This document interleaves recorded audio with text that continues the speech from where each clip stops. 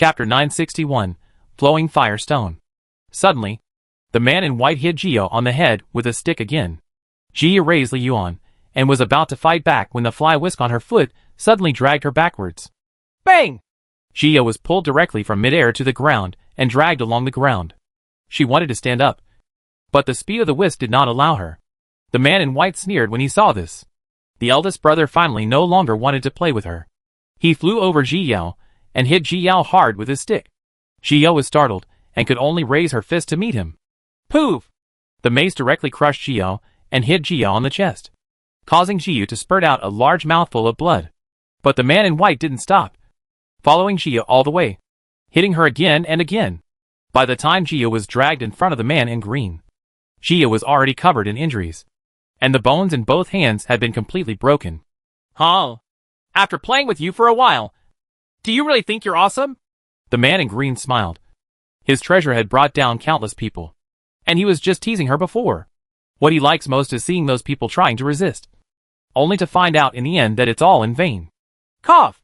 Ji-Yao wanted to speak, but she could only cough. Her internal organs were smashed by the huge pressure of the mace. Fortunately, the robe did not turn her outer body into mincemeat. It would be nice to let you hand over the treasure yourself, but we have to pick it up ourselves. The man in green squatted down and said with regret. At the same time, he reached out his hand and gently rubbed Ji-Yao's face. Ji-Yao suddenly turned her face to one side and looked at him calmly. The black and white gas is already repairing her body. As long as she is given a little more time, she can fight back again. Since you don't know what is good and what is good, don't blame me for destroying flowers with my cruel hands.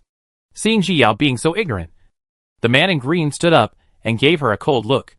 He winked at the man in white and then took a few steps back. The man in white nodded, swung the mace again, and hit Ji-Yao on the head, intending to kill him with a fatal blow. Beautiful girl! The white fox was so frightened that it almost lost its soul when it saw this scene. It ran towards Ji-Yao, not caring about the arrow feathers following behind. Ji-Yao saw the smashed mace and struggled hard to get up, but found that it was all in vain. She couldn't even lift her hands. However, she was extremely calm and planned to use the soul attack. She condensed her soul into a knife, and just when the mace was about to strike, a fiery red thing suddenly emerged from her body. The thing collided directly with the mace, and in just 2 breaths, the mace turned into ashes. Everyone was stunned. The man in white looked at his hand in confusion. Where was his magic weapon? The backlash of his life magic weapon being destroyed made him vomit a mouthful of blood and regained his consciousness. You?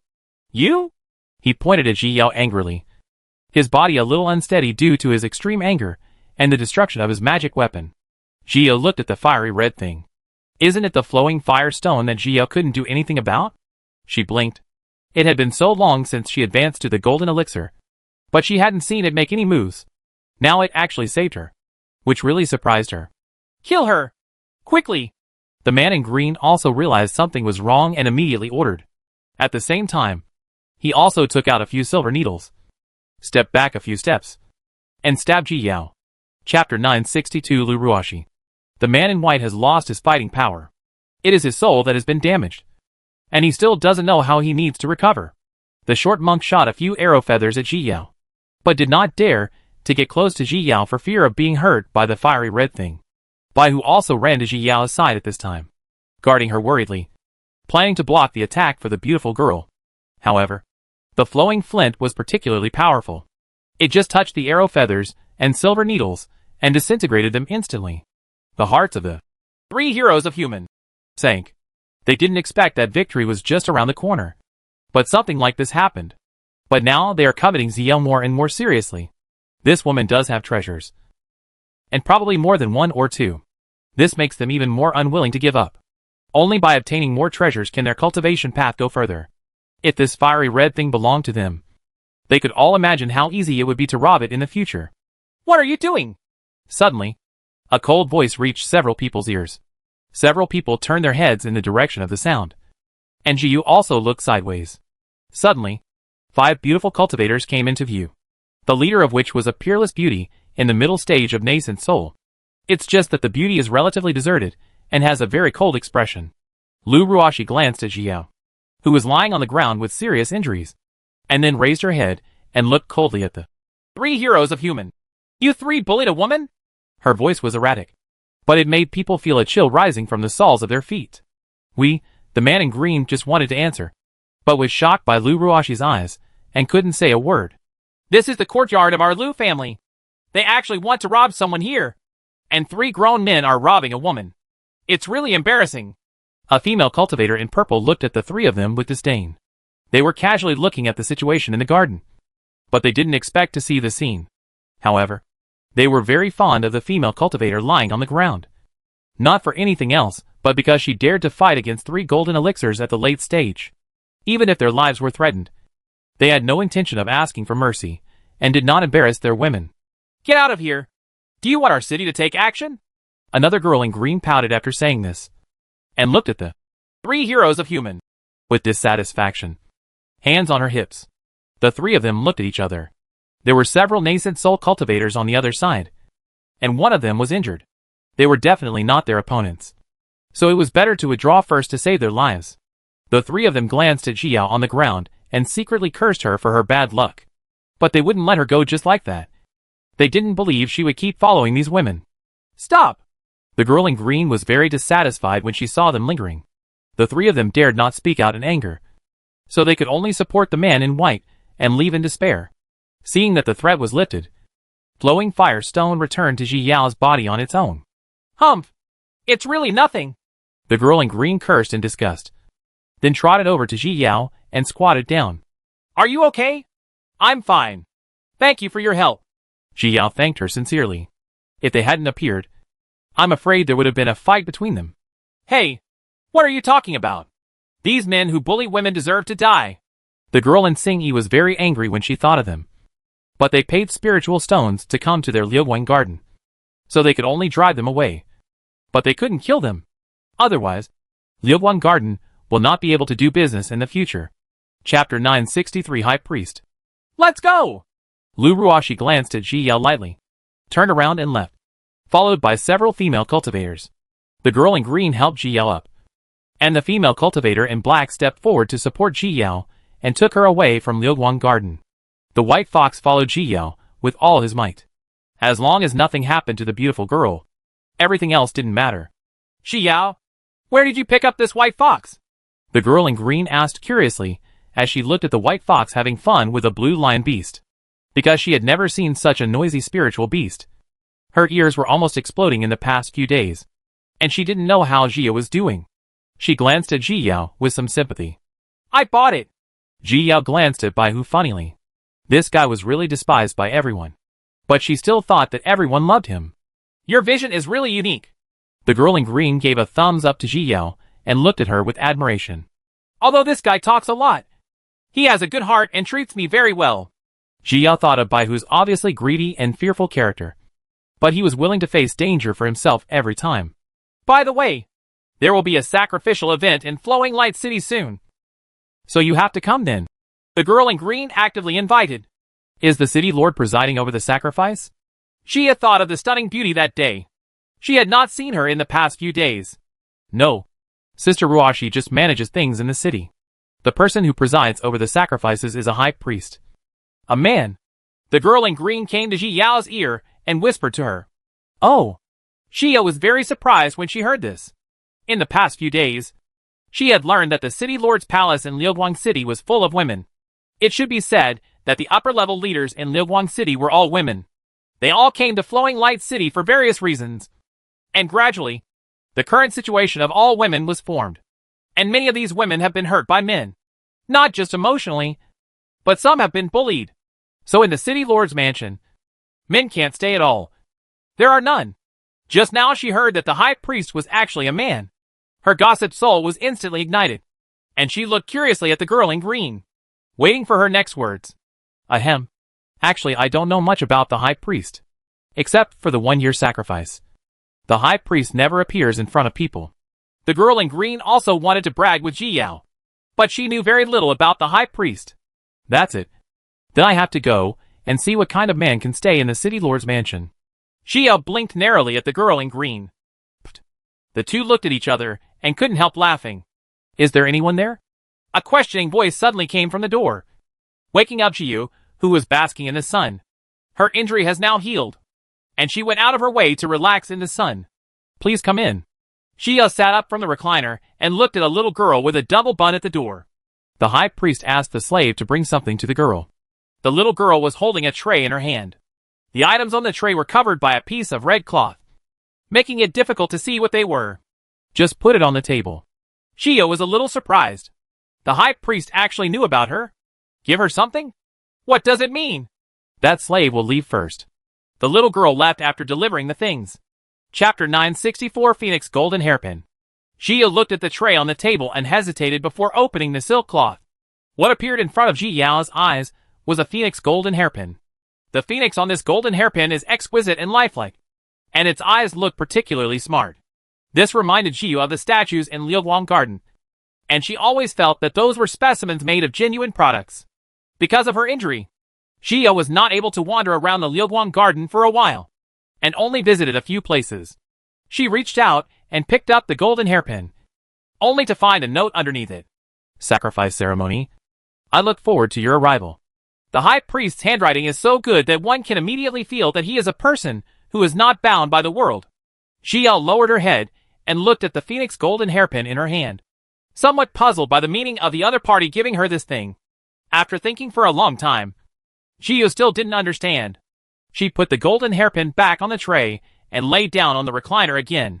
Anyway, I was going to watch the ceremony, so I didn't need to think so much. But the high priest didn't give her a good feeling. This act of giving gifts reminded her that she must be careful about him. After more than a month, the sacrificial activities are about to begin. Jia spent most of this time in the city lord's mansion, playing with Sitong, a girl in green, and went to Liuguang Garden with her to visit again and learn about other places. A few days ago, she received a reply from Li Jingwen, saying that the shop he opened in the western region was doing very well now, and it would take some time before he would come over, so she could play with it by herself first. Jia, have you packed up? Sitong stuck his head in from the door and asked Jia with a smile. Okay. Jia responded with a smile, and then walked towards Sitong. Yeah. You're still wearing white? Look, I've changed my color today. Sitong turned around and showed Ji Yao her new clothes. How is it? Pretty, isn't it? Sitong raised her chin proudly. She must be beautiful. Sitong looks beautiful no matter what she wears. Jia looked at the red robe on Sitong and praised. Do you want to wear red? Jia thought that she didn't seem to have a red robe. The original Yuling Yui had long been destroyed by the catastrophe. No, both red and gold are fine. Anyway, it needs to be a more solemn color. White won't work. Sitong shook her head. Although she liked the robe Ji Yao wore very much, white was not allowed during sacrificial activities. Okay, wait for me. Jia turned around and entered the house again, changing back into the golden robe she wore before. TSK. She is indeed a beauty. She looks good in anything she wears. Sitong did not expect that Jia would choose to wear gold. There are so many sisters, but no one has ever dared to try gold. Jia smiled happily after being praised and followed Sitong to the sacrifice square. As soon as she arrived at the square, she was startled by the Red Sea in front of her. Everywhere, he could see were monks wearing red robes, except for the people in the city lord's palace. Even the monks who were watching were all red, and she was wearing a golden cassock. So standing here looked so out of place. Jia twitched her lips in embarrassment. She had known that she would have bought a red robe. After all, she was really uncomfortable being watched by so many people. Ahem. Sitong looked at the embarrassed Jia with a suppressed smile. She had expected this scenario just now. And sure enough, no one chose to wear gold. Let's find a place to stay for a while. Jia reached out and pulled Sitong's sleeves. She didn't want to stay here and be watched by these people. Chapter 965 Sacrifice. Okay. Sitong suppressed a smile and took Jia to find a corner to sit down, waiting for the sacrificial activities to begin. The female cultivators that Jia had seen that day were busy helping to arrange the sacrificial altar. The entire altar occupies a large area and should be able to accommodate thousands of people. It is high off the ground, about 5 or 6 meters. There was a long stone platform placed on top of the altar. On the stone platform were several plates of spiritual fruits and a roasted spiritual pig. At the two ends, lit incense candles were placed, filling the area around the stone platform with smoke. Jia looked at the two incense and smacked her lips. This world of cultivation is different. Each incense is several meters tall. Why didn't you see the city lord? Jia was surprised to find that she didn't see the shadow of the beauty. Every time the city lord performs a sacrifice, he must control the entire city's hub in the city lord's mansion to prevent bad guys from invading and destroying the sacrifice. Sitong explained to Jia. That's it. Jia nodded. Many city lords will have control hubs for the entire city in their mansions. They can mainly see the scene in the city and control the defensive formations. To ensure the complete success of this sacrificial event, it is indeed necessary to do a good job in defense. The waiting time was quite boring. Jia could only keep looking into the crowd. A group of people are wearing the same clothes, so it's quite interesting to look at them one by one. Look! The high priest is here! Sitong poked Jia excitedly, and looked at the sacrificial platform excitedly. Jia looked back at the sacrificial altar, and saw a man wearing a large red robe and a mask appearing on the sacrificial altar. His hair was spread directly behind his back, and was blown by the breeze. The corners of his clothes and hair were blown gently by the wind. He looked in the direction of Ji Yao, and with just this glance, Ji Yao felt like she was completely seen through. She immediately cut off their gaze and lowered her head. The high priest also retracted his gaze and gently raised his hand towards the people in the audience. High priest! All the monks in Liuguang City bent down and saluted him, including Sitong. Only Jia and some monks, who were watching the excitement, stood awkwardly in the crowd. No ceremony! The high priest raised his hand and helped all the people who were saluting up. Sitong stood up straight and looked at the high priest excitedly. The people in Flowing Light City have worshipped the high priest for a long time, and they can only see him on this day a year. Jia looked serious. This high priest seemed really not simple. He turned around, came to the stone platform, and stood silently for a while. Then he stretched out his right hand and began to draw symbols into the void. Jia opened her eyes wide. Why was it another void talisman? Doesn't the original book say that this has been lost for a long time, and the July Academy is considered the only one? I also discovered that there are other people who can draw symbols in the void. But is this too much? She now doubted that it was not lost at all. It was just too difficult to understand.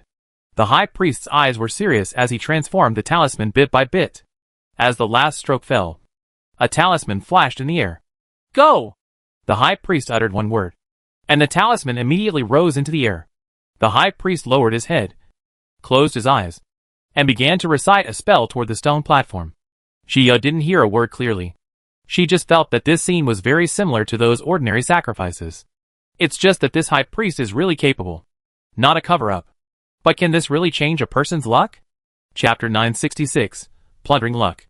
The high priest finished reciting the incantation, opened his eyes, turned around and looked at the crowd around the altar.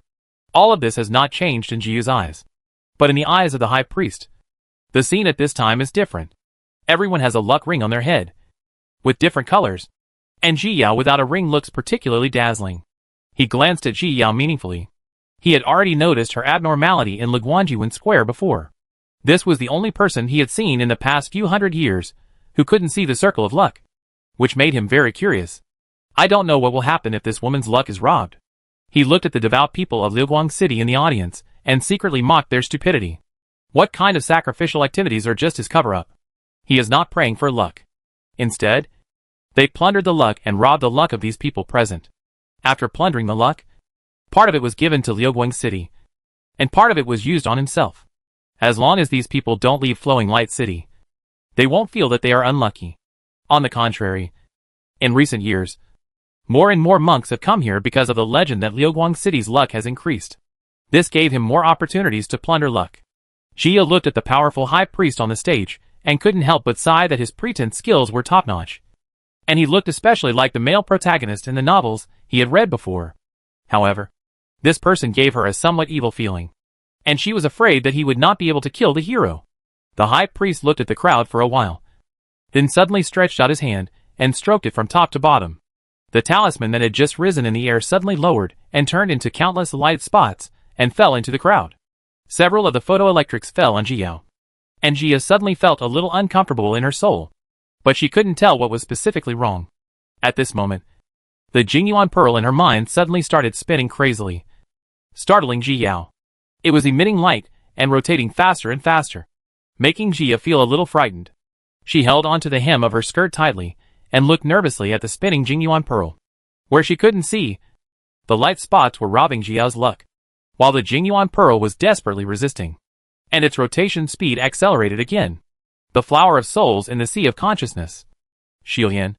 All felt uneasy, and started to spin crazily. The high priest looked at everyone with expressions of peace and enjoyment.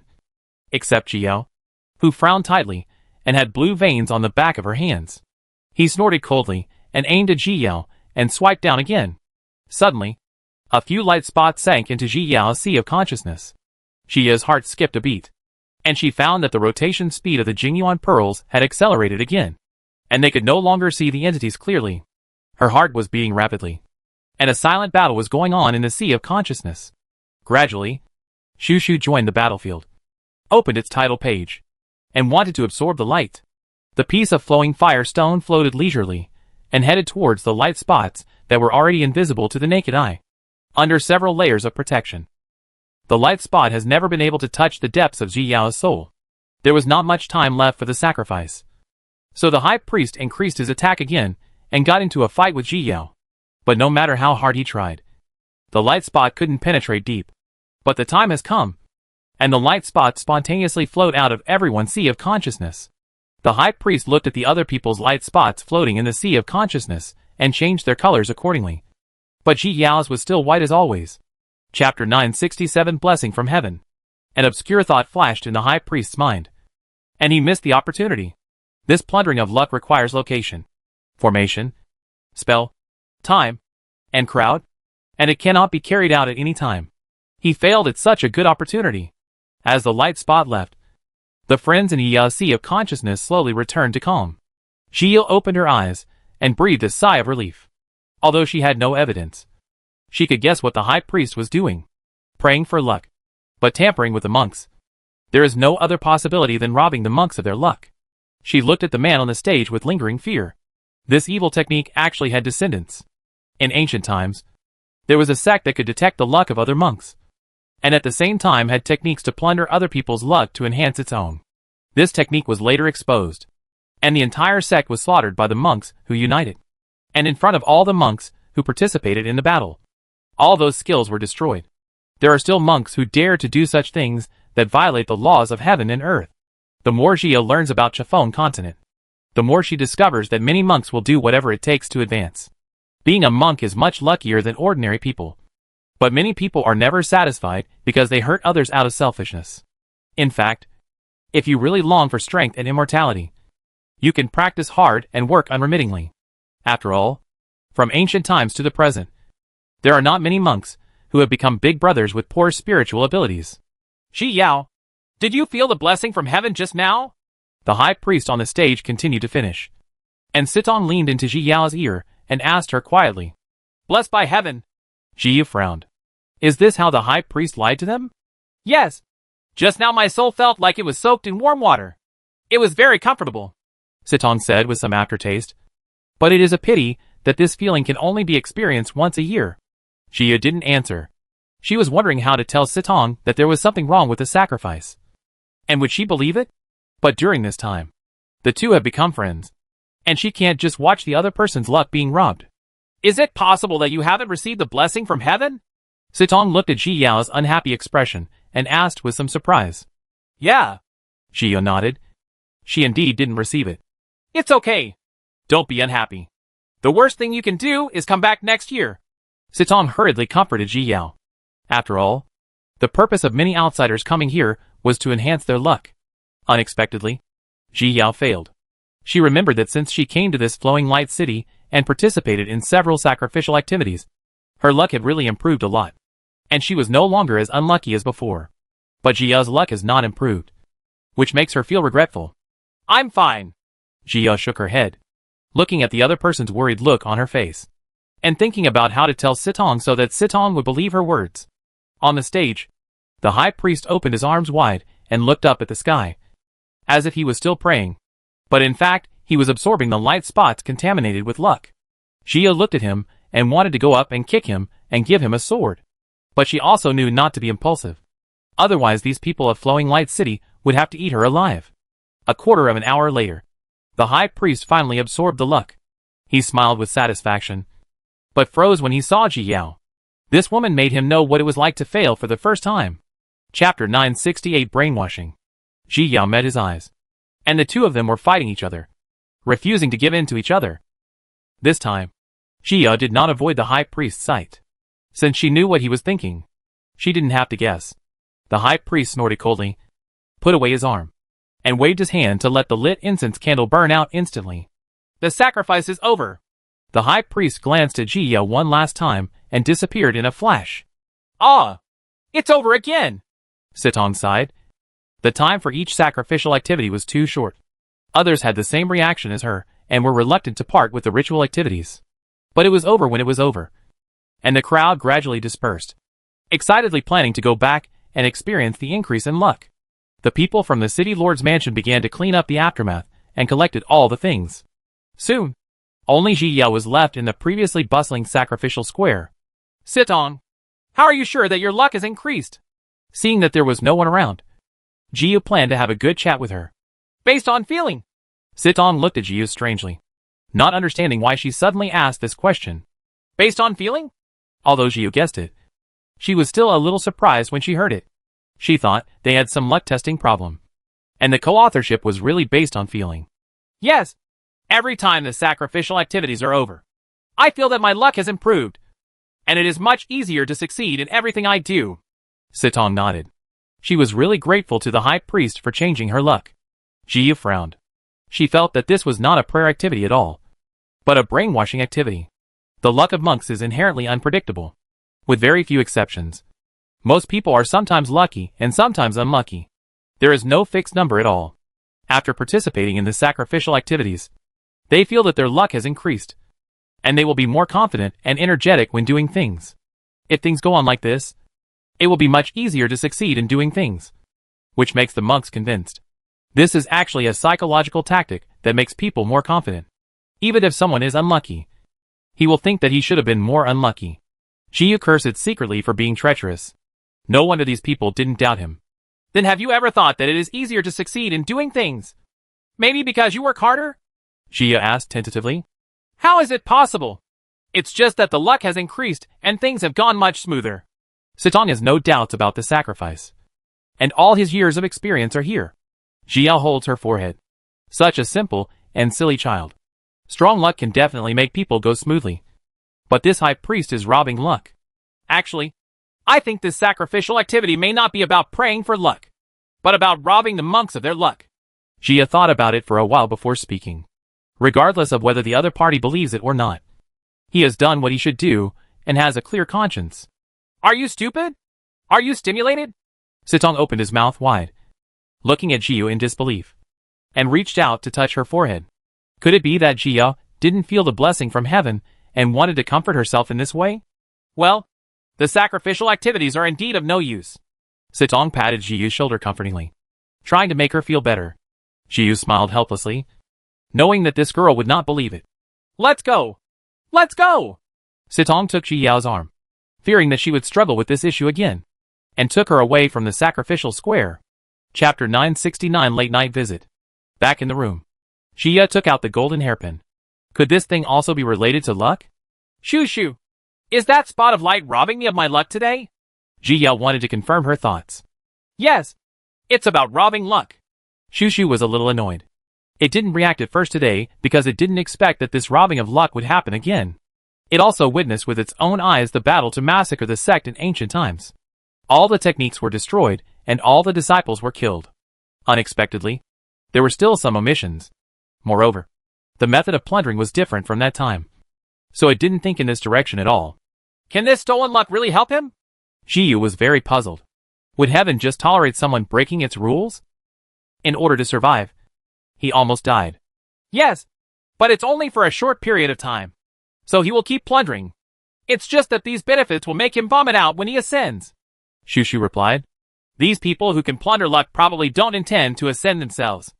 After all, they can't ascend now. In ancient times, most of the monks who plundered luck were people who had no hope of ascending.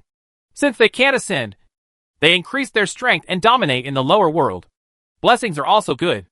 Shoo shoo recalled the past world, and a truly strong person would never use this method. Then what is this golden hairpin?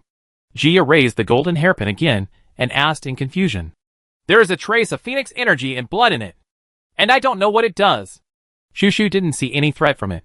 Phoenix chi and blood, Jiao murmured to herself. It was impossible for the high priest to give such a big gift to herself. There must be something wrong with this golden hairpin. After looking over and over, Jiao still couldn't figure it out. So she could only put down the gold hairpin and sigh. It seems that this flowing light city is a place of right and wrong, and I should not stay for a long time. She planned to say goodbye to Sitong tomorrow and visit several other cities around her. Jiao threw the golden hairpin aside, took out the formation book, and began to study seriously. It was evening, and Jiao was studying attentively, when suddenly the formation at the door was activated. Jiao was startled and immediately took out Li Yuan and looked at the door warily. The little guy is quite alert. The high priest passed the formation easily and suddenly appeared in front of Jiao. At this time, he changed into a black robe, with a silver mask on his face, and his hair was simply tied up with a rope. Why did the high priest come uninvited? Jiao held Li Yuan tightly in her hands, feeling very nervous. This high priest was in the early stages of becoming a god, and he couldn't make a single move under him. Don't be nervous. I'm just here to see you. The high priest smiled and came to sit on the stool. He was sitting lazily at the table, which was very different from the image he saw during the day. Little guy, you are really interesting. The high priest looked at Jiao with his eyes, and his tone was light and charming. Ha.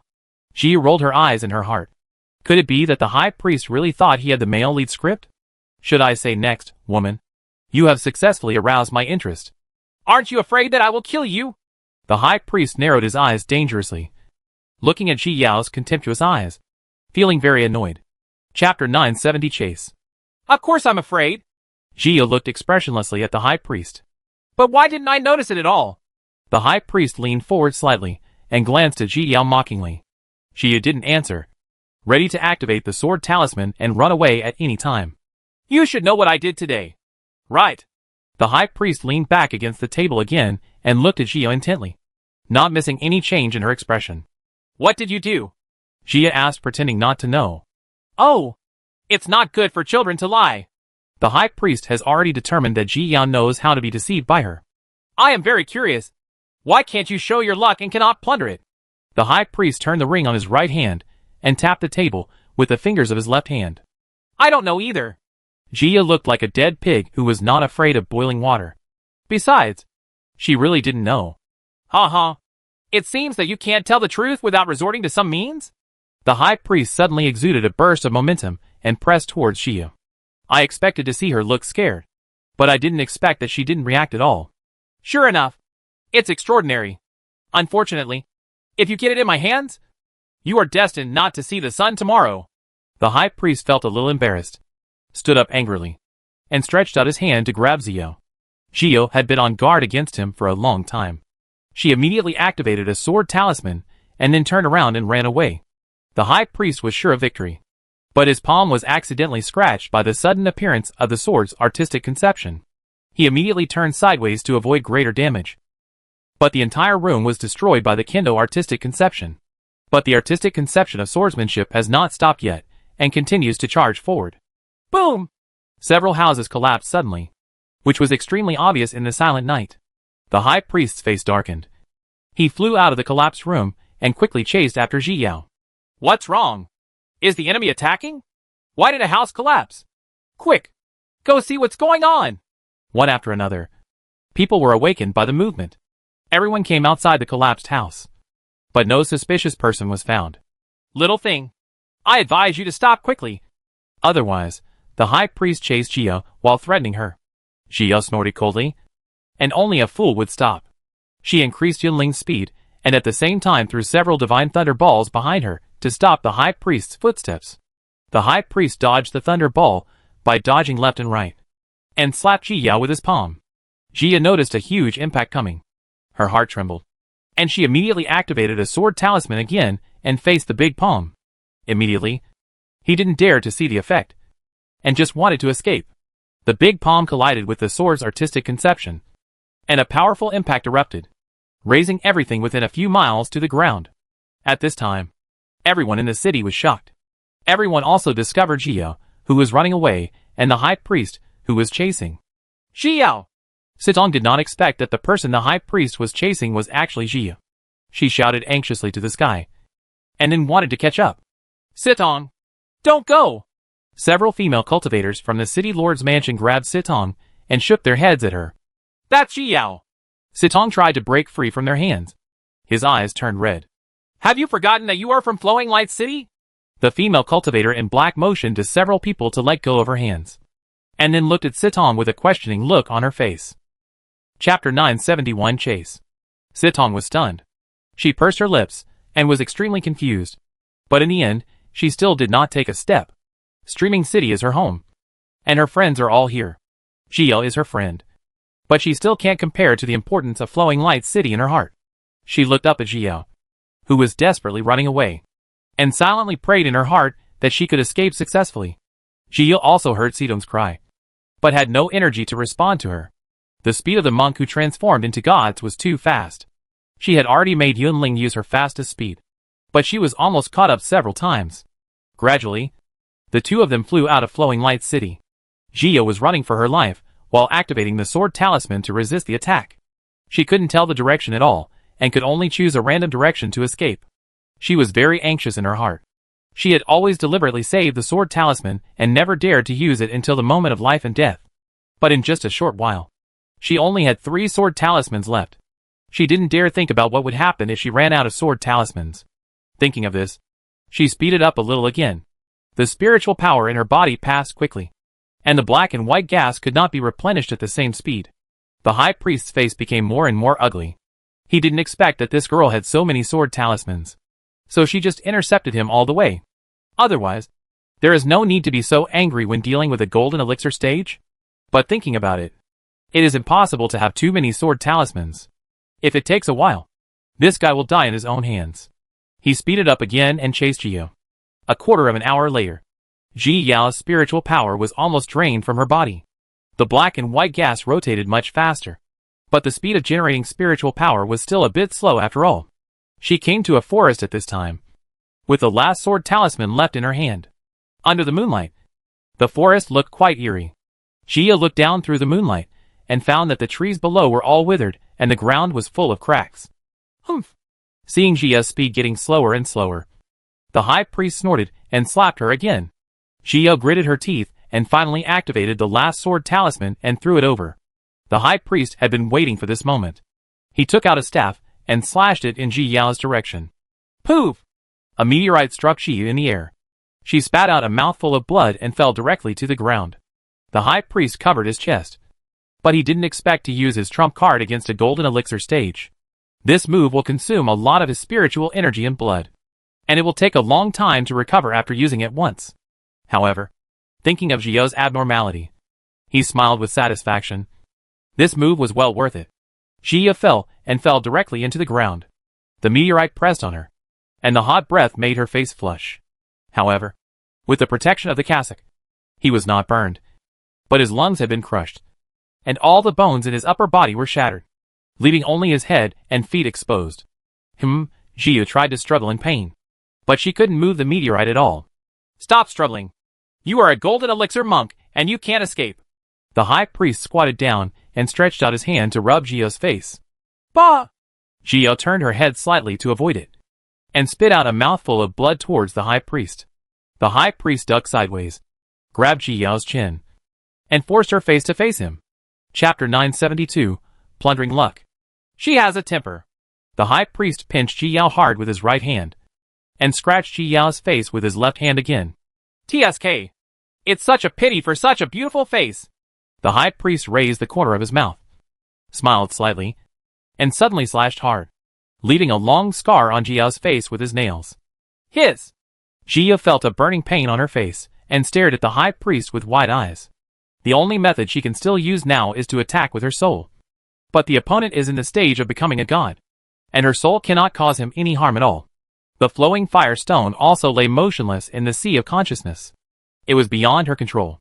She didn't even know what motivation it needed to move. The eyes are so beautiful. I really want to dig them out and keep them well. The high priest let go of Ji Yao with a cruel smile on his lips. Ji Yao's heart trembled. It was too much to kill someone with just a nod and gouge out their eyes. The high priest saw Ji Yao's scared expression with satisfaction. He really thought that this little thing was fearless. But he didn't waste so much time.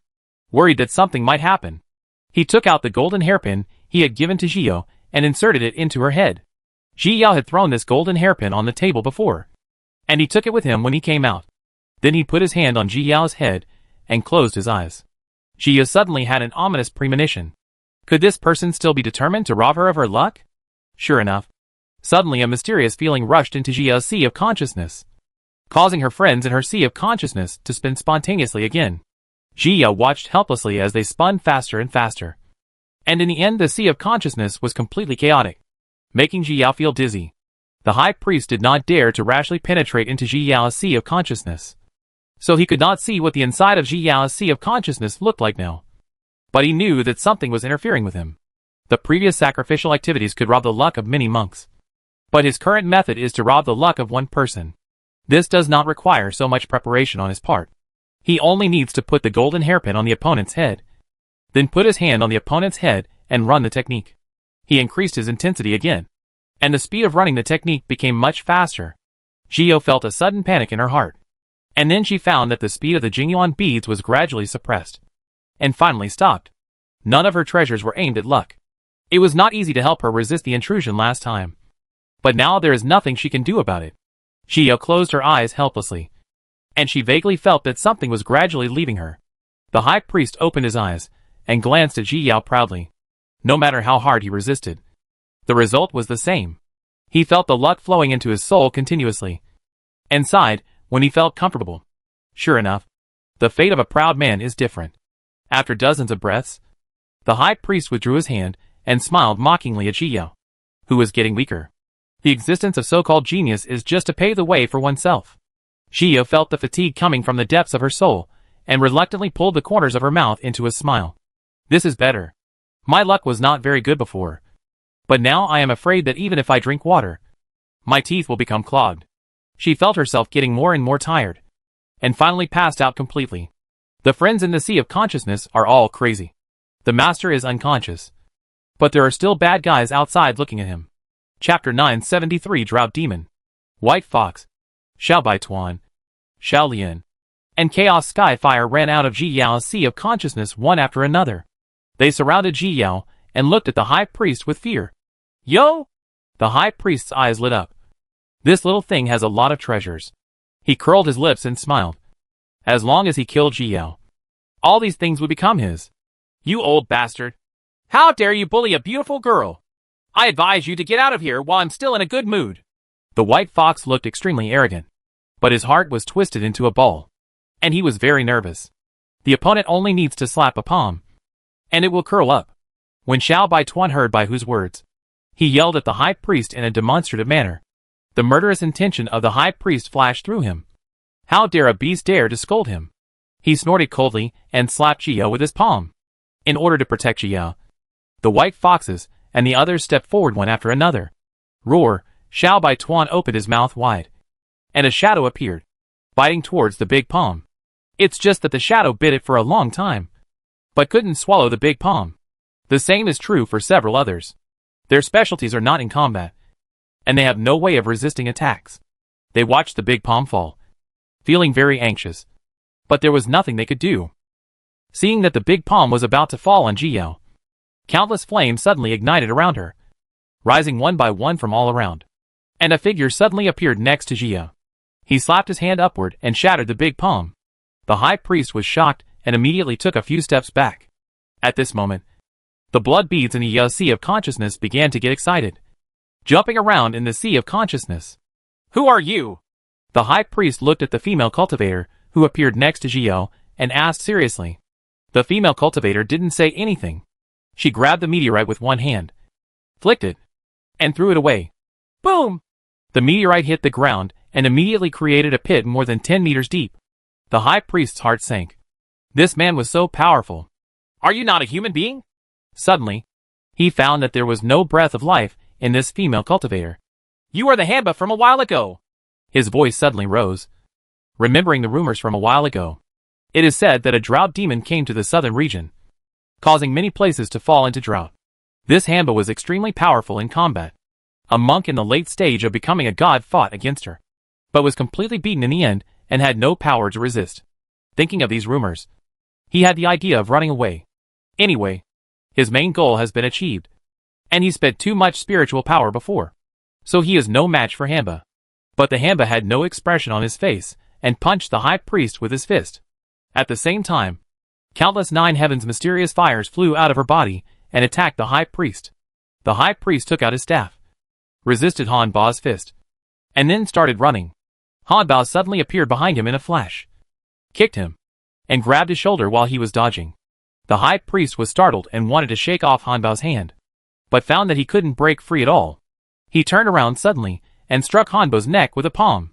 But before the palm landed on Hanba's neck, he was suddenly thrown out. Bang! The high priest was thrown to the ground, and before he could recover, Hanba grabbed his leg again. He stretched out his staff to lure down the meteorite, but Hanba snatched the staff away. He suddenly had a bad premonition, which was confirmed later. Hamba actually grabbed his legs and slapped the ground again and again.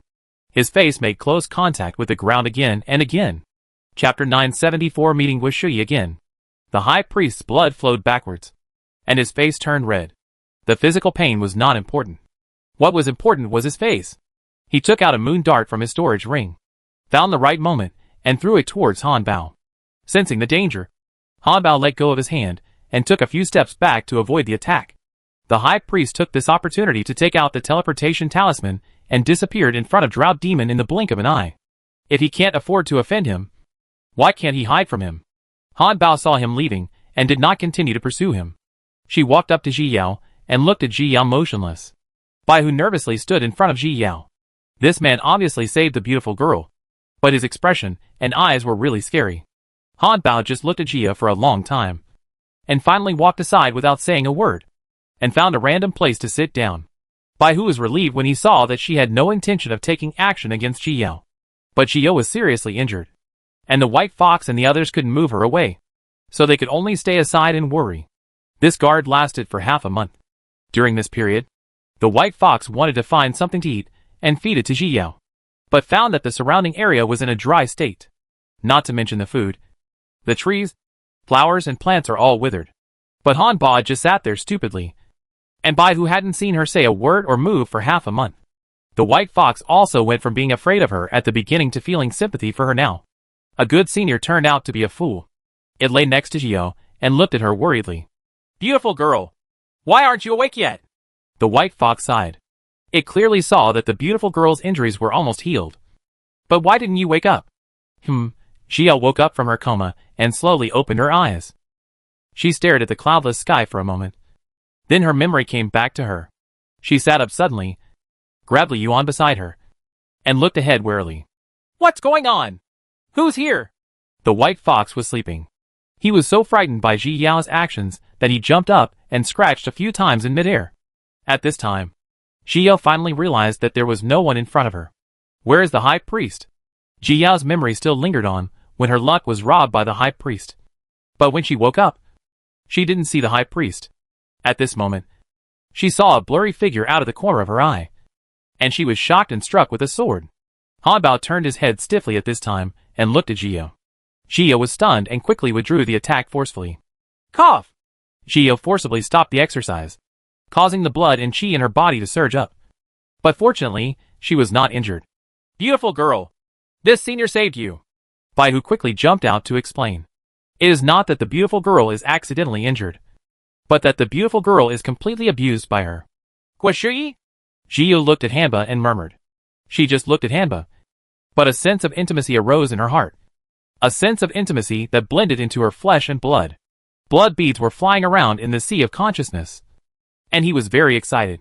In the forest of death, she once had a dream about Guoshui's life by chance, and experienced her despair.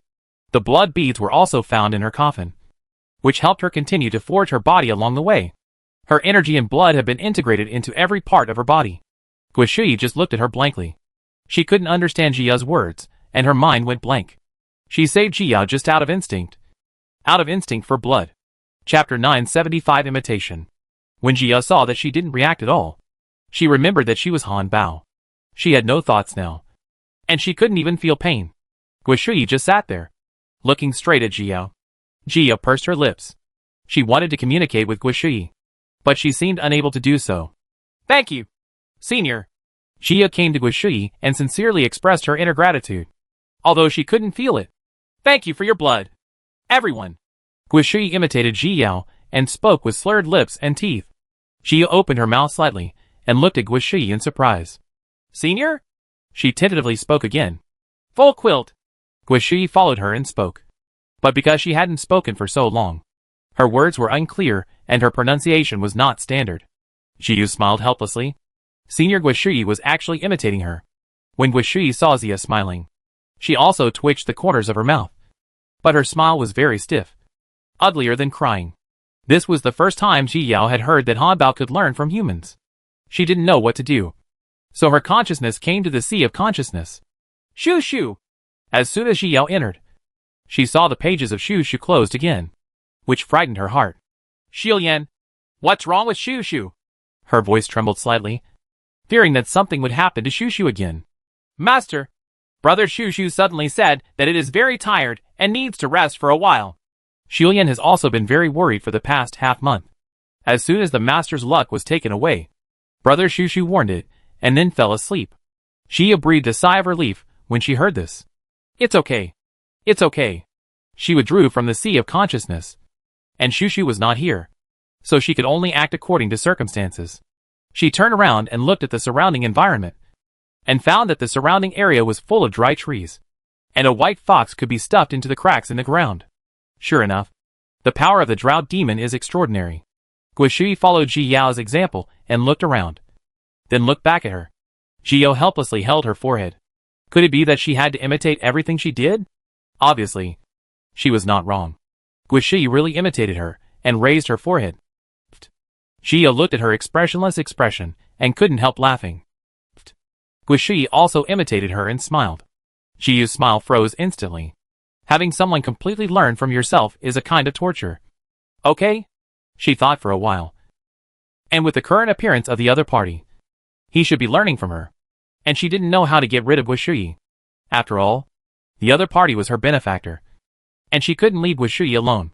But the rumor that, when the drought demon appears, the land will be thousands of miles away, is not a child's play. The only way now is to stay here for a while. Wait until Shoo Shoo wakes up, and see if there is any way it can help Guishui think about the problem by himself. Thinking of this, she winked at the white fox, turned around and walked into a cave. The white fox scratched his head and trotted Xian Jiao into the cave. As expected, Guishui followed behind and entered the cave together. Jiao took a look at the cave. There were no weeds at all, and the cave was very dry.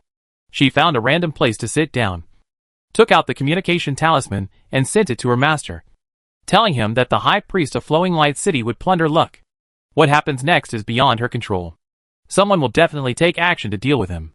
After all, plundering luck is something that the entire continent cannot tolerate. Chapter 976 Treatment of the Protagonist. Thinking of her luck being taken away, Jiao leaned against the wall behind her and sighed. My luck was not very good to begin with, and now that I have been robbed, I don't know how unlucky it will be. Guishui followed Jiao's example and leaned back. Crack! A soft sound came, and Jiao suddenly had a bad premonition.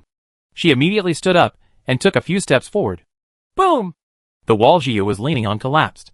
Jiao looked at the sky speechlessly. It was over. She was now unlucky enough to be in this state. Beautiful girl! Look! Look! We are rich! The white fox shouted excitedly at this time. Huh? How do you get rich? Jiao lowered her head in confusion, looked at the white fox, and saw that it was holding a fiery red top-grade fire spirit stone in its hand. Huh? What kind of hairpin are you drawing? Guishui also said next to her. Jiao immediately shut up. She was afraid that one day she would not be able to help but fight with Guishui. You really deserve to be beaten when you talk like this. Here! Look quickly! Baihu said and pulled away some rubble. As expected, Jiao saw the top-quality spiritual stones inlaid on the wall inside. She blinked in disbelief and confirmed again and again before she could believe that it was a real spirit stone. She bit her lip desperately, afraid that she would laugh out loud. This scene is so familiar. Wasn't it the first time I dug the spirit stone mine with Chi Chi? When did she have such an encounter? In other words, Are there just a few spirit stones? Jiyu exuded consciousness and anticipation and looked inside the wall. Jiyu became dizzy until she saw the scene inside clearly. We are going to get rich. Jia looked at Baihu blankly and said. Even though she was a second-generation cultivator, her heart couldn't stop beating wildly when she saw this pile of top-quality spiritual stones. Is this what it feels like to suddenly become rich? Is this what it feels like to pick up money while walking? It's simply not too beautiful. We are going to get rich. Guishui finally spoke clearly. Jia was poured cold water on her face and immediately calmed down. Old Bai, dig quickly. Ji Yao directly sent a message to Baihu. These are all money. Then she took out a formation disc and threw it at the entrance of the cave to prevent anyone from interfering. Then she took out a small hoe for digging herbs and started frantically digging for spiritual stones. Guishui imitated Ji Yao's series of moves and looked very silly. But Jia couldn't care about her at all at this moment. Her eyes were filled with the spiritual stones in front of her. Hiss! She dug through some of the outer walls, and rows of fiery red top-quality spiritual stones were exposed in front of her eyes. And the rich fire attribute spiritual power rushed towards her face. Ji Yao almost cried. This feeling of getting lucky was so damn good. This made her men move a little faster. Guishui didn't have any tools, but she imitated Ji Yao's movements and dug up the spirit stones. Her limbs were extremely hard, and with just a slight touch, the spiritual stones fell down. Ji Yao glanced at her with admiration. The boss was the boss, and he had to dig faster. The two of them started mining together. Immersed in the sweet burden, the high priest on the other side was doing exercises to heal his injuries and restore his body. He has been recovering from his injuries for several days now due to the traction of the meteorite. Just when he was about to succeed, the spiritual power in his body suddenly became chaotic. The high priest exhaled and quickly suppressed the spiritual power in his body. Chapter 977 The Unlucky High Priest. 2 hours later, he opened his eyes, which were filled with coldness. Having robbed that woman of her luck, he should have been lucky. But all developments have gone off track. During his escape, something went wrong with the teleportation talisman, and he was teleported to this unknown place. He crawled out from the ground, only to encounter a fight between two demon cultivators in the transformation stage. And then he was hit by Chiyu and was injured again. Fortunately, he ran fast. Otherwise it would be uncertain whether he would still be alive. Then he started looking for a place to recuperate, and he randomly found a cave. The cave collapsed as soon as he entered, almost pinning him down. He had no choice but to look for a place again. He finally found a safer place. But suddenly thunder and lightning fell from the sky, leveling an entire mountain range and igniting a mountain fire. He found this place of healing now after a lot of hard work. As a result, the treatment just now almost went crazy. He punched the ground hard. What method did that bitch use to make him unlucky? His heart twitched when he thought that all the luck he had finally plundered was gone. Crack! A soft sound came. Before the high priest could react, a piece of ground under his butt suddenly sunk, and he fell down with him. After a while, he climbed up from the pit. His hair was full of weeds and dust, which was very different from the appearance of the previous sacrifice. The high priest gritted his teeth and clenched his fists tightly, wishing he could cut Ji Yao into pieces right now. At the same time, he finally started to be careful and accepted the reality that he was going to be unlucky. It's just that he, who has always had smooth sailing, always subconsciously relaxes his vigilance, but suffers a lot. A month later. Wow! Beautiful girl! We are really going to get rich! Baihu looked at the countless spiritual stones in front of him and jumped up and down excitedly. Beautiful girl! Can I make some more clothes? The white fox jumped in front of Ji Yao, stretched out his claws to grab the hem of Ji Yao's robe, and looked at Ji Yao expectantly with his eyes wide open. The beautiful girl made several robes for it before, but now that I have the spirit stone, I can finally make new clothes. Ji Yao looked at the white fox, who was wearing small clothes like a pet dog, and nodded. She also didn't expect that Lao Bai didn't like to eat, but he only liked to wear clothes. When I first put on the cassock, I showed off it for several days. Now it is still in the form of a spiritual beast, and it cares so much about its clothes. It doesn't know how narcissistic it will be when it turns into a human form in the future. Oh, I want new clothes again! The white fox was as happy as a fool and rolled around on the ground a few times. I'm going to have new clothes anyway, so I don't feel bad if these clothes get dirty. Jia smiled helplessly and looked at the spirit stone in front of her.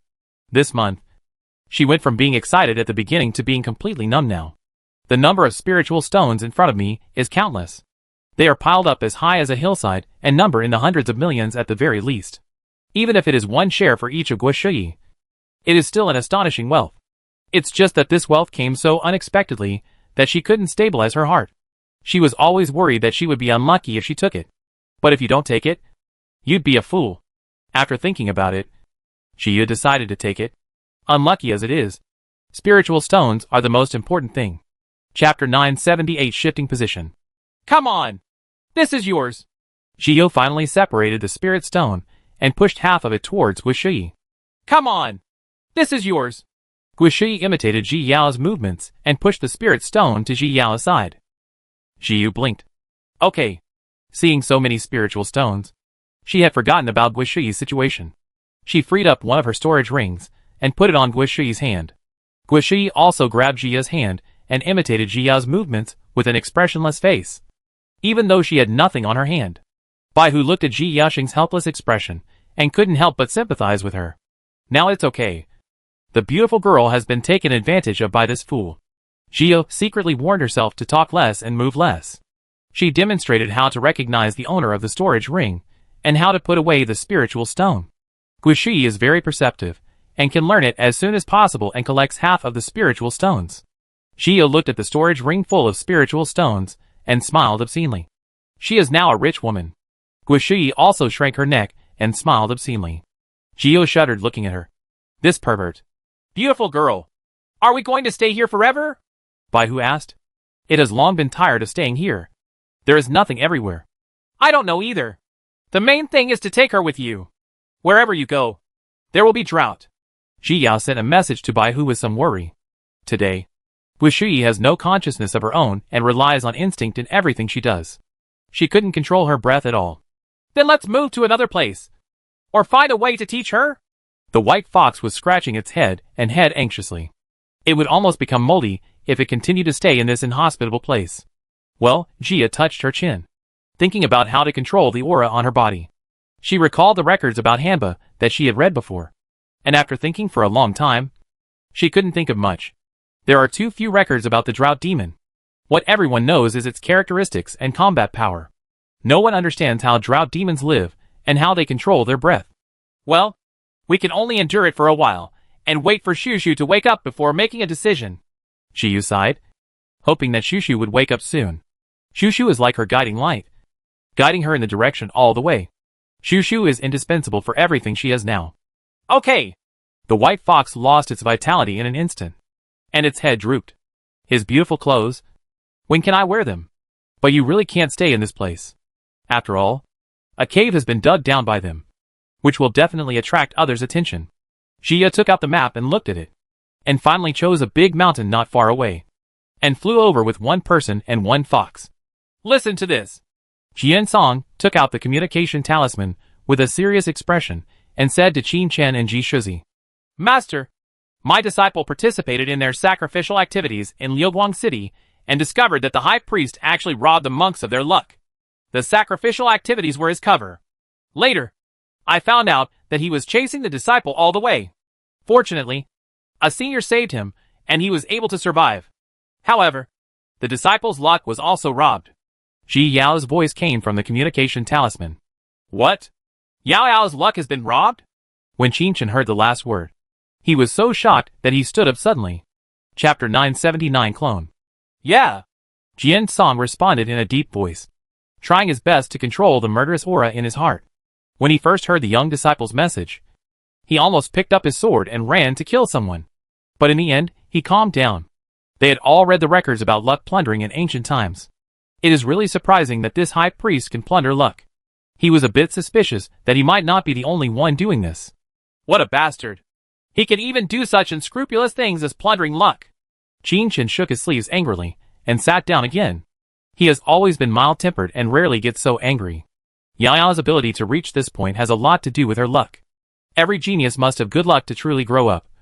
Otherwise he will only die on the road to growth. If Yao Yao's luck is robbed like this, she may not be able to go far and fall halfway. How could this make him angry? Hearing this, Ji Shuzi silently counted Ji Yao's future with his fingers. and found that it was still blurry, and he couldn't see anything.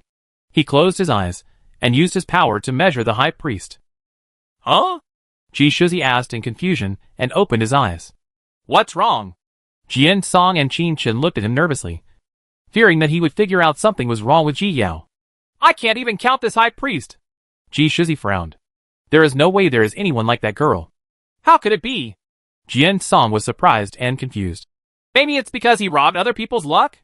No. Even if you plunder luck, it won't be completely unpredictable. There are only two possibilities. One is like that girl. The secret is covered up. The other one is that this is not his identity recognized by heaven. Ji Shuzi felt that the second one was obviously more likely. After all, that girl was too special. You mean a clone? Jian Song said in surprise. A clone in the divine transformation stage? Yes. Ji Shuzi nodded. He felt that the high priest should be the clone. As for how to cultivate a clone in the transformation stage, he was also very curious. Today's Chiffon continent is not the ancient era, where gods are flying all over the sky. Now, the god transformation stage is the top power. To cultivate a god transformation stage clone, it takes too much. Perhaps he is not a monk of this era. Qin Chen raised a new possibility. Impossible. The lifespan of a monk is only so long. Even if he is a clone, he cannot live that long. Jian Song retorted. The rules of heaven are like this. Every living thing has its own rules of survival. And the same is true for clones. The three of them fell silent, not knowing who the high priest was. No matter.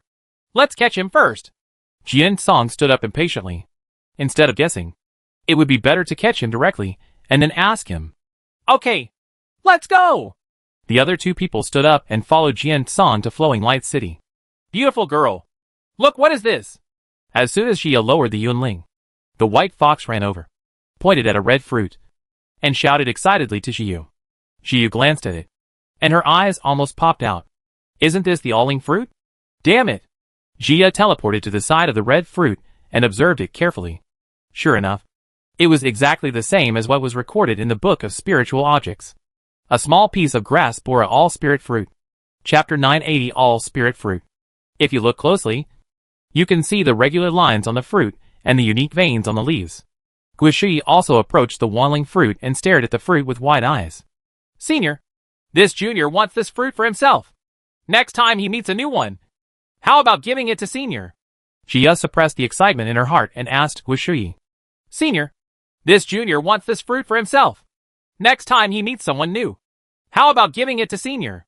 Guishi now speaks extremely fluently. Like a repeater? Well, I shouldn't have asked her, seeing that there was no trace of anyone else around. Xia quickly picked the fruit, poured some spiritual spring water on it, and then took Guishi and Baihu to find a new place to rest first. There are spiritual creatures growing here, so it's better not to destroy its living environment and take Guishi as far away as possible. After a while, Xia finally found a cave. She placed a formation disc at the door, then went to hunt some hares and brought back some firewood. She set up the rack and then handed over the task of roasting the rabbit to the white fox.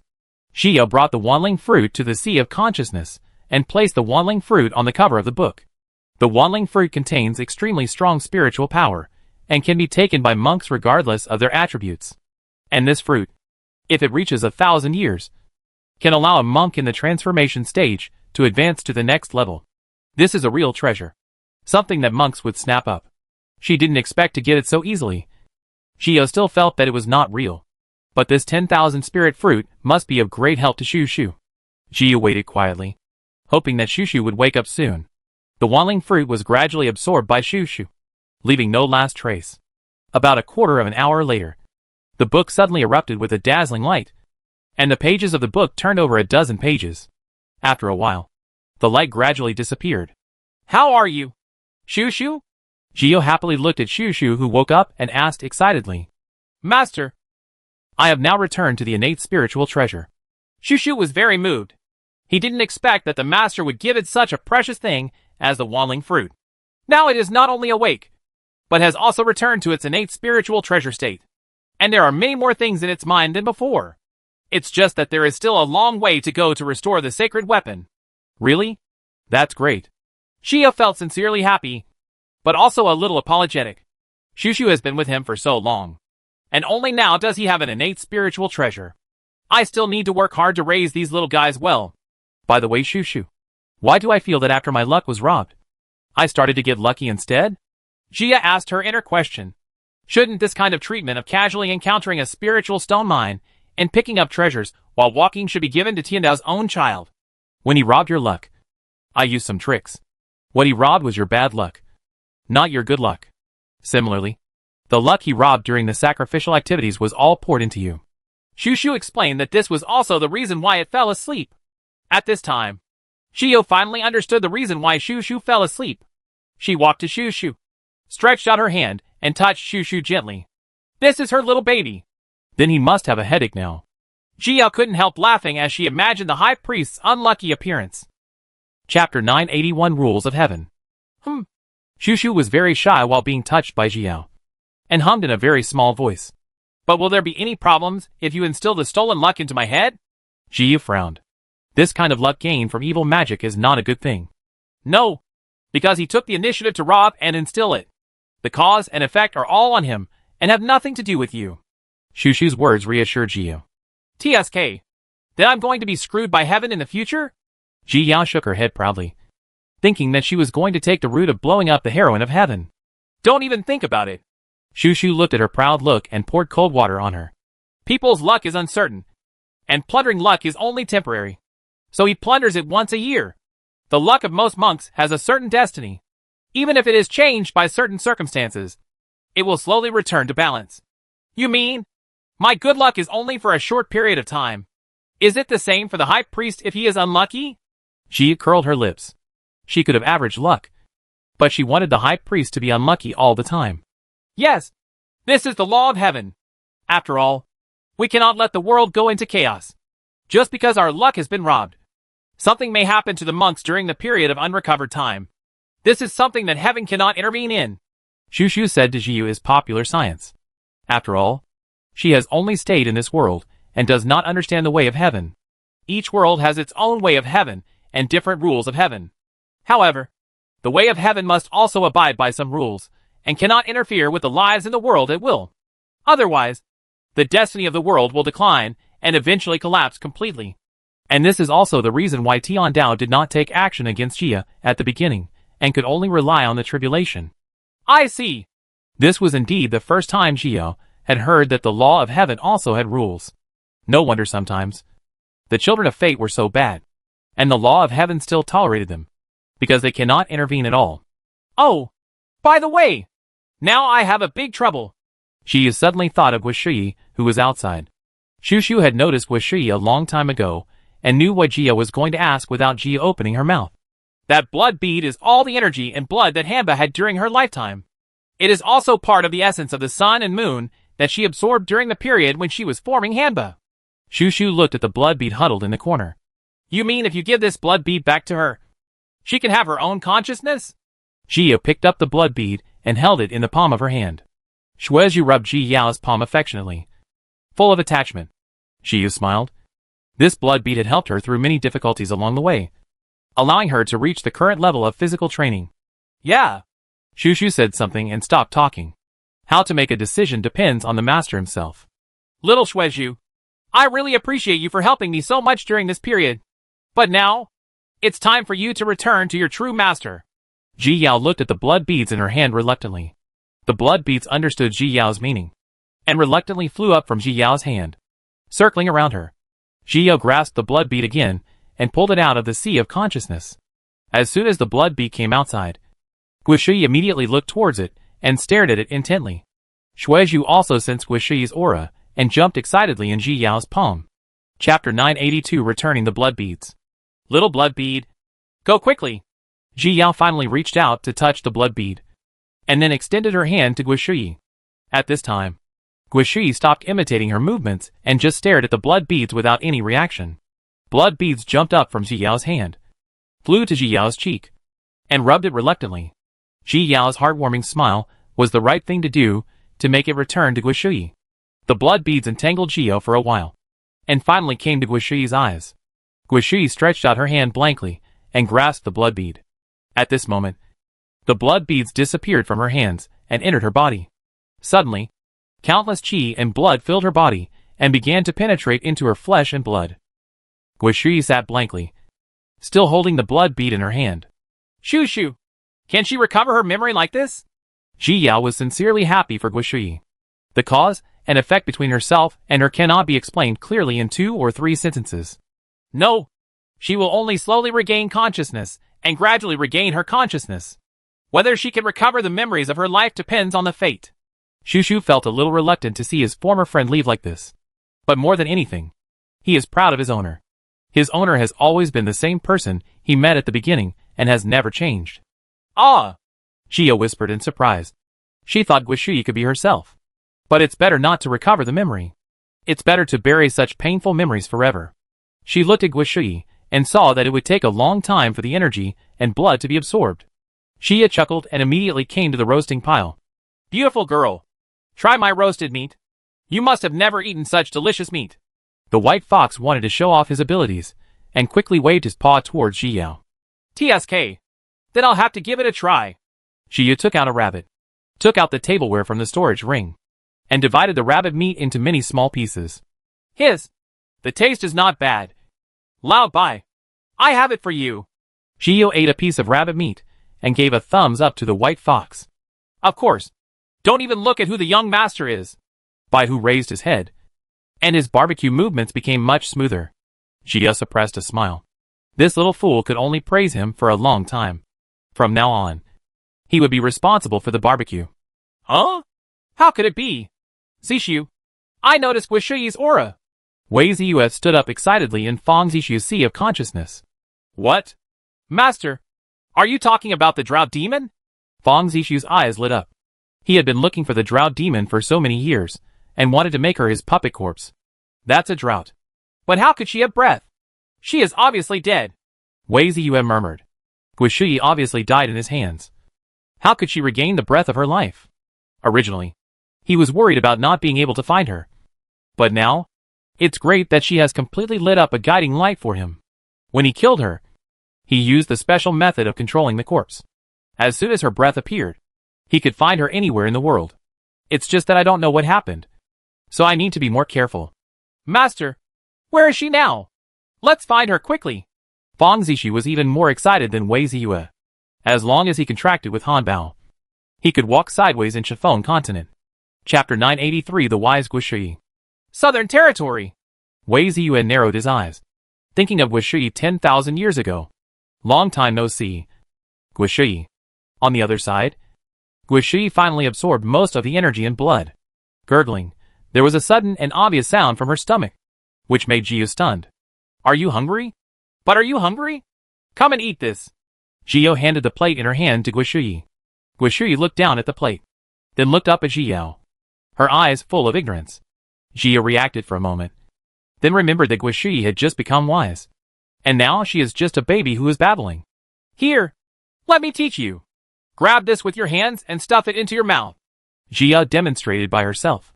She originally wanted to use chopsticks, but she thought that the children couldn't use chopsticks at first. Sure enough, Guishui followed Ji Yao's method, grabbed the rabbit meat from the plate and stuffed it into her mouth. As soon as she ate the rabbit meat, her eyes suddenly lit up, and she finished the meat on the plate in a few seconds. There's more here. Don't worry. Eat slowly. Jia was afraid that she would choke, so she quickly asked her to eat slowly. Then she took out all the roasted rabbit meat and divided it into small portions. Guishui sat obediently and knelt aside, looking at the rabbit meat on the plate with bright eyes, but never took the initiative to reach out. Oh Emo! Our Shui is so well-behaved. Jia looked at Guishui's well-behaved appearance and was instantly attracted by the cuteness, automatically taking on the role of an elder. She handed the plate to Guishui. Guishui raised her head and smiled silly at her, and then ate the rabbit meat quickly. TSK. TSK. TSK. It seems that my cooking skills are really good. Look how happy she is eating. Seeing Guishui's support, Bai Hu raised his head higher. What a genius it is. I think this is not enough for her to eat. I'll go hunt down some more rabbits and watch her eat them. Chia stood up and saw that she was eating so happily that she guessed that she must not be full. After all, I haven't eaten for tens of thousands of years, so I shouldn't eat more. Sensing that Ji Yao was about to leave, Guishui stopped eating. stretched out his hand to grab the hem of her skirt, and raised his head to look at her pitifully. Be good. I'll find some meat for you. Meaty meat. Jia pointed to the meat on Guishuyi's plate. Guishuyi was still holding on to the hem of her skirt tightly. Her eyes began to turn red, and she was instinctively afraid that Ji Yao would leave her. Don't worry. I won't leave. I'll be back soon. Jia reached out helplessly and rubbed her head, suddenly having the illusion of taking care of a baby. It's just that this doll is a little older. Guishuyi was sure that Ji Yao would not abandon her, so she smiled stupidly at Ji Yao, then lowered her head and continued eating meat. Ji Yao's heart melted instantly. This little fool. She winked at the white fox and left the cave. This time, she hunted a lot of prey, just because she was afraid that the child wouldn't have enough to eat. As soon as they returned to the cave, Guishuyi rushed towards her and knocked Ji Yao out of the cave, causing a big hole to fall to the ground. She was about to draw her sword subconsciously just now, but when she saw it was Guishuyi, she suppressed the impulse. But now she was lying in the big pit and realized that she had 2 broken ribs. She forced a smile, knowing that she should have drawn her sword earlier. Meat flesh. Guishuyi lay on Ji Yao, coquettishly clamoring for meat in her arms. The white fox ran out of the cave and shook his head sympathetically towards Ji Yao. Chapter 984 Daily Life with a Baby. Okay. Eat meat. Eat meat. Can you let me get up first? Ji Yao lay helplessly in the pit. The injury was not serious, and she was slowly recovering now. It's just that Hanba's physical strength is equivalent to the best treasure weapon. The fact that she didn't crush him to death was the result of her mercy.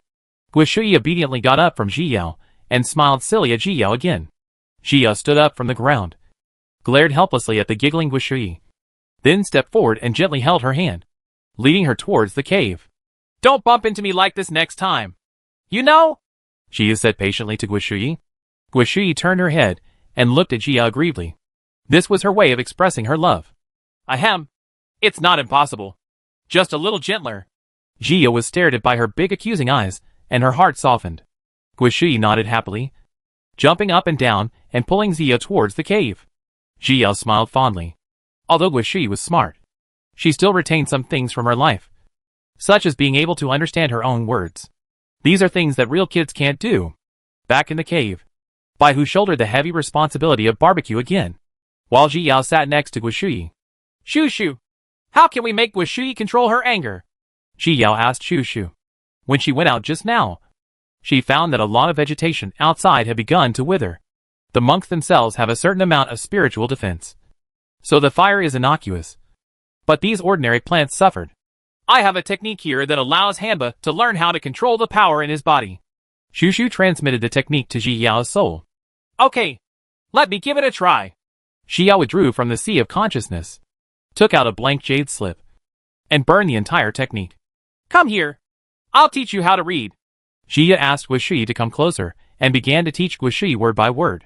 The white fox was quietly roasting meat on the side, and the crackling sound of the firewood, coupled with the voices of Ji Yao and Guishuyi teaching and learning, gave the white fox a warm feeling in his heart. No one! Jian Song once again scanned Liuguang City with his spiritual consciousness, but still found no suspicious person. I didn't feel it either. Qin Chen nodded in agreement. The first thing they did when they arrived was to search for the high priest. But there was not a single god transformation monk in the entire Flowing Light City. Where can he run to? Jian Song frowned and asked in confusion. Let's search everywhere. We shouldn't be far away, Qin Chen suggested. Let's go! Jian Song nodded, and the 3 of them began to search in the surrounding direction.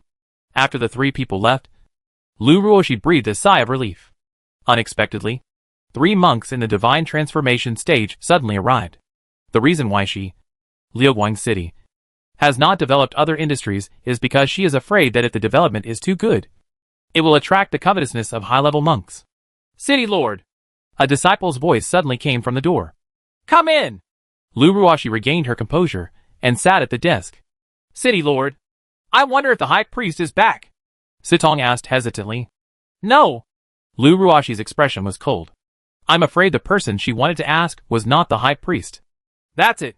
Sitong's tone was low, and he didn't know if Ji Yao had escaped the high priest's pursuit. If you have nothing to do, go out. Lu Ruoshi looked at her lightly. Chapter 985 Bad Luck. Yes. Disciple. Resign.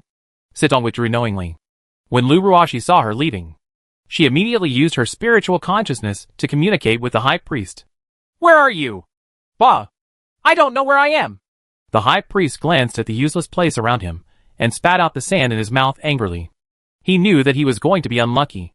On the way back to Flowing Light City, he encountered a space storm for the first time. If he hadn't run so fast, even his bones would have been shattered by now. But now, he doesn't know where he is. It's just that the surrounding area is full of all kinds of sand and gravel.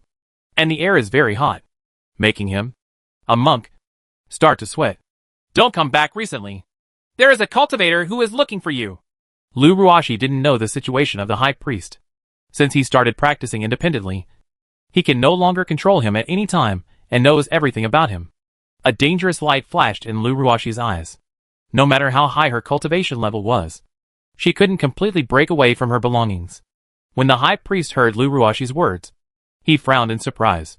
Why did a god transformation monk suddenly come to him? Suddenly, he thought of Gio. When he was chasing her, the other party had a lot of sword talismans that kept blocking his steps. Only then did she run there and meet that ghost. Thinking about it, she must have informed the elders in her family and came to settle the score with him. Thinking of this, he became very angry and his teeth chattered as he bit them. After putting in so much effort, he ended up getting more and more unlucky. And now he still had to settle the score. He felt aggrieved no matter how much he thought about it. Bang! Something suddenly fell on his head. And the high priest suddenly had a bad premonition. He stretched out his hand and immediately touched some liquid. When I put my hand down and took a look, it turned out to be bird poop. Ah! The high priest could no longer hold back his anger and attacked all around randomly to vent his inner anger. Boom! Suddenly, the ground beneath his feet suddenly rose into the sky, startling the high priest. He quickly rose into the air, but the magma rushed up even faster. The high priest immediately wanted to tear open the space and run away, but found that the surrounding space was motionless and there was nothing he could do. This is a volcanic zone, and after an unknown amount of time of brewing, it is about to erupt. As a result, they were bombarded by the high priest, which delayed the outbreak. The hot magma rose into the sky, and the high priest was inevitably wrapped in the magma. The high priest immediately took out various defensive weapons and tried to find a way to break out of the magma. He was almost crying inside at this time. When would his luck come back? It's done! Shuyi is awesome! Jiu praised Guishuyi with a thumbs up as she watched Guishuyi calm down her anger. Guishuyi immediately blushed, lowered her head, clasped her fingers, and turned one foot to the ground. Beautiful girl! She must have fallen in love with you. Right.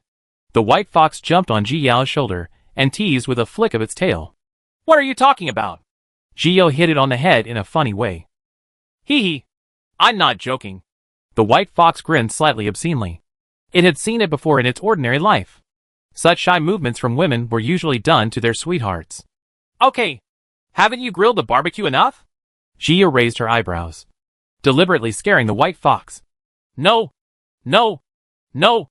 I'm just talking nonsense. The white fox immediately jumped away from Ji Yao, shaking his little head desperately.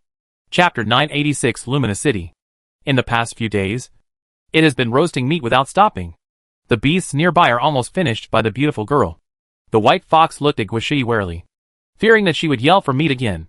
And now it felt a headache when it saw barbecue. Okay. Now Shuyi can control his breath. We can enter the city. Jia also knew that the white fox had worked hard during this period, so she stopped teasing it. During this period, she also tried to give Guishuyi bigger pills, but she was very smart and only ate meat. Now it seems that we can only go to the city to take a look. After all, there are so many spiritual stones that it would be uncomfortable not to use them all. Oh! Entering the city! The white fox jumped up happily. It finally didn't need to barbecue and could have new clothes to wear. Ruru! Guishuyi reached out and grabbed Jia's sleeve, shaking it coquettishly. Let's go! Sister, I'll take you to eat meat. Jia waved her hand proudly and released Yunling to lead them towards another nearby city. In the evening, Xiao and the others finally arrived at the new city, Luminous City. There is also a city nearby called Sunlight City, and I don't know what the connection is between the two. Ji Yao paid the entrance fee and walked in with Baihu and Guishuyi. Now that I have money and a background, I can spend a lot of money. After all, Guishui is a person who is a headache for monks in the transformation stage. Ji Yao's appearance attracted the attention of many people as soon as she entered the city, especially some younger male monks, who all paid attention to her. Ji Yao's attention was all on the stalls along the way. She had never had any idea about her appearance. She had never even looked in the mirror a few times in her life. When she noticed other people's gazes, she thought it was Guishui standing next to her. After all, Guishui looked very beautiful, but she also had a hint of innocent and ignorant cuteness. Meat. Guishui pouted. She hadn't eaten meat for a long time and was hungry. Clothes! Clothes! The white fox lay on Ji Yao's shoulders and stretched out its tail to wrap around Ji Yao's neck. TSK. One of you only knows how to eat, and the other only knows how to dress. Are you superficial? Huh? Ji Yao put her little hands on her waist, just as she was about to tease them deliberately. She saw that Guishui's eye circles were already red. Yes, you are the uncle. Let's go and buy some meat for you. Ji Yao could only surrender obediently, and started looking for the inn while holding Guishui's hand. Guishui kept a silly smile on her face and followed Ji Yao obediently. The white fox pouted when he saw this. The beautiful girl didn't like it anymore and only wanted to care about Guishui. It turned its face to the side angrily and decided not to talk to the beautiful girl until they sat down in an inn. Bai Hu still ignored Ji Yao. It jumped directly onto a chair and squatted down without even looking at Ji Yao. When the food came, Ji Yao picked up the food for Guishui and White Fox, but found that Guishui was eating very happily. But White Fox didn't move at all. Old Bai, why don't you eat? Ji Yao asked worriedly. Huh? Bai Hu raised his head high, still feeling blocked in his heart. It doesn't want to talk to her. Eat quickly. After eating, we will make new clothes for you. Ji Yao put another large piece of meat into the bowl. Really? The white fox's tail swept around excitedly. Really? Eat it quickly. Ji Yao rubbed the white fox in a funny way. Why is this old white fox so cute? Oh! The white fox cheered, picked up the meat with its paws, and started eating. Ji Yao was like taking care of a baby throughout the whole process, picking up food for them. Chapter 987, winning the prize. Because Guishui had a big appetite, Ji Yao added a lot more dishes and bought a lot of cooked food from the store, planning to put it in the storage ring and give it to Guishui in the future. After all, it's impossible to roast meat for her at any time. Dear guests, today is the 300th anniversary of the establishment of Fuyuan Inn. The inn has specially prepared a lottery to give back to the guests. All the winning guests' purchases today will be waived by our inn. The innkeeper stroked his beard, announced with a smile. Oh, the guests in the inn cheered. It was nice to have a free meal. Ji Yao smiled and shook her head. This kind of lottery had no chance for her again. She had never won any prize in her previous life. One of the bamboo sticks inside the bamboo tube has the word free written on it, and the customer who draws it is the winner. The shopkeeper held a gilt bucket of bamboo sticks with an isolation formation arranged on it. Not sure what's inside, the shopkeeper took the bamboo stick and came to the guests one by one, and each guest took a bamboo stick from it. Ji Yao's seat was by the window. When the shopkeeper came to her side, there were only a few sticks inside. Ji Yao, who had no hope at first, casually took one out. Wow! Beautiful girl! I got it! The white fox excitedly grabbed the bamboo stick, which had the word free engraved on it. Ji Yao glanced at the bamboo stick unexpectedly, then looked at her palm, and had to sigh at the power of this luck. The shopkeeper felt ashamed when he found out that Ji Yao had won the prize. Among all the guests here, their table ordered the most. After all, cultivators only occasionally eat spiritual food to adjust their lives, and few people order a lot of meat like them. I used to see how happy she was when ordering, but now she feels so painful. Congratulations to this guest for winning this prize. The inn will not charge any spiritual stones for the guest's expenses at the inn. Please enjoy it. The shopkeeper felt heartbroken, but still maintained a professional smile on his face. Thank you, shopkeeper. Ji Yao smiled and handed the bamboo stick back to the shopkeeper, suddenly feeling that the meat on the table was much more fragrant. Sure enough, this free thing just needs to be delicious. The shopkeeper maintained a decent smile, took the bamboo stick and left. TSK. I was actually hit by a little beauty. What do you think? Let's go find a beauty and have a meal. Ha ha. Is it because of your bad behavior? Humph. What's wrong with me? I have many junior sisters who look up to me. Come on. The people in the inn laughed and changed the subject. After all, everyone still looked down upon this spiritual stone. Eat quickly. Shiyu smiled, picked up a piece of meat, and put it into her mouth. TSK. It smells so good. Shiyu sighed and smacked her lips. It was indeed delicious. Guishi and Baihu ate the spirit beast meat seriously, and it took a while before they finished everything on the table. Hiccup. The white fox leaned on the chair with a bulging belly and burped. Guishi also put down her chopsticks and sat obediently. Have you finished eating? Let's go then. Shiyu stood up, thanked the shopkeeper again, and left the inn. They searched on the street for a long time and finally found a tailor's shop. Shiyu took them in. The tailor shop was more deserted than the inn, and there were not many people there. Baihu picked out some good-looking fabrics, and Ji Yao communicated with the shopkeeper and put forward her own requirements. Chapter 988 Luo Qiuli is in danger. Then Ji Yao chose some better materials and customized several sets of clothes for Guishi. After agreeing to pick it up in 3 days, Ji Yao left with Guishi and the others. It was getting late at night, and the streets of the entire luminous city were all lit up with lanterns. Ji Yao looked at the streets full of various styles of lanterns with some surprise. She had never seen any city with such things.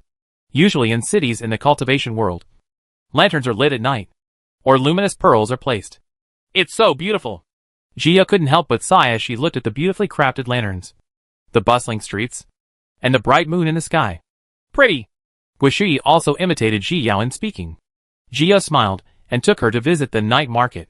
Why can't I contact junior sister Luo? Chiyua said worriedly, looking at the communication talisman that could no longer be sent. There may be some sudden changes. Don't worry. Let's go to Fingla City to look for it first. Shangwan Nanxian comforted Chiyua, fearing that she would be anxious. The two of them had been looking for Luo Qiuli all the way back from the southern territory. They were about to meet, but now they suddenly lost contact. Let's go. I always feel uneasy. Chi-Chi touched his chest uncomfortably, while Shangwan Nanxian silently accelerated the speed of the spirit boat. TSK. TSK. TSK. I didn't expect that I could actually get such top-quality goods this time. A monk with a long scar on his face knelt down and patted Luo Qiuli's cheek.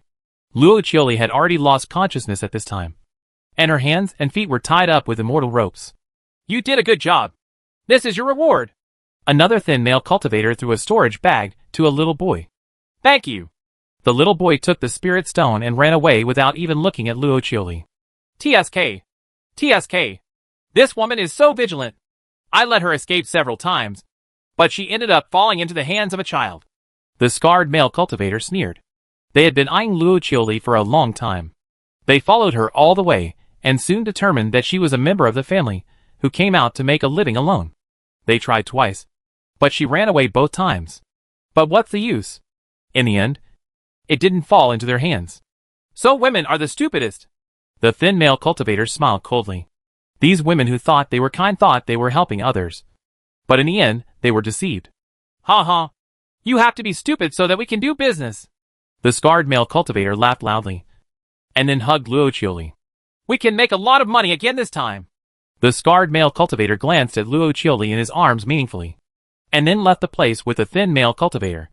Xia on the other side was looking at a stall, looking at a mirror on the stall with very complicated emotions, because she found that as soon as she stood over, she was attracted by the mirror. At the same time, the ordinary jade comb in the storage ring that he bought for her in July started beating violently. She was really flattered by her good fortune during this period, and at the same time, she felt a little uncomfortable. Logically speaking, good luck is a great thing, but Xia always feels uneasy. In comparison, she hoped that her luck would remain the same as before. Because of the rules of heaven, whatever you gain is destined to be lost. Chapter 989 Universe Mirror. However, this good luck could not last long, which made Ji Yao feel relieved. If the opportunity is in front of you, you must not let it go. Just enjoy the treatment of being a son of heaven. During this period of time, after some haggling, Ji Yao bought everything on the stall. It's not expensive anyway, and it's good to buy for cover. Sure enough, those who noticed Ji Yao thought she was the kind of prodigal who deliberately spent money randomly. Ji Yao put away her things and took Guishi back to the inn. She placed the array disc and took out the mirror and jade comb. This mirror is made of the same material as the jade comb, and even the patterns on it are the same. As soon as the two things touched together, a burst of dazzling light suddenly erupted. After the light disappeared, Ji Yao saw that the jade comb was embedded in the mirror. Jia picked up the mirror and was a little surprised. Shoo shoo! This thing must be a treasure. Right? Ji Yao asked Shushu aloud. She still remembered her previous lesson of recklessly admitting her master and almost having her body taken away from her. Don't worry. Shushu thought of his master's luck during this period and knew that this must be a treasure. Shiyu was relieved after receiving Shushu's affirmation. She pricked her finger, squeezed out a drop of blood and dropped it onto the mirror, where it was absorbed instantly. Then Jiyu sat down cross-legged and began to worship the spirit mirror. Guishui and Bai Hu were sitting aside, playing with spirit stones and not disturbing Ji Yao. After a quarter of an hour, Jiyu opened her eyes and looked at the spiritual mirror in her hand in disbelief. This thing turned out to be a chaos spiritual treasure. This spiritual mirror is called the Mirror of Heaven and Earth, and the jade comb is called the glass comb. Both of these items came from the hands of a master of weapon refining in ancient times. They made these two treasures mainly to give to his Taoist companions. This glazed comb looks like a comb, but once activated, it becomes a big mountain and an offensive magic weapon. The function of the cosmos mirror is to attract the light of the world to attack. As long as it is in a place with light, it can absorb the energy of the light and attack. The level of these two treasures is too high. It may be difficult for Jia's current cultivation to use them, and the spiritual power in her body may be drained in one go. But its victory lies in its extremely strong attack power. Once it encounters an irresistible situation, it can be used as a life-saving trump card. Jia happily put away the treasure. This treasure was really practical for her. Where is this? Luo Qiuli opened her eyes and stared blankly at the bed tent above her head. Feeling a little confused, she sat up from the bed suddenly, but suddenly found that all the spiritual power in her body had disappeared. Luo Qiuli was startled and immediately got out of bed. Looking at this strange place, she became even more panicked. She came to the door and wanted to open it and go out, but found that the door was closed from the outside, and she could not open it no matter how hard she tried. Outside the door, there was a lively noise, and Luo Qiuli also heard music playing. Where is this? Luo Qiuli knocked on the door anxiously, hoping that someone would let her out. She always felt that her current situation was not good. Aunt Sue, the newcomer is awake and is knocking on the door. A woman in purple gauze was reporting the situation to another woman in red. Wake up when she wakes up. Leave her alone first and let her calm down so that she won't have to work hard to train her later. The female cultivator in red opened the folding fan in her hand and looked towards the door of Luo Qiuli's room. Chapter 990, Set Up. But Aunt Sue, judging from the girl's clothes and storage ring, she should be from a big family. I'm afraid she won't be easily trained. The female nun in purple doesn't like the new woman very much, fearing that she will take her place. Humph. No matter what big family disciple she is, she will have to be obedient in my hands. Aunt Sue snorted coldly, put away the folding fan, and went down to greet the guests. The female cultivator in purple curled her lips, glared at Luo Qiuli's room, and followed her down. After Luo Qiuli found out that she was locked up, she gradually calmed down from the initial panic. Since the other party locked her up and didn't choose to kill her, they would definitely come to her. It was more important to try to see if she could recover her spiritual power first. But when she remembered the scene of the previous accident, she felt extremely angry. She had always been very careful, but she saw a child who had just entered the spiritual path being bullied by others. Originally, she knew she shouldn't meddle in other people's business. But seeing the pitiful look on that child, she really couldn't bear it. She drove away the bullying monks and then stepped forward to help the little boy. But she suddenly lost consciousness. Now that I think about it, all of this was a trap by others. Luo Qiuli was furious, but she didn't expect that her kindness would be taken advantage of, putting herself in trouble. This experience taught her a vivid lesson. She should not meddle in other people's business when she is away from home. It is best to learn more before doing good deeds. As for the little boy, she didn't know how many people he had deceived using this method. If she encountered him next time, she would never let him go. Luo Qiuli settled down all her emotions, sat cross-legged on the bed, and tried to recover her spiritual power. But after a few hours, still nothing was found. Feeling the empty spiritual power in her body, Luo Qiuli sighed. She turned the storage ring on her hand and thought about the situation. These people did not kill themselves, nor did they take away their storage rings. The purpose of all their actions was obvious. That is, to save their own lives. So they must have other motives instead of money. For now, we can only wait. 3 days later, Jia went to the tailor shop to get the robes of Guishui and Bai Hu, and then took them out of Luminous City. The white fox jumped ahead in new clothes, and Guishui finally put on new clothes. Jia looked at Lao Bai's arrogant look, and her mood soared. But this good mood did not last long. Not far from the city, Jia saw a scene that made her uncomfortable. Not far away, a group of children in the Qi training stage were beating a little boy who was in the early stages of Qi training. Jia walked a few steps quickly, but suddenly stopped. Being bullied and things like this are relatively common in the world of cultivation. But beating people on the road is still relatively rare. But a group of children had just entered the stage of Qi training, so they probably didn't dare to take advantage of her. Thinking of this, Jiyu still felt compassion for the child who had no power to resist. Just when she was about to step forward to help, the child who was beaten winked at several children. Seeing that Jia was hesitant to go over, he thought that his performance was not miserable enough to make her feel sympathy. So, he asked his other companions to be more ruthless. But this look was captured by Ji Yao's consciousness. Chapter 991 Routine. Jia's heart sank. There must be some fraud involved. She pretended to take a few steps forward, and just when the group of children thought they were about to succeed, Jia suddenly passed by without even approaching them. Help! The boy who was beaten was very adaptable, and immediately changed his strategy. Help! Help! He howled more pitifully every time, trying to attract Jia's attention. Beautiful girl! He was beaten so badly. Why don't we save him? Bai Hu was also affected by Jia now, and he was a little angry when he saw this kind of thing.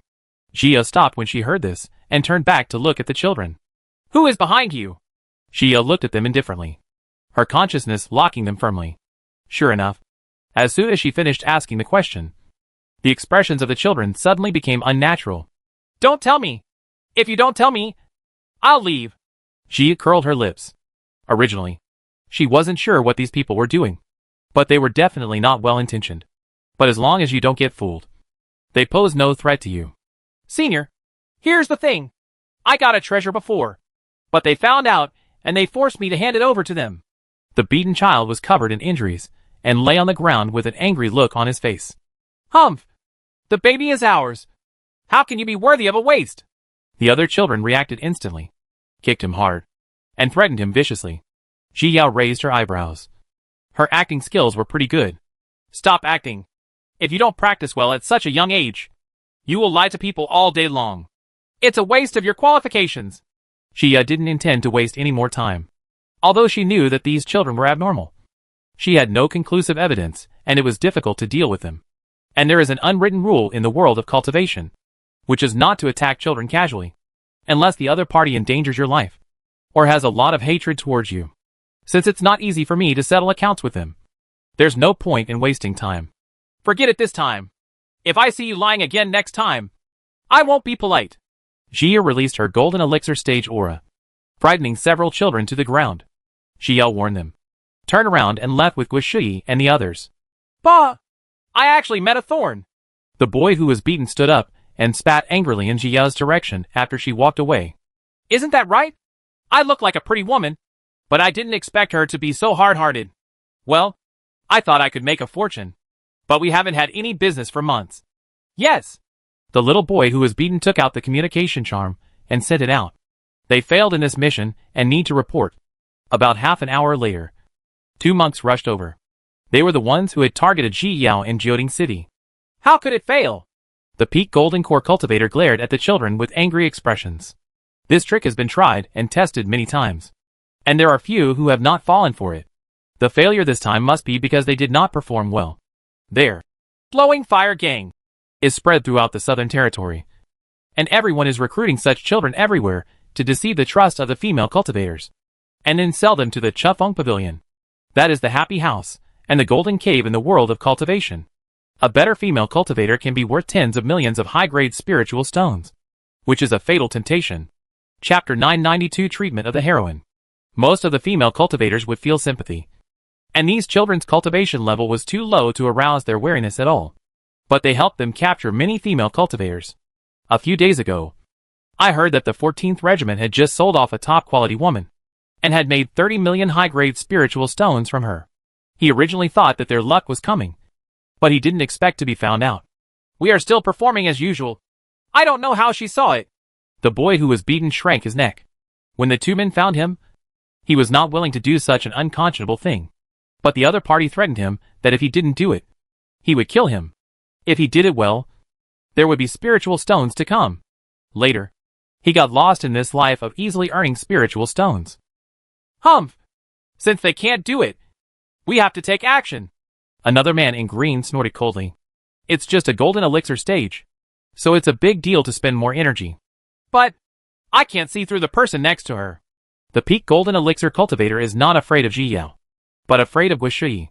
The two women go out and spend money lavishly without hesitation. They are either stupid or emboldened. At first, he thought they were just the kind of fools trained by big families. But after what happened just now, he hesitated. The other party is not the kind of brainless person at all. So he should be confident. I think you just think too much. You are just an ordinary woman. Wealth has always been sought in danger. Why are you still staying in the Liuhua gang if you are afraid of this? Don't forget that the 14th Regiment is almost climbing to the top now. We're in trouble. The man in green was a little annoyed by his partner's temper. It was because of his worries about this, and that their performance could not be improved.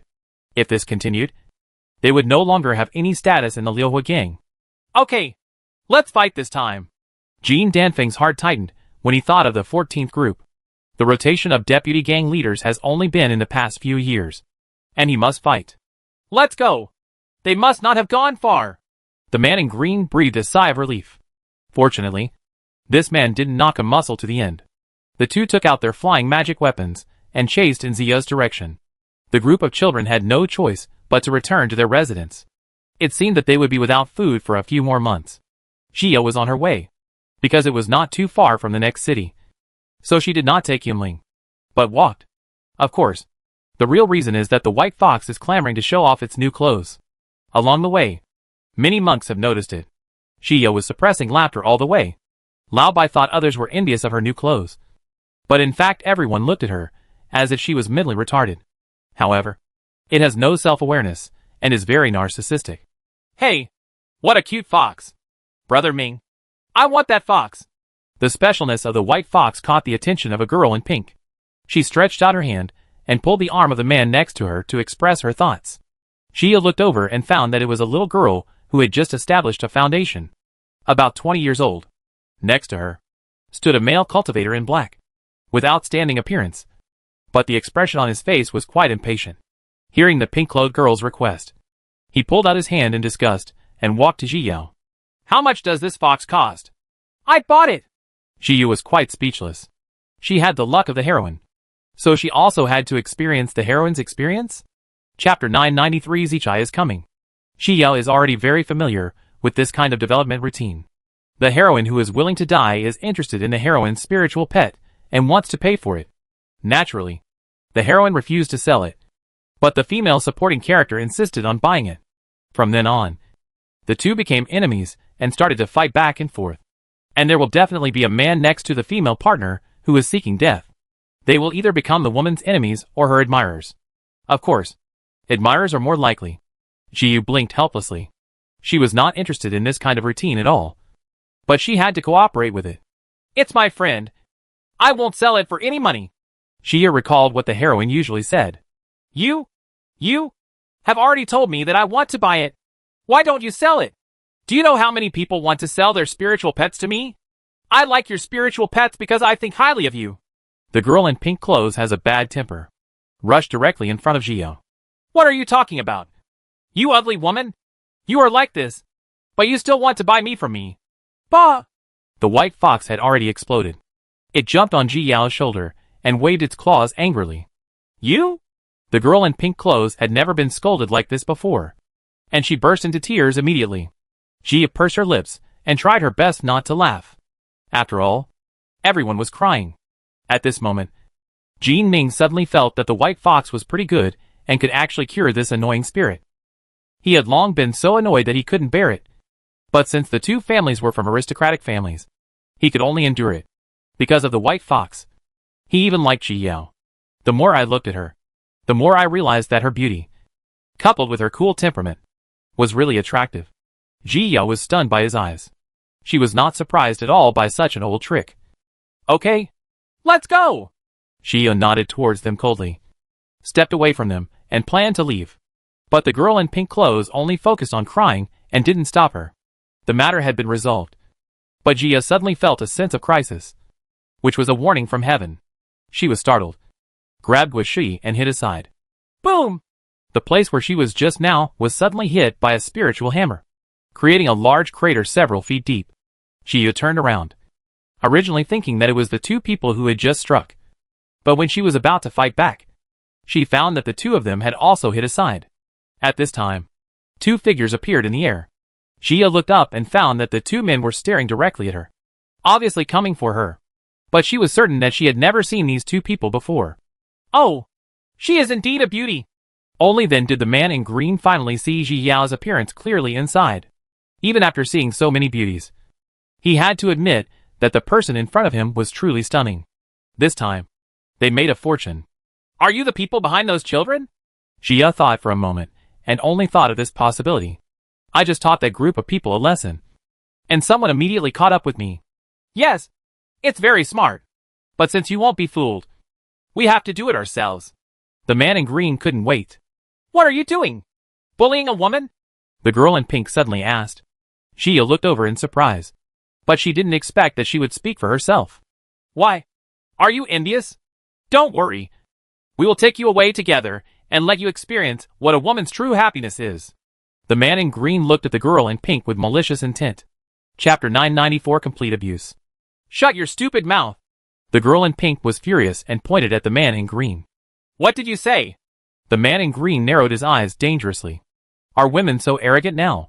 He glanced at the man next to the girl in pink, who was also at the peak of his golden elixir. He and his partners had no problem at all, one dealing with the man and the other dealing with Ji Yao. Originally, he was a little worried about Guishi next to Ji Yao. But now that he saw her pouting and tugging on Ji Yao's sleeves, he found that he was overthinking it. This is a woman with a brain problem. I said shut your mouth. It's so embarrassing for two grown men to bully a woman. The girl in pink retracted her hand, put her hands on her hips, and looked at them with contempt. Jean Ming couldn't help but smile, and realized for the first time that this girl was quite cute. Originally, he thought that this girl would only use her power to bully others, but he didn't expect that she would also draw her sword to help when encountering injustice. Of course, the person who finally came to help was also herself, not her. She smiled slightly at the girl in pink clothes. No matter what the outcome was, she still accepted the love. Why are you laughing? I don't like you. I just don't like you. The girl in pink yelled at Ji Yao fiercely, but her cheeks slowly turned red. Ji Yu blinked. If you don't laugh, don't laugh. Stop talking nonsense.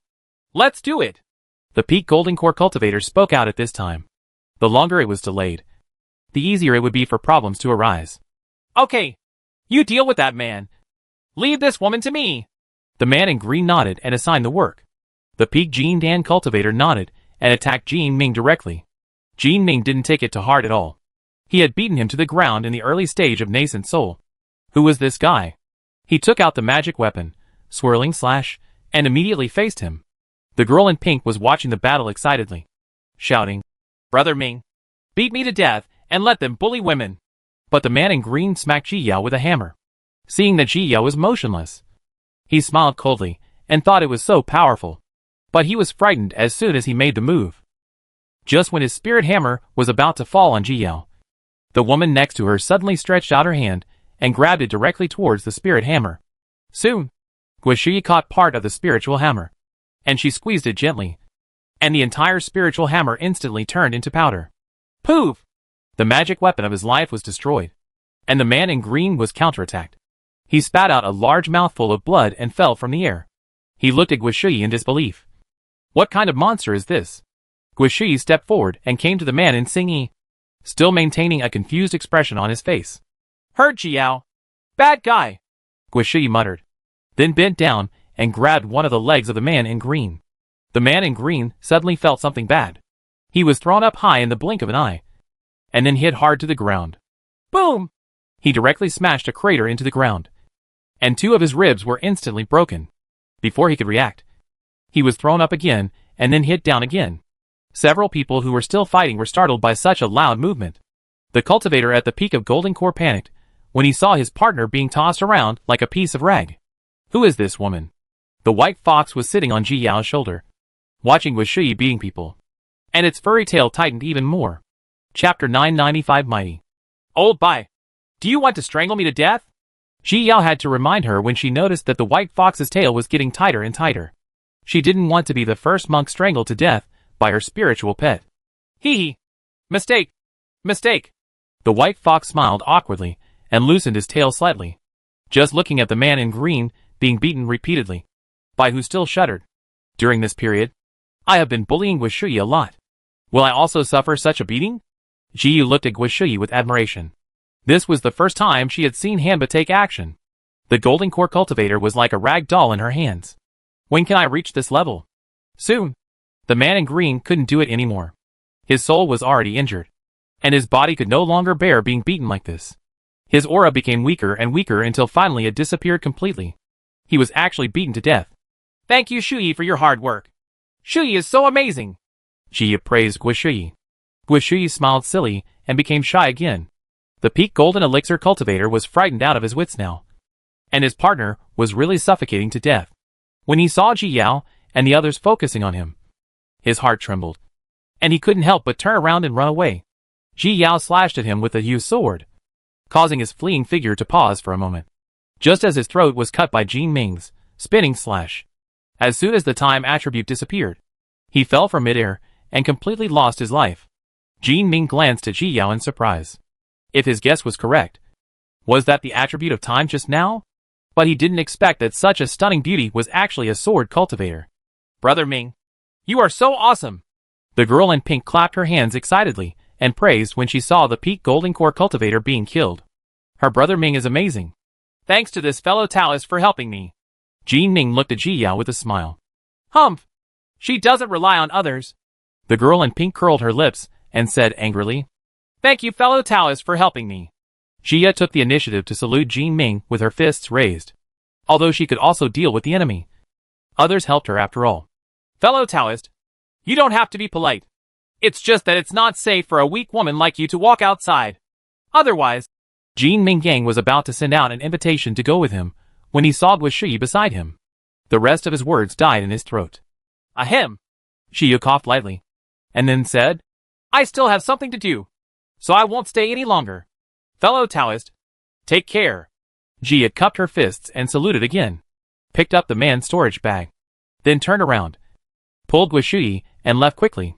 In fact, the look in the pink-clothed girl's eyes almost poked a hole in her. She was crazy to go with him. Alas! Jin Ming couldn't help but sigh as he watched Ji Yao leave without any regret.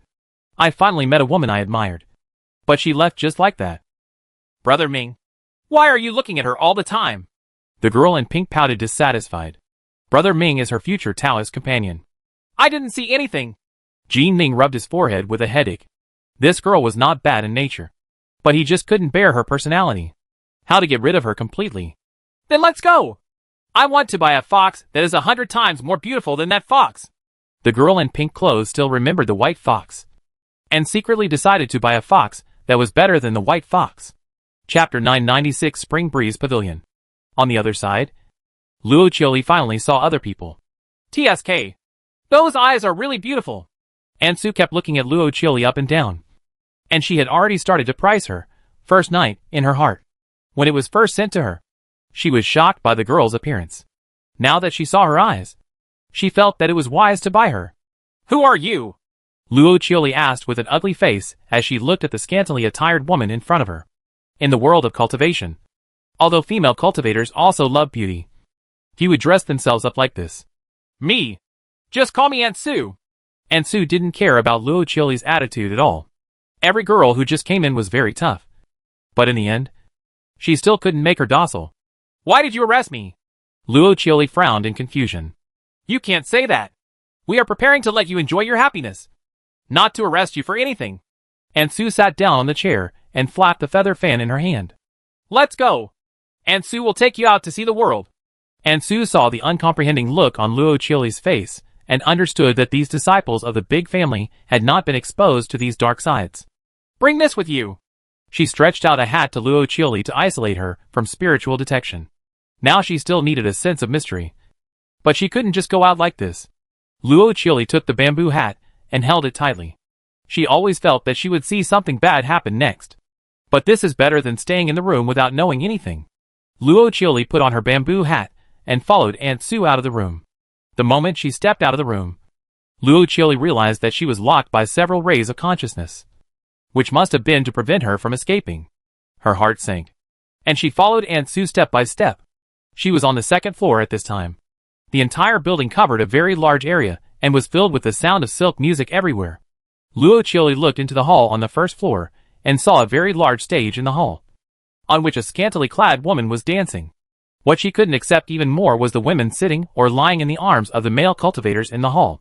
Even the hands of those men were not honest and touched the women randomly. She even saw men sitting in the arms of men, or men sitting in the arms of women, feeding them wine and spiritual fruits. Luo Chioli suddenly felt nauseous. She had never seen such a scene before, and had no idea where this place was. Is there such a place in the world of cultivation? How about it? Our Chufeng Pavilion is pretty good, isn't it? As long as you have spirit stones, regardless of gender, you can have fun in our Chufeng Pavilion. Aunt Sue looked at Chufeng Pavilion, feeling quite proud. This was established by myself, and now its scale is quite large. Disgusting. Luo Chioli looked at Aunt Sue with a cold expression. Ha ha. You people who were born with a silver spoon in your mouth. Of course you feel disgusted. Aunt Sue sneered. If she wasn't forced by life, how could she do this kind of business? If she had a good background, she might also be a nascent soul cultivator now. You just have evil intentions. So many monks from poor backgrounds have relied on their own efforts to practice and finally achieve great achievements. Luo Chioli directly tore through her self-protection, just like Chi-Chi, who was born in such a poor family, but practiced harder than anyone else, and finally gradually left them behind. Chapter 997 Guests. These people are just looking for an excuse for their own depravity to make their consciences bearable. Is it possible that poor people don't deserve to live? Do the poor have no choice but to surrender? No.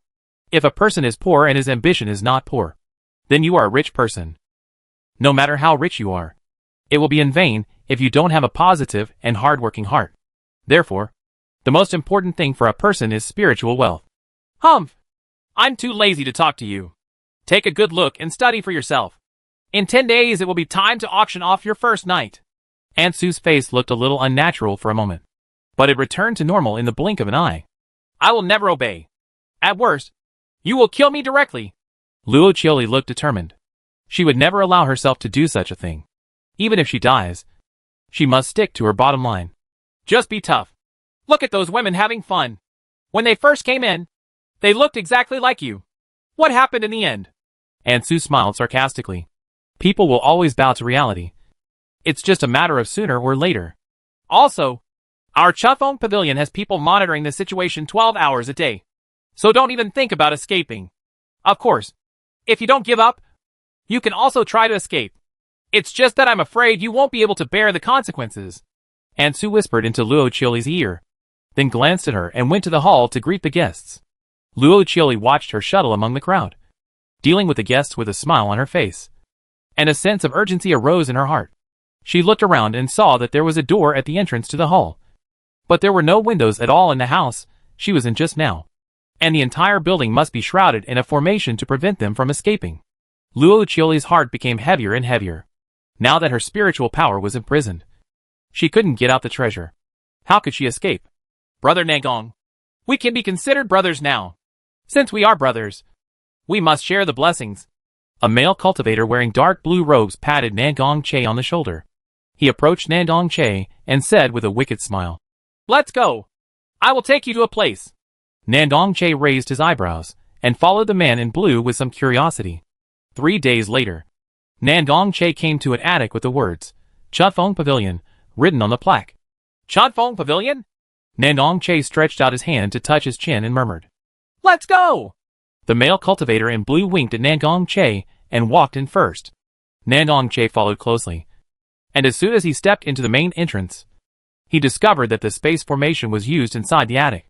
From the outside, it looks like an ordinary attic, but I didn't expect it to be so big inside. Just looking at the scene in front of him, he frowned in disgust. He has always loved playing with the world. He once visited such a place out of curiosity, and since then, he has never wanted to go there again.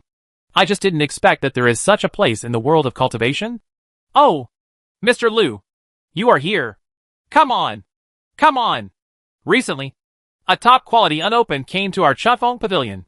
Ansu noticed the male cultivator in blue at a glance. He is a regular customer here. As suddenly, she saw Nandong Che behind her. And she was shocked. She was such a stunning beauty. If she stayed in Chufeng Pavilion to receive guests, the business would be unimaginable. Just as soon as she saw his cultivation in the nascent soul stage, Ansu's thoughts disappeared. Chapter 998. The auction begins. Long time no see. Ansu is getting more and more beautiful. Lu Yuani, a male monk in blue, stretched out his hand to tease Ansu. Ha ha. Fellow Taoist Liu is still as good at talking as ever. Don't blame me for not reminding you this time. This girl is the best that has never appeared in Chufeng Pavilion. Ansu also hoped to get more money from the auction, and revealed the news to Lu Yuani. Then I'll take a closer look. Lu Yuani smiled evilly, and then winked at Nandong Che. Nandong Che didn't want to pay attention to him. The two had only known each other for a short time. But this man was so familiar that he wanted to become brothers as soon as he came. I thought he didn't have bad intentions and we could get to know him. But I didn't expect him to be a person addicted to this way. His father once taught him, and his eldest brother, not to be emotionally emotional or to tease others at will. Once you have determined your own feelings, you must be devoted to others and be responsible to the end. This kind of person who treats women as playthings really makes him unhappy. Nandong Che was already unhappy with him, but he didn't express it clearly. Brother Nandong, let's go and have a look too. Lu Yuani greeted Nandong Che and found a table where no one was sitting to sit down. Nandong Che walked over. He had heard from Ansu that some women would be auctioned this time, and he planned to stay and see. If he can help, he is willing to lend a helping hand, no matter how much he is a little devil. He will never bully a woman. The two ordered some food and wine, and then began to wait for the auction to begin. Gradually, more and more people came to Chufeng Pavilion, and it was obvious that they were all coming for the newcomers. Luo Chioli was completely controlled at this time, with a control talisman attached to her body, and her entire movements would be carried out mechanically according to the orders given by others.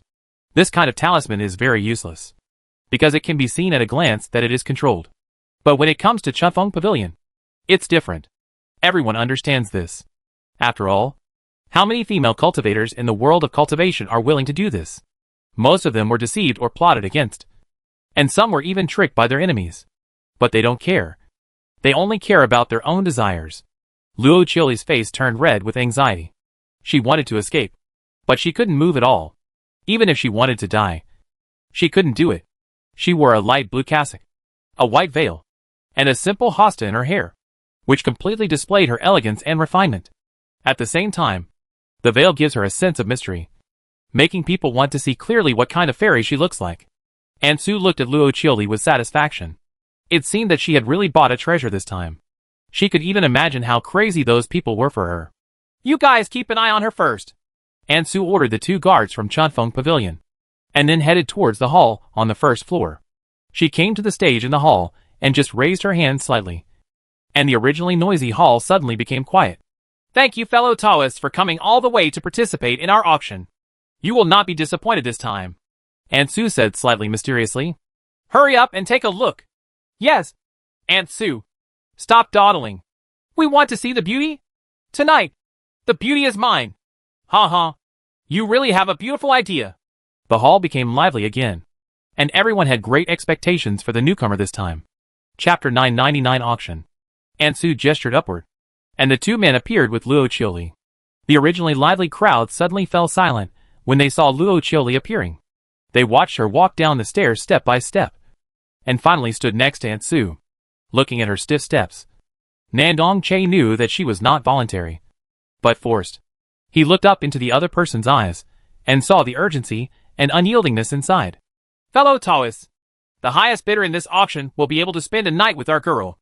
Everyone should seize the opportunity. As soon as Ansu finished speaking, there were bids immediately. 10,000 high-grade spiritual stones. His. Everyone was a little surprised. The first bid was so high. It seemed that without certain strength, it was really difficult to get it at auction. 20,000. 50,000. 60,000. 100,000. People in the hall were still raising their prices, and Luo Qiuli's eyes were about to burst into flames. She glared angrily at the bidders. These scum in the world of cultivation. Nandong Che held his head with one hand, narrowed his eyes slightly, and his expression was rare. This scene made him feel uncomfortable. I don't know how the female nun on the stage felt at this moment. 200,000. Nandong Che bid. Luo Qiuli looked up and saw Nandong Che, who was dressed in red and had an outstanding appearance. But just this look filled Luo Qiuli's heart with disgust. No matter how good the skin is, it can't hide this dirty heart. Nandong Che wanted to do good things, but he didn't know that the other party had misunderstood him and regarded him as one of those men. 240,000. 250,000. 300,000. Nandong Che has never been short of spiritual stones, and he didn't hesitate to raise the price. Lu Yuan originally wanted to bid, but when he saw Nandong Che's generosity, he just swallowed his saliva. It seems that this time, I have met a wealthy brother. He must manage this relationship well, so that he can benefit from it. Luo Qiuli looked at Nandong Che. A dangerous light flashed in her eyes. 301,000. 400,000. Nandong Che directly stated with his attitude that he was determined to decide on this person. Others were a little hesitant when they saw that he was determined to win. After all, this was only the beauty's first night. They could still have this beauty in the future. It seemed a pity to just scatter so many spiritual stones. 450,000. A monk struggled for a moment. This was the highest value he felt the other person had. 500,000. Nandong Che still looked careless, but in his heart, he wanted to beat these men up. What is important in dual cultivation is the mutual consent of two people. These people are not afraid of being punished by God. What is the difference between them and evil cultivators? Is there any other fellow Taoist bidders? The newcomers this time are the best. Ansu felt a little anxious when she saw that no one was bidding. She was still counting on Luo Qiuli to get a good price. But in the end, Zheng Yaojing came up with this. There is no auction atmosphere at all. Everyone was itching in their hearts. They wanted to hug the beauty back, but they also didn't want to produce so many spiritual stones. Then tonight, our newcomers will belong to this fellow Taoist. Seeing that no one was bidding anymore, Ansu smiled reluctantly and winked at someone to come forward to collect the spiritual stones. Nandong Che directly threw out a storage bag, which contained exactly 500,000 high-grade spiritual stones. Luo Qiuli's eyes were red. She felt that her dignity was being trampled on and being auctioned off like a commodity. It really made her want to kill everyone here. Chapter 1000 Spirit Locking Pill. Send our newcomers and fellow Taoists up. Seeing that things were not going to turn around, Ansu had no choice but to ask two guards to help Luo Qiuli to the second floor. Although the auction price this time was lower than expected, it was much better than others. Thinking like this, Ansu's mood improved a lot, and she continued to greet the guests. Brother Nandong, go quickly. A spring night is worth 1,000 pieces of gold. Lu Yuan winked at Nandong Che. This rich man is different.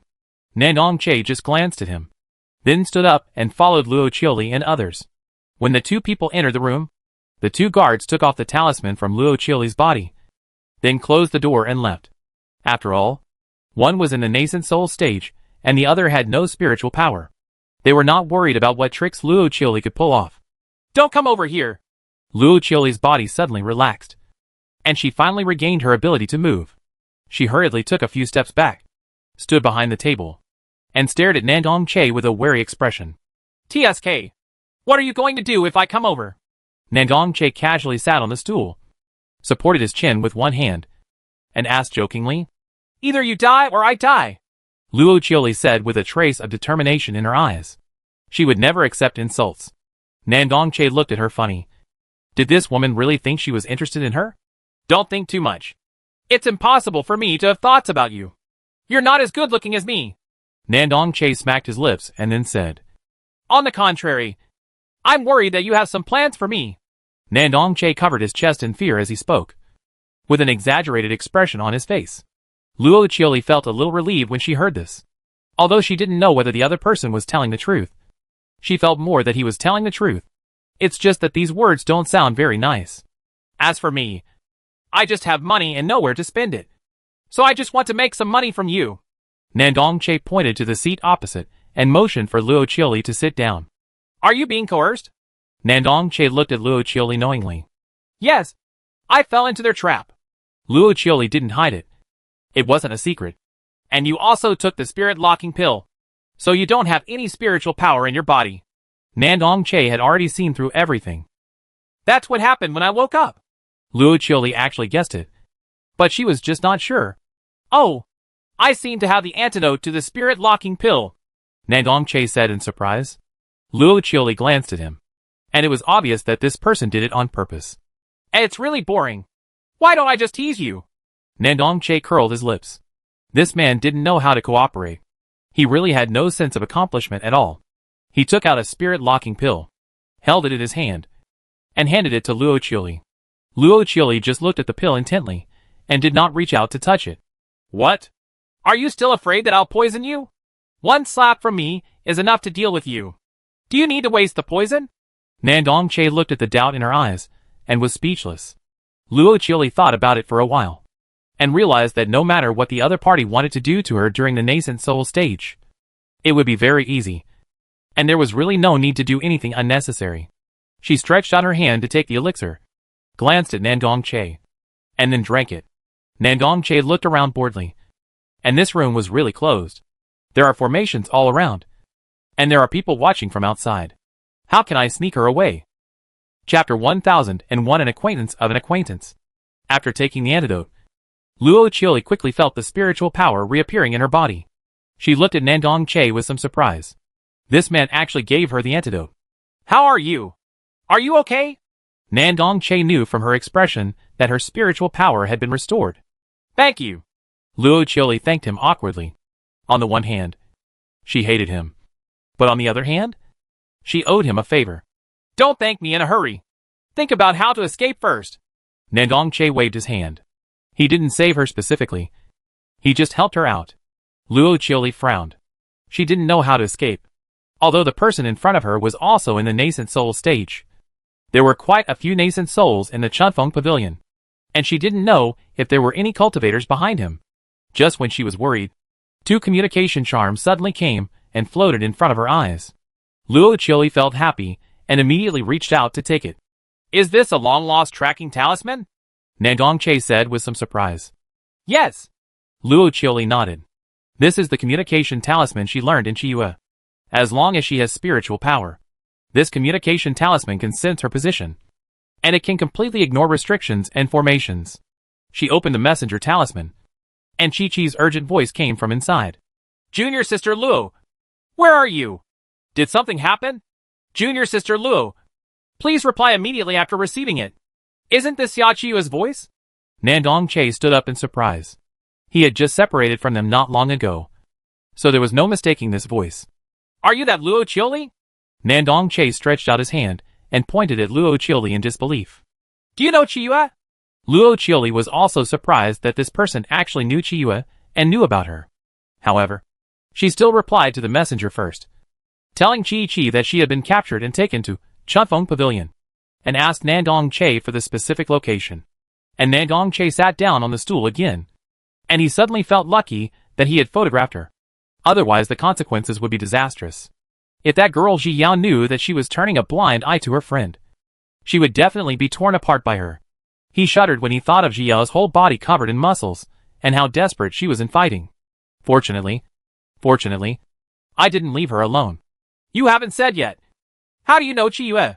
Luo Qiuli was no longer afraid at this time. She had some inexplicable confidence in Chiyue. As long as she could come over, she would be fine. Thinking of this, Luo Qiuli sat down calmly, looked at Nandong Che and asked curiously. Actually, I have only known her not long ago. But I have known that girl Jia for a long time. She is my sister. Nandong Che opened a folding fan and fanned it a few times. Luo Qiuli didn't expect that he was Ji Yao's recognized brother. But since he could be recognized by Ji Yao, he would definitely not be a bad person. Just the thought that this man would come to such a place. She still had a very bad impression of him. But these have nothing to do with her. She just needs to find an opportunity to return the favor and settle the cause and effect. When July was anxious, she finally received a reply from Luo Qiuli. She opened it immediately. And as soon as she finished listening to Luo Qiuli's explanation, a strong murderous aura filled her body. These people actually had such a disgusting idea. Fortunately, they didn't succeed. Otherwise Junior Sister Luo's life would have been ruined. Chapter 1002 Feng Liyun. Fellow Taoists, ya. I didn't expect that there would be such rampant people in this world. Don't worry. I will accompany you to rescue people. A handsome young man in black slapped his chest indignantly and said angrily. Shangwan Nanxian gave him a cold look. This man's intention was too obvious, but he didn't have the position to drive him away. Thank you. Fellow Taoist Feng. Qiqiyue did not refuse. She looked at the God transformation stage guard behind Feng Liyun. I am afraid she would have to rely on him to rescue junior sister Luo this time. Without further delay, let's go quickly. When Feng Liyun saw Qiqiyue's promise, he immediately took her away excitedly and walked ahead. And the monk in the transformation stage was guarding him firmly. His mission this time was to protect the young master. And he must not be harmed at all. He used his spiritual consciousness to observe Shangwan Nanxian and Qiyue behind him, and snorted in his heart. This girl is a useless person with 5 spiritual roots. I don't know what luck happened to her to reach such a level of cultivation. But it is absolutely impossible to be with her own son. The Feng family is one of the top 3 families among the 8 hermit families. How could they possibly marry such a female cultivator with no background and qualifications? When my young master met her some time ago, he seemed to be possessed by a demon and must follow her. And she actually took advantage of her young master's innocence to help her save someone. The God transformation monk was dissatisfied. He was also a God transformation monk after all. But he had to save people for a golden elixir period. Chi-Chi was naturally aware of the attitude of the cultivator. She originally didn't like Feng Liyun's entanglement, and was afraid that the master would misunderstand something. It's just that wherever they go, he follows this romantic cloud and can't get rid of it. But now that junior sister Luo is in danger, she has to rely on him to save people. It seems that she can only give him some pills needed for the divine transformation stage afterwards. The 4 of them hurried on their way quickly and arrived at the door of Chafeng Pavilion before dawn. Feng Liyun glanced at Chi-Chi and stepped in first. As soon as he entered, he saw something that changed his outlook on life. These men and women were hugging each other in the hall, and some were talking back and touching each other. He froze immediately, standing where he had just entered the door with his mouth slightly open. The other 3 people also followed in, and they all frowned slightly. Shangwan Nanxian even stood directly in front of Chi-Chi. Such a dirty scene really stained her eyes. Chi-Chio didn't react much. As a killer in his previous life, he didn't want to kill too many people in such places. Hey, these fellow Taoists are strangers to each other. Please come in. Ansu knew that another fat sheep was coming to her door when she saw their cultivation and dress. Feng Liyun was shocked back to his senses at this time. His face turned red. He waved his hands nervously and stammered. We. The monk who transformed the spirit looked on and shook his head inwardly. The young master has always been overprotected by his family. With such a simple look, how can he shoulder the responsibility of the head of the family in the future?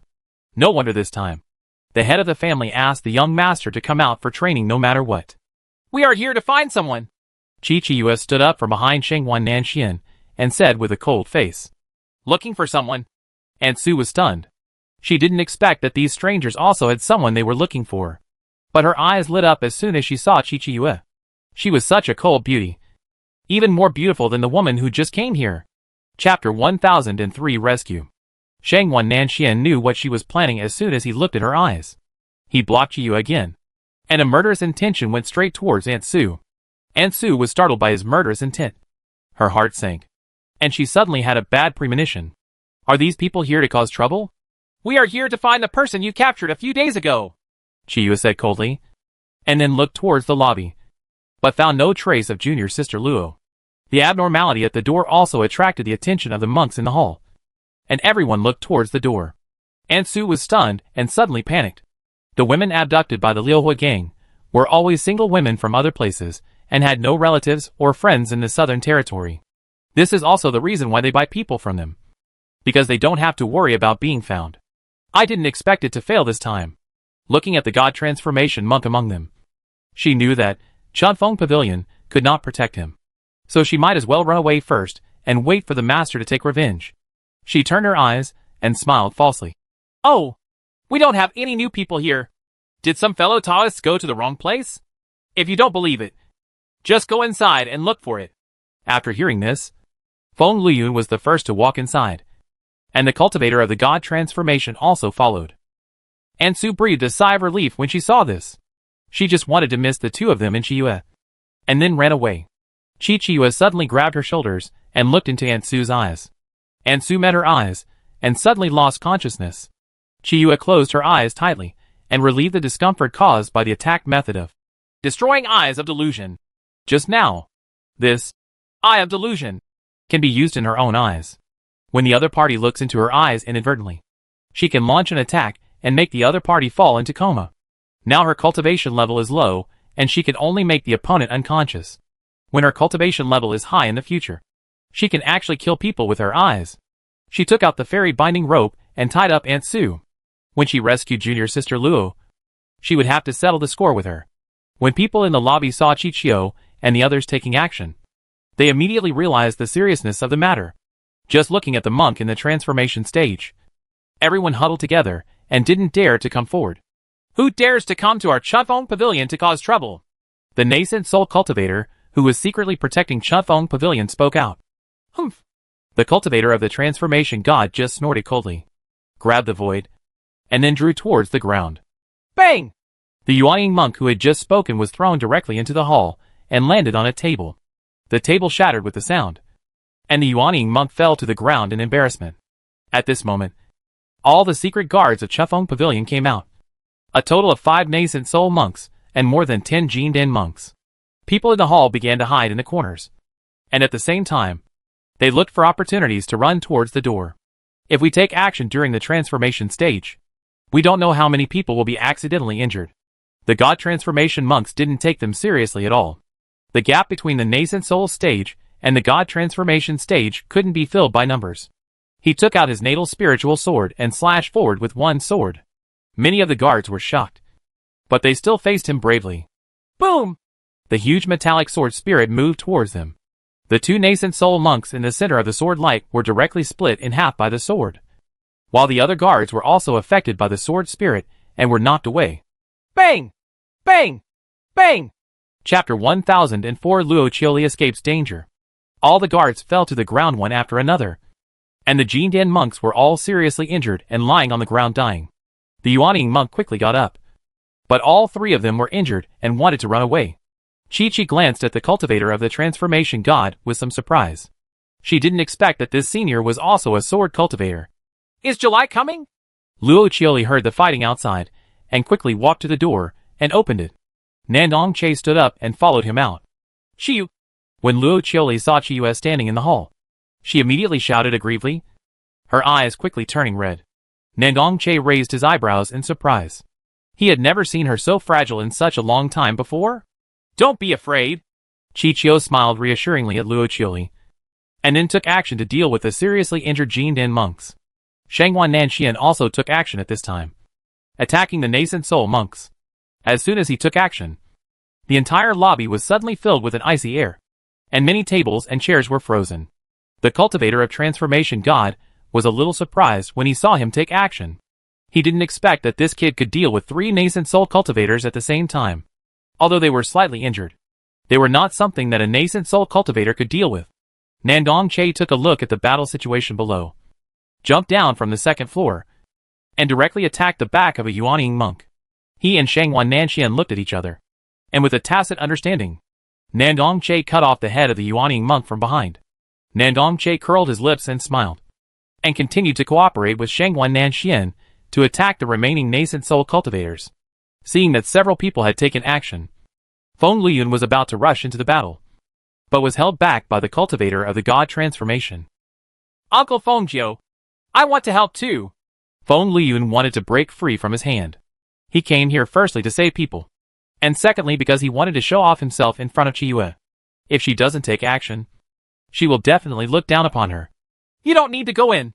Monk transformation god watched Shangwan Nanxian and Nandong Che deal with a nascent soul cultivator again. He knew that this time they could save the person even without him, but it would just take more effort. The woman they wanted to save also jumped down from the 2nd floor and was harvesting the lives of the Golden Core monks with Xia Chiyue. People in the hall were running and hiding, and the women were even huddled together, looking at them tremblingly. Half a quarter of an hour later, the battle was over, and all the guards were dead and lying in the hall. Nandong Che, why are you here? Chiyue wanted to ask when she saw Nandong Che just now. Hey, a guy I just met said he would take me to a mysterious place. And I ended up here. Nandong Che shrugged. At this time, the man who was his brother was already gone in the lobby. He saved me. Luo Qiuli was very grateful to Nandong Che. After all, without him, she might have really sought death and would not have been able to wait for July. Thank you. Chi smiled and thanked Nandong Che. Hey, you are all Xi's friends. That's my friend. Isn't this what you should do? Why are you doing this? Nandong Che scratched his head, unaccustomed to Chiyue and Luo Qiuli being so. I felt really embarrassed to thank him seriously. He was still relatively used to that girl Jia's reaction. Thank you. Senior, this is a little thought from this junior. Chiyue came to the cultivator of transformation god, took out a jade box, and presented it to him. Chapter 1005 Processing. Huh? The monk who transformed the spirit took the box unexpectedly, without opening it to look at it, and directly put it into the storage ring. In his opinion, what good could a thing given by a golden elixir monk be? However, her knowledge and interest still made him take a good look at her, and he was no longer so hostile to her. Chichio didn't care. She had done everything she had to do, and the value of this gift was definitely far greater than the lives of the two nascent soul monks. The cause and effect has been resolved, so she doesn't have to worry about it anymore. Fellow Taoist Ya. Feng Liuyun's face turned red. He was here to help. Fellow Taoist Ya also gave Uncle Feng Zhu a gift, obviously treating him as an outsider. Thank you. Fellow Taoist Feng. Shi Chiyue gave Feng Liyun a rare smile. This fellow Taoist was simple in nature, and he helped her so much this time. It really made her feel grateful, and she felt less upset when she saw him. At this moment, Shangwan Nanxian suddenly took out a jade box and placed it in front of Feng Liyun. Master? Chi looked at him with some confusion. Senior Shangwan, there's no need for this. Fellow Taoist Ya and I are not outsiders. Feng Liyun waved her hands to refuse. But the person in front of her was Dao Yuxia's master, and he couldn't offend him. Shangwan Nanxuan's face turned even colder when he heard this. He directly stuffed the jade box into Feng Liyun's arms and took a few steps back. Just accept it. Thank you for the gift. Chi Chiyue suddenly understood Shangwan Nanxuan's little thoughts, and the tips of her ears quickly turned red. Okay then. Feng Liyun saw that Chi had spoken, so he accepted it. He felt happy in his heart. Dao Yuxia's master gave him a gift. Did he feel good about himself? Don't you object to being with Dao Xia? Luo Qiuli has thanked several people here for their life-saving grace. If there is any mission in the future, Qiuli will go through fire and water without hesitation. Luo Qiuli bowed gratefully to several people and made her promise. Now she really felt like she was surviving a disaster. Chi stepped forward to help her up and patted her shoulder comfortingly. Between friends, isn't it the right thing to lend a helping hand to each other when they need help? Luo Qiuli smiled tenderly at Chiyue. She was lucky to meet Chiyue. How to deal with these people? Nandong Che was not used to this sensational atmosphere, so he took the initiative to interrupt them. Let these women go, and let those men go after a lesson. As for Aunt Sue, we need to give her a good trial. Chi glanced at the trembling women and the male cultivators. Those women were so innocent and suffered all this. Now that the matter is over, let them live a new life. As for those male cultivators, Chi was extremely disgusted with them. But he couldn't kill them all just because they did this. First, they also paid spiritual stones. And they didn't just attack women when they saw them outside. The second is that they don't know the background of each of these people. It's already good for others to help, and she doesn't want to cause trouble for them. Okay. Nandong Che and Shangwan Nanxian nodded, and repaired all the male cultivators. Suddenly, the whole hall was filled with cries and howls. The women were allowed to take their belongings before leaving in July. They all went back to their rooms to take out their savings for many years, and then left in a hurry. Thank you. When the last woman passed Chiyue, she said thank you with red eyes. She was the last one to be sold besides Luo Qiuli. He is also the only one who has not been numbed by life. Chapter 1006 The person behind it. No need. Chi pursed her lips and nodded lightly. The female cultivator smiled hastily, turned around and ran away quickly. She can finally escape from this place. You? What do you want to do? As soon as Aunt Sue woke up, she saw Chi Chiyue in front of her with murderous intent. She glanced around and closed her eyes in despair. Sure enough, everything was ruined. Tell me, who is behind you? Chiyue pulled out a stool and sat in front of Aunt Sue, looking at her with a cold expression and asked, It's impossible for just a few nascent soul cultivators to dare to do this kind of business without anyone behind them. There is no one behind me. Ansu's pupil shrank suddenly. Unexpectedly, this woman knew that there was someone behind her. You're not telling the truth? Chi-Chi sneered, took out a dagger, and gently patted Ansu's face. Then she slashed the dagger all the way to Ansu's neck. Wait a minute. Ansu's heart trembled, fearing that Chi-Chi would accidentally slit her throat. I don't have much patience. Chi-Chi really didn't have much patience. If the other party didn't say anything, forget it. And she didn't care. I told you. Can you let me go? Ansu swallowed nervously. She could tell that the other party was not joking at all. Oh, do you think you are qualified to negotiate terms with us? Nandong-che laughed angrily on the sidelines. And even a fool knew that it was impossible to let her go. Okay, Chichio answered. He could let her go. But he couldn't blame himself if others didn't let her go. Then let me tell you. Ansu was originally a person who was greedy for life and afraid of death. As long as she could survive, nothing else mattered. Yeah. Chi-Chi nodded and waited for the next step. Ansu had just opened her mouth. But she suddenly froze, and her life was instantly cut off. Several people were shocked, not expecting that she died suddenly. Both the spirit and soul are destroyed. The God Transformation monk glanced at Ansu and found that her spirit had been destroyed. Hey, the people behind it are really powerful. They actually placed a ban on her soul. Nandong-che curled his lips. These people are really vicious. That person must have known about Ansu's character and didn't trust her. So he placed a ban on her soul. As soon as she talks about the background, she automatically dies. Let's go! Chi-Chi stood up and put away the dagger. Since he couldn't ask anything, that was all. When everything was settled, Chi-Chi lit a fire towards the Chunfeng Pavilion in front of him. The raging fire burned down the Chunfeng Pavilion, which had persecuted many female cultivators. Poof! Lu Ruashi spat out a mouthful of blood, a murderous intent flashing in his eyes. Someone actually destroyed her Chunfeng Pavilion. The restraint she placed in Ansu's soul was activated, which meant that something happened in Chunfeng Pavilion, and Ansu was dead. The activation of this restriction caused her to suffer backlash. And her soul was also slightly damaged. Who is it? Lu Ruashi clenched her hands into fists and smashed them against the desk in front of her with gritted teeth. The desk shattered with a sound and turned into a piece of powder. Lu Ruashi smiled coldly and immediately gave an order to the Liuhua gang to find the person who destroyed the Chunfeng Pavilion. She wanted them to know what would happen if she ruined Chunfeng Pavilion. Beautiful girl. Look, there is a peacock there. White Fox excitedly grabbed Ji Yao's hair and asked her to look forward. Old Bai, do you want to die? Ji Yao felt the pain coming from her scalp and asked with a threatening tone. Chapter 1007 Homesickness. Ahem. I'm sorry. Only then did Baihu realize that he was so excited that he even grabbed Ji Yao's hair. It guiltily opened its paws and rubbed Ji Yao's cheek pretending to be careless. Humph.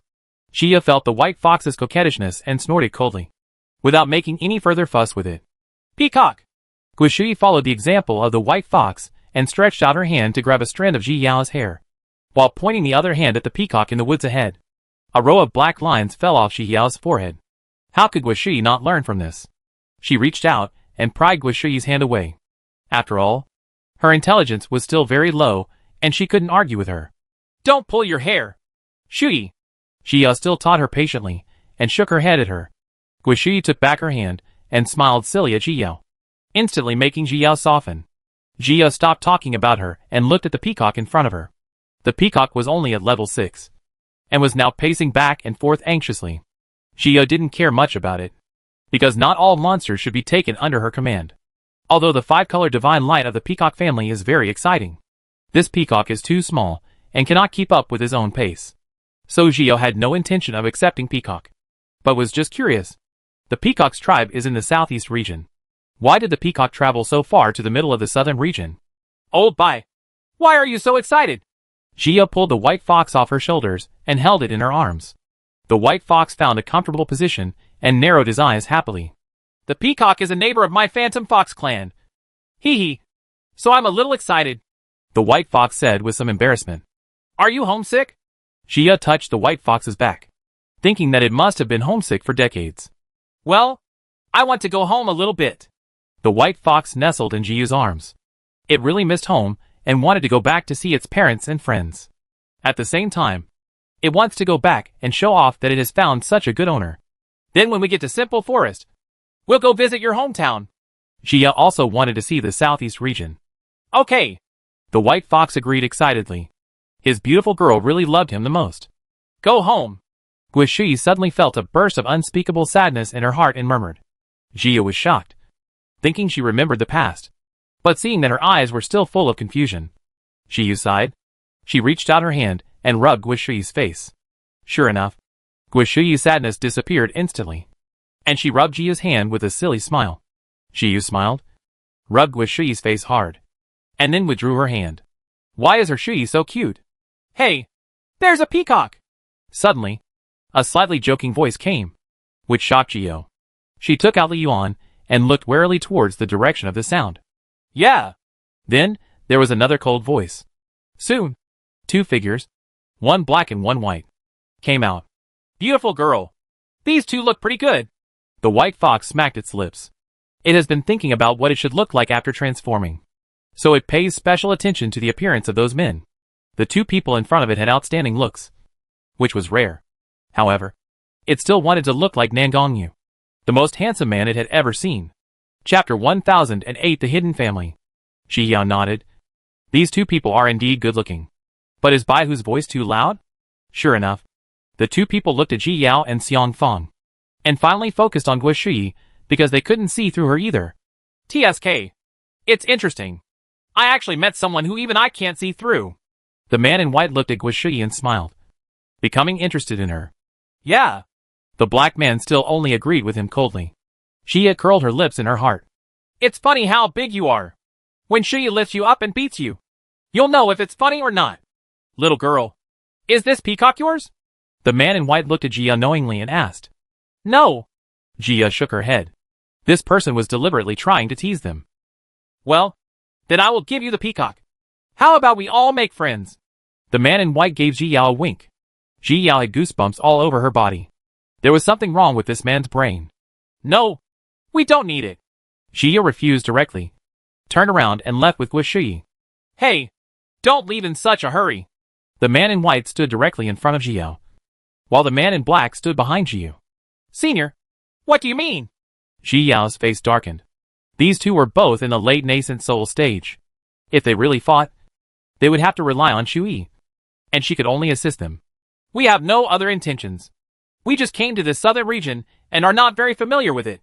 We want to make friends with you. The man in white put on a perfect smile. He and his fourth brother had just come out for training when they met someone he can't see through. It seems that the monks outside are really extraordinary, and they are not as miserable as their hermit family said. Sorry, we don't want to. Ji Yao, with Guishui beside her, felt very confident and refused directly. The man in white didn't expect to be rejected. He was in the clan, and the women wanted to jump on him when they saw him. This woman actually refused? He looked at Ji Yao carefully, and the more he looked at her, the more he realized that she was a peerless beauty. No wonder the reaction was so cold. I'm being rude. Please. The man in white immediately put away his careless demeanor and stepped out of the way like a gentleman. Ji Yao gave him a strange look. This man really seemed to be having a seizure, and he kept coming out every time he thought about it. But it was good to be able to cause less trouble. Ji Yao nodded immediately and left with Guishui. Fourth brother, we won't be bored anymore. The man in white looked at Ji Yao's hurried back, raised his lips and smiled. Yeah. The man in black still just hummed. Ji Yao, there have been gangs kidnapping female cultivators in the Southern Territory recently. If you see children, please stay out of their own business. Ji Yao heard Chi Yue's serious voice as soon as she opened Chi Yue's communication talisman. After hearing this, her heart sank. Could it be that she also met Chi Chi? She recounted what happened to her and told her to be careful. After replying to the message, Ji Yao found a cave and lived in it. Baihu was still in charge of the barbecue, while Ji Yao taught Guishui some things in the world of cultivation. Search for me. Go and have a look over there. I just saw him coming this way. He should be nearby. The sound of many people talking suddenly came from outside the cave, which made Ji Yao frown. She spread her consciousness and found that there were many monks outside, looking for something. Chapter 1009 Monk. Several monks were heading towards the cave Zia. Ji Yu stood up and looked at them through the formation. Steward Wu. There is a cave here with a formation. The monk discovered that Jiao's cave was actually equipped with a formation, which meant that there was someone inside. What? Butler Wu came over immediately after hearing this. Seeing that there really was a formation in the cave, he smiled coldly. Humph. Why are you hiding so fearfully? I didn't see you being so scared when you stole the treasure of my Wu family. Butler Wu thought of the thief, and he felt hatred in his heart. The head of the family and several elders recently went to a family meeting, but they didn't expect someone to come and steal the treasure. What the hell? The white fox came to the entrance of the cave and looked outside speechlessly. Jia frowned, seemingly misunderstood. If you don't come out, we will attack directly. Seeing that no one inside responded, Butler Wu waved his hand and planned to organize his disciples to attack. Seeing this, Jia could only take the initiative to withdraw the formation. She was not her in the first place, so she might as well take the initiative to explain clearly. You are mistaken. There is no person you are looking for here. Jia directly stated her attitude. When Butler Wu saw that it was two women, he realized that he had made a mistake. Sorry. We made a mistake and disturbed you. Butler Wu immediately admitted his mistake and hugged Jia. Nothing. Jia shook her head, having a good impression of Butler Wu. But my friend, have you seen a bald monk wearing a torn cassock? Butler Wu asked aloud. Not really. Jia shook her head. She really didn't see it. Butler Wu nodded, waved to the other disciples, and led them to continue searching. Jia returned to the cave and rearranged the formation. But when she turned around, she suddenly found a person standing in the corner. Jia was so frightened that she almost left her body and struck him with a sword. But when the sword's artistic conception struck him, he suddenly became transparent and turned into a puddle of water and slid aside.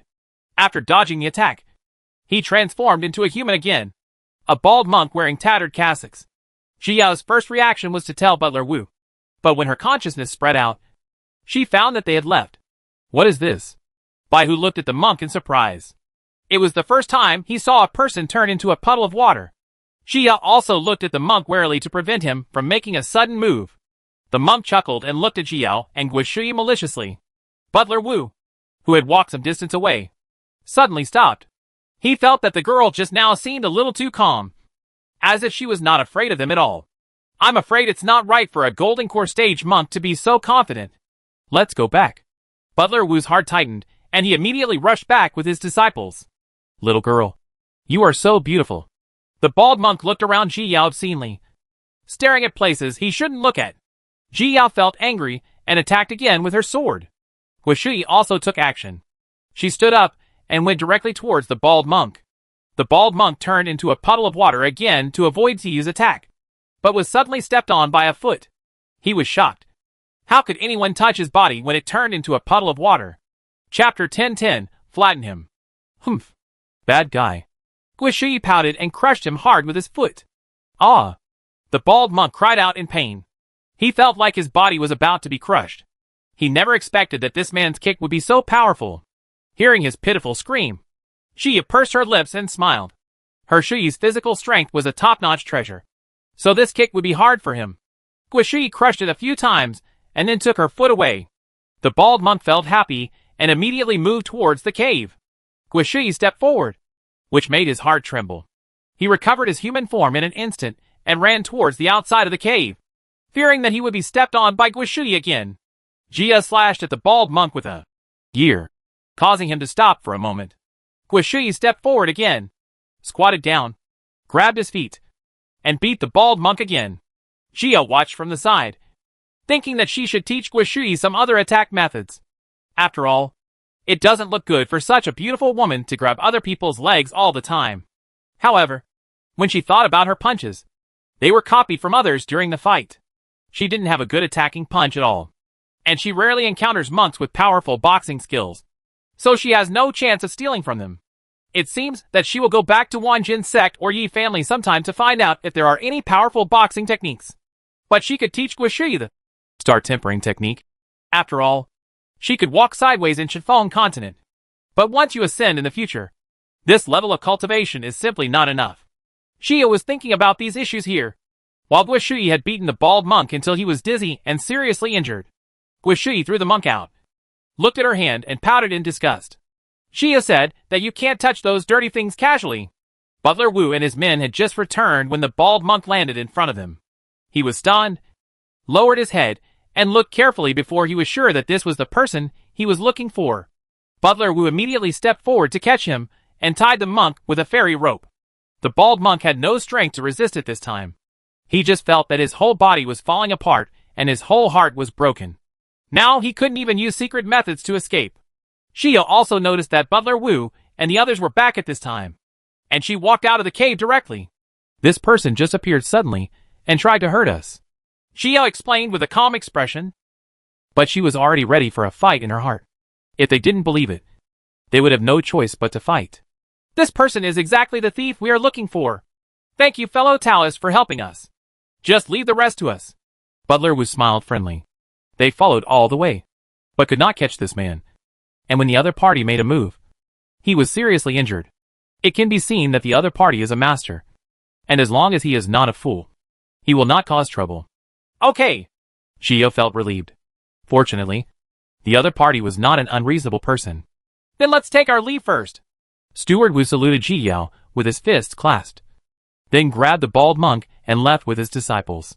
When Ji Yao saw that the matter was over, she didn't think much and returned to the cave. She called Wu Shui to her side and began to teach her the star quenching technique. Master, please punish me. This time, the treasure was lost, and it was all the fault of the old slave. Fortunately, it was finally found. Otherwise, even cutting the old slave into pieces would not be enough to offset the loss. Butler Wu knelt down in the study. Chapter 10:11 Flowing Cloud Stone. It's not all your fault. I left my second son to look after the house. But who knew he would go out and fool around again?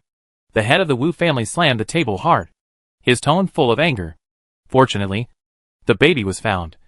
Otherwise, the foundation of their Wu family might be completely broken. He had long wanted to deal with a second child, so he just took this opportunity to completely remove him from power.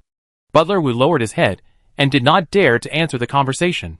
The head of the family had always been at odds with the second elder, and now he was afraid that the second elder would be seized of power. By the way, this journey of mourning requires 6 golden elixir monks under the age of 50. We, the Wu family, may have to hire foreign aid. The head of the Wu family sighed. The 3 major families in Liyun City are now becoming more and more declined. The other 2 families? Butler Wu raised his head and asked hesitantly. The 2 families are not like this. The head of the Wu family snorted coldly. Everyone can only produce 3 people. This, Butler Wu thought of the 2 women he had seen in the cave. They were very powerful. What? Do you have someone to choose? The head of the Wu family suddenly brightened up when he saw Butler Wu hesitate to speak. The 2 female cultivators who helped us recover the treasure this time seem to be in the golden core stage, Butler Wu said with some uncertainty, because he couldn't see through the other female cultivator in the cave. Is his character trustworthy? The head of the Wu family frowned and asked worriedly. If in the end, they choose to kill people and seize the treasure, it will be hard for the disciples of the Wu family to say. Old slave. I think it should be trustworthy. Butler Wu thought of Ji Yao's frank look, and inexplicably felt that she was not a bad person. Okay. Then go and try and see if you can invite her to the Wu family. Although the head of the Wu family is more like Butler Wu, he still plans to take a look before making a decision. After all, this matter is related to the development of their Wu family in the next few decades, and nothing can be done carelessly. Okay. Old slave. Let's go now. Butler Wu stood up and left the study. Early the next morning, as soon as Zhio, Gu Shui and Bai Hu stepped out of the cave, they saw Butler Wu standing outside the cave. I've met 2 fellow Taoists. Butler Wu had a kind smile on his face and saluted Zhio and Gu Shui with fists in his hands. Steward Wu. Zhio returned the greeting, and Gu Shui also imitated the okay salute. It's like this. We in Liyun City have to go to Liushan to look for something every 50 years. We have 3 major families in Liyun City, and each family needs to send 5 golden elixir monks under the age of 50 to go there. Butler Wu was a little embarrassed when he said this. He said that there were 3 major families, but he couldn't even find enough younger Jindan monks. And our Wu family happens to be short of 2 golden elixir monks. I wonder if they are interested. Butler Wu looked at Ji Yao expectantly after saying this. You can ask. Are you looking for something? Ji Yao was a little moved. She was worried about what to do, but she was a little worried. wondering if there would be any problems. Luoyun Stone. Butler Wu didn't hide much. You only need to go to Luoyun City to inquire about this. Luoyun Stone? Jia was a little surprised. It turns out that Luoyun City is really related to Luoyun Stone? She thought it was just a coincidence of names. Our Luoyun City mainly focuses on refining weapons, and among them flying magic weapons are the most common. This Luoyun Stone can greatly increase the speed of flying magic weapons, which is very important to our Luoyun City. Butler Wu was a little worried. This did not appeal to Jia. After all, it was only good for refining flying magic weapons. Chapter 1012 Luoyun City. Shushu, does this flowing cloud stone have any effect on Yunling? Ji Yao asked Shushu with some doubts. If it was useful. She thought she could take a trip. Okay, you can make that guy run faster. Shushu looked at Yunling, who was carrying the little white ball floating in the sea of consciousness, and said with a smile, But Shuyi's cultivation and age. Ji Yao hesitated. She definitely couldn't leave her alone now. Don't worry about this. Her aura has calmed down, and others can't notice it. As for her age, Amba's bone age was fixed when she died, which means she is only more than 10 years old now. Shushu wrote to Jia analyzed. Ah? Jia was a little surprised. She was only more than 10 years old. But since Shushu said it, it doesn't matter.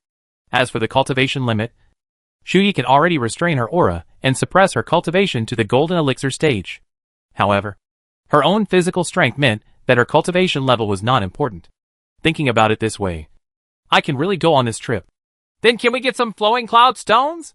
Jia asked directly about her purpose. Of course it's possible. Our reward is 1% of the Luoyun stone we get. At the same time, everything we harvest along the way belongs to fellow Taoists. We only want the Luoyun stone.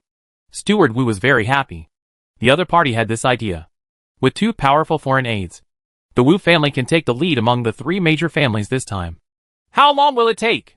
Shio has not forgotten her agreement with Li Jingwen. About a few months. Butler Wu answered quickly. Okay. Shio nodded. She was indeed somewhat interested. However, she still had to inquire about the situation after going to Luoyun City, so as not to be tricked by him. Okay. Okay. Two fellow Taoists, please follow me back to Wu's house first, and then set off in 2 days. Butler Wu happily led Jio and the others. Ji Yao led with Shi and followed him, rushing towards Luoyun City. Shi Yao arrived at the Wu family. Butler Wu arranged a guest room for them and hurriedly reported to the head of the Wu family. The head of the Wu family received the report and planned to observe these two people in the next 2 days. In the remaining 2 days, Jiu walked around Luoyun City and inquired about the situation, and found that Butler Wu was indeed not lying. But we still can't take it lightly. It's possible that they kill people and silence them in the end. Early in the morning on the 3rd day, Shio was invited to the living room by Butler Wu and met the head of the Wu family for the first time. I've met Senior. Jia cupped her fists and saluted. There is no need to be polite. My little friend has such cultivation at such a young age. He is really a young talent. The head of the Wu family was already surprised when he first observed them. He knew at a glance that they were disciples from a big family. I'm afraid I really don't like their flowing cloud stones. Jia stood up straight, just pursed her lips and smiled, but said nothing. This trip to Liuzhou depends on you. We must step on those two families. The head of the Wu family felt very uncomfortable when he thought of the increasingly close relationship between the two families. Yes. The 3 golden elixir monks from the Wu family responded loudly, their voices full of ambition and pride. Okay. You go ahead. The head of the Wu family waved his hand. Butler Wu led Ji Yao and others towards the teleportation array in Luoyun City. About a quarter of an hour later, several people stopped outside an attic. Chapter 1013, Acquaintance. Butler Wu led several people into the attic, and Ji Yao found that there were already many people inside. There were several acquaintances among them. One was Brother Ming, next to the female cultivator who wanted to buy the white fox. And the other 2 were the 2 male cultivators who met the peacock. However, these 2 people also hid their cultivation, and they didn't know what they wanted to do. Fellow Taoist? When Jin Ming saw that it was Ji Yao, he suddenly felt happy and walked to Ji Yao in a few steps. I don't know you. Ji Yao took a few steps back and distanced herself from him. She now represented the Wu family and could not have any contact with him. In her consciousness, she could already detect the somewhat suspicious expressions of the Wu family disciples. Jin Ming paused and his face suddenly turned red. He felt that he was really embarrassed at this time. The man in white taunted lightly, and looked Jean Ming up and down. How dare you talk to that, little pepper, like this? Ahem. Fellow Taoist Yi. This is the teleportation array, which can lead directly to the stream. I can only send you here. Butler Wu interrupted the awkward atmosphere, and pointed to the teleportation array inside. Okay. Xia nodded and looked at the teleportation array. Everyone is here. Let's go then. The boss of the attic opened the door, in front of the teleportation array, when he saw everyone was here. Xia took Guishui and stood in the teleportation array together. And the others also stepped in. The boss directly activated the teleportation array. And a group of people disappeared in the blink of an eye. Xia felt as if she had been riding in a teleportation array for a long time, which made her soul feel a little uncomfortable. Not only her, but also other Jindan disciples. Only they had no sense of hiding their cultivation. What? Are you feeling uncomfortable? Do you want me to lean on you? The man in white stood beside Ji Yao and extended his arm to Ji Yao. When Jia raised her head, she saw the man in white looking teasingly in need of a beating. Ha. Gio stared at him speechlessly. I mean well. The man in white spread his hands and smiled casually. Gio turned her head and ignored him. Although this man looked good-looking when he smiled, he was too narcissistic. She was afraid that she could not help but destroy his face with a punch. Seeing that Ji Yao didn't take the bait, the man in white had a better impression of her. The man in black glanced at the smile of the man in white and felt it was very dazzling. He glanced at Ji Yao again, with murderous intent emerging in his eyes. Ji Yu suddenly shuddered and rubbed her arms inexplicably. She looked up and looked around, but found that everyone was looking away and no one noticed her. Is it my own illusion? Jia was a little skeptical, but her intuition had always been very accurate. Maybe someone was really trying to figure her out. She glanced at the man in white next to her and snorted in her heart. This man had the most motives. It seemed that she had to be on guard against him. After another quarter of an hour, the teleportation array finally stopped. Before several people could get out of the teleportation array, they were thrown out by the teleportation array. Everyone hurriedly stabilized themselves so as not to embarrass themselves. As soon as everyone came out of the teleportation array, they immediately divided their families into camps. In addition to Ji Yao and Guishui, the remaining two men in the Wu family are both in the middle stage of the golden core. Two of the Jin family are at the peak of their golden elixir. Two are at the late stage of their golden elixir. And two are at the middle stage of their golden elixir. The Ning family, on the other hand, has two nascent soul stages with hidden cultivation levels, and three late golden core stages. From a superficial point of view, the Wu family has the worst overall strength. But with Shui here, one is worth 10. Jia thought with some pride. Chapter 1014 Divine Soul Attack. Now that we have arrived at Liusheng, we will separate first and gather here in 3 months to return to Luyun City together. As for how many Luyun stones we can obtain, it depends on our individual abilities. Jin Ming said and looked at Ji. With one glance, Yao took the Jin family and left in a random direction. The Ning family members paused, thought about the direction, and then left. The man in white walked a few steps, then suddenly turned back and blinked at Ji Yao. Jia couldn't help but rolled her eyes, but the corners of her mouth curved slightly. The man in black turned his head and looked at Ji Yao. Ji Yao noticed the gaze and looked back at him. At this moment, whirlpools suddenly appeared in his eyes, trying to suck in Ji Yao's soul. It's just that Ji Yao's soul defense was not affected at all, which he could break. The man in black stared at Ji Yao in surprise.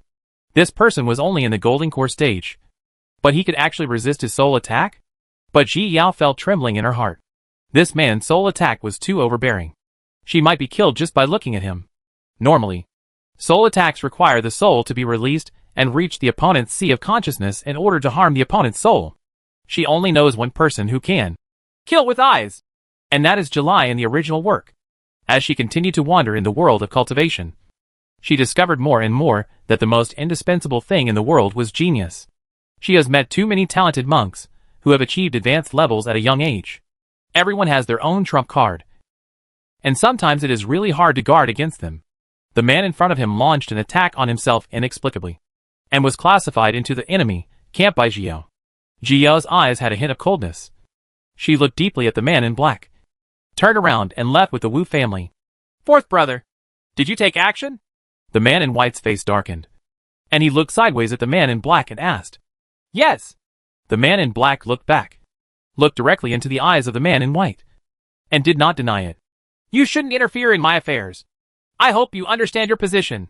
The man in white showed an unusual coldness on his face, turned around and left. The Yuan family was able to accept their mother and son only because of his talent. This time, he came out just as his guard. Do you really think that calling him fourth brother really makes him qualified to mind his own affairs? The man in black looked at the back of the man in white, held his hand, then loosened it, and then held it again. One day, I won't be looked down upon by the people of the Yuan family. One day, he, Yuan Zhan, will not be able to escape from his grasp. Xiao was not familiar with Liu Shang, so she could only follow the Wu family disciple honestly. Gui Shui followed Xiao, holding one of her hands and looking around curiously. Liu Shang is a broken little world. Not complete. There is no wind, no clouds, and no night here. There is only the red sun hanging in the center. Fellow Taoist Yi, this Luyan stone appears in a different place every time, so we can only try our luck. Wu Shi, a disciple of the Wu family, came to Ji Yao and said, among them, Ji Yao has the highest cultivation level. As for the other person, he can't see through it. Luyan stone likes water the most. We can go to a place with water first to have a look, Ji Yao suggested, remembering the records about Luyan stone. Chapter 10-15 Fish School. Yes, it's just that there are rivers and ponds everywhere. Wu Shi took out the map and handed it to Ji Yao. Xia took a look, and sure enough, there were water sources marked everywhere on the map, and it was really hard to find them. Then we can only try our luck. Xiao handed the map back to Wu Shi, but found that she didn't seem to have that kind of luck recently. Come to think of it, the luck bonus has expired. But this is normal. If you can always have great luck, then most monks must be crazy to plunder other people's luck. Wu Shi nodded and started walking towards the nearest place. Before setting off, the head of the family specifically told him that if there were no problems, he would just listen to fellow Taoist Yi. It's just a matter of safety or the interests of the Wu family, so the three of them don't need to care about their opinions. All in all, everything is based on the interests of the Wu family. Not long after, Xiao came to the first pond. This pond is full of lotus flowers, with dragonflies hovering above them, and frogs croaking on the lotus leaves. Xiao radiated her consciousness, but it was blocked when it came into contact with the water. It seems that this place restricts spiritual consciousness. Xiao frowned. She couldn't see the situation underwater at all. It might be dangerous to enter the water rashly. She took out a spiritual stone and threw it towards the pond. There was nothing unusual about the spirit stone. It fell directly into the pool. Fellow Taoist Yi, the water sources here are isolated from spiritual consciousness, and some of them are opportunities, and some are dangers. Wu Shi's expression was not very good. Unknown dangers are often the most terrifying, because there is the possibility of being in the water. In an instant, he will disappear from this world. Yes, Xiao nodded. Opportunities and dangers have always coexisted. In fact, sometimes life is interesting because it is full of dangers. This is especially obvious in the world of cultivation. Shui, do you want to stay up there or follow down? Facing the unknown situation, Xiao instinctively didn't want her companions to take risks. Go! Gui Shui clutched Xiao's sleeves tightly, fearing that she would abandon her. Okay, let's go down together. Please pay attention to safety, Xiao asked worriedly, completely forgetting that her cultivation level was lower than Gui Shui's. Yes. Gui Shui nodded obediently and stayed close to Xiao. Xia took out 2 waterproof beads and handed one to Gui Shui. The two of them held it in their mouths and jumped into the pond. Wu Shi waved to the other 2 people and jumped in. As soon as she landed in the pond, Xiao found that there were schools of fish everywhere. Be careful! Xiao looked at the swarm of fish and immediately threw out a thunder net. She slashed towards the center of the school of fish with a sword, breaking the sky. Gui Shui punched the fish in front of her, causing the entire pond to fluctuate violently.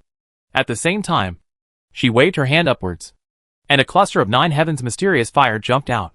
She rode in the direction of the fish, and the 9 heavens mysterious fire suddenly turned into countless flames, each flame aiming at a fish and attacking forward. The 3 members of the Wu family also used their own unique tricks to deal with the dark shoal of fish. These fish all have sharp fangs, and each fish's eyes are blood red, making these fish look extremely ferocious. Both the thunder and fire attributes caused great damage to the fish. After a while, more than half of the fish were lost, and most of them were burned to death or struck to death by lightning. Ji Yao glanced at Gui Shui's Nine Heavens mysterious fire with some envy. Chapter 10:16 Challenging Genius. My chaos heavenly fire is still very small at present, and there is little chance of promotion. As for Gui Shui, she is a drought demon. The Nine Heavens mysterious fire has been with her for tens of thousands of years, and is now very mature. The dead fish fell one after another, and sank to the bottom of the pond, while the remaining fish were frightened by the attacks of several people, and dispersed in twos and threes. Jiao did not dare to let down her guard, and her spirits were extremely tense. They slowly swam to the bottom of the pond. The bottom of the pond was covered with fish carcasses, and it was impossible to see whether there were drift stones. Jiao could only take out a storage bag and put all the fish corpses in it. Soon, she saw a milky white stone on the ground. Flowing cloud stone, the female disciple of the Wu family exclaimed, then realized that she had overreacted and coughed a little embarrassedly. In the past, she had only seen flowing cloud stones collected by others, but this was the first time she encountered flowing cloud stones. Fellow Taoist Yi, Sure is very talented in refining weapons. It's hard to avoid being a little excited when seeing this thing. Wu Shi glared at the female disciple and smiled at Ji Yao. Wu Shi's appearance really embarrasses the Wu family. Those who didn't know better thought he had never seen Liyun Stone before. He is already a monk at the Golden Core stage, yet he still doesn't care about his image. She's very cute. She didn't care.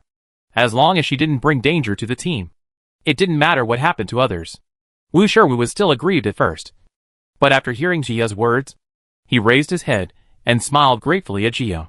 Since she was a child, she was directly trained by her family because of her talent for weapon refining. She spent most of her time refining weapons, and these experiences were all new to her.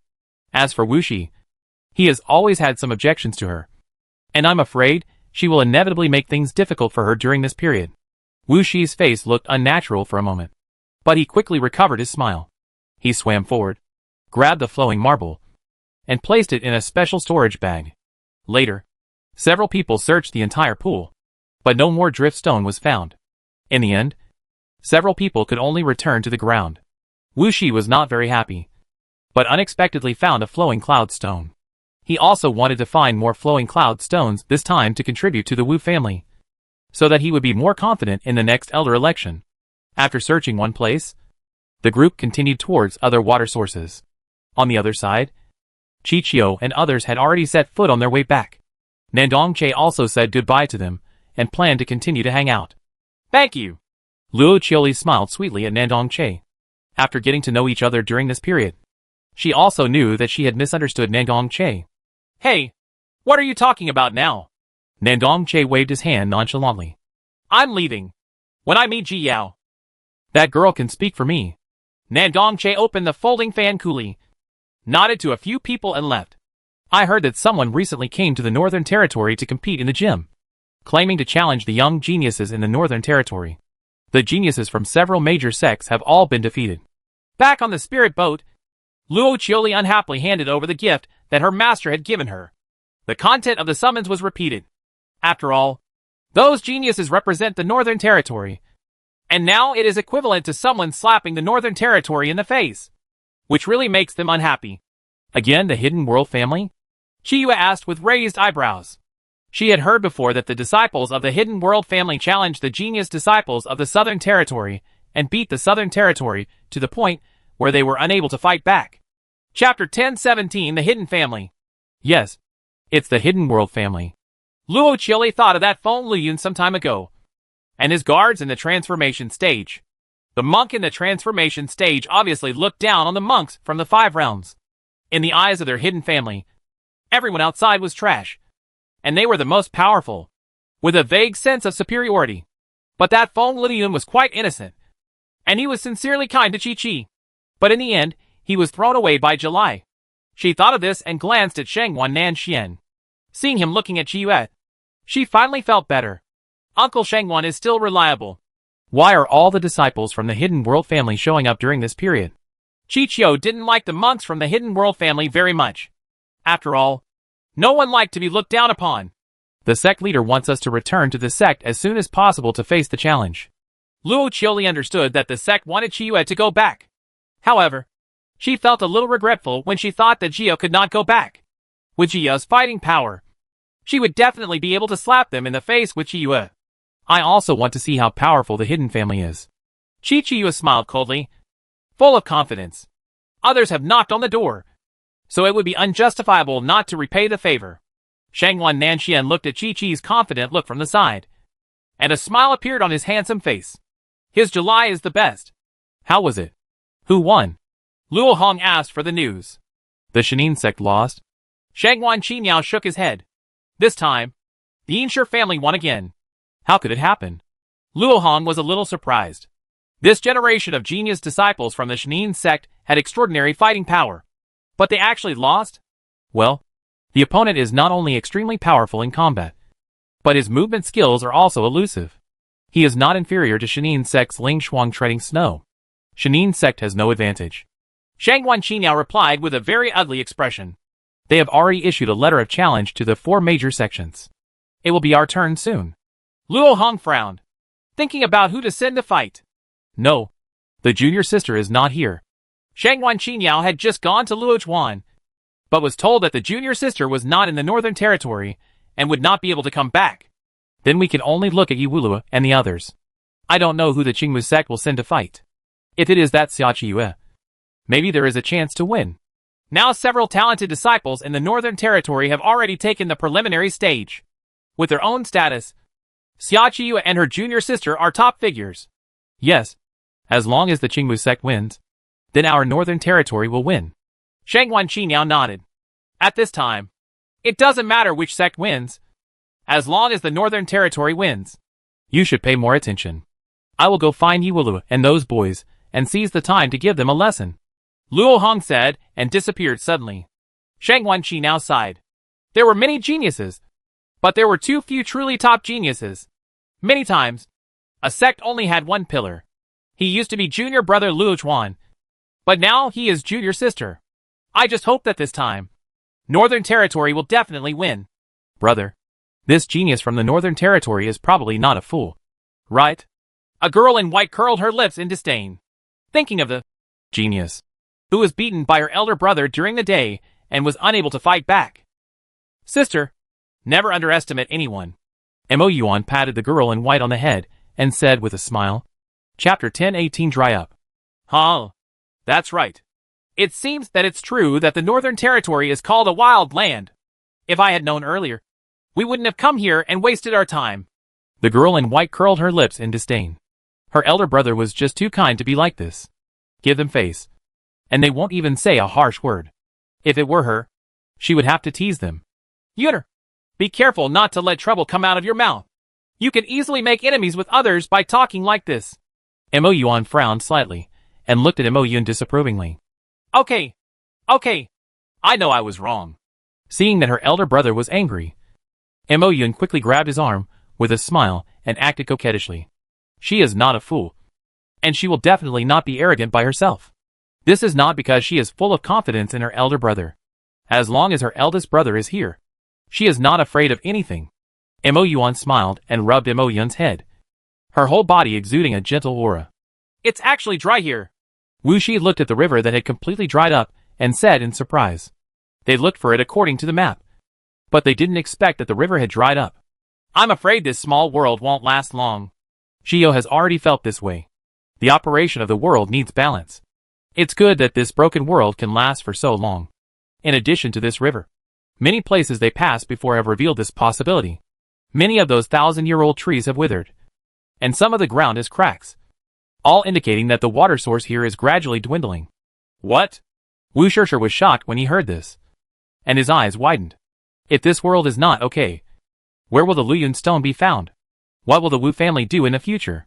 Wu Shi had already thought of it, which strengthened his determination to bring more flowing cloud stones back this time. They searched several ponds before, and now they have found more than 10 pieces of drift stone. And the dangers encountered along the way were not very dangerous, and it was very smooth.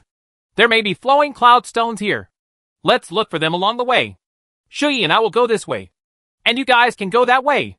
Shio looked at the river and couldn't see the end at a glance. Division of labor and cooperation are the best. Let's do this. Let Shishir follow you. Wu Shi smiled, but he was not worried about Ji Yao and the other two. What if they take it for themselves? It still makes people feel more reassured. Shio glanced at him and nodded. She understood the reason for his arrangement, but she still had a bad impression of Wu Shi. Wu Shishir walked to Jiyu's side in a few steps. She didn't want to be with Wu Shi and the others. Ji Yao took Wu Shi and turned around to search upstream of the river. Wu Shirwu hurriedly followed, keeping his eyes on the river, fearing that he would miss any floating stone. Wu Shi watched Ji Yao and the others for a while, and finally took another disciple to search downstream. Brother 11, are you worried about them? Wu Shiba looked at Wu 11's not-so-good expression and asked with some certainty. Well, these two people appeared suddenly after all. Who knows what their purpose is? And look at the woman next to her. She completely covered her aura, and nothing can be detected. There is something wrong with it. Wu 11 has always been a little concerned about Gu Shuyi. After all, he is a little worried about people who can't see through her at all. Hey, don't worry. Head of the family, why do you have to think so much? Wu Shiba patted Wu Shi on the shoulder and said, Chapter 1019, Pulling the Seedlings to Encourage Growth. You don't understand. Wu Shi took Wu Shiba's hand away, not wanting to say more to him. So he turned around and started searching intently. How could these people understand my own ambitions? Wu Shiba curled his lips. Who in the entire Wu family couldn't see what Wu Shi was thinking? But maybe he can really become the elder of the Wu family. It seems that he should seize the opportunity and hold on tight. Jia on the other side searched for about a kilometer and finally saw a flowing cloud stone. I'll go! Wu Shishir was excited as soon as he saw the Luyun stone and couldn't wait to jump in. Wait! She only had time to shout before she saw that Wu Shirwu had already jumped down. Ah! Wu Shishir had just jumped in, and a gap suddenly opened in the dry river bottom. A crocodile suddenly appeared, opened its mouth, and bit Wu Shishir's leg. The incident happened so suddenly that Wu Shirwu didn't react at all. He only shouted in pain. Ji Yao immediately rushed forward and struck the crocodile in the head with her sword. The Kendo concept directly blew a bloody hole in the crocodile's head, and it died instantly. Wu Shirwu quickly pulled out his leg, and when he looked down, he found that he had been poisoned, and the blood flowing out was black. Ji Yao picked up the flowing cloud stone and immediately took Wu Shirwu ashore. She took out an antidote pill and handed it to Wu Shirwu. Thank you.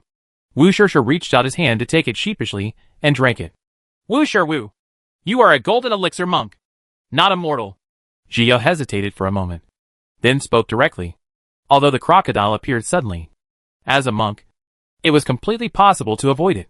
Even if you are bitten, you should fight back immediately instead of shouting stupidly. I'm sorry. Wu Shirwu knew that he had dragged Ji Yao down, and he lowered his head very guiltily.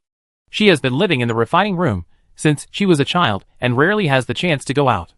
The family seems to only care about whether they can refine weapons and not about their combat prowess. She has always known her problems, and she once wanted to go out and have a career. But in the end, she was kept by her family. This time, I really couldn't make up the numbers, so I let myself out. Did you take the elixir to advance? Ji Yao had long wanted to ask, because she found that Wu Shirwu's foundation was not stable. Well, it's because my cultivation level is too low to keep up with my talent in weapon refining. Wu Shishir lowered his head. So the Wu family forces you to advance? Or do you want to advance yourself? Ji Yao said with a pity in her tone. It's my family, but my family is very good to me, so that I can refine better magic weapons and live longer. Wu Wutian said seriously. Ji Yao frowned. There was such a family. For the sake of the family's interests, he encouraged his disciples, causing their potential to disappear. And in the end, he could only become an ordinary monk, unless she encounters some special opportunity to help her rebuild her foundation. Wu Shirwu is destined to be unable to ascend. Ji Yao felt quite disgusted when she thought of the head of the Wu family. The Yi family would never do this kind of thing to a disciple. They usually help the disciples improve their qualifications, but never encourage them to grow. Get up quickly. We have to continue the search. Ji Yao stretched out her hand in front of Wu Shirwu. Since she thought this was good, she didn't need to say anything. After all, everyone has their own choice. Chapter 1020 Return to the clan. Ji Yao pulled Wu Shishir up and finally gave a reminder. If you want to live a good life, cultivation alone is not enough. After saying that, Ji Yao and Gu Shi went upstream, leaving Wu Shishir to follow Ji Yao slowly. Wu Shirwu took a deep breath and determined to train himself for the next search. She pursed her lips, clenched her fists, and chased after him. A month later, Chichio and others finally rushed back to Qingmu's sect. During this period of time, they didn't stay even for a moment. They traveled day and night. As soon as they returned to Qingmu sect, they were called to the sect leader's study. You're back? Yi Xiao didn't look too good. During this period, all the famous young geniuses in the Northern Territory were challenged, and everyone ended in failure. Yeah. Chi-Chi had already heard some news on the way back and understood the reason why the sect master was like this. You should rest for 2 days. I believe he will have got the news as soon as you come back. He should come to challenge you in 2 days. Yi Xiao thought of the disciple of the hidden family named Mo Yuan, and had to admit that that boy was indeed very nice. He is extremely talented and humble. If they hadn't met by this chance, they would have admired such a junior. Let him see the power of our Northern Territory. Yi Xiao believed in Chi-Chi's strength, and knew that this disciple's luck has always been very good. This kind of disciple who is protected by the law of heaven, and is diligent and hardworking can definitely replace him. They won back the Northern Territory. Disciple will do his best. Chi-Chi agreed. She had a competitive temperament in her previous life. Otherwise she would not have been able to sit in such a high position in the killer camp. In this life, she has hidden this trait for a long time. Now that the challenge has come, her passion has been awakened again. Go! Yi Xiao looked at Chi-Chi, who was full of fighting spirit, nodded with satisfaction, and waved for them to go down. After the 3 people left, they each returned to their own mountain peaks. Don't be stressed, and have a good rest. Shangguan Nanxian looked at the slightly tired Chiyue, and suddenly wanted to hug her for a while. Well, Master, you should also have a good rest. Chi-Chiyu nodded, went straight back to his room, lay down on the bed, and fell asleep. Shangguan Nanxian stood outside the house and watched for a while, confirming that Chi-Chi was asleep, and raised the corners of his mouth slightly. Being able to guard Chiyue silently like this makes him feel happy from the inside out. Xia on the other side had already searched the river this month, and then searched several ponds, and found a total of more than 30 drift cloud stones. They never joined Wuxi and the others, but chose to act on their own. And Wu Shiwu has also changed a lot now. Xiao has been training her intentionally, asking her to step forward every time she encounters danger, and she will take action when there is real danger. By now, she was able to quickly react to danger and fight back. Wu Shiwu was very grateful to Xiao, and now he has become a little follower. Hey, Xiao looked at the formation that appeared in front of her and exhaled in surprise. I just saw that this place is a canyon. Why did a formation suddenly appear when I walked into it? Xia radiated her spiritual consciousness, and found that the other end of the canyon could not be seen at all, and was determined by this formation. Let's be careful. Xia looked serious and told the other 2 people. I know. Wu Shishi nodded quickly, and watched his surroundings warily. Chapter 1021, Liberation. After Xiao made sure that no one was around, she began to decipher the formation in front of her. The formation in front of you is a 6th grade formation, and it will take a long time. An hour later, Xiao was barely able to figure out the complete solution. At this moment, someone else arrived. Xiao looked back and saw the 2 male cultivators, one black and one white. But there was no one from the Ning family beside them. Little Pepper, what are you doing? The man in white came to Xiao and squatted down, pretending to be curious, and asked Xiao. Remove the formation. Xia glanced at him and continued to resolve the formation. She could feel that this person had no ill intentions towards her at the moment. You know how to break up the formation? Yuan Zhan, the man in white, naturally knew that Xia was breaking up the formation, just to strike up a conversation. Can you shut up? Xia glanced sideways at him, chirping beside her, interrupting her train of thought. How could she resolve the situation? Oh! Yuan Zhan shrank his neck. This little pepper was really choking. Of course Xiao knew that the other person's fearful expression was just fake, so she just looked at him speechlessly and continued to move. Yuan Zhan held his chin at the side and looked at the beauty's serious look with admiration. The more he looked at it, the more he thought little pepper was really pretty. Why didn't I notice it the first time? Yuan Zhan stared at Xiao with a smile on his face. But Xiao didn't notice her at all. When Wu Shiwu saw Yuan Zhan's appearance behind him, his face turned red. Are all male cultivators so bold nowadays? I don't know how to restrain myself. The man in black clenched his hands tightly and looked at Xiao from behind, trying to figure out what she had that deserved Yuan Zhan's special attention. Perhaps because his eyes were too sharp. Guishi sensed something was wrong and stood behind Xiao, pouting and glaring at the man in black. The man in black withdrew his eyes and turned his head away. Huh? Guishi snorted coldly, pouting and squatting next to Xiao. She couldn't understand the formation. She could only see a bunch of messy lines intertwined together. A quarter of an hour later, Gia finally figured out the method. She took out dozens of spirit stones and began to embed them into the formation in order. The formation in front of him flickered with light and then disappeared. The corner of Yuan Zhan's mouth curled up. Xiao Chili was really powerful. He could unlock the 6th level formation at such a young age. Okay, let's go in. Gia stood up and clapped her hands. Fortunately, she was a monk. Otherwise, her legs would have been unable to hold up after squatting for so long. She sent out her consciousness, but still didn't notice anything on the other side of the canyon. She could only hold the Yuan tightly and walk in cautiously. Hey, I want to go ahead. Yuan Zhan walked to Ji Yao in a few steps, turned around and smiled provocatively at Ji Yao. No matter how powerful Little Pepper is, he is still in the late stage of golden elixir, so it is better not to take risks in the front. Ha. Please do as you please. Gia really thought that this person wanted to go ahead for a chance or something. But it's nice to have someone in front to block danger. Then you should follow suit.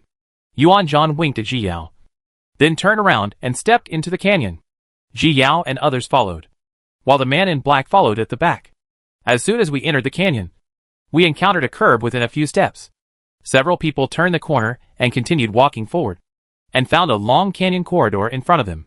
Gia looked up and found that the gap above her head was very narrow, even narrower than the corridor below. Chapter 1022 Fragrance. Both sides of the canyon were covered with mountain walls. Bare. Not even a bit of moss. Not to mention a weed. The same is true for the corridor. There are only stones along the way. Several people were walking along the corridor. Suddenly, a huge boulder suddenly fell from the top of the mountain. Several people immediately stepped back to avoid the falling rocks. Boom! The stone hit the corridor, denting it directly. Dust flew everywhere, and there were even a few cracks along the surrounding area. Gia looked at the cracks that appeared under her feet and smacked her lips. This falling object might kill someone. She took out a defensive spiritual umbrella from her storage ring, and after enlarging the umbrella, it covered her, Gui Shui and Wu Shiwu. Can I hide for a while? Yuan Zhan had false fear on his face and wanted to hide under Ji Yao's umbrella. Get out! Ji Yao gave him a false kick. Could this man's expression be any more fake? Eccentric! Yuan Zhan snorted coldly, turned his head angrily, and then walked forward. It's just that his heart has been waiting for Ji Yao to call him. It's a pity that Ji won't care about him. After all, he's not sure whether he's an enemy or a friend. So how can he look for trouble on his own? After walking for a long time, Yuan Zhan felt frustrated when he saw that Ji Yao still had no intention of calling him. For a person like him, who has always been praised by others when he was growing up, suddenly someone did not buy his account, which made him begin to doubt his own charm. He snorted in his heart. Pepper will definitely discover his excellence. Ji Yao had no intention of paying attention to him, because the further she walked inside, the more she felt that the environment was starting to become colder. Why is it so gloomy here? Wu Shiwu rubbed his arms and swallowed nervously. The light in this corridor is getting narrower and narrower. The air is getting more and more humid, and the atmosphere is quite depressing. I always feel that something is wrong here. Xia also felt that there was something abnormal here. There was a familiar atmosphere here, but she was sure that she had never been here before. Yuan Zhan's face became serious at this time. The further he walked in, the faster his heart beat. The man in black also noticed something was wrong from behind, and all his attention passed directly through Ji Yao and the others, and was placed on Yuan Zhan. He also wants to protect Yuan Zhan from harm. Smells. Gui Shui sniffed and suddenly smiled at Ji Yao. Fragrant? Ji Yao was stunned when she heard this. What is the thing that can make Hanba feel fragrant? Ji Yu suddenly had a bad premonition. It seemed that there might not be any chance here, and maybe something bad would appear. Where's the fragrance?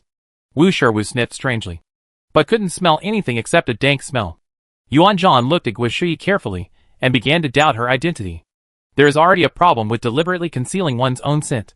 But if you still say it smells good in this environment, it is definitely not normal. Jia moved slightly, blocking Yuan Zhan's gaze.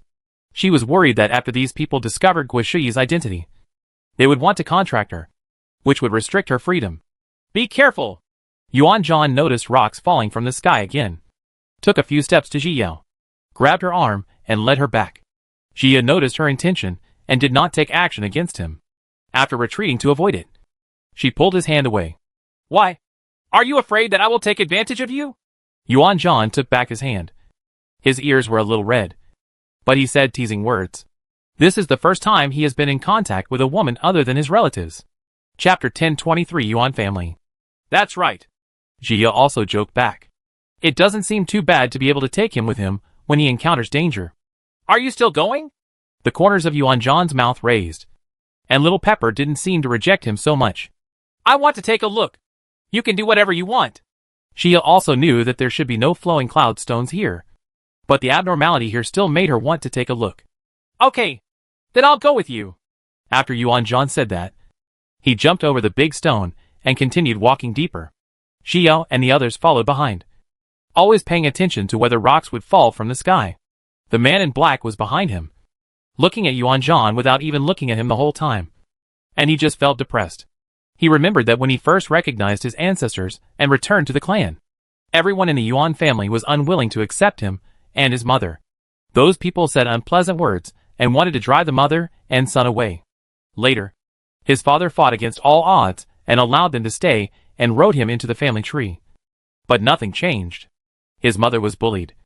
And he was bullied too. No one looked down on them. Once when he was beaten to death by those Yuan family members, Yuan Zhan appeared.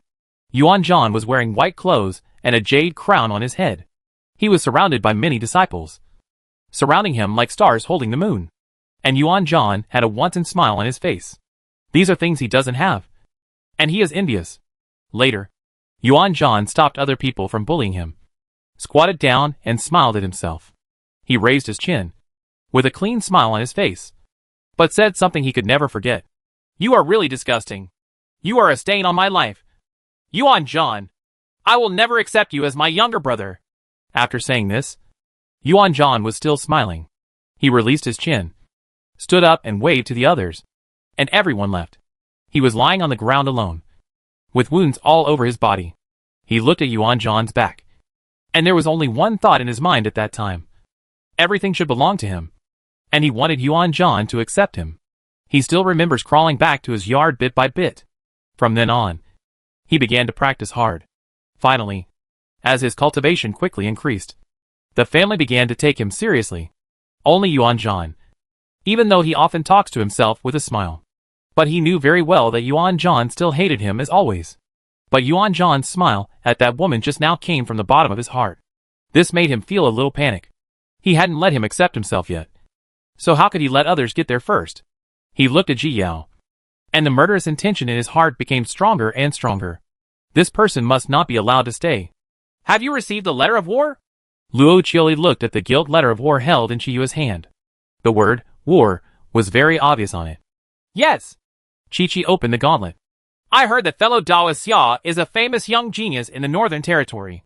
So I will pay a visit tomorrow and want to have a discussion with fellow Dao Xia. Mo Yuan submits. A clear voice came from the war book. Isn't this man as domineering as the legend says?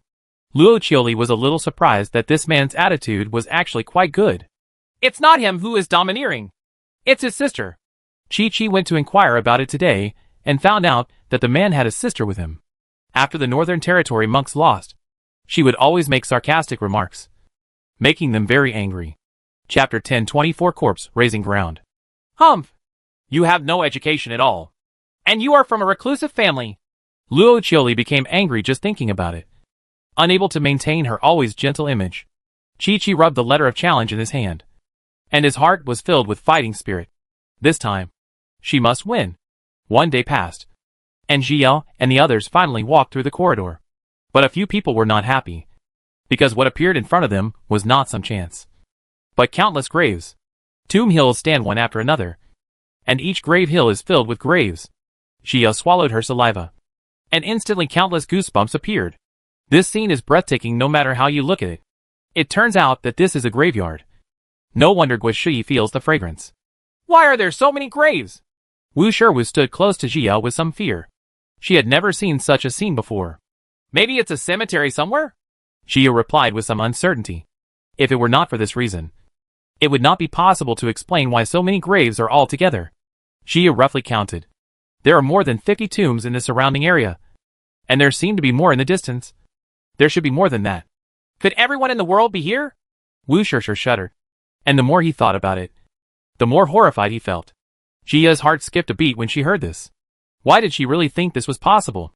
If it is true that everyone in the world is buried here, the reason is simply unimaginable. This place is a bit like a place to raise corpses. Yuan Zhan came to Ji Yao and expressed his guess. He has also studied feng shui a little since he was a child. And he knows that certain special terrains can raise corpses. So he can raise his own puppet corpses. He had seen these related records in the family's collection of books. In ancient times, there was a corpse control sect that was specifically designed to do this.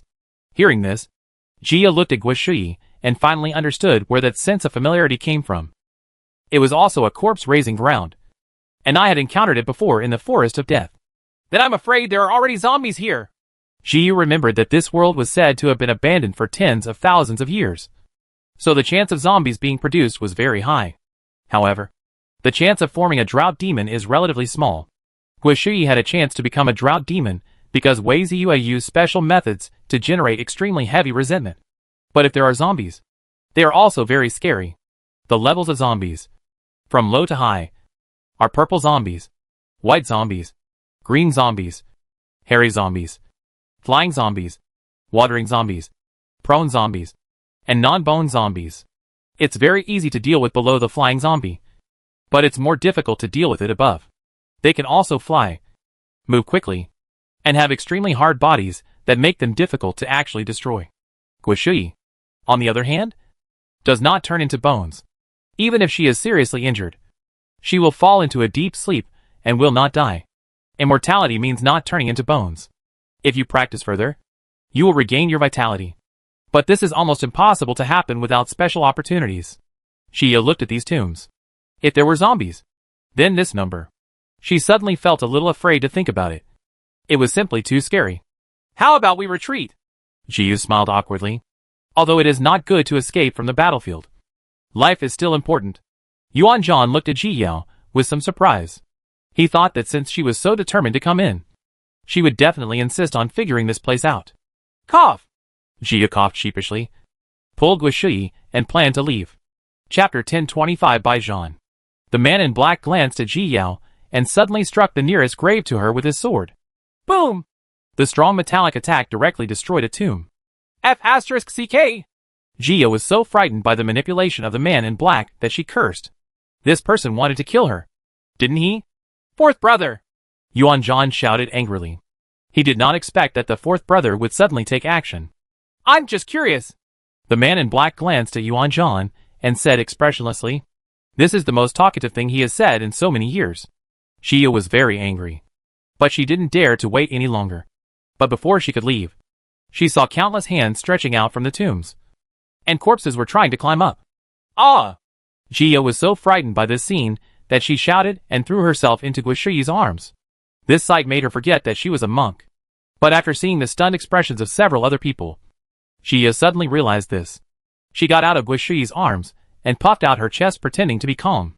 She's not afraid. Absolutely not. Don't leave. Just get rid of them. Yuan Zhan looked at the zombies that were about to crawl out and glared at the man in black angrily. If they leave, and just leave these zombies here, it is likely that they will open up other graves in a short time. At that time, even he didn't dare to think about that scene. Okay. Jia nodded. She also understood the seriousness of this matter. She slashed at the zombies crawling out with a sky-breaking strike, and the strong thunder attribute swordsmanship forced the zombie that had just crawled out again. Both thunder and fire attributes have a restraining effect on zombies, and they will be instinctively afraid. Jia also released the Chaos Sky Fire and let it circle around the graveyard to prevent zombies from getting up. Yuan Zhan had a single ice spirit root. He waved his hand, and countless ice knives suddenly fell from the sky and plunged into the zombies. Ji Yao glanced at Yuan Zhan in surprise, not expecting that he was being Ling Jin, because the monks with ice spirit roots will have their character affected to some extent and become colder, just like monks with a single fire spirit root. Most of them have a hot temper, but everything has its surprises, and this guy is one of them. Those zombies were struck by ice knives and made some strange noises. Just by hearing this voice, Ji Yao knew that there were some low-level zombies inside. Otherwise the ice knife would not be able to hurt them at all. She drew out a thunder net and enveloped the entire tomb, sealing the tomb tightly. Soon, A zombie got up. It was a white zombie. It staggered up from the pit and tried to stand upright. But it directly touched the nine heavens' divine thunder. Shichichi! Its body began to be corroded. And it howled in pain. The zombies got up one after another.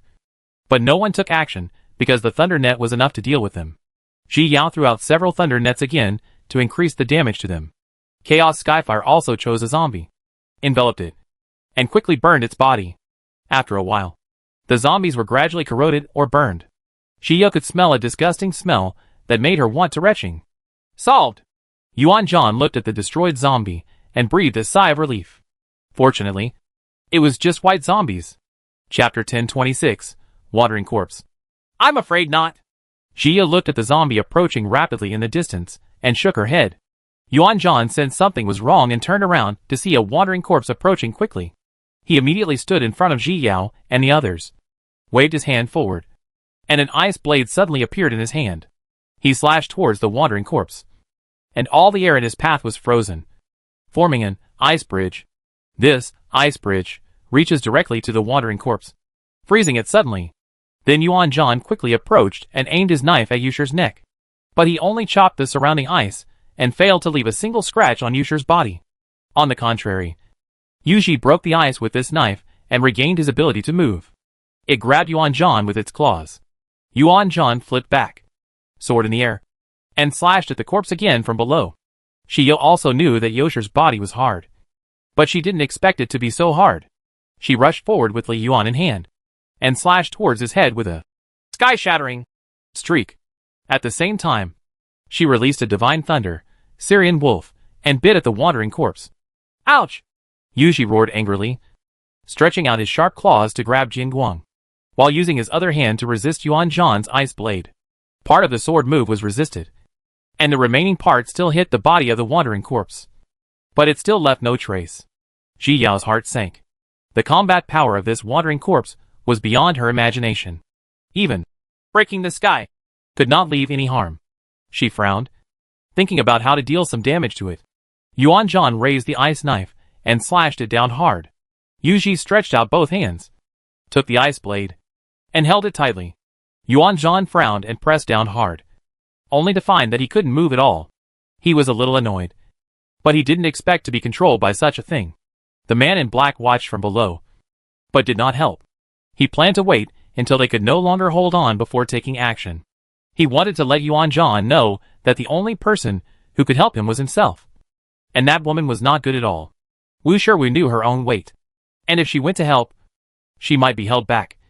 So she looked at Jia nervously, praying in her heart that nothing would happen to Jia. Wu Shui stood there stupidly, not looking at Jio and the wandering corpse at this time. At this time, a thought was trying to control her. Although Wu Shui didn't understand it, she resisted instinctively, but in the end, she still failed. The opponent's spirit was not comparable to that of her, a talented and intelligent drought demon, controlling Wu Shui with her thoughts. She flew towards the depths of the tomb. Shui! Jia suddenly panicked when she saw Wu Shui flying there. She wanted to catch up, but she felt an attack coming from behind. Jia twisted her body and managed to avoid the claws of the wandering corpse. At this time, Yuan Zhan and Yu Zhan had exchanged no less than 20 moves, but they still failed to gain the upper hand. While Jia was thinking about countermeasures, she was worried about Wu Shui. Wu Shui had been following her closely for such a long time, so it was definitely not normal to leave suddenly. The wandering zombie's main attack is its claws. Its claws contain corpse poison. Once poisoned, the monk will gradually lose his spiritual power and eventually be assimilated into a zombie. And the antidote is that zombie.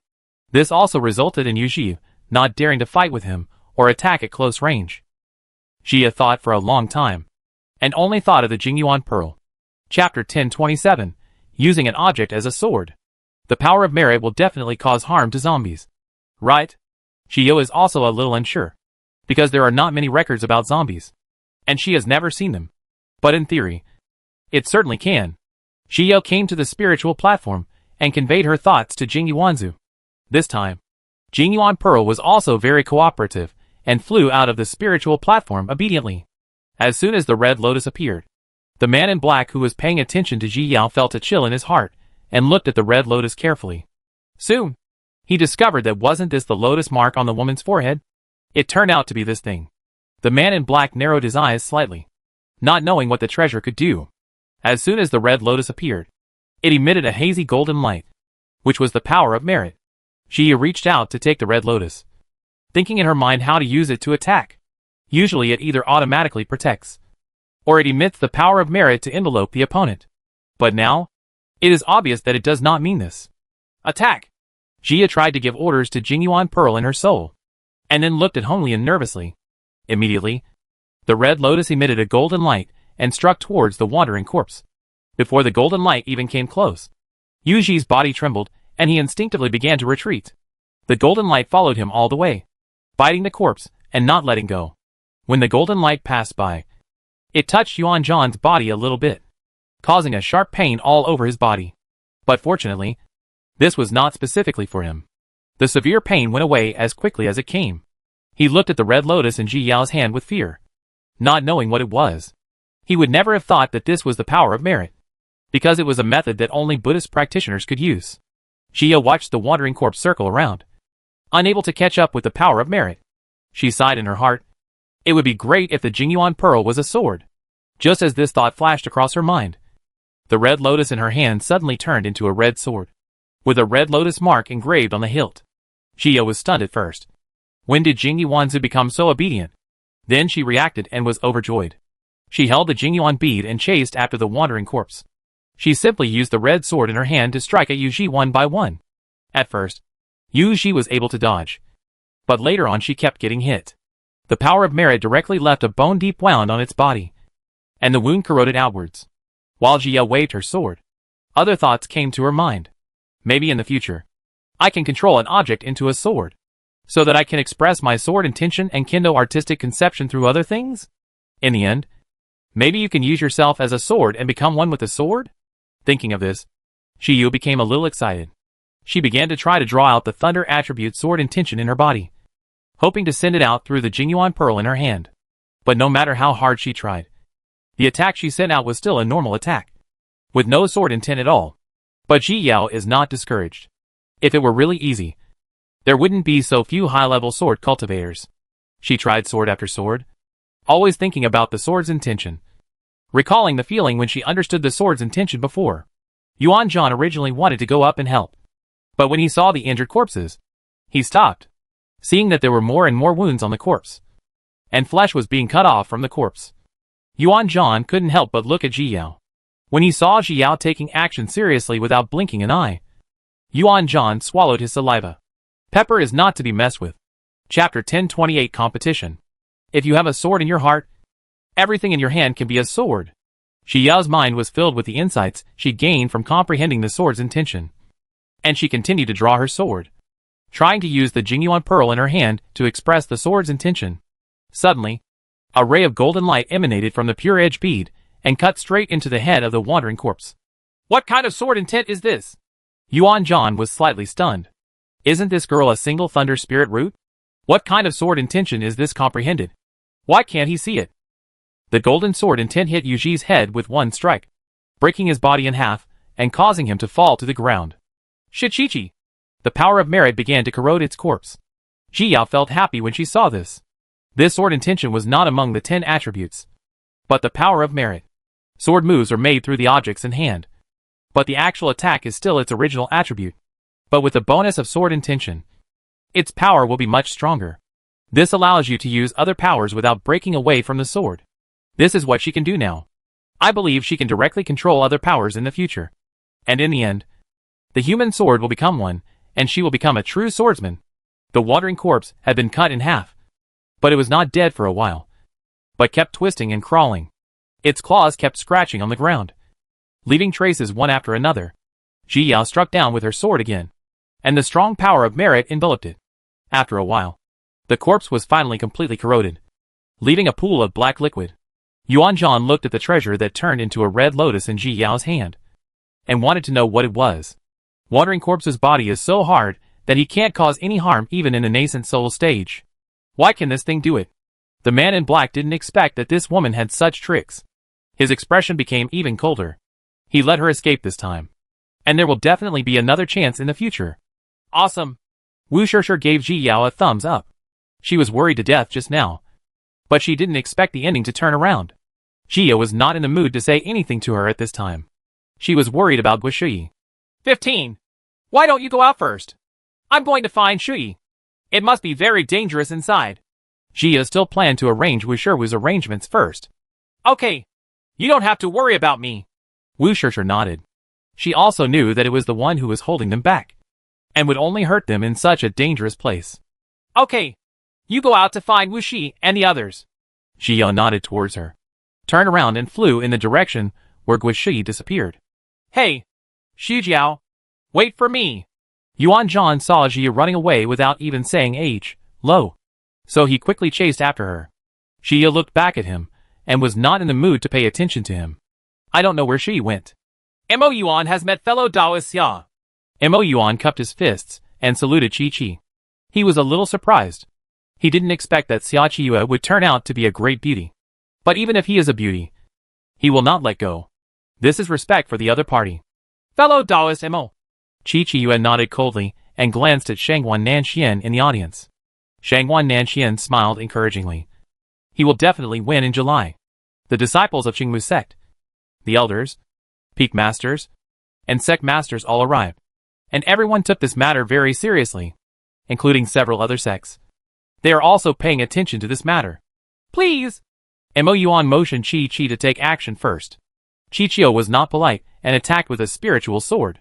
What she held in her hand was a high-grade spiritual sword, and as soon as she took it out, a strong flame was inspired from it and attacked Mo Yuan.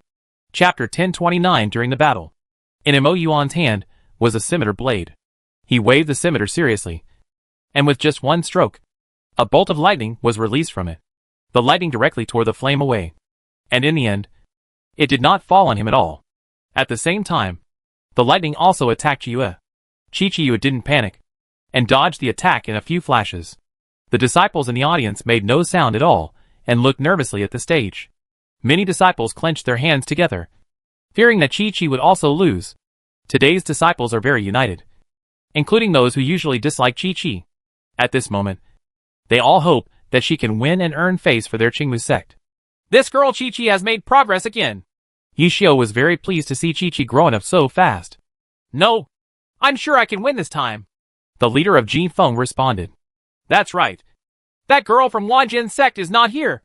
Otherwise Chi will be the only one to take care of him. Master Xuefeng felt a pity. The more geniuses like this, the better, so that people from these hidden families can take a look. Their northern region is not a barbaric land. Yeah, Yishio agreed. He also asked Luo Hong specifically. But in the end, he learned that the girl was outside, and not in the northern territory at all. He hadn't seen the girl for a long time, and he didn't know how she was growing up now. The two people on the stage had gone through several moves at this time, and already had a preliminary understanding of each other. Qiyu formed a seal with his left hand, and pointed it in the direction of Mo Yuan. Countless light points suddenly appeared, approaching Mo Yuan from all directions. Mo Yuan looked solemn. He didn't know what this light spot was, and he must not let it get close to him. He waved his left hand, and a water mirror suddenly appeared in front of him, intercepting the light spots. The light spot touched the water mirror, and the two made a hissing sound and began to compete with each other. Chi held the spirit sword and slashed forward again, and several flames rushed towards the water mirror. The water mirror was hit by it and shook. Mo Yuan immediately added spiritual power to stabilize the water mirror. At this time, Chi suddenly took out a handful of seeds and threw them towards Mo Yuan's feet. Countless vines instantly grew from the platform, directly piercing the water mirror and attacking Mo Yuan. Fall?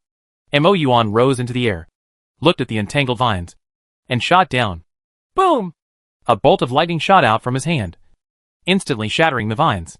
Chi snorted coldly, then put away the spirit sword and began to recite the mantra silently. She crossed her hands and tied them into a knot. Go! She pointed her hands in the air, and suddenly a water dragon appeared, roaring and attacking Mo Yuan. Mo Yuan didn't panic at all. He also summoned a water dragon and collided with it. But he was very surprised. How many spiritual roots did this fellow Daoist Xia have? It stands to reason that someone who can cultivate to the golden elixir stage in his 30s must have a single spiritual root. However, the opponent has just used 3 attributes, so it cannot be an accident. He originally had a single water spirit root. But by chance, he learned a magical power that could emit lightning. Because the water attribute attack power is not very strong. He likes to use magical powers when his cultivation level is low. Later, his cultivation level increased, and his water attribute attack power became stronger and stronger. This water dragon allowed him to defeat many people. The girl in white stood in the audience with an indifferent expression. In her opinion, this woman was definitely no match for her elder brother.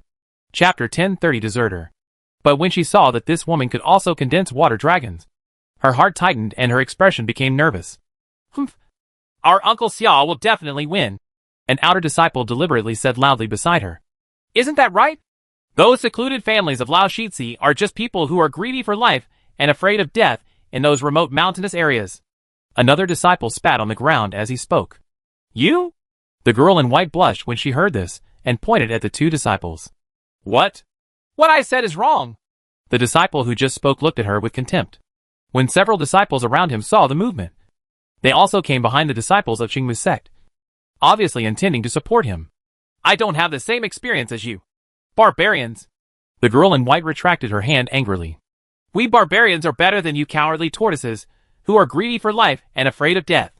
During the ancient war, your ancestors fled before the battle, and actually chose to hide and live quietly instead of participating in the war.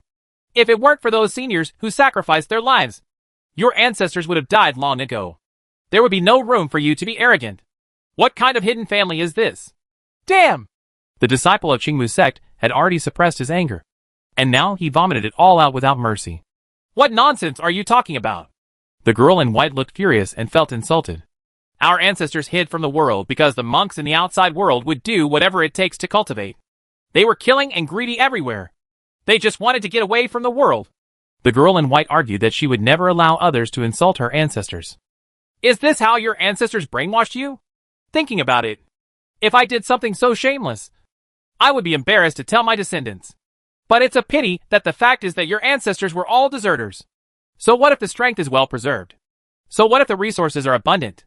They are just a bunch of cowards. The disciples of Qingmu's sect became more and more excited as they talked.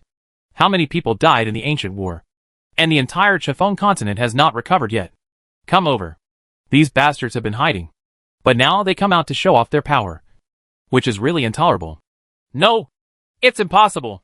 The girl in white shook her head firmly. But she already believed it in her heart. Because during this period, when the people she met heard that they were from a hidden family, their eyes were filled with disdain instead of respect and envy. All this time, she thought they were jealous of them. But it turned out to be because of this? She was a little reluctant to accept it. She had always been instilled in her family with the idea that the monks in the outside world were a bunch of trash. She has always had a sense of superiority. And these people are completely incomparable to her. However, now she is told that they are the ones who are really looked down upon. The disciple of Qingmu's sect was about to say more, but suddenly heard a high-pitched dragon roar.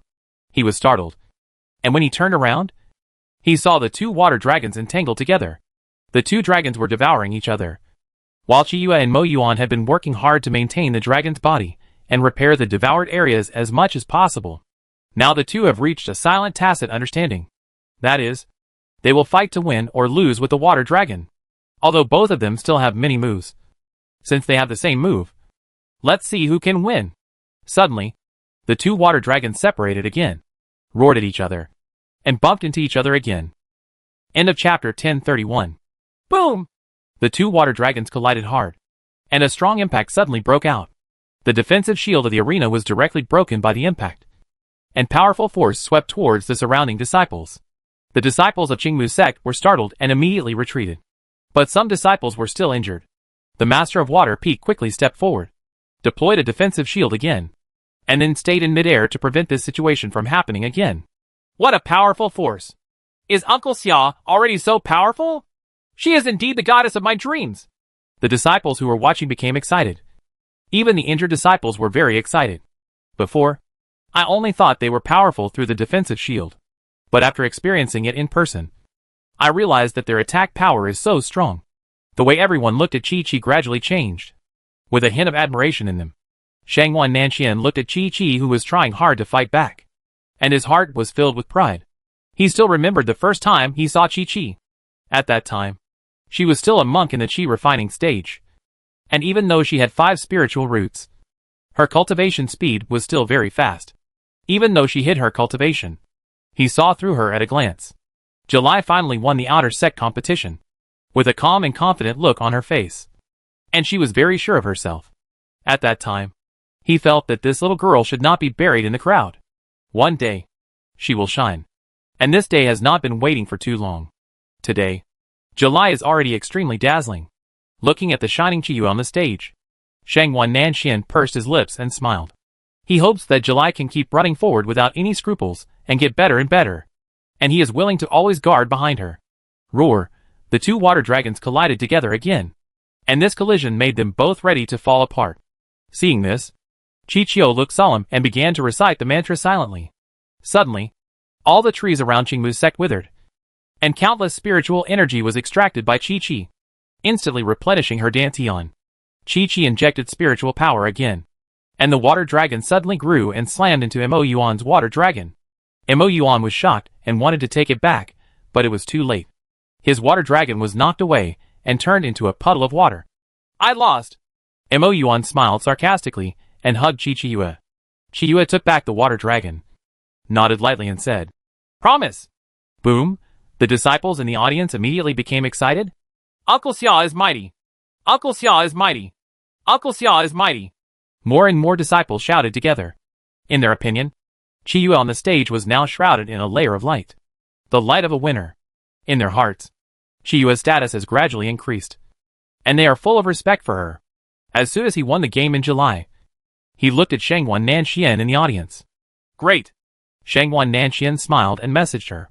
Hearing Shangwan Nanxian's compliments, Qiyu pursed her lips happily, and the tips of her ears turned red. Qiyu, you are awesome! Luo Qiuli on the side waved her hands to Qiyu excitedly, without any of the ladylike demeanor of the past. Qi smiled at her, but it fascinated the disciples in the audience. Uncle Xia is so beautiful! Uncle Xia is so beautiful! A group of disciples started to boo, and everyone was expressing their inner excitement. The main reason is that I have been accumulating this tone for a long time, and today I can finally feel proud. Ha ha! Good job! Girl Qiyue! Yisho happily patted the seat and felt relieved. Chapter 1032 Reward. Isn't that right? This deserves a good reward. The master of Jin Feng looked at Qiyue on the stage with admiration and said, Absolutely. Yishio nodded with satisfaction. Thank you Taoist Xia for making me realize my shortcomings. I have learned a lot from this battle. Mo Yuan did not feel embarrassed at all after losing. Instead, he saluted to Qiyue gracefully. I also learned about my problem from fellow Taoist Mo. Qiyue had a good sense of Mo Yuan in her heart. She could feel that he was very sincere at this time. Neither arrogant nor impetuous. Neither humble nor arrogant. The other party really wants to improve himself through constant challenges. Not just to slap anyone in the face. I hope I will have the opportunity to compete with fellow Taoist Xia in the future. Mo Yuan smiled warmly and jumped off the ring. The girl in white was waiting for Mo Yuan in the audience. She bit her lower lip tightly and didn't understand why her eldest brother lost. Let's go! Mo Yuan patted the girl in white on the head, hugged her and walked out of the crowd. The disciples of Qingmu's sect made way for them, and everyone had joy on their faces. Some people originally wanted to make fun of her, but when they thought that the girl in white was so annoying, they swallowed their words. Everyone, go back and practice hard. Come to my study in July. Seeing Mo Yuan leave, Yishio let the disciples disperse. The disciples were still a little unfinished and were discussing the competition as they walked. At the same time, their hearts were full of enthusiasm for cultivation, hoping that they could be as good as Master Xia. After a period of time, the disciples of Qingmu's sect fell into crazy cultivation, and the entire sect seemed to be thriving. Qi followed Yishio back to the study, while Luo Qiuli and Shangwan Nanxian went back to the mountain peak to have a barbecue, planning to celebrate Qi. Girl in July, you did a great job today. Yishio praised unabashedly. This is what a disciple should do. Qi didn't take any credit. She just didn't like to see others looking down on her hometown. This is a reward for you. Yishio happily handed a jade talisman to Qiyue, seeing that he was neither arrogant nor impetuous. This is this? Qi stared at the jade talisman in her hand and looked at Yishio with some confusion. This is the key to our Qingmu sect's top library. You can use this jade talisman to get a treasure from it. Yishio stroked his beard. In fact, this game is not worth this jade talisman. However, this person in July is worth it. He could see Chi-Chi's talent and hard work, and she would become one of the pillars of their Qingmu sect in the future. All treasures cannot compare to the excellence of my disciples. Thank you, Master. Chiyue held the jade talisman with some emotion. She also knew that this competition was not worth the jade talisman. Here, it is the importance that the sect leader attaches to her, and the sect's cultivation of her. Maintaining the Qingmu sect is also her life goal. Practice well. You are the pride of our Qingmu sect. Yishuo smiled gently. Isn't it just pride today? Chi-Chi couldn't help but smile, and nodded mischievously. Go down. It was the first time Yishuo saw Chi-Chi looking like this, and he was quite unaccustomed to it. Disciple, please step back first. Chi-Chi saluted with clasped fists, and then left. When she returned to the mountain peak, she saw Luo Qiuli pouring wine, while Shangwan Nanxian was seriously grilling meat. She looked at the two of them, but suddenly thought of Ji Yao. It would be great if she were here at this moment. Chapter 1033 Celebration. Come back? Shangwan Nanxian looked up and saw Chi-Chi standing there in a daze, and asked softly, Yeah. Chi-Chi smiled back, walked a few steps closer and sat down. Shangwan Nanxian took out a monster beast, cut it up, placed it on a plate, and sat down next to Chi-Chi. The three of them sat together. Chiyue, you are so awesome. Luo Qiuli held up a glass of wine and handed it to Chiyue, looking at her with admiration. He didn't try his best. Chiyue just shook his head. The other party didn't try his best at all. It's because you are so good that you don't accept rebuttal. Luo Qiuli touched Chichio's cup, then raised her head and drank the spirit wine in the cup. Drink less. Chiyue took a sip and warned Luo Qiuli. Just drink more today. Luo Qiuli blushed and narrowed her eyes with a smile. She felt proud that she had such an excellent friend. Then I'll accompany you. Chichio was also in a rare mood and started drinking with Luo Qiuli. Shangwan Nanxian looked at Chi-Chi lovingly from the side and did not stop her. He just poured her wine silently. As long as she's happy. Brother, how could you lose to that woman? No matter how hard you use all your attacks. The girl in white couldn't help complaining as soon as she returned to the inn. The news that the eldest brother lost spread too quickly, and everyone is now praising that woman as the #1 genius in the Northern Territory. Now compared with Yijia, she is almost praised to the sky. All the way back, many people stared at them as if they were laughing, which was really embarrassing. Your eldest brother is in the late stage of the Golden Core, and she is in the middle stage of the Golden Core. If you can't beat her in the Water Dragon competition, you have lost. Mo Yuan smiled slightly. Although his water dragon is not his strong point, but he was defeated by someone in a cross-level challenge.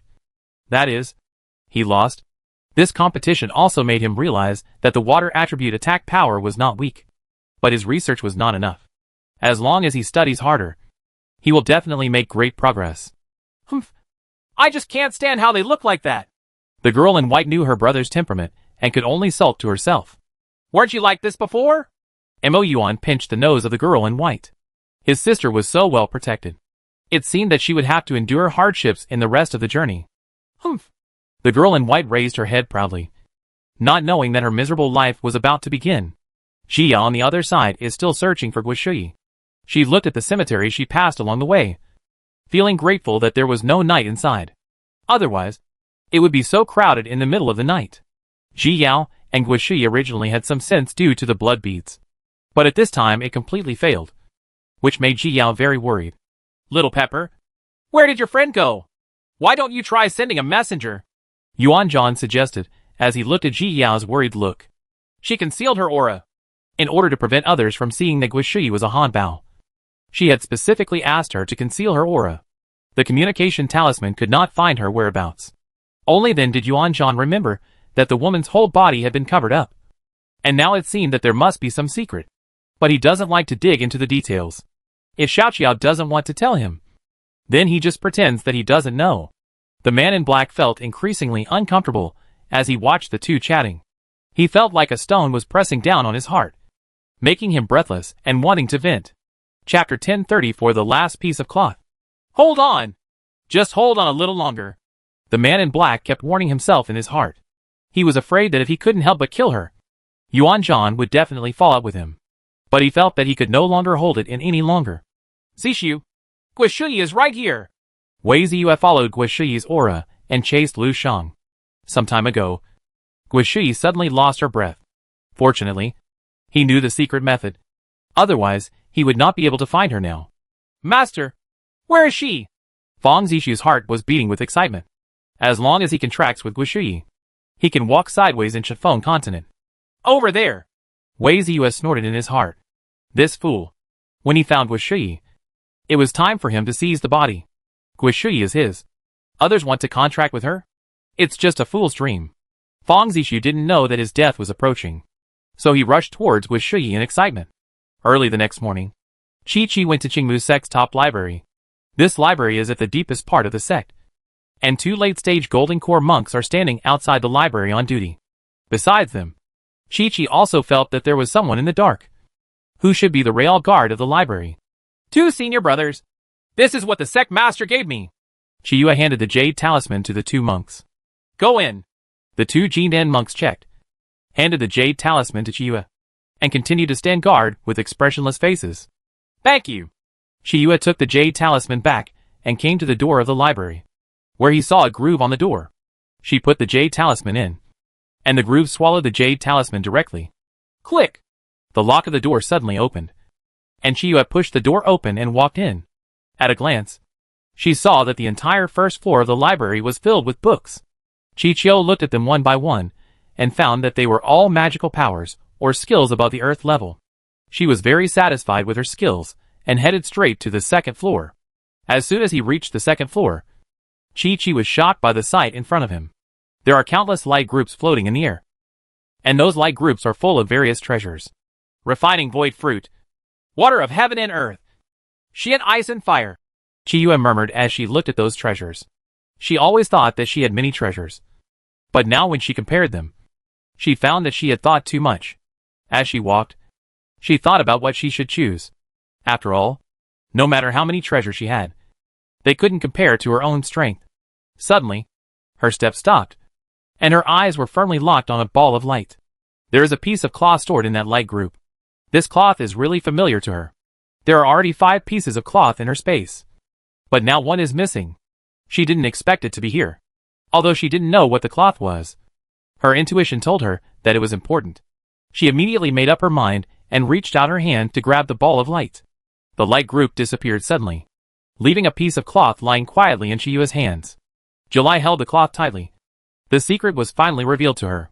She placed the cloth into space and left the library without any nostalgia. As soon as she returned to the house, she disappeared instantly and came to the space.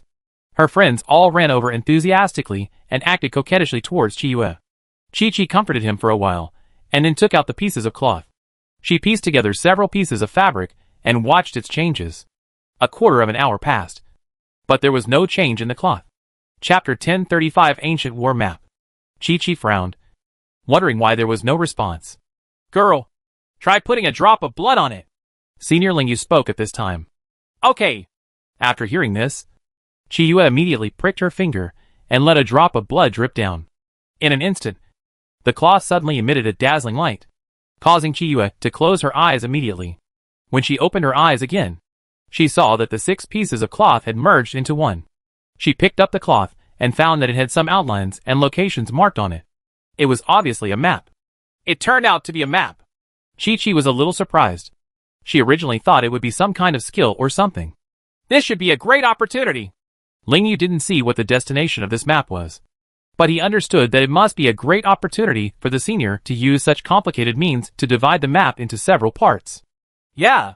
Chi put away the map and left the space. Chia, I got a map. Do you want to accompany me to take a look? As soon as Chiyue returned to the room, he sent a messenger talisman to Jiao. She definitely wanted to try this place.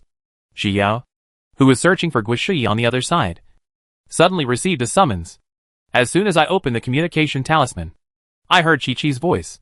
When Chiyue said she got a map, she was stunned. Has the plot already progressed to this point? Since she passed the death disaster, she rarely thought of the plot of the original novel. She didn't expect that it had been so long. In the original book, Chi saved the honor of the Northern Territory due to her duel with the disciples of the Hidden World family, and was called the #1 genius of the Northern Territory, and at the same time received a jade talisman as a reward. Then she got the last fragment of the map in the Qingmu sect's library. And after piecing it together, she got the map of the ancient war. This map was made by a powerful man in ancient times when he finally died. After dividing it into 6 pieces, he used his last bit of power to send it to different places. All this is to find successors and leave a legacy. After getting the map, Shi Yue did not go directly. Instead, he chose to retreat and improve his cultivation until he reached the peak of the Lake Golden Core.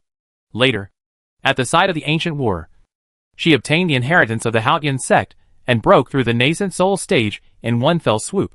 Entering the nascent soul stage in July means that the seal of Chiffon continent will be released. She came back from the ruins and went to a secret place not long after. There, she unlocked the seal of Chiffon continent, and countless spiritual powers spewed out. The Northern Territory will no longer be a barbaric land.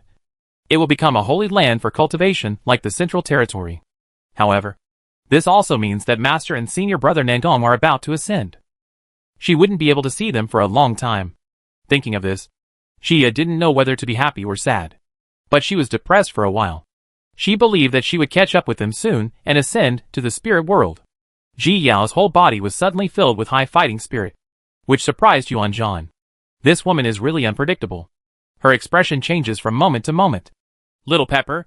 So your name is Ji Yao? Yuan Zhan noticed how others addressed her, and then knew her name. Yeah. Jia just nodded and flew faster. My name is Yuan Zhan.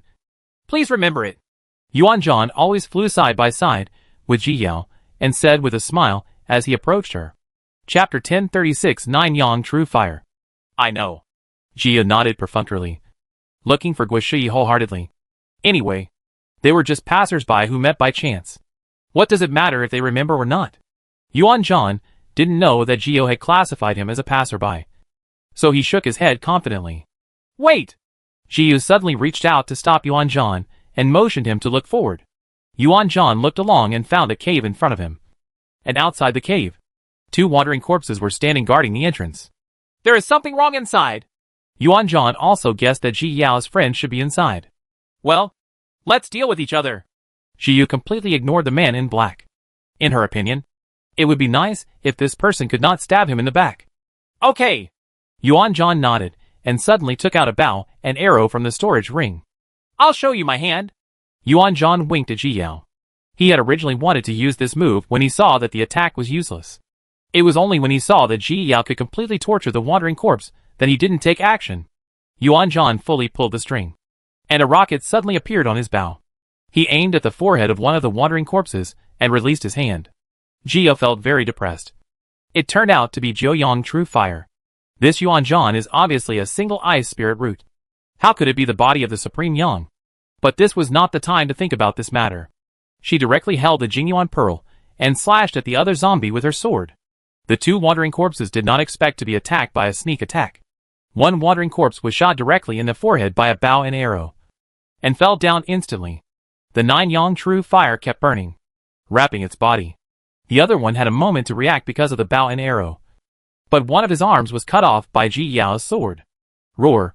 Yuji roared angrily and grabbed Ji Yao with one claw. Jia spun around to avoid the attack, then teleported around to its back and pierced its heart with a sword. Roar! Yuji howled in pain and fell down.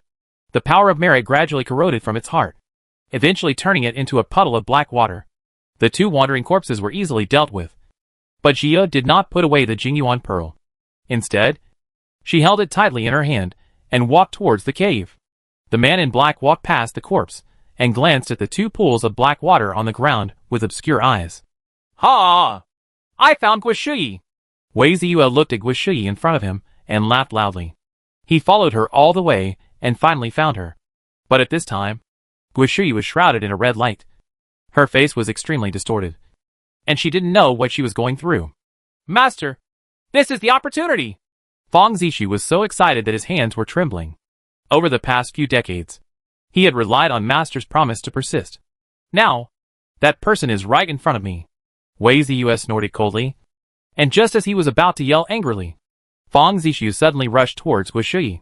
What are you doing? Wei Ziyue was startled and roared angrily. Fang Zishu didn't care about Wei Ziyue at this time, as long as he contracted with Guishui. What was his master? He couldn't control himself anymore. Seeing that his hand was about to touch Guishi, a sharp pain suddenly shot through his soul. Ah! Fang Zishu came to the sea of consciousness in an instant, and found that Wei Ziyue had bitten his soul. Master, what are you doing?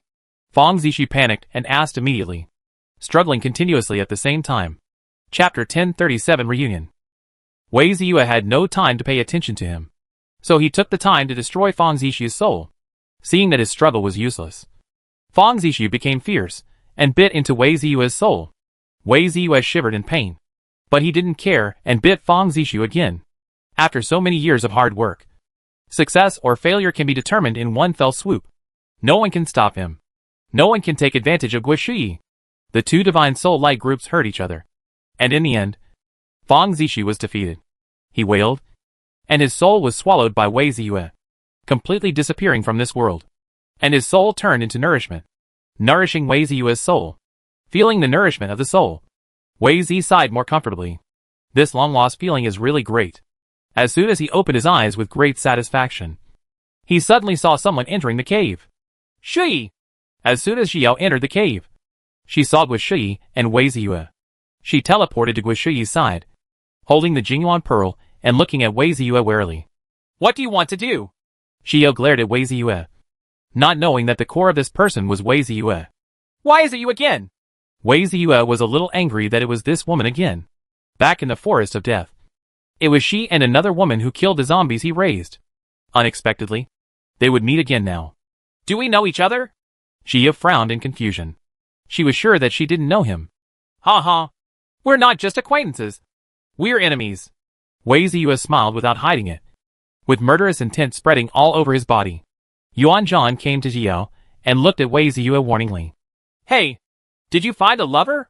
Wei Ziyue looked at Yuan Zhan, a trace of disdain flashing in his heart. Normally, he would definitely have to consider whether he could deal with him. But now, they are in a cemetery, and there are zombies everywhere. This is his battlefield. There is only one ending for everyone else, and that is death. I advise you to get out of the way. I can let you die quickly. Wei Ziyue's eyes passed through the two of them and fell on Guishi. Xiao's heart sank, and she moved to the middle, blocking Wei Ziyue's sight. But she felt very uneasy. She always felt that the other party knew something. TSK. It seems that you insist on seeking death. Then I will help you. Wei Ziyue smiled cruelly, took out a jade flute, and suddenly started playing. Ji Yao was startled and immediately took action to interrupt his playing. But a wandering corpse suddenly appeared behind Wei Ziyue and fiercely grabbed Ji Yao. Ji Yao was startled and immediately leaned back to avoid the attack. Yuan Zhan took this opportunity and shot an arrow at the wandering corpse. The wandering corpse suddenly stopped and fell to the ground. But Xiao and the others were not happy at all, as several wandering corpses appeared in the cave again. Xiao's heart sank. She grabbed Guishi's shoulders and led her out of the cave. If you stay inside, you will be killed by those zombies.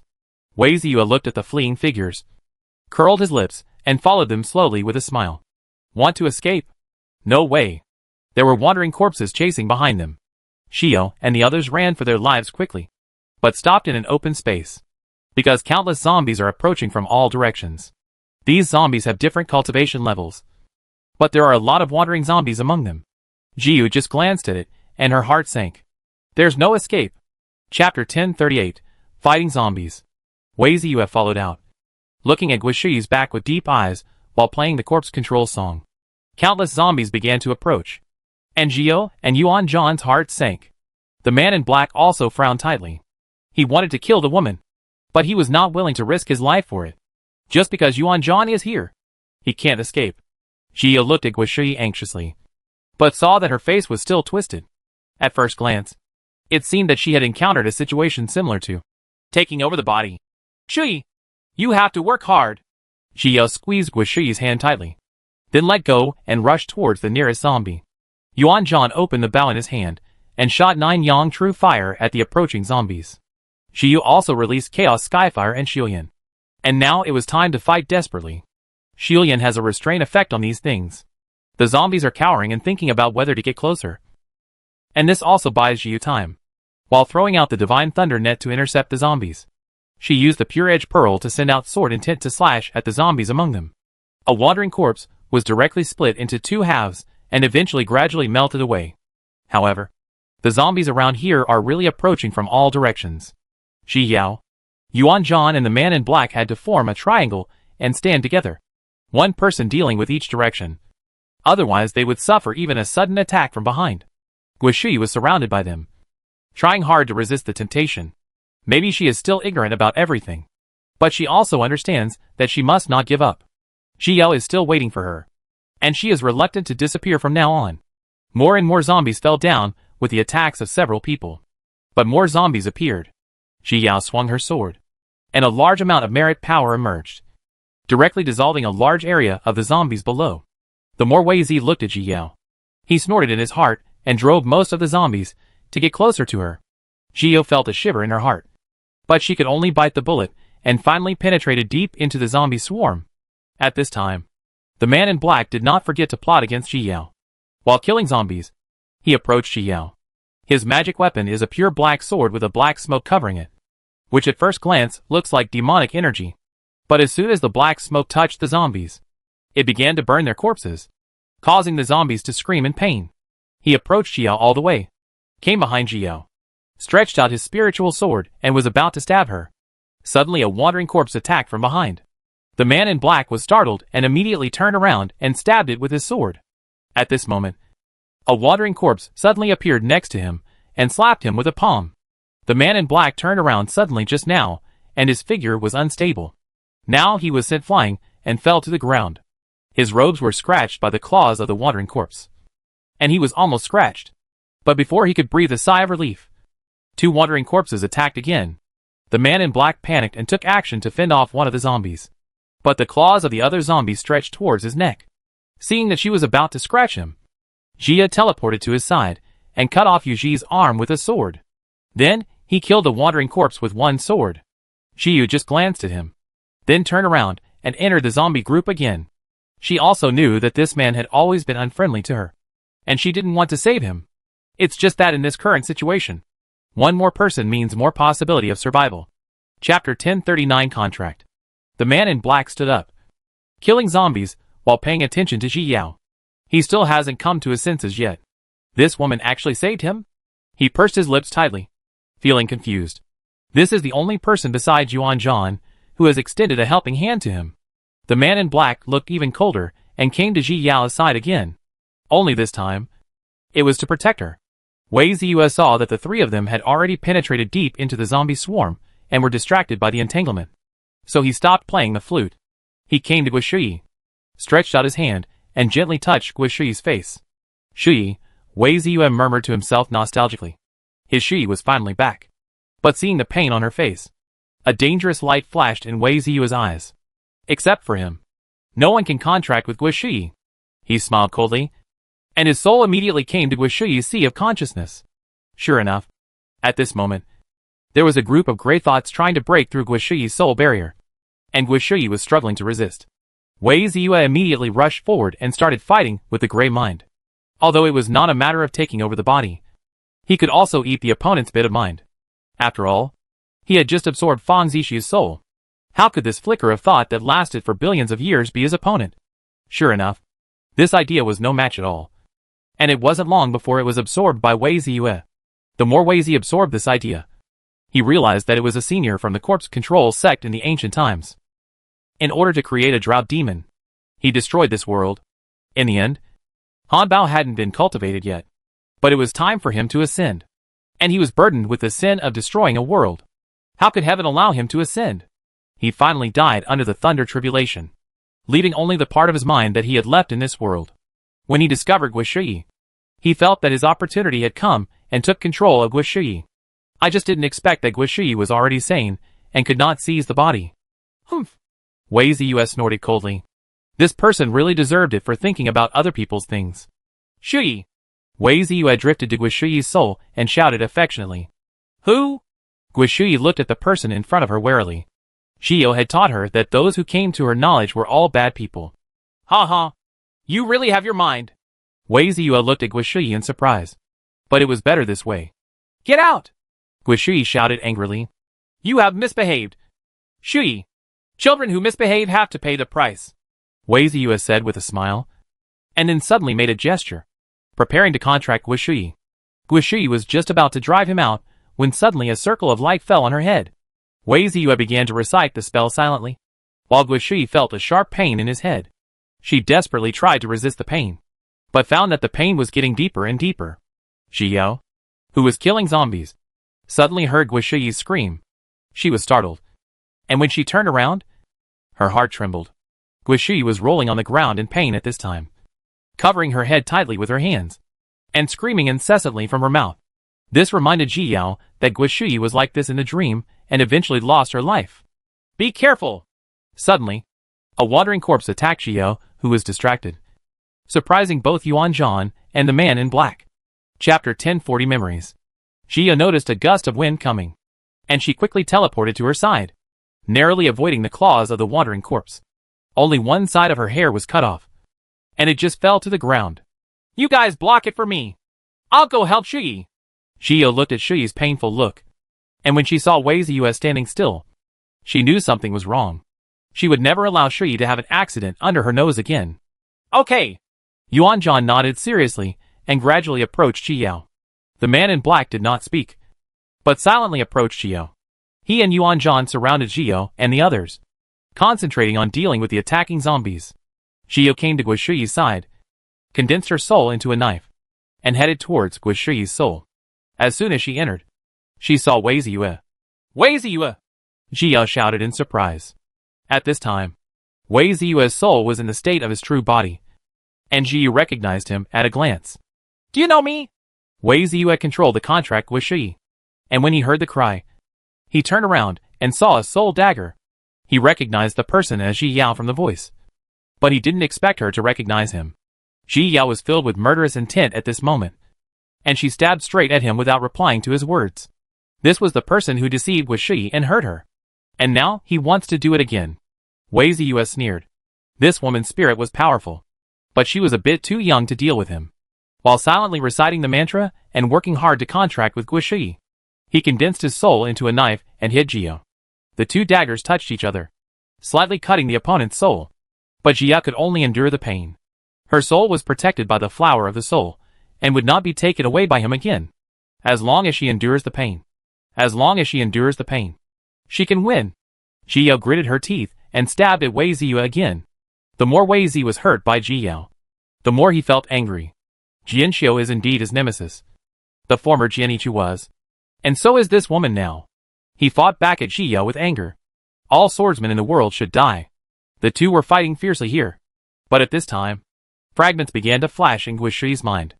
Miss Sir, look, our daughter is so beautiful. Anyone who wants to marry her in the future will definitely cross the threshold of our family. Ha! Where can I? Guohuai's daughter. Go. Shui, how did you learn from the female celebrities today? Cousin, can I take you to fly a kite? Cousin, my mother-in-law said that when I grow up, I will marry you.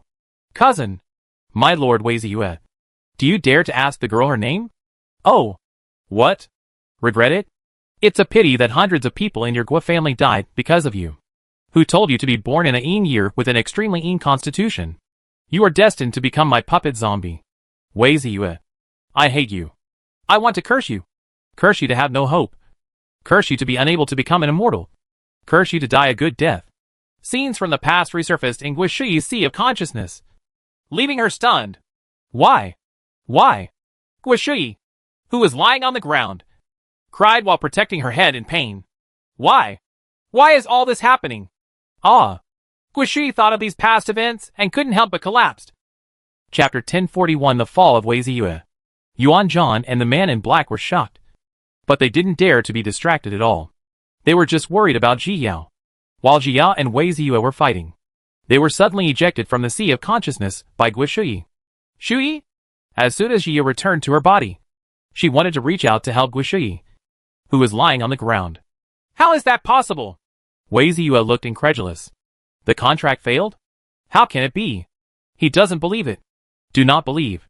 Guishui, who was in pain on the ground, finally calmed down. She opened her eyes suddenly, and her eyes were all black, which shocked Ji Yao. She jumped up from the ground and looked at Wei Ziyue. Wei Ziyue's heart trembled, and he suddenly had a bad feeling. Shui!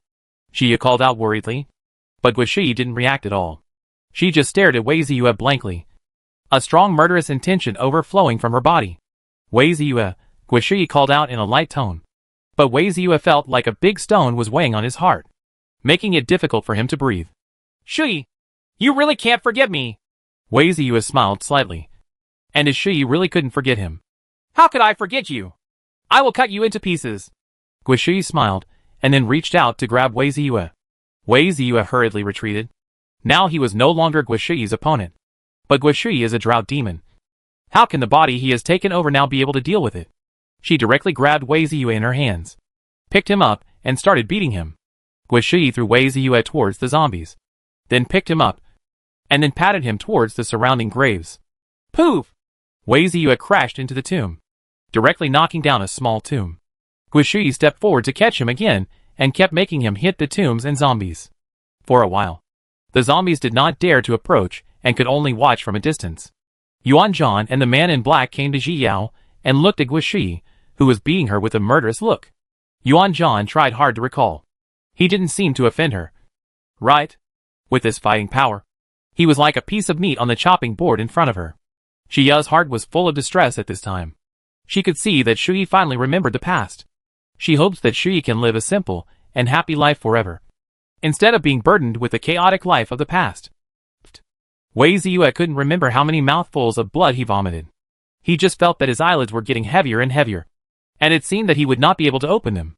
He tried hard to open his eyes wide, wanting to take one last look at Guishi.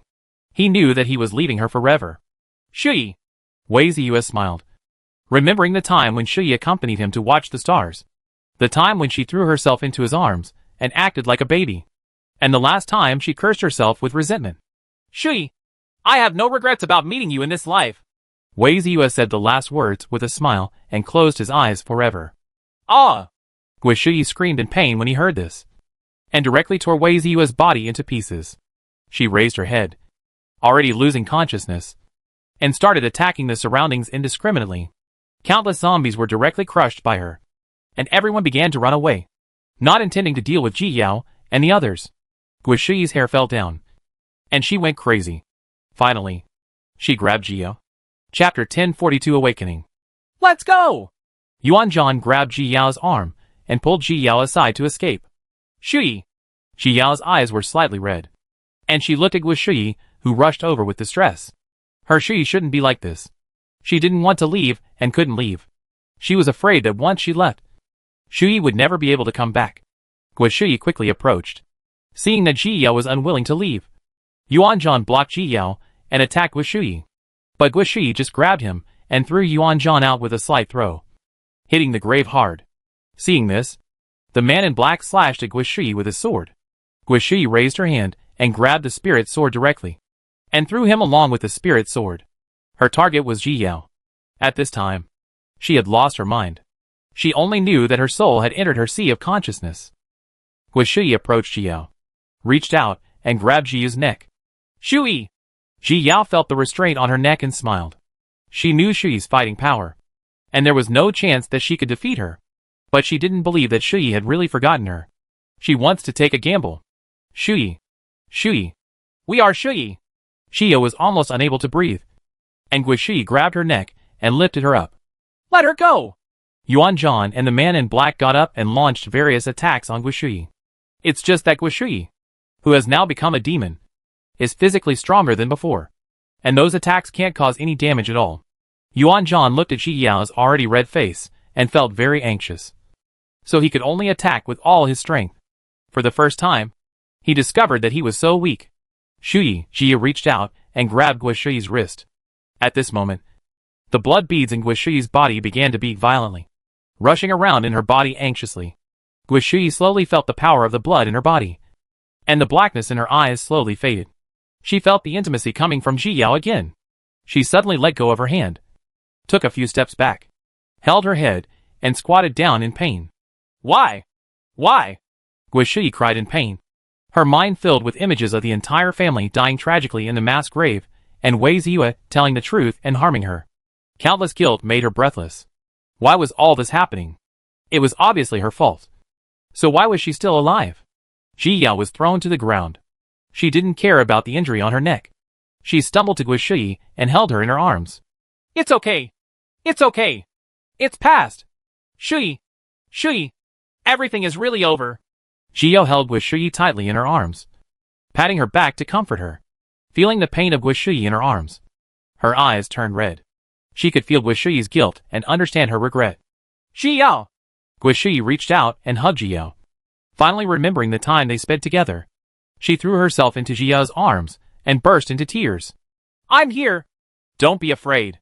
Jia rubbed Guishui's head and pampered her as before. Yuan Zhan and the man in black stood aside, watching the two people quietly. At this time, Ji Yao's eyebrows were full of tenderness, which made their hearts soften.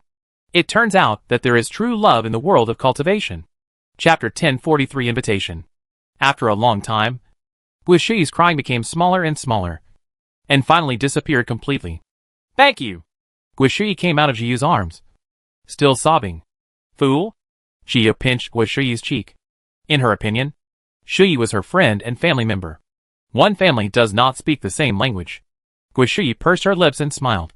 But she still felt very sad. She stood up and glanced at the broken pieces of Wei Ziyu's body on the ground. He said he would never regret meeting her in this life. But she regretted it. If possible, she hoped that she would never meet him in her lifetime. Shui. Ji Yao was afraid that she still couldn't figure it out. So she quickly stepped forward and grabbed her hand. Xiao. I want to go home and have a look. Guishui smiled and turned her head to look at Jiao. But her smile was desolate. Well, you might as well go back and take a look. Jiao held her hand tightly. Only by having the courage to face the past can we regain our lives. They have all been reincarnated. You don't have to be sad all the time.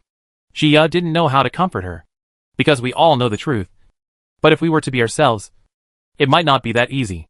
I know. Guishui nodded and put her head on Ji Yao's shoulder as usual. This is her only relative now. The man in black looked at Ji Yao and the two, with a trace of envy flowing in his heart. He remembered that when he was bullied, his mother would only ask him to tolerate it. She always warned herself not to argue with Yuan Zhan, not to argue with Yuan family disciples, not to argue with anyone. He was born inferior to others. He has never experienced maternal love. His mother just used him to enter the Yuan family. He has never experienced father's love. And his biological father only values his qualifications. He envied people who could act coquettishly to others. He doesn't have this qualification. On the other side, Qiyue received a reply from Ji Yao, knowing that she would have to wait for another year or two before coming back. Chi planned to go into seclusion to improve her cultivation. Only when the golden elixir reaches its peak in the later stages will I feel more confident in trying it. However, she still sent invitations to Luo Chuan, Nandong Che, Nandong Yu, and Chu Mo. These people have now become her friends, and it is a pleasure to experience with them. After sending out the communication talisman, she hung up. Retreat in seclusion Sign outside the house and began to practice in seclusion. Shangguan Nanxian received the communication talisman from his apprentice. And just as he was about to ask more about it, he discovered that Qiyue had already gone into seclusion. He stood for a while, and then returned to his house. Luo Chuan was in the demon realm when he received the communication talisman. He was not sure whether he could rush back, so he did not reply to the message. Nandong Che received July's message and did not reply immediately, because he himself doesn't know where he will be in 2 years, and he is afraid that he will not be able to come back. He planned to play around first and see what happened. When Chu Mo and Mengpa received the summons, they were fighting. After receiving the communication talisman, the two of them stopped their hands at the same time. Oh, I want to go too, but it's a pity that I can't go. Ling Xiang sighed. It was still too early for her to retire. It's okay. If you don't want to go, I won't go. I'll fight with you. Isn't it nice? Chu Mo raised his chin and smiled at her. Who wants you to accompany me? Ling Xiang said and punched him.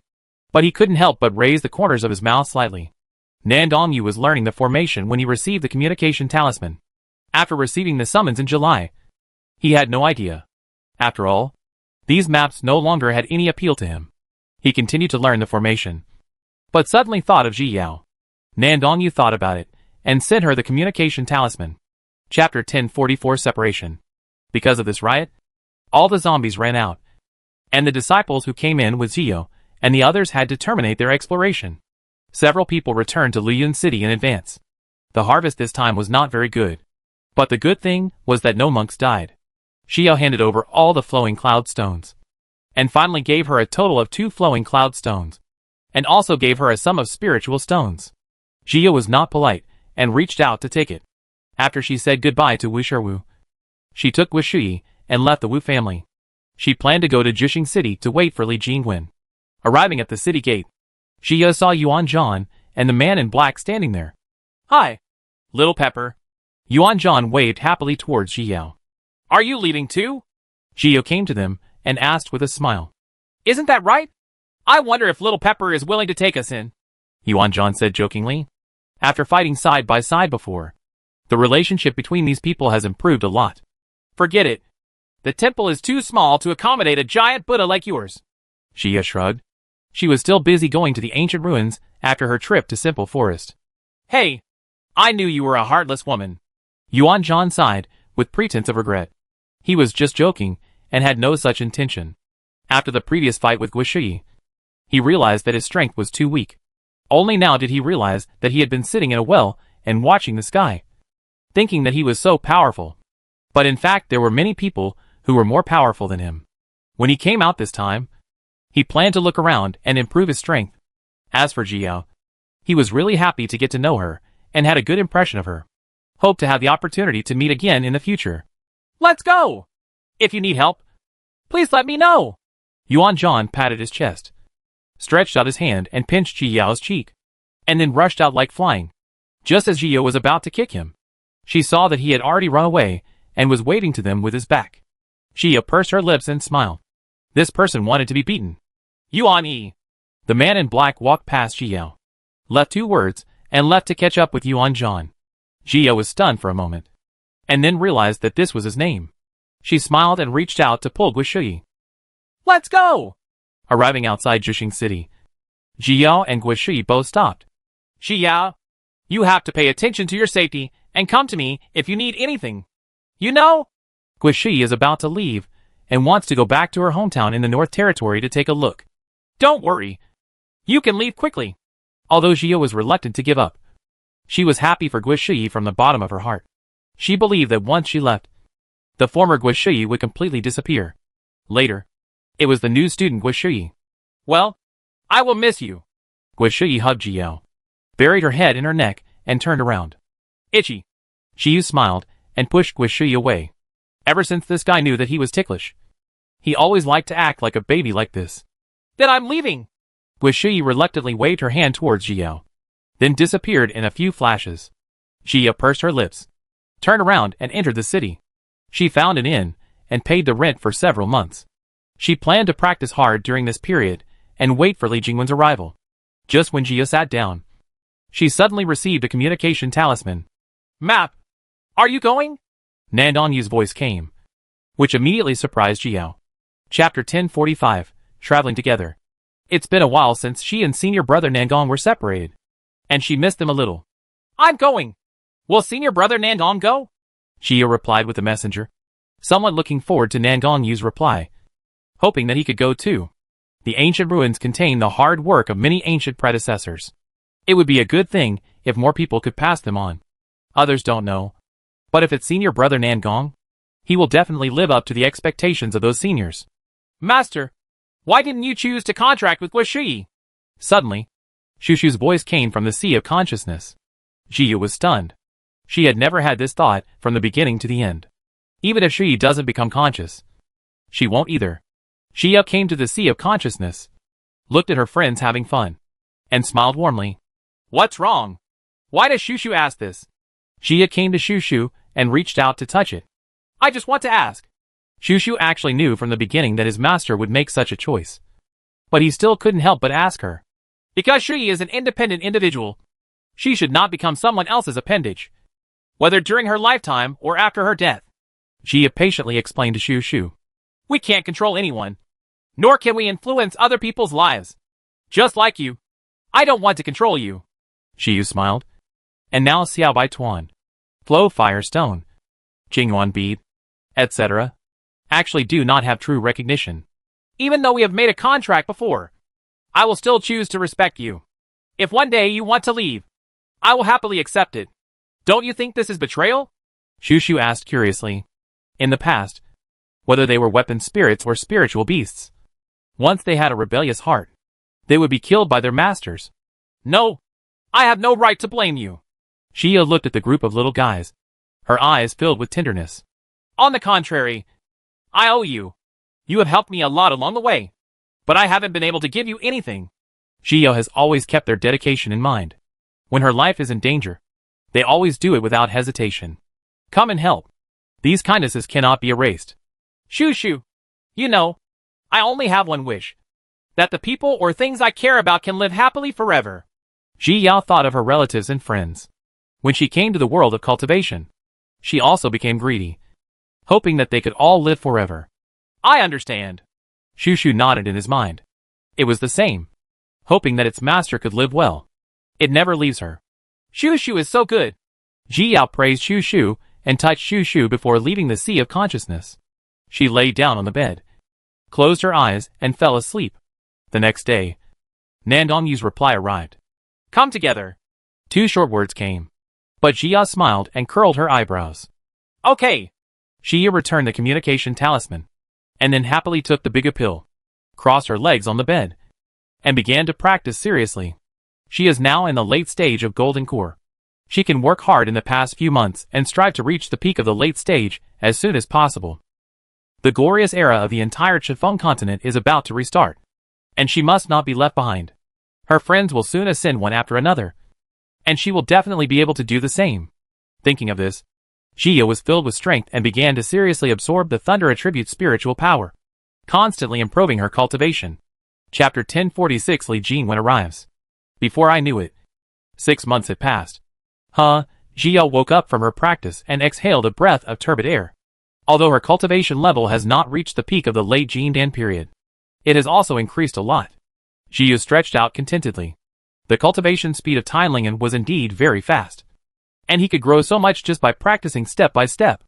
As soon as she stood up, she received a message from Li Jinwen, saying that he would be arriving soon. Xia opened the window and saw the long-lost sunshine. She took a deep breath of fresh air, then opened the door and walked towards the first floor. When she came to the hall, she ordered a lot of spiritual food, and then started eating happily. After all, she hadn't eaten for half a year, which really made her miss the taste of spiritual food. Sister Jiao. Li Jinwen suddenly appeared at the door and shouted. Cough! Jiao almost choked on her food. When she looked up, she saw Li Jinwen rushing towards her. Sister Jiao. Long time no see. I miss you so much. Li Jinwen shouted exaggeratedly, and was about to pounce on her. Don't! Jia was eating something in her hands, and could only stretch out her feet to separate the distance between the two. Sister Jiao. We haven't seen each other for such a long time, and you are already estranged from me. Li Jinwen looked sad, as if Zio was a heartless person. You just said, we haven't seen each other for a long time. Zio teased after hearing the contradiction in his words. Hey, I haven't seen you for a long time. Li Jinwen sat down with a smile, then picked up a chicken drumstick with his chopsticks. Jia held down the chicken legs to prevent Li Jinwen from taking them away. What are you doing? You won't even give me a chicken drumstick to eat. Li Jinwen said with a flat mouth. As if you don't give me something to eat, I'll cry for you. Eat. You eat. Jia smiled. She was just teasing him. When are we going to Simple Forest? Jia was still more interested in this. You can go after you eat. Li Jinwen replied perfunctorily, without raising his head, while chewing on the chicken legs. Okay. I'm full. Jia put down her chopsticks, and looked at Li Jinwen with a smile. Li Jinwen finished the chicken legs in a few strokes, and put down his chopsticks. He had already taken big a pill, but he just looked a little greedy. Then let's go directly. Li Jinwen also knew that Zio had been waiting for a long time, and had no intention of delaying. Okay. Jia nodded, stood up and followed him out of the inn. Simple Forest has become a secret realm now, and many monks will go there every time it is opened. Li Jinwen explained to Jia as he walked. Jia nodded. As soon as she came out today, she found that there were many more monks in Jioding City. Probably just for this Simple Forest. The two of them rushed out of the city without stopping. After leaving the city, Li Jinwen released a spiritual boat, found the right direction, and took Ji Yao towards the Simple Forest. The two were chatting and joking with each other on the spirit boat. In the past few years, Li Jingwen has successfully advanced to the late stage of Jindan. He was quite happy at first, but when he saw that Ji Yao was already in the late stage of the golden elixir, Li Jingwen instantly felt a chill in his heart. He really couldn't compare with this monster. By the way, where's your sweetheart? Li Jingwen bumped Ji Yao's shoulder with a gossipy look. What kind of relationship? Ji Yao looked confused. When did she have a relationship? Yes. You even pretended to be with me. If you don't say it, don't say it. I understand. Li Jingwen smiled obscenely. He knew that the little girl was thin-skinned. Chapter 1047 asking. You mean senior brother Nangong? Ji recalled that it was senior brother Nangong who was together at the beginning. Hey, it doesn't matter if you don't say anything. Li Jingwen waved his hand with an expression that said, I know you don't need to say anything. Ji rolled her eyes. This person's association ability is really good. Senior brother Nangong and I are friends. Ji Yao explained with a serious expression. Yes, friends.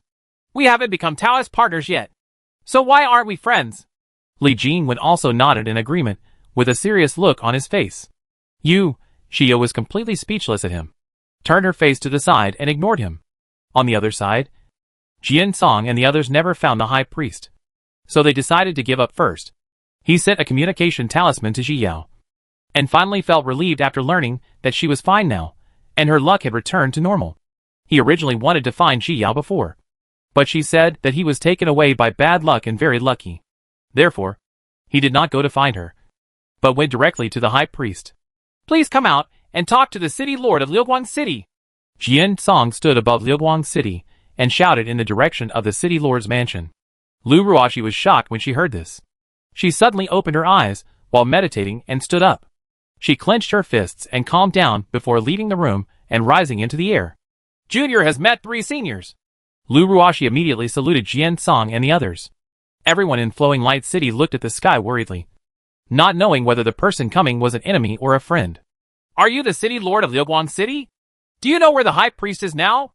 Jian Song looked at Lu Ruoxi and found that he was a nascent soul monk with solid cultivation, and his temperament did not look like a crooked person. Yes, I am the city lord of Liuguang City. However, I don't know where the high priest is now. He has been in Liuguang City longer than me, and I don't know him very well. Lu Ruoxi acted extremely calm, raised his head, and looked at Jian Song with sincere eyes, and replied. What she said was the truth. The high priest did come earlier than her, and she had no contact with the high priest at all. This can be found out. As long as she doesn't show it, no one can know about their relationship. Well, it's just that you don't know. However, your so-called sacrificial activities are just a means for the high priest to plunder luck. You must not do it again in the future. Jian Song lowered his voice and warned Lu Ruoxi. What? Plunder luck? Did I hear wrongly? Impossible. That's a blessing. How can it be? The crowd was excited, and no one could believe what Jian Song said. If it was really about robbing luck, they wouldn't have dared to think about it for so many years. What? Lu Ruoxi also pretended to be shocked and couldn't believe it. But in fact, she was filled with anger because this person actually said it so boldly. This matter is absolutely true. You must never do it again in the future. This is my communication talisman. If you know the whereabouts of the high priest, please report it to me directly. Jian Song handed the communication talisman to Lu Ruoxi. Junior, remember. Lu Ruoxi agreed with a serious look. Yes. Jian Song nodded, and the 3 of them left immediately, leaving behind everyone who was unwilling to accept the facts. Siton stood stupidly, suddenly remembering what Ji Yao once told her, that sacrificial activities were robbing luck. She didn't believe it at first, but it turned out to be true. Chapter 1048 Clone. No wonder I was injured some time ago. My practice has slowed down. I even got robbed. Once people accept this possibility, they begin to feel as if they are indeed out of luck. This is just like when they thought their luck had improved. The 3 people just now were cultivators at the peak of becoming gods. There was really no need to deceive them, and there was no benefit to be gained. This high priest is too vicious. Isn't that right? If he dares to return to Flowing Light City, What did you do? Kill him? Ahem. I didn't say that. Everyone was angry, but they didn't dare to really take action against the high priest. After all, the gap in cultivation was too big. Lu Ruoxi returned to the study and closed the door firmly. She sat down at the desk and looked at the communication talisman in her hand with an unpredictable expression. Suddenly, she crushed the communication talisman directly. Ha! Lu Ruashi chuckled. After so many years of arrangement, a lot of it has been destroyed. Some time ago, the high priest sent her a message, saying that he went to Liushang and found that the entrance was blocked by a 6th grade formation. After he unlocked the formation and entered the flow chamber, he found that the zombies were all in chaos and running around in the flow chamber. This discovery made them extremely angry. When they discovered this place by accident, they specially set up a formation outside the canyon. Unexpectedly, it was broken this time. The best time for zombies to advance is when they are buried underground. Now that they have all escaped, it will be too difficult to advance further. Ah! Lu Ruashi became upset when she thought of all this, and threw everything on the desk. She bit her lips tightly. Her eyes were full of fierceness, and she was no longer as beautiful as when Jiu first saw her. Gee Shuzi, is there any problem with that girl? Jian Song asked as he hurried on. No. Ji Shizi had already calculated it and found nothing wrong with her. Instead, he found that this little girl had a miserable life. She was diagnosed with a pure Yin constitution since she was a child. She was obviously a good seedling with a single water spirit root. But in the end, she was forcibly cultivated into a furnace. Later, she was given away by her father to others. Until one day later, the little girl killed the monk who harvested her and escaped. Later, by chance, she changed her physique, but all her cultivation vanished overnight. However, the girl did not give up and came back to practice again. Now over 200 years old, he has returned to nascent soul. After considering all this, Ji Shizi actually admired Lu Ruashi. No matter what difficulties they encounter, they are not willing to give up on themselves. Such people are worthy of respect. Really? Jian Song was a little worried about whether he would let the bad guy go, but he felt relieved after hearing Ji Shizi's answer. The three of them continued on their way back to the central domain. No one thought that the high priest was actually Lu Ruashi's clone. The high priest was doing everything, and Lu Ruashi was just secretly dominating everything. After all, there has never been a clone that can surpass the main body in cultivation. Sister Jiao, we are here. The spirit boat stopped at a sea area, and Li Jinwen excitedly patted Jiao on the shoulder and said, Are we here? Jiao was a little surprised. She thought that Simple Forest was a forest, but she didn't expect that it was actually a sea area. Chapter 1049 Small World. I forgot to tell you. Seeing Ji Yao's expression, Li Jinwen remembered that he had not explained clearly to Ji Yao. This pure forest has now developed into a small world, and there are also indigenous people in it. They all consider themselves to be the descendants of the pure forest. Every 50 years, the pure forest will appear once in the world, and the monks can go and experience it. At the same time, we need to make a deal with them. Li Jinwen explained to Ji Yao. So this is why I worked so hard to save spiritual stones, Li Jinwen said excitedly, thinking of his bulging wallet. So this simple forest has many treasures? She asked, tilting her head. Yes. And there is also enlightenment tea that can help monks to understand. It's just that this thing is hard to come by. Whether you can find it depends on luck. Li Jingwen's eyes flashed when he thought of enlightenment tea. The enlightenment tea tree is said to have been planted by Simple Lin before he ascended to heaven. It is unknown how many billions of years have passed. Every time Simple Lin appears, what everyone looks forward to most is the enlightenment tea. But it doesn't happen every time. Enlightenment tea can help monks understand life, understand the rules of the world, and understand the Tao. It can also enhance people's understanding and make them smarter. What's more, some people directly experienced enlightenment after drinking the enlightenment tea. So many of us come here not for the experience, but for the enlightenment tea. Shio looked at Li Jingwen's longing look and thought of the enlightenment tea lying in her storage ring. This was given to her in July.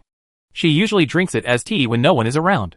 Normally, Shio would give away some things to others, but she had never shown this enlightenment tea to anyone. Not even to those who were close to her. Because the enlightenment tea is so useful and Chi-Chi trusts her so much. She can't cause trouble for Chi-Chi. The spirit boat was parked at the beach, and Chun Ling Lin hadn't appeared yet, so they could only wait. Jia took out the ancient books on formations and studied them seriously. Now she can make some simple 7th order formations, but she still needs to study more. Li Jingwen smacked his lips, finally understanding the difference between him and a genius. Not only are they talented, but they also work so hard. He was infected by Jiu, and took out a weapon refining book to study. Gradually, more and more monks came to the beach. Everyone talked in twos and threes, or took out some of their own things to sell, or bartered. However, Ji Yao and Li Jingwen were extremely conspicuous in midair, and it was clear that they were poor people at first glance. The three heroes of humans saw the spirit boat as soon as they arrived at the sea. After a long period of recovery, the man in white finally recovered his spirit. He made another mace magic weapon, but it was not as useful as the previous one. As soon as they saw the spirit boat, the three of them looked at each other and immediately understood each other's plans. But when they saw clearly that the person on the boat was Ji Yao, they were stunned. It's her again! The man in white gritted his teeth and looked at Ji Yao. Unexpectedly, they were really enemies of each other. Humph. There are a lot of people now. Let's wait until we get to Simple Forest before we find a chance to do something. The man in green smiled secretly. It seems that this girl is indeed a fat sheep. 7 days later, a rainbow suddenly appeared in the sky.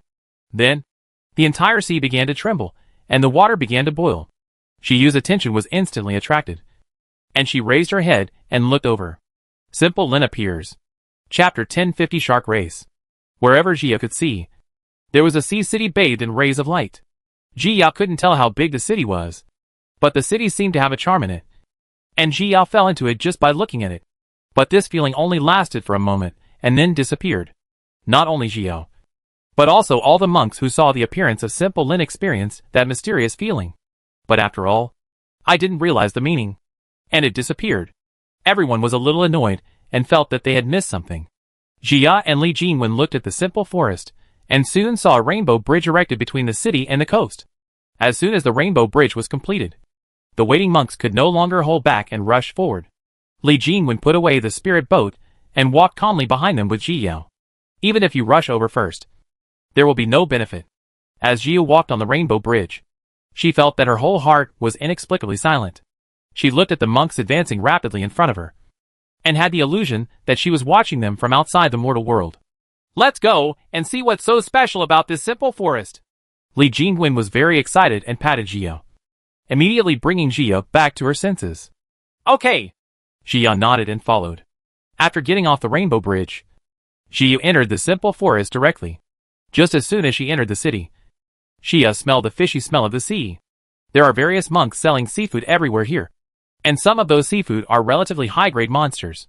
Suddenly, a fish-tailed, slender woman with fiery red hair caught Ji Yao's attention. The shark race? Ji Yao didn't expect that there was a shark race in the simple forest.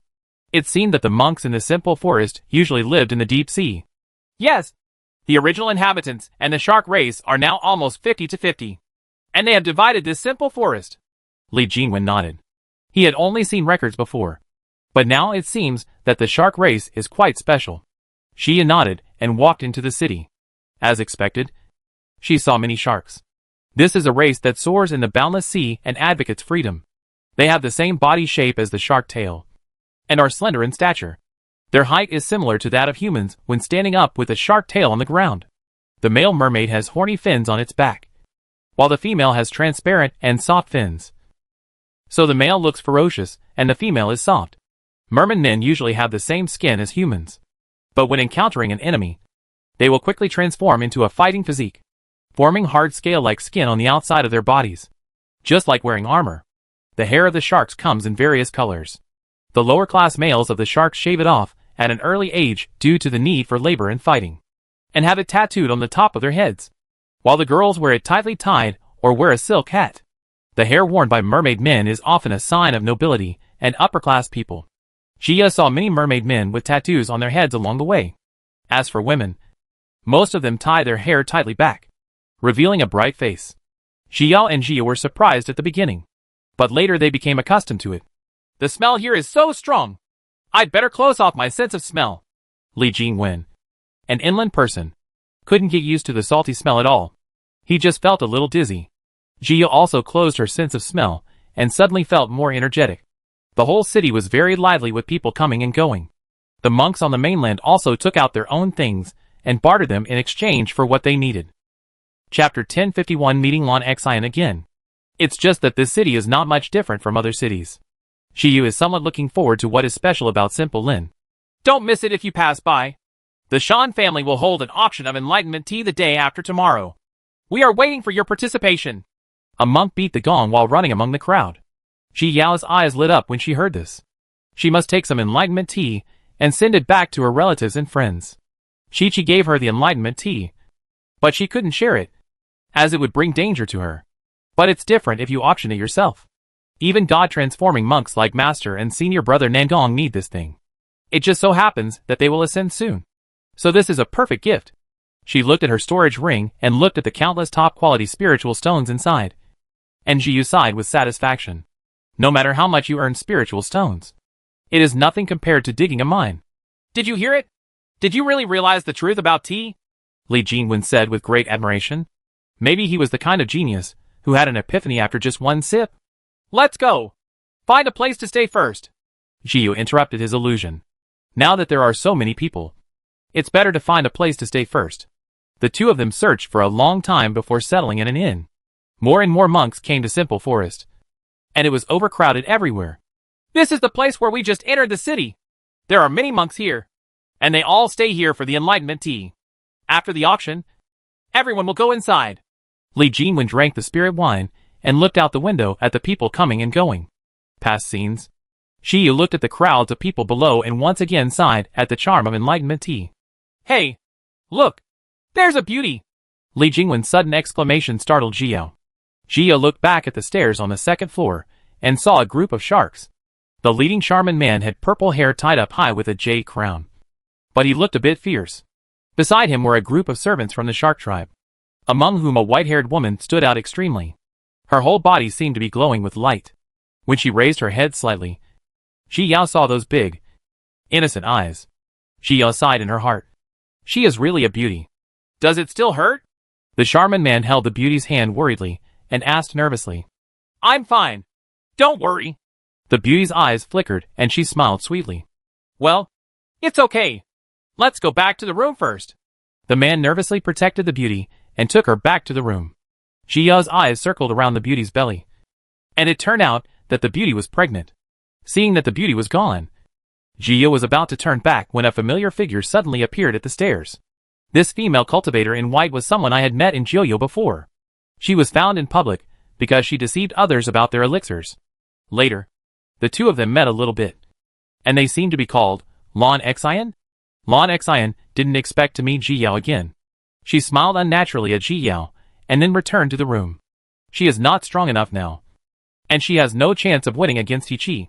But as soon as she saw her face that was similar to Luoxin's, she couldn't help but want to destroy her. Do you know her? Li Jingwen pursed his lips towards Lan Xian's back. I'm not familiar with it. I just saw it before. Ji Yao looked away. I wonder if it was her imagination. She always felt that the Lan Xian she saw today was a little different from before. Chapter 1052 Auction of Enlightenment Tea. 2 days later, the Shan family's auction began. Ji Yao and Li Jingwen almost broke their heads at the door, but finally managed to get in, leaving only the lobby. With no other choice, Ji Yao could only take out the isolation hats and put them on for herself and Li Jingwen. There are no defensive hats provided here, so most of the monks are exposed to everyone. A few monks, like Ji Yao, took out their isolation magic weapons and wrapped themselves up as much as possible. Ji Yao and Li Jingwen found a place to sit down and began to wait for the auction to start. Hey, these boxes won't be given to people like us at all. Li Jingwen was a little unhappy. If he auctioned in this hall, wouldn't he be a living target? Even if you take a photo of the enlightenment tea, you still have to drink it with your life. She nodded in agreement. She must take a picture of Wudayaka, and she had to find a way to get rid of her tail. Suddenly, the three heroes of human broke into Jiyu's sight. Those three people have a problem with me. Jiyu sent a message to Li Jingwen to let him take precautions. If the city lord of Flowing Light City hadn't led someone to rescue her, she might have suffered a big loss at their hands. The main thing is that once the dust gets entangled, it can't stop getting stuck. And I don't know where the person got it from. What? Did they bully you? Li Jingwen slapped his thigh angrily, already convinced that those three people were bad people. They make a living by robbing. Jiyu spoke concisely and clearly, and she immediately made it clear what the festival was about. I see. Then we will definitely face them again. Li Jingwen thought of the spirit stones in his storage ring. When he spends a lot of spirit stones later, It will definitely attract their attention. Yes. Let's just be careful. Gio was on guard. Not so scared. As long as you pay attention and don't get caught up in the dust. They may not be their opponents. More and more monks entered the hall. Gia took a look and saw that there were almost 1,000 people.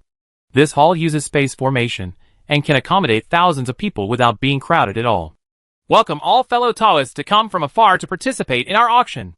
Everyone must be aware of the items in this auction, which is the Enlightenment Tea. A female cultivator wearing green clothes and carrying a heavy sword stood at the introduced on the stage. Gia was a little surprised. This was the first time she saw such a monk presiding over an auction. This Enlightenment Tea is divided into 10 lots and will be auctioned separately. The first lot is the Enlightenment Tea.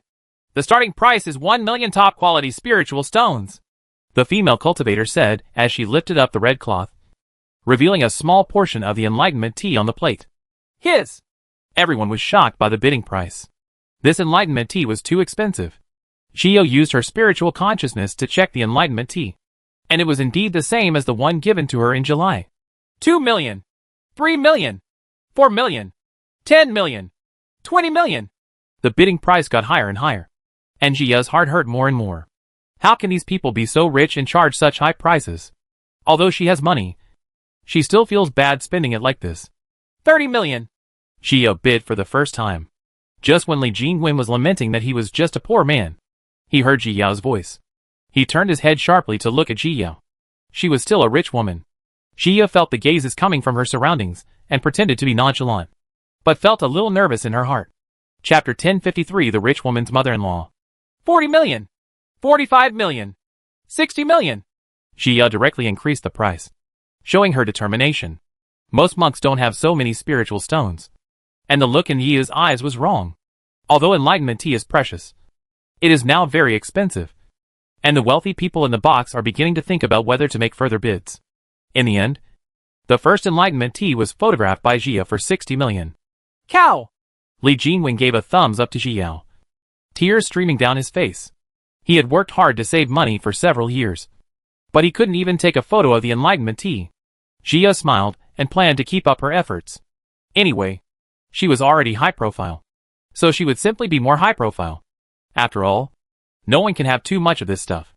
Next, Jia started her auction journey and successively bought 5 more Enlightenment Teas.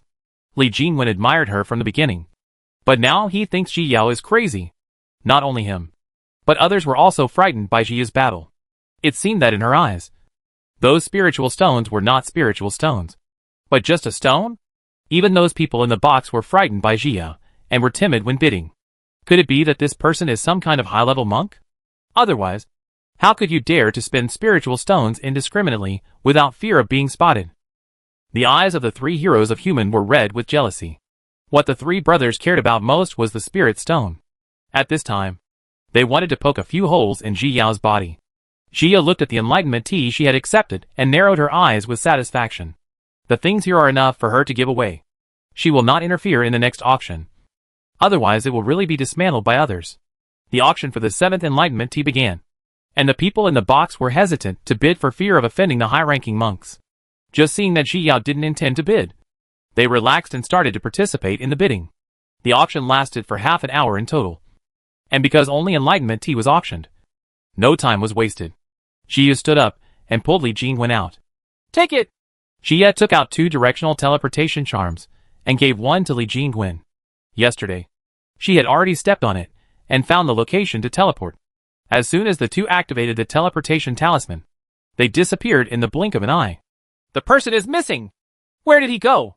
Many monks had been paying attention to Jio and planned to rob her as soon as they left the auction house. It's just that they didn't expect that they had thought of their escape route in advance, which made them miss. They were allowed to escape. The 3 heroes of human were filled with anger, and they searched outside unwillingly.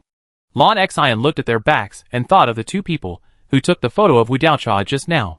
If she guessed correctly, the 2 people were Yi Shiqi and the man next to him. After all, they came to Simple Forest and could not miss the Enlightenment Tea. But they were not seen at all just now. Thinking of this possibility, Lan Xian clenched her fists tightly. The disciples of these big families were so willful. They treat spiritual stones that others cannot earn in a few lifetimes as toys and don't take them to heart at all. Huh? Lan Xian smiled coldly. Since she can't deal with Yishichi, she will find someone to cooperate. Hey, what's wrong with you? Are you okay? Sitong looked at the unconscious man, who suddenly fell from the sky and shouted worriedly. What's wrong? Lu Ruashi noticed that someone was falling, and she ducked to Sitong's side and saw a figure lying on the ground. Chapter 1054 The Gear of Destiny. City Lord, I don't know what happened to this man. He suddenly fell from the sky. Sitong immediately reported the situation to Lu Ruashi as soon as he saw Lu Ruashi appear. Throw him out! Lu Ruashi glanced at the person on the ground indifferently. There was only one possibility in this situation, and that was that this person was being hunted. If you stay, it may bring trouble to Streamer City. Sitong was stunned.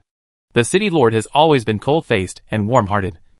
Otherwise, he wouldn't have saved Jiyu in the first place. I just didn't expect that this time I would die without saving him. However, she had always obeyed Lu Ruashi's orders, and when she came to her senses, she would throw the people on the ground out. Help me! Rongli felt that he was about to die, but he was still unwilling to give in. He still had revenge to avenge and great plans to complete. He tried hard to open his eyes, and saw a dimly beautiful woman staring at him with an indifferent expression. Rongli stretched out his hand and grabbed the corner of Lu Ruashi's skirt. Save me! After saying these two words, he couldn't help but fainted. But his hand was still holding Lu Ruashi tightly. Lu Ruashi wanted to pull out the hem of her skirt, but found that his grip was too tight. She knelt down and opened Rongli's hand. She didn't intend to cause trouble for herself or anyone else. Throw it out! Lu Ruashi stood up expressionlessly and said without mercy. Oh! Sitong nodded, helped Rongli up, and walked out of the city. Wait! Suddenly, Lu Ruashi called out to her. What's the matter? City Lord? Sitong turned around and listened to Lu Ruashi's arrangements. Lu Ruashi was stunned. She didn't know how she could say these two words. City Lord? Sitong shouted in confusion when Lu Ruashi didn't speak. Leave him alone. Lu Ruashi glanced at Rongli, turned around and left. She didn't know why she had such thoughts, but she had always been sincere and just stayed. Sitong looked confused, turned his head to look at the unconscious Rongli, sighed, and took him back to his yard. Come out! Come out! There's no one! Li Jinwen looked outside the alley and found that no one was paying attention. So he hurriedly waved to Ji Yao. Ji Yao's consciousness spread out, and after confirming that no one was there, she and Li Jinwen quickly walked out. The two of them were nervous and tense all the way, and it wasn't until they returned to the inn room that they breathed a sigh of relief. I'm so nervous! Li Jinwen patted his chest and lay down directly on the back of the chair, feeling like he was surviving a disaster. Jiyu also took a deep breath. She was really afraid that someone would follow her, and she would be besieged. Brother Jinwen, this is for you. Xia divided the enlightenment tea into many portions, took out one portion, and handed it to Li Jinwen. What? Li Jinwen stood up in shock, with a look of disbelief on his face. There's nothing wrong with your brain. Li Jinwen stretched out his hand to touch Xia's forehead and said inexplicably. Do you know what this is? This is enlightenment tea. I know. This is for you. Xiu smiled sweetly. She still remembered the first time she went to the auction, and it was thanks to Li Jinwen. She remembered all these kindnesses and happened to take some photos today, so she gave some to Li Jinwen. Are you stupid? Put the things away quickly. Really? I don't know how to live frugally, but this is a good thing. Li Jinwen muttered to himself and asked Xi Yao to put the things back. Chapter 1055 Aquarium. I keep it for myself. I bought it specially as a gift. Xia pushed the enlightenment tea in front of Li Jinwen again. These are tens of millions of top-quality spiritual stones. Are you giving them away? Li Jinwen's face turned red with anxiety, and he wanted to open Ji Yao's head to see what she was thinking. What I don't like most is spirit stones. Xia deliberately pretended to be coquettish in order to get Li Jinwen to accept it. Her heart was about to bleed when she thought that the auction house had cost her hundreds of millions of top-quality spiritual stones. Li Jinwen was instantly choked when he heard this, and suddenly felt that his life was in vain. He was holding the enlightenment tea in his hand and almost cried. The difference between these people was too great. Sister Jiao, Brother Dongqi has accepted it, and I will remember this sentiment. It's just that this thing is too precious. You can't give it away casually, or something will happen. Li Jinwen was heartbroken when he saw Xiao's innocent appearance. Heart, deeply afraid that she would be deceived. I know. Jia nodded. Of course she knew this. If she didn't trust someone extremely, she wouldn't show it. Li Jinwen put away the enlightenment tea and was very moved. He didn't expect that Sister Jia would be so kind to him. In the upcoming training of Simple Lin, I must protect her well. I know who bought the enlightenment tea. How about our cooperation? Lan Xian stopped the three heroes of human and suggested with a cold face. Oh, it's just you. You're in the early stage of the golden elixir, and you want to negotiate terms with us? Are you worthy? The male cultivator in white smiled coldly and looked Lan Xian up and down. You'd better keep your eyes away. Otherwise I won't mind digging out your eyes. Lan Xian sneered. Just because she asked them for help didn't mean she would let them trample on her. Hey, that's interesting. The male cultivator in white touched his chin and looked at Lan Xian with a change in his eyes. Then tell me, who is that person? The male cultivator in white crossed his arms and didn't take Lan Xian seriously at all. Let's work together. When things get done, I only want 20%. Lan Xian didn't look at the male cultivator in white at all, but looked at the man in green. She could tell that it was this man who really made the decision. How can you help? The man in green was silent for a while before asking. I know who she is and where she lives. Moreover, my combat power is not weak, and I can also make pills. Lan Xian also told her that she could make pills. Her fighting prowess won't impress them, but her ability to make alchemy will definitely impress them. How many grades? 4th grade. 3 days later, Xia came to the depths of the simple forest. This is here? Xia looked at the underground entrance with some surprise. Who can tell her what an aquarium here means? This is the entrance to the simple forest training ground. What's wrong? Li Jinwen looked at Jiu in confusion. It's okay. It's okay. Jiu smiled. She thought it was some time-traveling compatriot who started the tourism business. She and Li Jinwen entered the passage from the entrance. Along the way, there were all kinds of fish they had never seen before, as well as some seaweed and so on. These are all separated by a layer of formation, just like the aquarium in the previous life. It's just that this channel goes downwards and downwards, spiraling all the way down, and seems to have penetrated into the depths of the ocean. Along the way, the monks watched the fish with great curiosity, but they rarely had the opportunity to see these things. All the way down, Xia felt that it seemed to be difficult to breathe, and her walking pace became slower and slower. Chapter 1056: The Terrifying School of Fish. The further inside, Xia found that flying in the air was almost no longer okay. But fortunately, teleportation could still be used. There are a lot of restrictions here, and it's very difficult to fight. But don't worry, I prepared a lot of pills. Li Jingwen's memory still lingers on when Xia was a pauper when he was a child. So he helped her early. I bought the elixir. Xia accepted the elixir, and at the same time took out some of her own elixirs and gave them to him. Hey, I still made a profit. Li Jinwen scratched his head. The elixir Xia gave him was not a low-level elixir. Ji Yao was very happy that Li Jinwen could think of preparing something for him, so it didn't feel bad to give him the elixir. The two of them walked all the way towards the passage, and after about 2 hours, they finally walked out of the passage. Xia looked at the magical scene in front of her and opened her mouth slightly.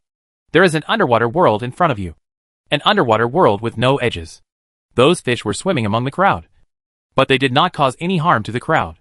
The monk did not use the water-avoiding beads, but walked as usual in the underwater world without asking any questions at all. Even if they talk and breathe, they won't take a breath of water. How is it? Isn't it amazing? This is how simple Lin is. Li Jinwen was also surprised, but he knew this, so he was not as surprised as Ji Yao. But besides people, we also need to pay special attention to the fish. Li Jinwen looked at the fish swimming around with a serious expression. Most of these fish will not provoke the monks, but some fish will actively attack people, often sneak attacks. Down here, all defensive weapons are useless, and you can only rely on your own defense. Also, if you can escape from a fish attack, you must not take action, because if you take action, you are likely to attract more fish. Li Jinwen thought about those records and specifically warned Jiu. Then do you know what kind of fish are attacking people? Xia felt that as long as she avoided the attacking fish, she would not get into trouble. I can't say for sure. There are all types. It just depends on luck. Li Jinwen shook his head. If it were that simple, there wouldn't be so many monks dying. Jia's heart sank. This meant that every fish around her might suddenly attack.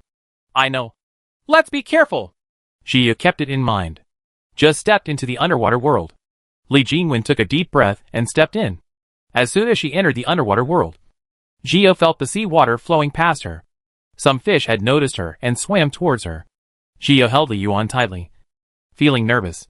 The same was true for Li Jingwen. His heart was beating fast as he looked at the fish swimming next to him. Fortunately, the fish were just swimming around the two of them and had no intention of attacking at the moment.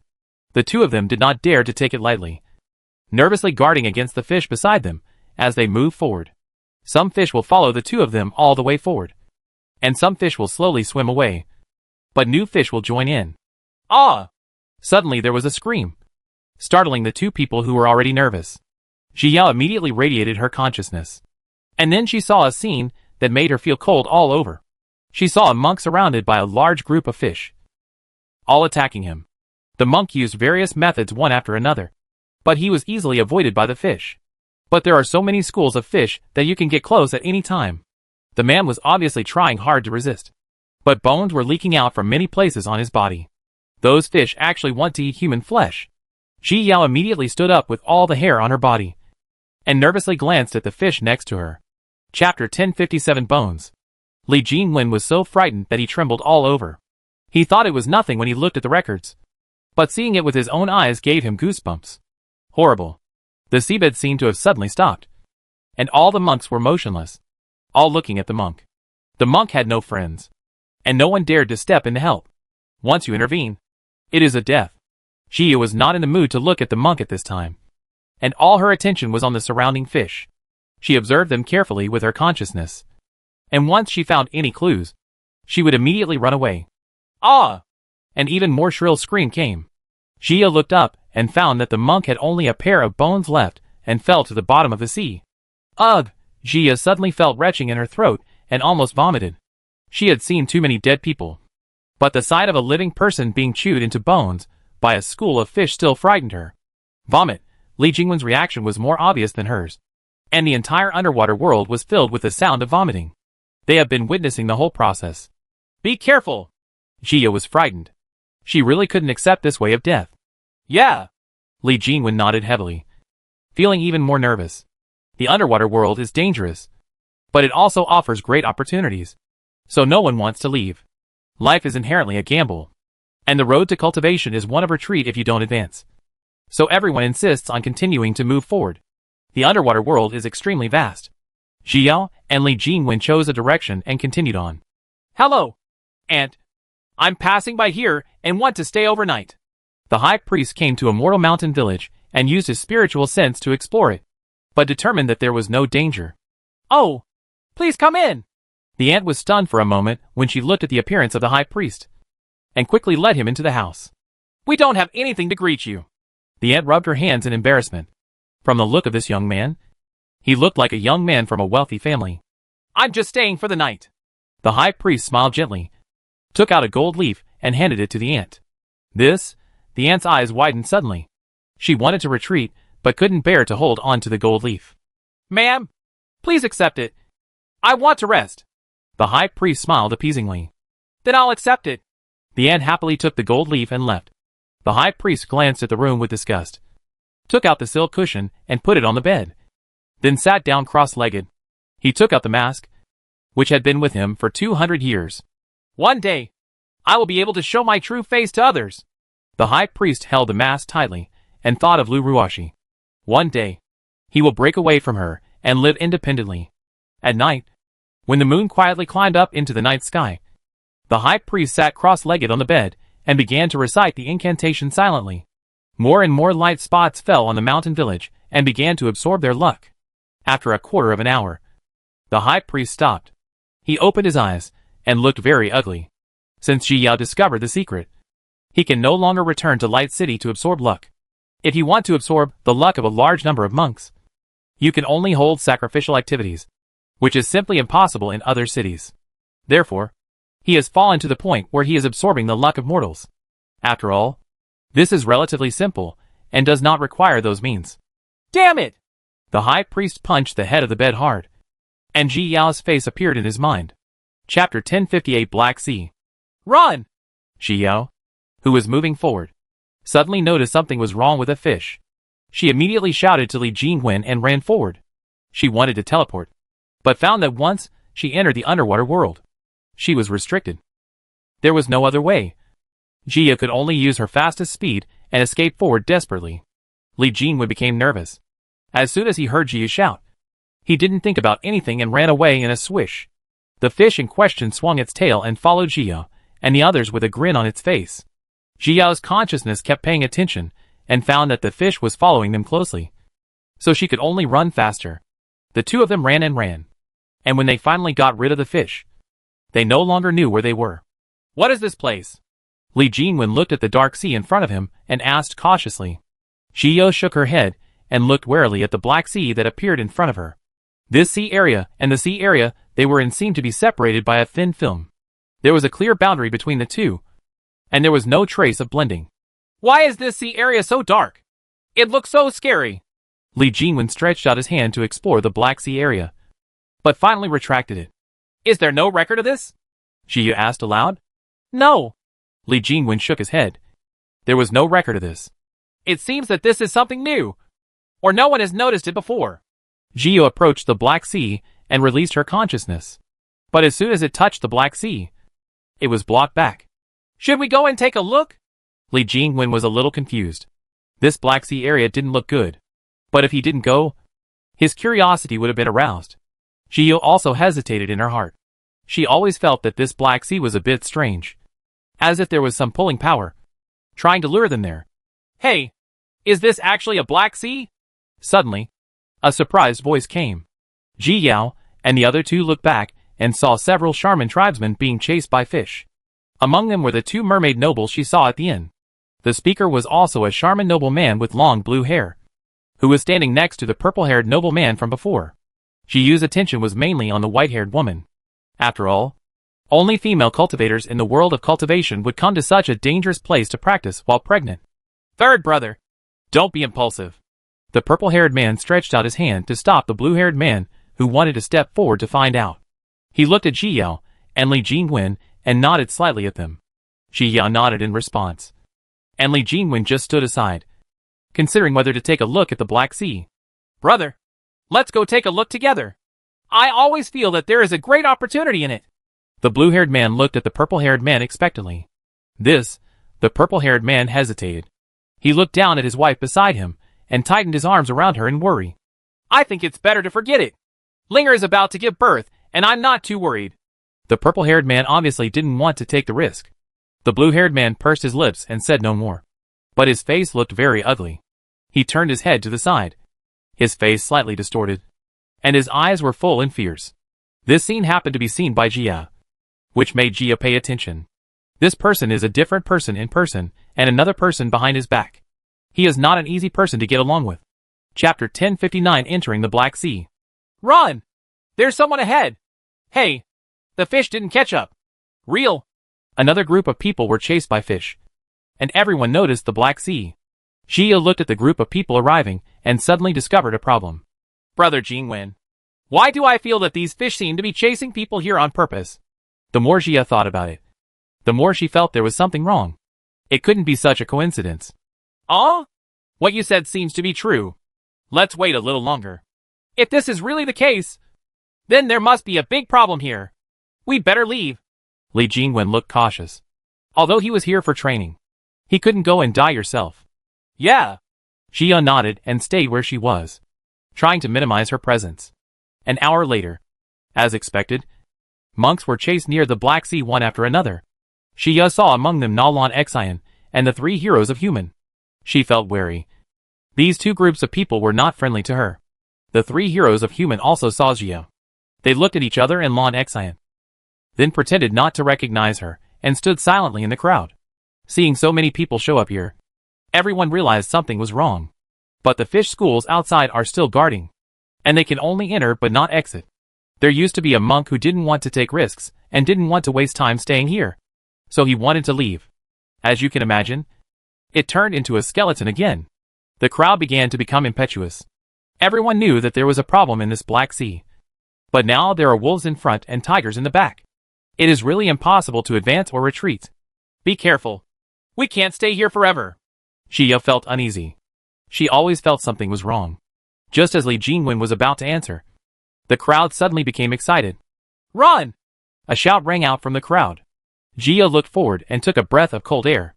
A dense shoal of fish rushed over, completely covering the front, making it a large area of darkness. The monks fled and attacked at the same time. But in this underwater world, those attack methods are restricted and cannot cause much harm to fish schools at all.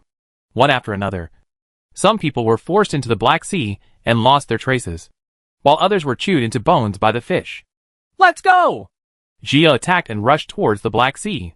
There is only death left. But there may be a way to survive in the Black Sea. Li Jingwen nodded and rushed in. Where is this? As soon as Jia entered the Black Sea, her vision was blocked, and everything in front of her was pitch black. She focused her spiritual power on her eyes, but still couldn't see anything. Jia was determined to use her spiritual consciousness, but found that it still didn't work. Brother Jingwen? Jia tentatively called around, but found no one answered. Her heart sank. It seemed that the two of them were separated. Now that I can't see anything, this unknown fear is the real mental pressure. She groped forward step by step, like a blind person. Crack! Jia stepped on something, causing her to stop. She was a little confused. She wanted to touch it to see what it was, but she was afraid that she would touch something disgusting. But in the end, Jia still squatted down, stretched out her hand and fumbled, and then touched something that looked like a stick. Her hands groped around, and soon touched something round. Chapter 1060 Firefly. Jia continued to touch, but suddenly touched her teeth. Ah! Jia was so frightened that she quickly retracted her hand, stood up and took a few steps back. What she touched just now was actually bones. Jia swallowed. This was really a test of her heart's endurance. If she was asked to look at it and touch it, she would think it was nothing. But this kind of invisibility was all based on imagination, which really made her a little confused. But there was no way. Her eyes could not see anything now, so she could only continue to move forward. Have you seen Yao Yao recently? As soon as Lu Huanxue saw Nangongyu coming home, she rushed to Nangongyu. No! Nangongyu responded, then left Lu Huanxue and went to the study of the head of the Nangong family. He came back this time to escort the disciples of the Nangong family to a secret realm. This secret realm requires traveling through hurricanes and storms, and ordinary people cannot guarantee the safety of disciples. Lu Huanxue didn't go in and waited for Nangongyu outside the door. When Nangongyu came out, Lu Huanxue approached him again. I just came back from Ye's house. That girl Yao Yao worked really hard. She has been practicing outside for a long time, and hasn't been home for a long time. Lu Huanxue glanced at Nangongyu and muttered, Justin, you're exactly the same as before. Nangongyu didn't react at all and continued to walk towards his yard. Hey, wait a minute. This time, I specifically asked my mother-in-law about her impression of you. Aren't you curious? Lu Huanxue chased Nangongyu and looked at him teasingly. Nangongyu just glanced at her, then went back to his yard, locking Lu Huanxue out of the yard. You deserve to be unable to marry Yao Yao. Lu Huanxue snorted coldly, very angry at Nangongyu's attitude. But in the blink of an eye, she thought about not being able to marry a daughter-in-law. When would she be able to have grandchildren? This is not possible. Lu Huanxue took out the communication talisman and immediately sent a message to Jiao. Nangongyu sat in the yard and took out the sensing jade from the storage ring. He lowered his head to look at Lingyu and gently rubbed it with his fingertips. The other half of this piece of spiritual jade has been destroyed, and this piece of jade has lost its function. But he still kept it. Jia on the other side has been walking for a long time, but the distance traveled is not very far. Suddenly, some light spots began to appear in front of his eyes. This discovery made Jia feel happy, as long as she could get rid of the darkness. Slowly, there were more and more light spots. When Jia got closer, she realized that these light spots were actually fireflies. Fireflies decorated this darkness with a dreamlike quality. The further Jia walked forward, the more fireflies she saw, and the space became brighter and brighter. Jia stopped and looked at the empty area around her, not knowing which direction to choose. At this moment, those fireflies suddenly gathered together and pointed the direction for Jia. Jia frowned, not sure whether she should follow or not. But without the fireflies to illuminate her, she would fall into darkness again. There was no other way. Jia had no choice but to follow. An hour later, The fireflies finally stopped. So beautiful. She sighed in her heart. She unexpectedly came to an extremely beautiful place. There are actually red flowers blooming in this underwater world. One by one dotted among the green leaves, which looks particularly beautiful. Countless fireflies shuttle among the flowers, making the entire flower bush appear faintly, full of mystery. Chapter 1061 Mutated Jellyfish. But Geo was very vigilant. The presence of flowers here was obviously unnatural. When something goes wrong, there must be a monster. She held Li Yuan tightly, and just when she was about to step forward to find out, a black shadow suddenly emerged from the flowers. Geo was startled and immediately slashed towards the black shadow. The black shadow suddenly changed direction, dodged Geo's attack, and blended into the surrounding darkness. Geo's heart sank. The black shadow completely blended into the dark environment, making it impossible for her to determine where it was. Hiss! Suddenly, the black shadow suddenly jumped out again. A claw just grabbed the back of Xiao's hand, and then rushed into the darkness to hide. Xiao looked down and saw a large gash on the back of her left hand, with black blood in it. It's actually poisonous. But she didn't know what kind of poison it was, so she could only be on guard while taking out various antidote pills, and took one of them all. Phew! The black shadow took this opportunity to sneak attack again. But Xiao had already been on guard against this attack, and just managed to dodge it. Xiao took the elixir, and didn't even have time to look at the wound. She was worried that the shadow would attack. This underwater formation cannot be used, nor can the defensive spiritual power be used. And the power of the attack methods has also been reduced, which really makes her very passive. Xiao released the Divine Thunder Net and surrounded herself, which should provide some protection. But the black shadow was not afraid of the Divine Thunder and burst out from the darkness again. Xiao immediately struck it with the sword Yu, finally making the black shadow stop for a moment.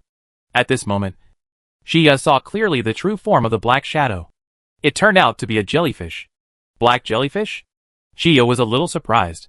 She had never seen jellyfish of this color before. And the tentacles of this jellyfish turned into claws.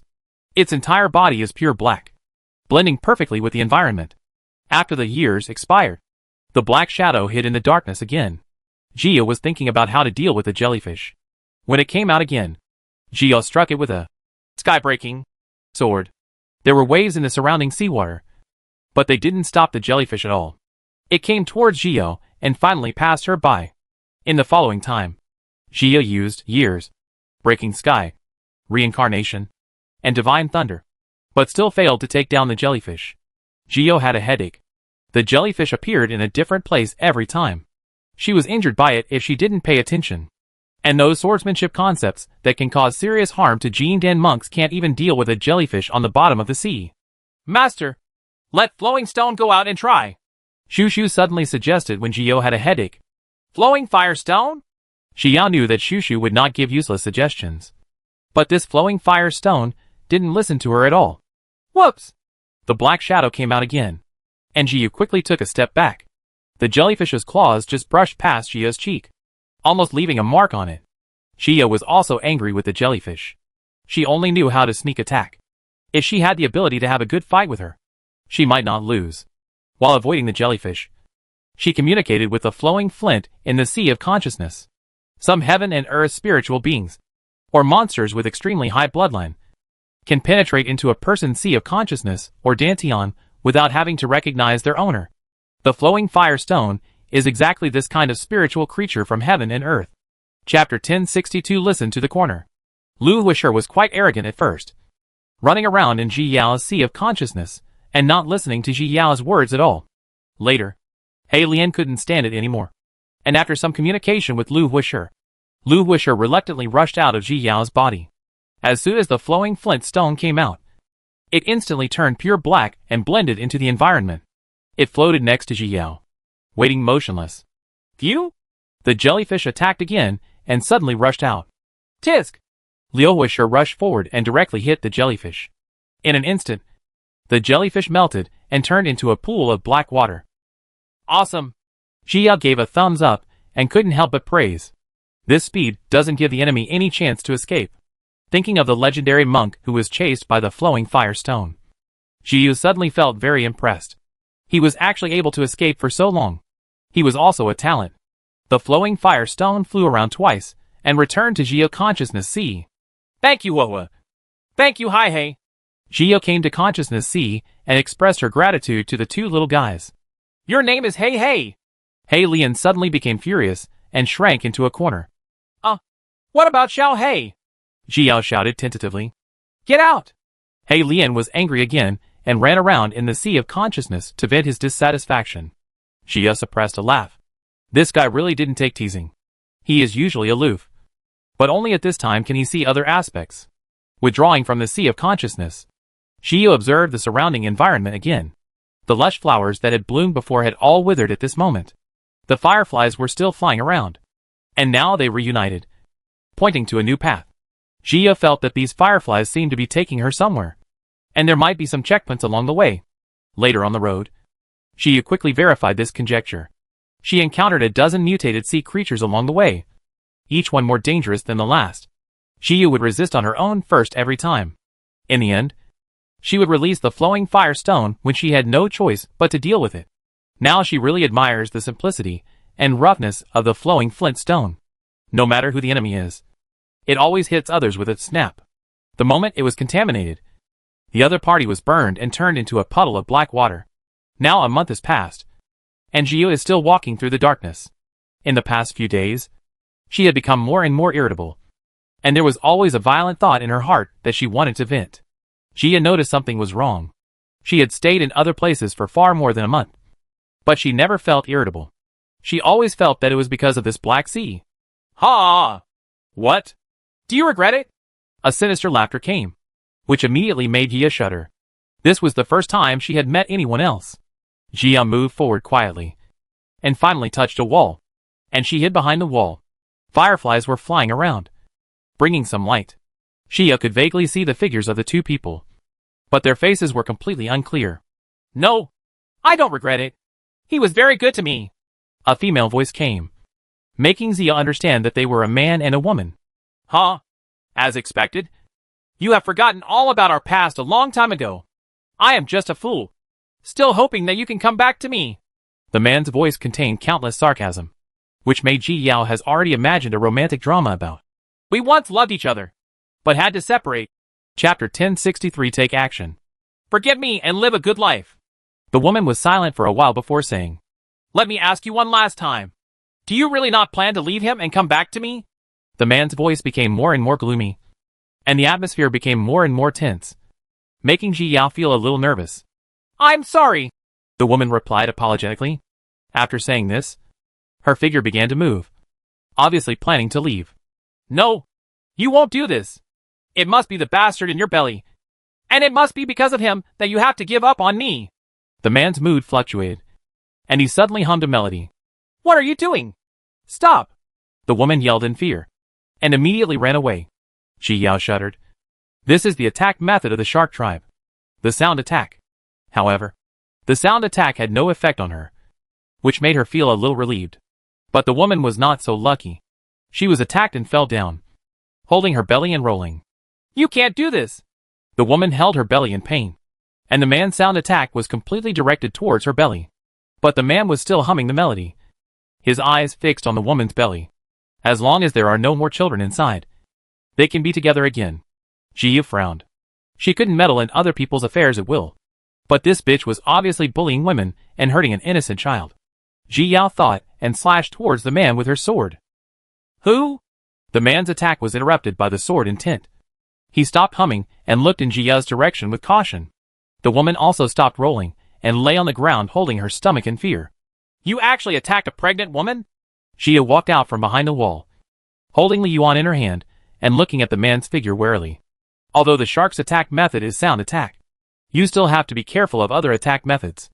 Oh, it turns out it's a woman again. What does my relationship with her have to do with you? The man's tone was very bad. At this time, he thought that he had been deceived, and all women in the world were the same. When I say I love you, I mean it deeply. Once you turn around, you will be completely forgotten. I think as long as you are a monk, you should understand that you cannot take action against a pregnant woman. Right. Ji Yao slowly walked to the woman and blocked her. This is an unwritten rule in the world of cultivation. At this time, she had already guessed that this woman was the white-haired female cultivator from the Shaman tribe. who seemed to be separated from her Taoist companion. She is not someone else. No outsider can control what I want to do to her. Since you want to interfere, don't blame me for being rude. As the man spoke, he hummed the melody again and went straight to Ji Yao's soul. There was ruthlessness in his eyes, and he obviously wanted to kill Ji Yao directly. Ji Yao was not affected at all, and sky-breaking, slashed towards him. The man was startled and immediately ducked to the side. But he was still injured, because he had no defensive magic weapon. He suffered a lot of injuries. You? The man didn't expect that Ji Yao was not affected. He felt angry in his heart, and hummed the melody again without believing in evil. Ji Yao looked at his figure indifferently, and slashed with sky-breaking again, and at the same time threw a divine thunder. Ah! The man was injured again. He cried out in pain, and spit out a large mouthful of blood. He glanced at Ji Yao in fear, then turned around and ran away. Chapter 1064, Gratitude and Hatred. With the light of the divine thunder, Ji Yao finally saw the man's face clearly. It was the blue-haired aristocratic Charmin from before, and he was also the younger brother of the purple-haired aristocratic man. Seeing him turn around and run away, Ji Yao immediately slashed at him with a sword, trying to stop him. But the woman who was still on the ground suddenly ran in front of Ji Yao, just blocking the years. The years struck her, causing her to freeze. The blue-haired man looked back at her, and then rushed into the darkness without hesitation. Ji Yao wanted to chase her, but the woman suddenly stopped her. The woman had regained her ability to move. She looked at Ji Yao pleadingly, with tears in her eyes. Please, don't kill him. The woman held Ji Yao's hand tightly. He wants to kill your child. Ji Yao looked at her unclearly. The man before wanted to hurt her. I don't blame him. I feel sorry for him. The woman shook her head sadly, tears falling down her cheeks uncontrollably. I felt pity for the beauty when she cried, but it didn't make Ji Yao feel any pity at all. She could figure out this situation. Isn't this the kind of story where a woman and her brother fell in love at first, but due to the interference of power, they had to marry him, and then they became entangled? She took her hand out, stared at the woman and said, You can make trouble no matter what. The child is innocent. If he attacks me next time, I won't hold back. She paused. As for you, someone doesn't save you every time. I hope you won't do anything you regret.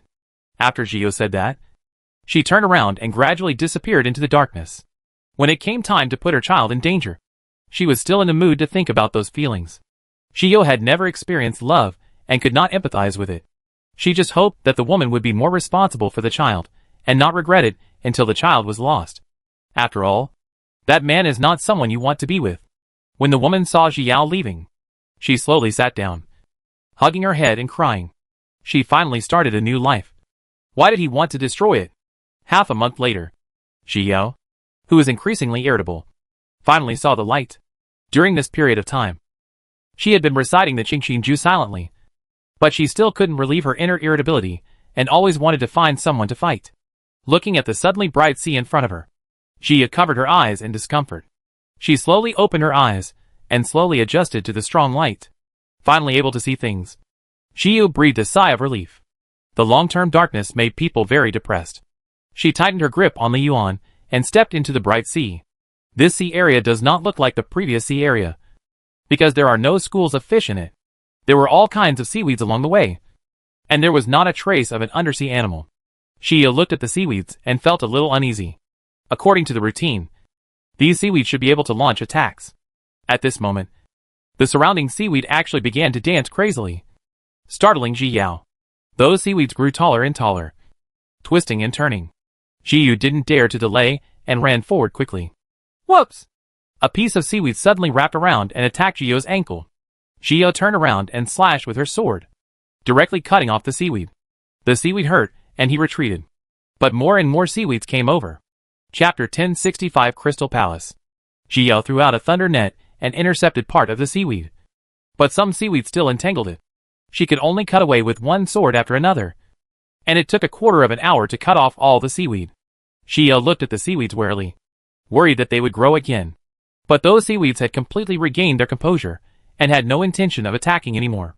Ji Yao turned around and continued to move forward, but she had to look back from time to time to prevent sneak attacks from those seaweeds. It wasn't until she walked out of the seaweed area that Ji Yao returned to normal. Suddenly, the sea in front of Ji Yao became distorted, and there was light flickering. Gio's eyes narrowed, and she stared straight ahead, trying to see what was causing trouble. Gradually, the thing appeared and turned out to be a crystal palace. There is a plaque hanging in the center of the crystal palace with the words, Shan Mansion, written on it. Is this the former residence of Chun Chun Lin? Gio looked at the crystal palace with some surprise, and slowly walked forward. But Gio soon discovered that no matter how close she was, the distance between her and the crystal palace was the same. Is this just a ghost? Gio frowned slightly, but still headed towards the crystal palace. The same situation was happening in the underwater world, and crystal palaces appeared in front of the monks, who were still alive. Everyone was very excited and did not expect to encounter such a great opportunity. Everyone is going towards the same goal, and ultimately, everyone ends up in the same place. And the crystal palace finally appeared. Sister Gio! Li Jinwen finally found Gio and rushed to her side. Sister Gio! Are you not injured? Li Jinwen looked at Gio worriedly. He encountered too many dangers and was injured along the way, and he didn't know how Gio was doing. No! Gio shook her head. Thanks to the flint, she really wasn't hurt at all. The three heroes of Human and Lon Xian also saw Gio. But at this time, they had no time to think about Gio. Their eyes were full of the crystal palace in front of them. Gio glanced at the monks around her. There were only more than 200 monks arriving at this time. She didn't know what happened to so many people who came down at the beginning. The white-haired woman also arrived and found her Taoist companion. At this time, the purple-haired man was talking to her gently, while the blue-haired man looked complicated at the side. Sensing Gio's gaze, the blue-haired man stiffly turned his head to the side. Is there any problem with this crystal palace? Others were looking forward to the crystal palace, but Li Jinwen felt confused. I also think that the main reason is that as soon as the crystal palace appeared, I almost couldn't suppress the irritability in my heart. Gio stretched out her hand to cover her chest. This crystal palace may have a certain connection with the Black Sea. Ji Yao and the two fell silent, standing aside and watching the monks constantly looking for ways to enter. It's just that this crystal palace has no formations and no grooves. The door is completely closed, and there is no way to open it. The crowd began to become more and more anxious, and even the gentle purple-haired man from before became increasingly ugly. What the hell is this? Why can't it get in? How about we attack directly? No matter what. Let's rush in. Several monks could not bear the impatience in their hearts, and directly planned to violently break through the door and rush towards the door. Something surprising happened. They actually rushed in. Chapter 1066, Entering the Crystal Palace. When everyone saw that they actually rushed in, they were all excited.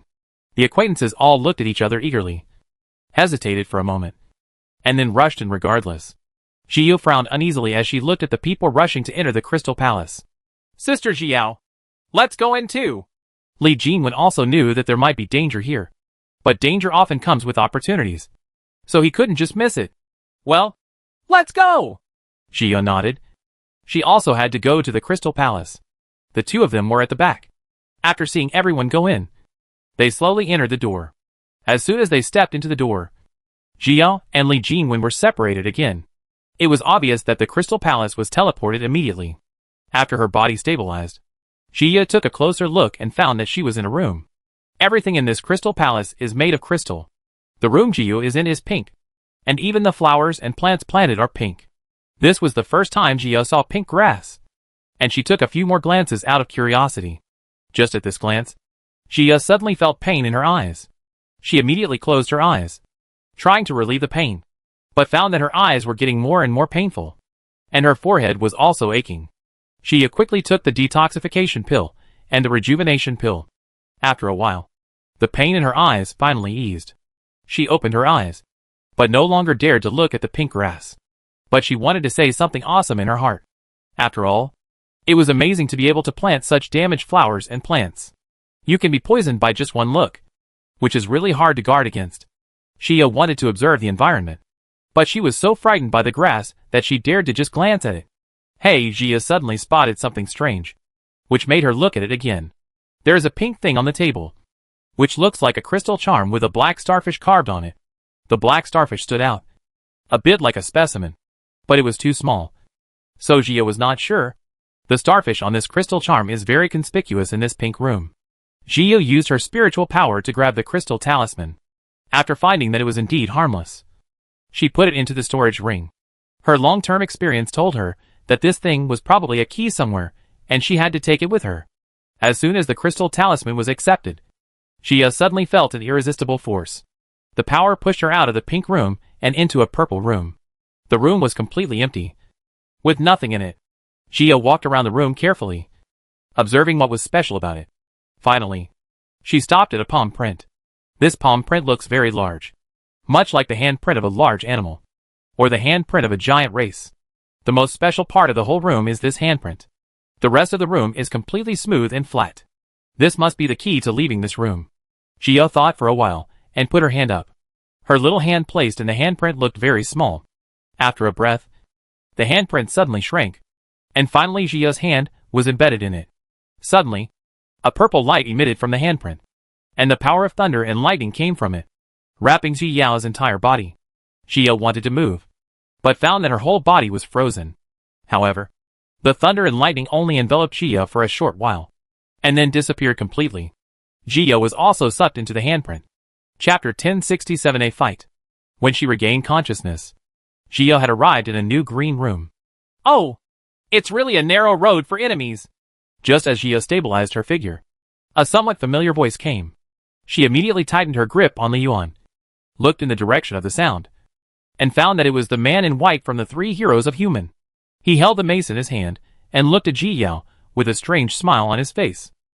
Before entering the Crystal Palace, the three of them had agreed that they would kill this person without mercy when they saw him.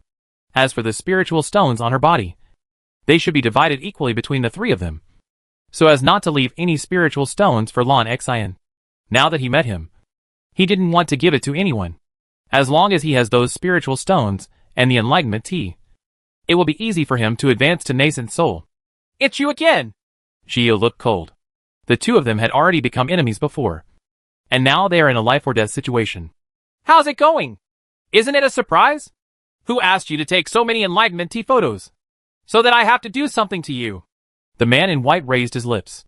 This woman would have died long ago, if not for the help of others. Dealing with her is simply impossible. Easy. Gia was shocked when she heard this.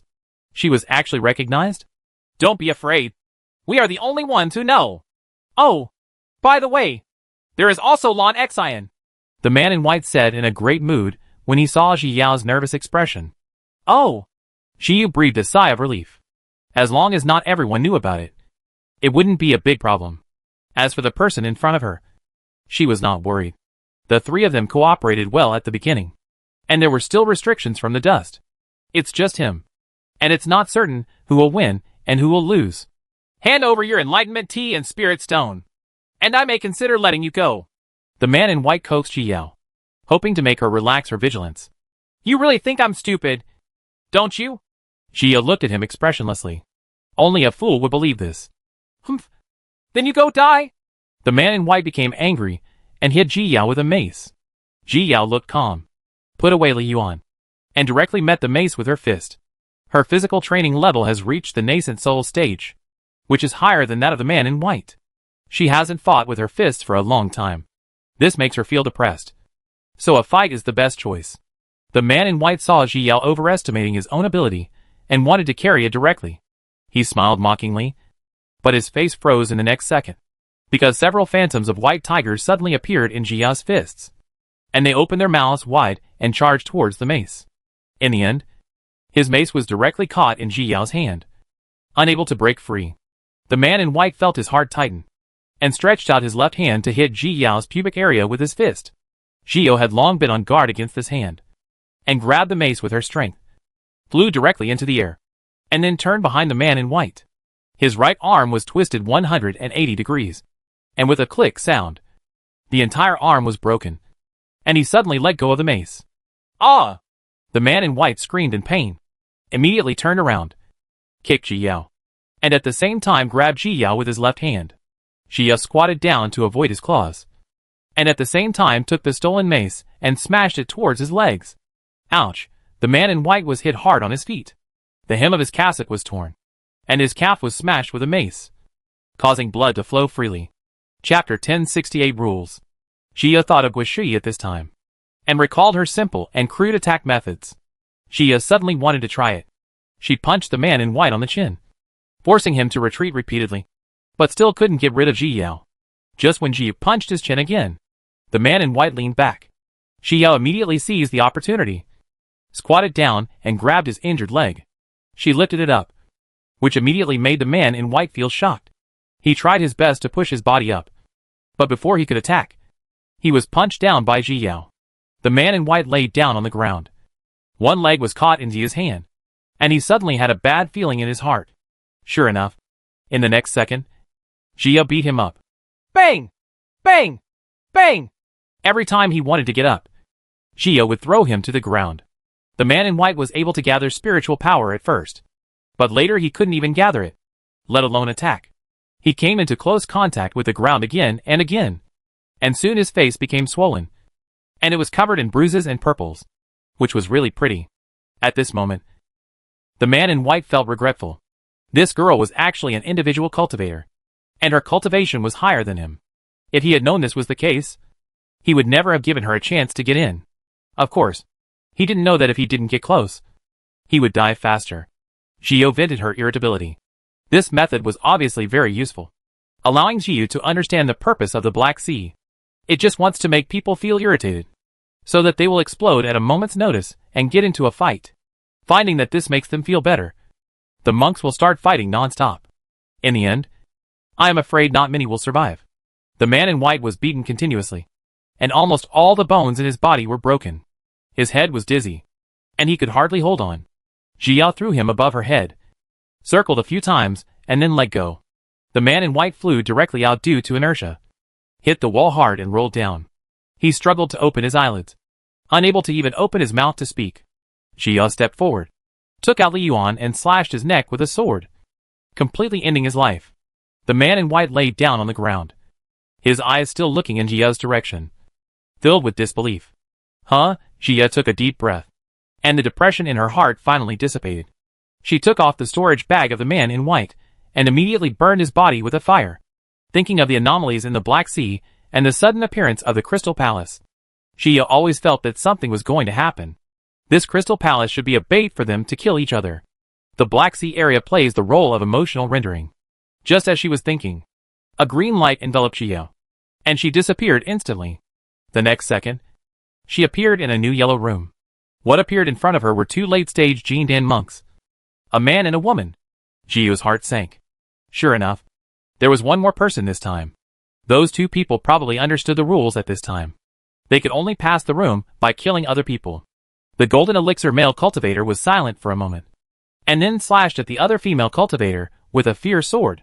The female cultivator was not polite, and also attacked with a spiritual sword. Ji Yao stood aside and watched. She was not involved now, so she stopped messing with it. Chapter 1069 Massacre. The male cultivator mainly practiced fire attribute skills, and when he drew his sword, he released rich fire attribute spiritual power.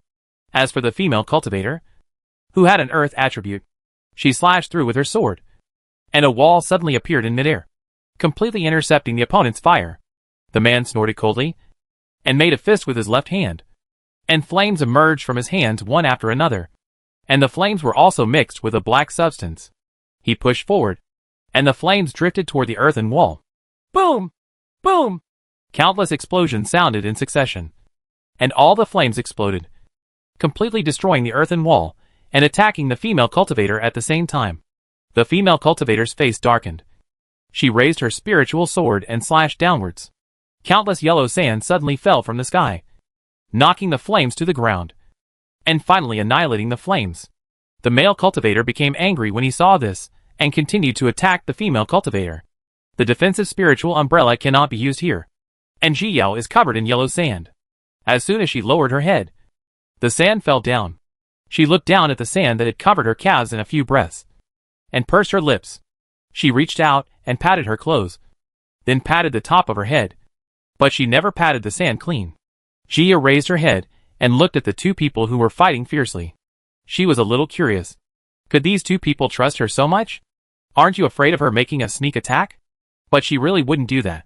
She would kill strangers for no reason just to pass the level. Ji Yao knew she couldn't do it.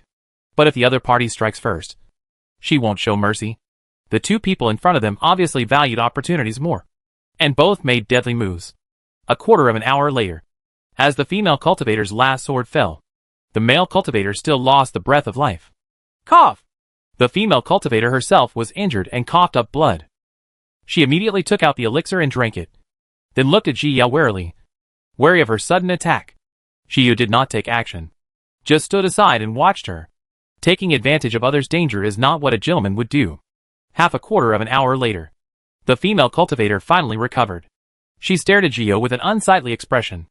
The other party did not take the opportunity to take action, which showed that he was a good person. And do he really want to take action against her? The female cultivator was a little confused and clenched the sword in her hand. Ji Yao is also waiting for her to make a decision. If the other party takes action, she will not hold back. The female cultivator thought about the difficulty she had along the way, and finally gave Ji Yao a sorry look, and then slashed at Ji Yao with her sword. A killing move. Ji Yao already understood her attack methods. When she first took action, she slashed past her with the Yu sword. Then, she followed up with a breaking sky sword.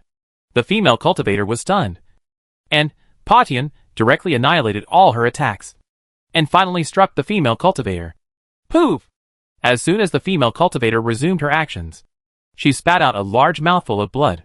Seeing this, Ji Yao struck out with the Yu sword again, which shocked the female cultivator and hurriedly ran to the side, trying to avoid the attack. Ji Yao struck out with her sword again and chased after the female cultivator. At the same time, she threw out a thunder net, stopping her in her tracks. The female cultivator paused for a moment, and in an instant she was overtaken by the Kendo spirit, and struck her shoulder with a sword. She turned around suddenly, and a golden needle flew out from her forehead and hit Ji Yao. Ding! Ji Yao blocked the golden needle with Li Yuan, and the two collided with each other and made a crisp sound. Ji Yao exerted force with her backhand, and the golden needle was instantly bounced away. She struck out with years again, immediately immobilizing the female cultivator, and struck through with the last reincarnation. Chapter 1070 Square.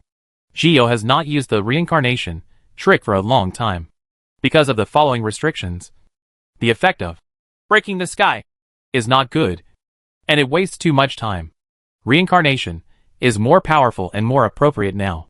Sure enough, as soon as reincarnation appeared, it swallowed up the female cultivator and turned it into ashes in the blink of an eye. The black door appeared, and the female cultivator's soul was sucked into it, and finally disappeared with the door. Ji Yao was a little stunned because she discovered that reincarnation was not suppressed at all in this underwater world.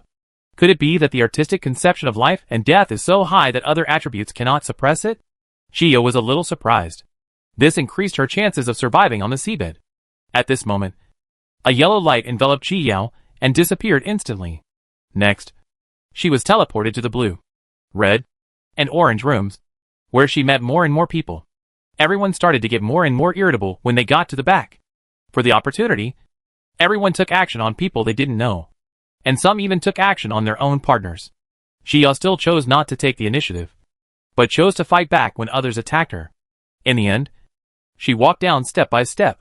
Now, she finally left the room and was transported to the square in the center of the Crystal Palace. There is a statue of a man standing in the center of the square. He is holding a book in his hand and looking up at the sky. He should be Simple Lin himself. There was no one else in the square at this time. Ji Yao walked around the statue and looked around. Everything seemed normal here, but Ji Yao felt very depressed. What brought a sense of oppression was the statue in front of me. Just when Ji Yao was looking around, she didn't notice that the statue's eyes moved a few times. Suddenly, a new person was teleported over. Ji Yao immediately looked at the person with caution, only to find that the person was a purple-haired man from the shark tribe. The purple-haired man smiled gently at Ji Yao, and also began to observe the surrounding situation, with no intention of taking action. Ji Yao pursed her lips.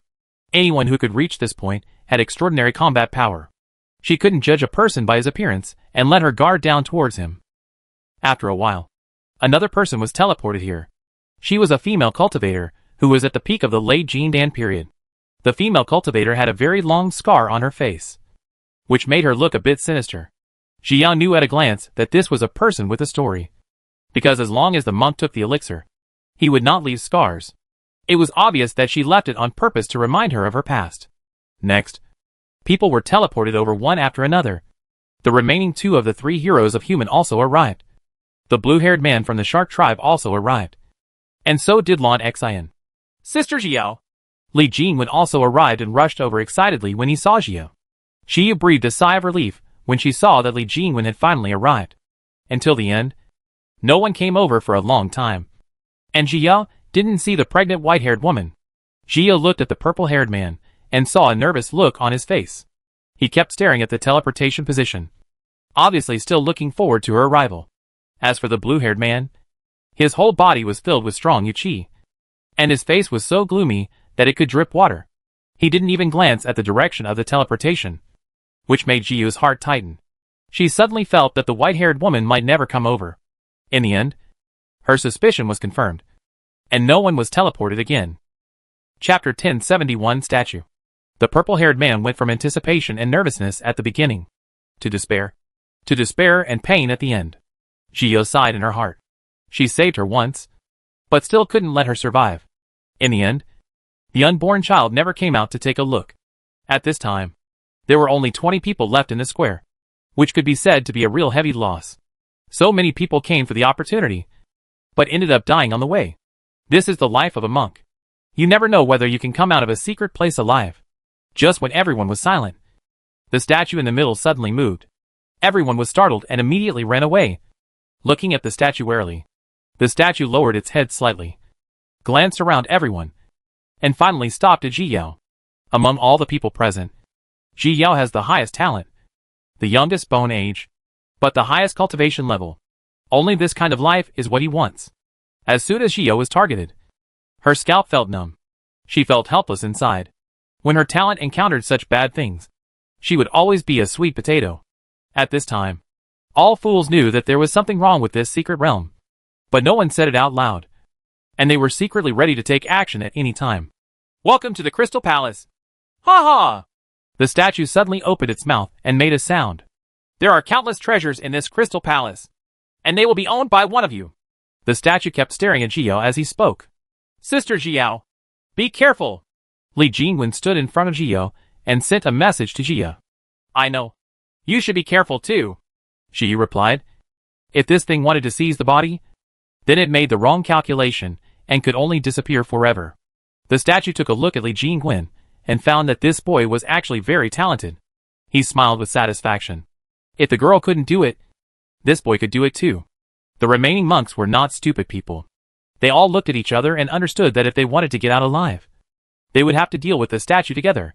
The three heroes of human are now missing one person, and both of them are in a very bad mood. They are leaning closely together, guarding the statue, but their eyes still glanced at Xiao from time to time. After all, those enlightenment teas and spiritual stones were very attractive, and they couldn't give up. When the fight breaks out later, we will take the opportunity to attack her. Even if we can't get the Crystal Palace, we can still get her wealth. The man in green sent a message to the short man and told him his plan. Well, maybe the third brother's death is related to her. The short man just made a random guess, but he didn't know that he was right. Humph. The man in green snorted coldly. Even without her third brother, she would still be dead. Lan Xian on the side watched the statue fall in love with Xiao, feeling happy and jealous at the same time. Even if she took over, she wouldn't be able to meet such good qualifications. How great would it be if it was her who took over his body in the first place? The entire Yi family will be hers in the future. The statue saw that everyone was silent and looked extremely calm, feeling very satisfied. As expected of the candidate, he selected step by step. He not only has good talent, but also has good psychological quality. Seeing that the time was almost up, the statue suddenly raised the book in his hand and read the content on it. They were obviously sentences about insights, but they made Xiao's heart tighten. Chapter 1072.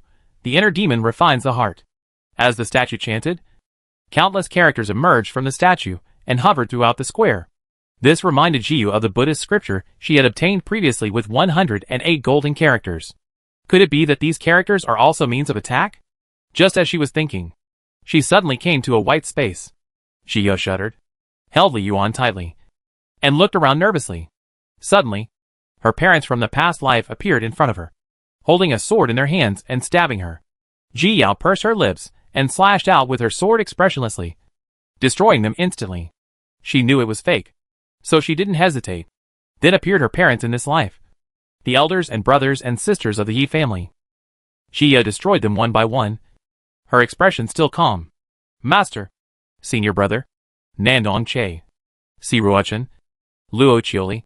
And Chuemo appeared one by one. And were eventually killed by the sword. Later. Nandong Yu appeared in front of Ji Yao. Jia slashed at him mercilessly with a sword. When she watched him disappear, she suddenly felt that she wanted to see him at this moment. Finally, Chi-Chi appeared. Ji Yao looked at Chi-Chi, smiled slightly, but still struck out with her sword. When she first traveled through time, she had imagined countless times what would happen if the two of them became enemies. But later on, she was very happy to become good friends with her.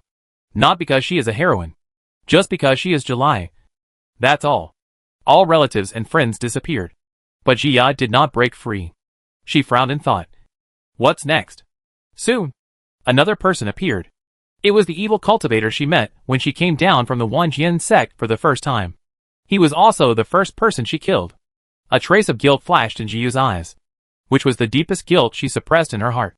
This guilt is not for this evil cultivator, but for all the people she killed. This guilt was not because of killing them, but because it was related to the education she had received. She never thought that one day she would kill someone, even if those people deserved to die. The education she has always received is that killing is illegal. Even though she has been here for so long, she still feels that life is precious and something worth cherishing. She once thought, if she really had the chance to come back, would she still choose to kill? But right in front of us, this opportunity appeared. She had thought about so many possibilities, but now she still took action without hesitation. After killing the evil cultivator, people she killed appeared one after another. Shiyu still killed them without hesitation. Shiyo didn't stop until she killed the last person. She recalled her decision just now, and finally understood that no matter how many times she came back, she would make the same choice. She had no regrets about killing them. Every life is worth cherishing, and should not be trampled on. However, this applies not only to other people's lives, but also to your own life. When faced with a threat to herself, she still chose herself. When faced with threats to her relatives and friends, she still chose her own. She is a selfish person. Although she feels guilty, she still chooses to stick to herself. But is this a mistake? No. She never thought she did anything wrong. She lives this life just to protect the people she cares about and to be with them forever. Chapter 1073 Epiphany. Even if one day the sky falls, she still wants to hold it up for them. She can fight against everything for them, even if she sacrifices her own life. Therefore, she will never allow anyone to harm her life or the people she cares about. In the future, she will still choose to take action in the same way. Those who stand in the way, die. Jia struck out into the white space with her sword, carrying her own belief in it. Life and death are just a choice. Boom! The black and white gas in Ji Yao's body suddenly rotated violently, and the spiritual power of the entire underwater world attacked Ji Yao. Shushu was overjoyed. The master had an epiphany? Stop playing around and get ready to absorb the spiritual power, Shushu said to the other little guys. And then he immediately got ready. This time, it could recover part of it. The little guys immediately stopped playing and were ready to absorb the spiritual power. More and more spiritual power came and completely enveloped Ji Yao. The statue looked at Ji Yao, who had an epiphany, and was stunned for a moment. After a while, he came back to his senses. Ha ha ha! He laughed loudly and shed tears at the end of his laughter.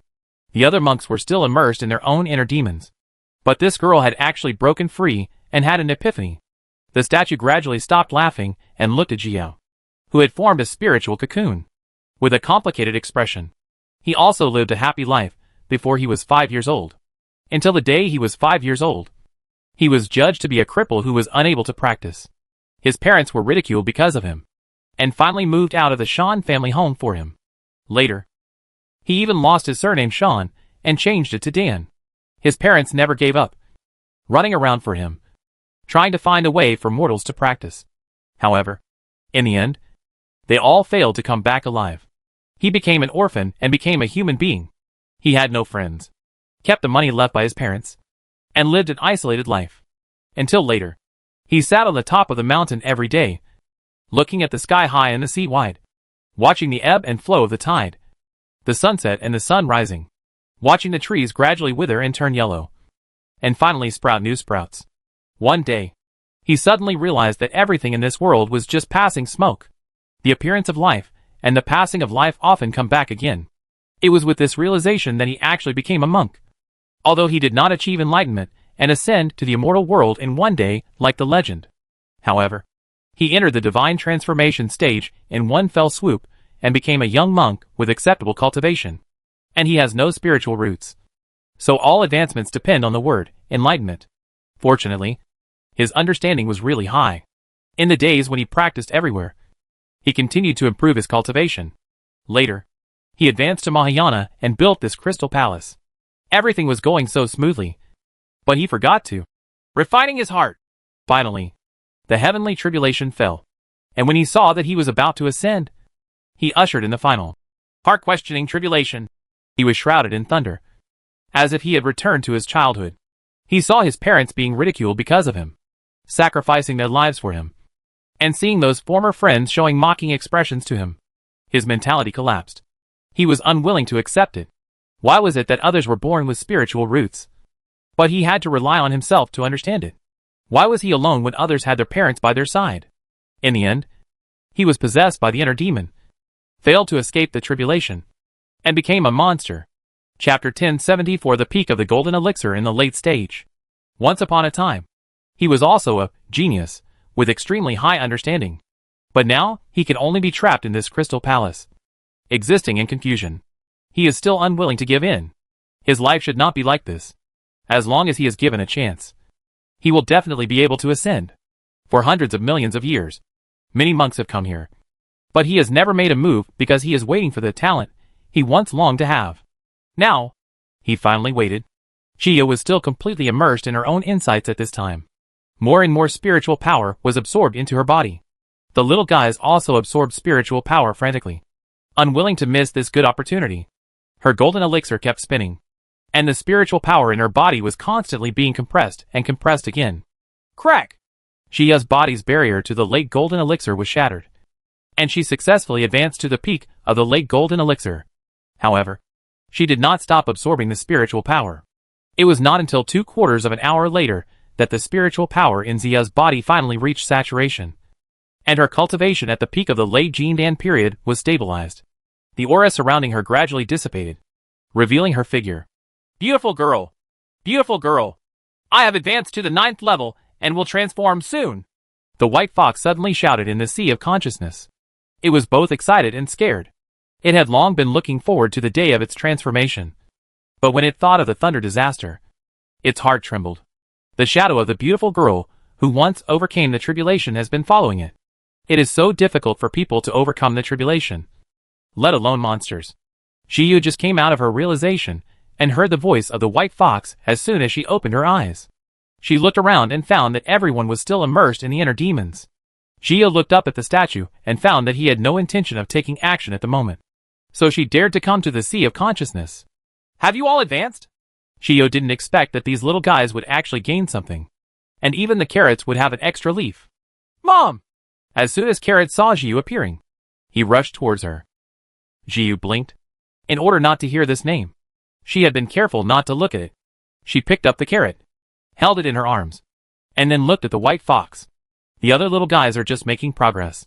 But the white fox is different. When the monsters advance to the 9th level, they are already in the nascent soul stage of human cultivation. This means that it has to undergo a catastrophe and can transform into a human form. Now that it is in Jia's sea of consciousness, it has nothing to do with it. But once out of the sea of consciousness, the catastrophe will immediately fall. Old bye. Are you sure? Chia was not at ease. The success rate of monsters overcoming the tribulation was very low, which really scared her. I don't know either. The white fox thought of the time when the beautiful girl went through a tribulation and almost separated from them completely. This also makes it very afraid of thunder disasters. I have a magic method that can help monsters overcome tribulations and increase their success rate. Shushu suddenly spoke at this time. Thanks to his master, it finally advanced again. And now it has returned to the level of innate treasure. It can recover more and more skills, and it knows more and more things. Perhaps there is really hope that it can return to the holy artifact. Really? Shiyu's eyes lit up. If this is really the case, then Lao Bai shouldn't have much of a problem. She is so confident in Shu Shu. Brother Shu, you are too generous. The white fox jumped up when he heard this, ran to Shu Shu's side in a few steps, and circled excitedly around him. Chapter 1075 passed. Okay, you guys just have fun first. I still have things to deal with. Seeing that the matter had been solved, Gio did not dare to stay any longer. She put the carrot down and immediately emerged from the sea of consciousness. Some people woke up one after another in the square. Everyone looked frightened and did not dare to make any move at all. Inner demons can often only be encountered when advancing and ascending. It's just that when advancing, not all monks will experience inner demons, unless the inner demons are too severe. But it's different when you ascend. Everyone will experience this experience. It will make you look back on your life and directly hit the things deep in your heart that you don't want to face. Many monks will fall short in this last step, because most people have guilt, regret, and unwillingness throughout their lives, and these emotions will become the final trigger. This is why, even in the world of cultivation, Jiyu is still unwilling to change her inner principles. This time, everyone was mentally tortured. Inner demons are not the kind of moral soul torture that was called in previous lives. Many treacherous and evil monks can also pass the test of inner demons because they have no concept of right and wrong and feel that they have a clear conscience. However, some righteous monks eventually became monsters because they could not pass the test in their hearts. If Ji Yao thought correctly, this innocent Lin could not ascend at all, but became a monster and became an inner demon. That's why they went through this inner demon test. Inner demons refer to the demonic barriers deep inside one's heart. If one can break through them, one may be able to gain an epiphany. Even if there is no epiphany, it will improve your state of mind and free yourself from inner demons. If you are trapped in it and cannot extricate yourself, you will be assimilated by the inner demon and become a monster. Jia looked at the people around her. The two heroes from Human had already regained their consciousness and had obviously passed the time. The purple-haired man and the scarred female cultivator also passed. Lon Xian and the blue-haired man were still immersed in their inner demons, and their expressions were extremely painful. Uncle Luo, some people have evil intentions, so you have to be careful. Master Luo is so amazing. He has advanced to the divine stage at such a young age. Master Luo is one of the most beautiful people in the Northern Territory. How can he not be beautiful? Hey, you guys grew up together. Why are there such big differences? Ha! I still call Master Luo a sister? Xiao Feng, we are sisters. It is only right that I treat you well. We grew up together, and I really treat you as my sister. If anyone dares to bully you, I will kill him. Don't be afraid. My sister is here. As long as you don't give up, you can advance quickly. Take care of yourself. Everything in the past appeared in Lon Xian's mind. She recalled the happy past between the two of them and the embarrassment she had experienced because of her. She had worked very hard to catch up with her and stand by her side as before. However, her qualifications limited her. She watched Luoxin's cultivation level getting higher and more people admired her. People around her were envious of her at first. Envious that she had a friend with such a high level of cultivation who was so good to her. But later, the eyes of those people changed from envy to ridicule. She tried her best to ignore it, but eventually she grew jealous. She still remembered that when Luoxin finally fell, he saw her hiding at the door. The word "take care" was the last word Luoxin said to her. Chapter 1076 Love and Hate Entanglement. Do you regret it? Regret? She regretted hurting Luoxin so much. However, if she had it to do over again, she would still choose this way. She was ashamed of Luoxin, but not worthy of herself. She is an extremely selfish person. Even if everyone in the world is dead, as long as she is still alive, that is enough. Don't hurt my child. The blue-haired man looked at the crying white-haired woman in front of him, and his heart throbbed. The two of them grew up together. He was not valued by his family, and neither was she. The two have always been the spiritual support of this time, and the motivation for each other to continue working hard. However, he just went to complete a family mission, and when he came back, she married her genius eldest brother. She told herself that she met her elder brother by chance when he was on a mission. The eldest brother fell in love with her and married her back despite family opposition. She said that she was forced by her family, and she did not love her eldest brother. He always believed it and felt sorry for her, and that she had to live this kind of life. He practiced hard, worked hard to save supplies, and was waiting for this time when Simple Lin appeared and took her to escape from the island. However, she turned out to be pregnant. He could accept this child. And as long as she left with him, it didn't matter to him. But she didn't want to. She said she wanted to start a new life. A new life without him. In the end, he gave up. As long as she was happy, he would just protect her silently. However, everything was broken that day. He watched her happily throw herself into her eldest brother's arms and looked up at him with eyes full of love. She kissed her eldest brother affectionately, and she said to him, "I only love you in this life." His heart died. All the O's and O's made are false. Everything is false.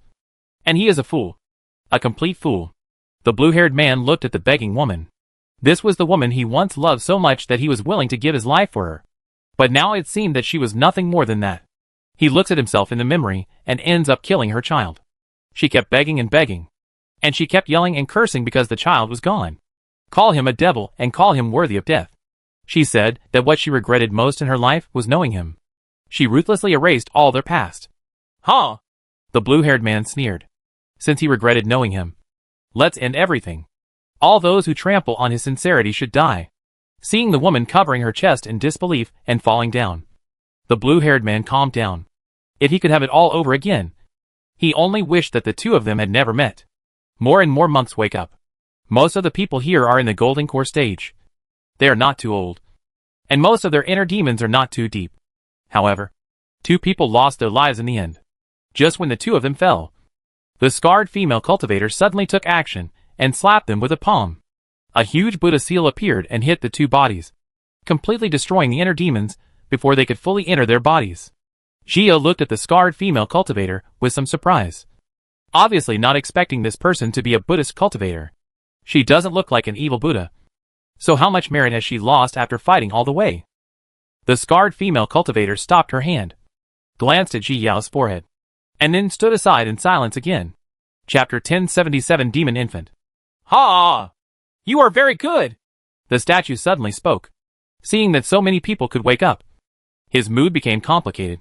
He glanced at the scarred female cultivator. She was actually a Buddhist cultivator, and she might have an impact on his plan. But for the sake of seizing the body, it was all worth it. Who are you? What do you want to do? The purple-haired man looked at the statue, feeling extremely angry. It was because of him that his wife died, and there was still his child in her belly. In the beginning, he forced herself to marry her, and spent a lot of effort before she fell in love with him. Seeing that their family's happy life was about to begin, now there was nothing left. The purple-haired man's eyes turned red when he thought of this, and he wished he could go with her. However, he still carries the hope of the entire family, and cannot even die. What am I doing? Ha! You'll know it just by looking at it. Chun Chunlin laughed loudly after saying this. He glanced at the purple-haired man meaningfully, wondering what his reaction would be when he learned the truth later. When Jia heard this, she suddenly had a bad premonition. She turned her head and looked at Li Jingwen and said, "Be careful. Don't worry. I will protect you." Li Jingwen was most worried about Jia. The statue had been looking at her just now. It was obvious that she was the target. At this moment, a large red cloud suddenly appeared over the entire square, and a depressing feeling came over her. Jia immediately recited the Qingxin Ju silently. Wow! A shrill cry suddenly came, making everyone's hearts tremble. Jia looked up and saw a baby appearing in the red clouds. Its eyes were closed, but its orifices were bleeding. Its mouth was wide open, and every cry was more pitiful than the last. The moment the baby appeared, the blue-haired man felt a sudden pain in his heart. He clutched his chest tightly, but didn't understand why. "Go and take revenge. Everyone here deserves to die," came Chun Chunlin's bewitching voice, waking up the baby. He has been living for hundreds of millions of years now, and it is really difficult to take over his body. However, he had other ways. As soon as he saw a pregnant woman coming here, he knew his chance had come. He set up those light carts to kill each other just so that the pregnant woman could be killed. In this way, he can make a devil infant. The more resentful the demon infant is, the more lethal it will be. And this baby was going to be born soon. But now he died in infancy, and he was full of resentment. As long as he kills these people and continuously improves himself, he can devour this demon baby and meet the conditions for seizing its body. His new life was beckoning to him. As soon as Gio heard what Simple Lin said, she suddenly raised her head and glanced at the statue. She didn't expect that this man would not even spare the baby. He was no longer a human being, but a complete monster. Wow! The baby cried in pain, making everyone feel terrified. The scarred female cultivator holds a talisman in her left hand, and a 10,000-year peach-wood sword in her right hand, and is ready. In fact, she is not a pure Buddhist, nor a pure Taoist. In fact, she herself doesn't know what she is. But she knew that it was her bounden duty to deal with these evil things. Jia looked at the baby, and couldn't help but feel a surge of anger and sympathy in her heart. She hated to see the child suffer the most. Chapter 1078 Revenge.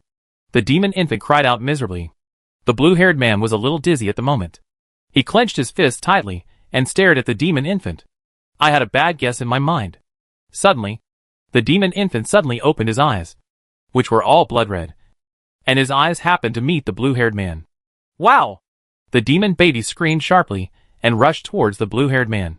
The overwhelming blood-red blood descended as the demonic infant descended. Jia was startled and immediately threw out a thunder net in an attempt to intercept it. However, the blood-red piece of blood did not stop it at all and descended downwards. Everyone became nervous and attacked the blood-red one after another. They could not use defensive weapons. Once they were contaminated by the blood-red, something would happen. The blue-haired man watched the demon baby attack and finally confirmed his suspicion that this was the child of his eldest brother and her. Now, he comes for revenge. He smiled coldly and began to hum the melody. Even if he really died, he would not regret killing her and the baby. All revenge, come together. The demon baby waved his hand and grabbed a claw at the blue-haired man. Hearing the melody humming from his mouth, the demon baby screamed in pain again. This was the melody he heard as he died. The blue-haired man ducked backwards to avoid the attack of the demon baby, but was suddenly enveloped in blood-red. It turned out that the demon infant had mobilized all the blood-red color and shrouded it around the blue-haired man. The few monks standing around the blue-haired man were also unlucky and were enveloped together. Upon seeing this, the scarred female cultivator rushed towards the demon infant. She silently recited the mantra and threw the talisman in her hand. Jia also rushed towards the demon infant at the same time. No matter how much she sympathized with him, she could not hurt others like this when she saw him. But as soon as she rushed out, she was stopped by the two heroes from Human. Wow! Wow! The talisman stuck to the demon baby, causing him to scream in pain. The purple-haired man suddenly felt a twinge in his heart, causing him to bend over in pain. He looked up at the demon baby and saw him crying bitterly, and unknowingly shed tears. Is this his child? His and Ruer's child? No! The purple-haired man yelled in pain, rushed forward, and blocked the demon infant. What are you doing? Get out of the way! The scarred nun didn't expect that he would suddenly rush up and scolded him with a cold eyebrow. No! I won't let you hurt him! The purple-haired man stood firmly behind the demon infant. It was him who failed to protect Ruer and his child. This time, he must protect his child and not let others hurt him. Since you won't let me, don't blame me for being rude. The scarred female cultivator put away her mahogany sword and took out a jet-black ruler. She glanced at the purple-haired man coldly, and then rushed towards him. The purple-haired man took out a lyre and started playing. Someone saved you back then, but I don't know if anyone will save you this time. The man in Singi held Fuchin in his hand and looked at Gio with a gloomy expression. What do you want to do? Li Jingwen asked with a serious look on his face, holding Ji Yao behind him. What to do? Of course. Kill her! The short man looked at Li Jingwen, but he was just a late-stage Jin Dan cultivator and was not a threat at all. Brother Jingwen, that short monk is good at long-range attacks. You can keep him entangled for a while. I'll come over after I deal with the man in green. Jia secretly sent a message to Li Jingwen. As long as their cooperation is disrupted, the other party will. The threat is not great. Chapter 1079 Killing. Okay. Li Jingwen agreed, and then took the initiative to attack the short monk with a sword. Ji Yao slashed towards the man in green with her sword, breaking the sky, while watching out for his whisk. The man in Singi avoided Ji Yao's attack and swung the fly whisk towards Ji Yao. Immediately, countless threads continued to lengthen and swept towards Ji Yao. Gio had been on guard against him for a long time, and slashed past him with a year. The man in green was frozen, and his whisk also stopped on the way. Jia flew up and used her strength to jump on the fly whisk a few times. She came to the man in green and stabbed him with her sword. As soon as the man in green regained his mobility, he saw Li Yuan very close at hand. He leaned back and just avoided Ji Yao's spirit sword, but was suddenly punched in the chest by Ji Yao. Poof! The man in green was punched away and finally rolled to the ground, spitting out a mouthful of blood. When the short man saw something was wrong, he immediately turned his head and shot an arrow at Ji Yao. Ji Yao turned around to block, and Li Yuan collided with the arrow, causing her to take a few steps back. Upon seeing this, Li Jingwen quickly slashed at the short man with his sword, releasing warm yellow soul flames at the same time. This soul flame was obtained when he and Ji Yao explored a nascent soul cave together. He recited the mantra silently and directed the soul flame to attack the short monk. Ah! The short monk was touched a little by the soul flame, and suddenly his soul felt a sharp pain, and he could hardly hold the bow and arrow in his hand. Seeing that the short monk was being restrained, Ji Yao concentrated on dealing with the monk in green. Although the monk in green was injured, it did not have much impact. After all, the strength of the underwater world would be suppressed.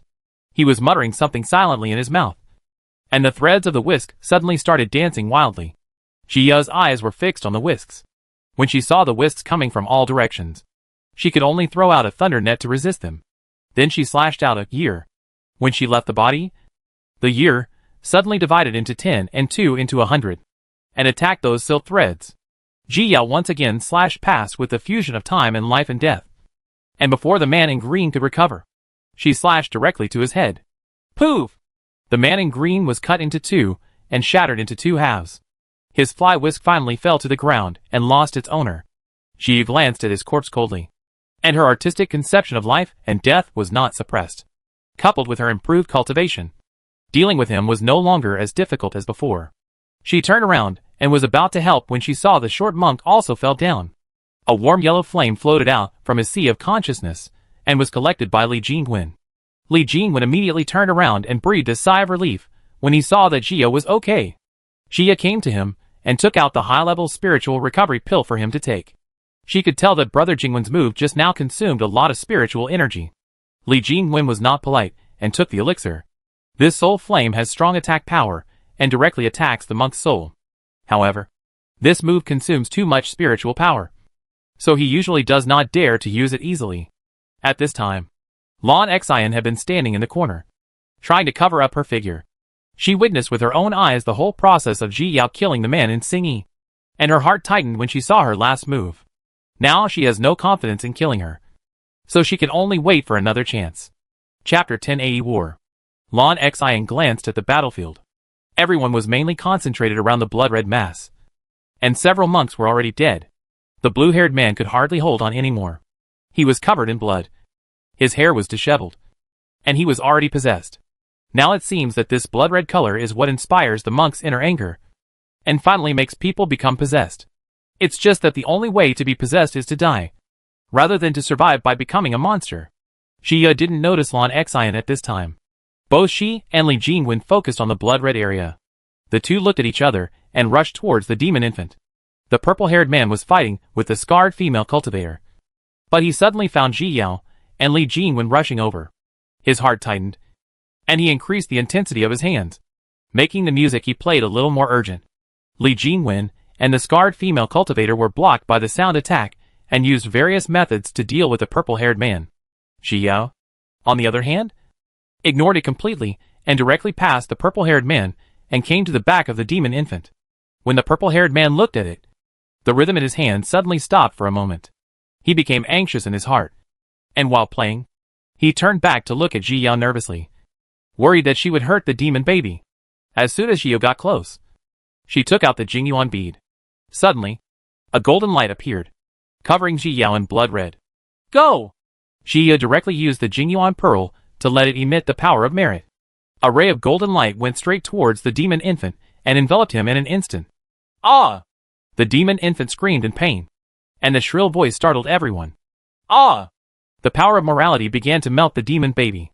Upon seeing this, the purple-haired man immediately threw away Qin and stabbed the junior Ji Yao with his sword. But before he even got close, he was hit by a sword in the chest. He glanced down at the sword on his chest and smiled sadly. Bang! The purple-haired man blocked the ground, looked at the struggling demon baby, and smiled softly. He seemed to see Ru, stroking her belly with happiness in her eyes, telling him that he was going to be a father soon. he could finally reunite with Ruer. And perhaps their children. Finally, the purple-haired man smiled and closed his eyes. Li Jingwen took back the spirit sword, looked at the purple-haired man inside. Brother! The blue-haired man was not attacked by the demon baby at this time, and his consciousness gradually returned. He watched the purple-haired man fall in disbelief, and remembered that when he was bullied when he was a child, it was his elder brother who saved him.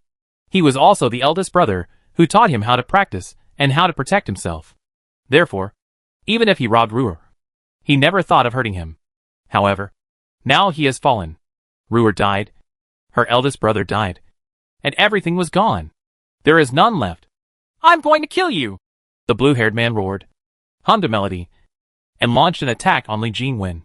Li Jingwen immediately fought back, and the scarred female cultivator also joined in to help him deal with the blue-haired man. Chun Chunlin didn't expect things to develop to this point. He looked at Ji Yao, who was shrouded in golden light, and finally recognized the reality. She was protected by the Buddha's treasure, and there was no way he could take her away. He gritted his teeth, not expecting that he would fall short. After taking a look at the remaining monks, he finally chose the woman in the corner. Her cultivation was the lowest, and he could feel her soul, but he didn't know why she was weaker. Even without the help of the demon infant, he can still seize the body. Chapter 1081, sending the demonic infant to reincarnation. He can only use this method to hide it from others. As long as he can get out alive, he will definitely be able to ascend. As Chun Chunlin thought about it, she suddenly floated out of the statue and rushed into Lan Xian's sea of consciousness. Lan Xian originally focused all her attention on Ji Yao, and she was completely unprepared, but was taken advantage of by Simple Lin. What are you doing? Get out of here! Lan Xian was startled, and her heart almost jumped out of her chest when she saw the remnant soul running in. She didn't want to die. She finally managed to regain her body and be reborn. She must not die. Humph!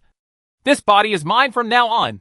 Simple Lin snorted coldly and rushed towards Lan Xian's soul. I am reborn by taking my body. Even if you devour me, you still can't take my body and be reborn. Lan Xian was so anxious that she avoided and shouted at the same time. A monk's body can only be taken away once.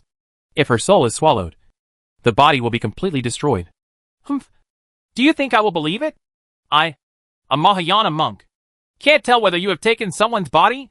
Simple Lin sneered. This kind of nonsense is just enough to deceive a child.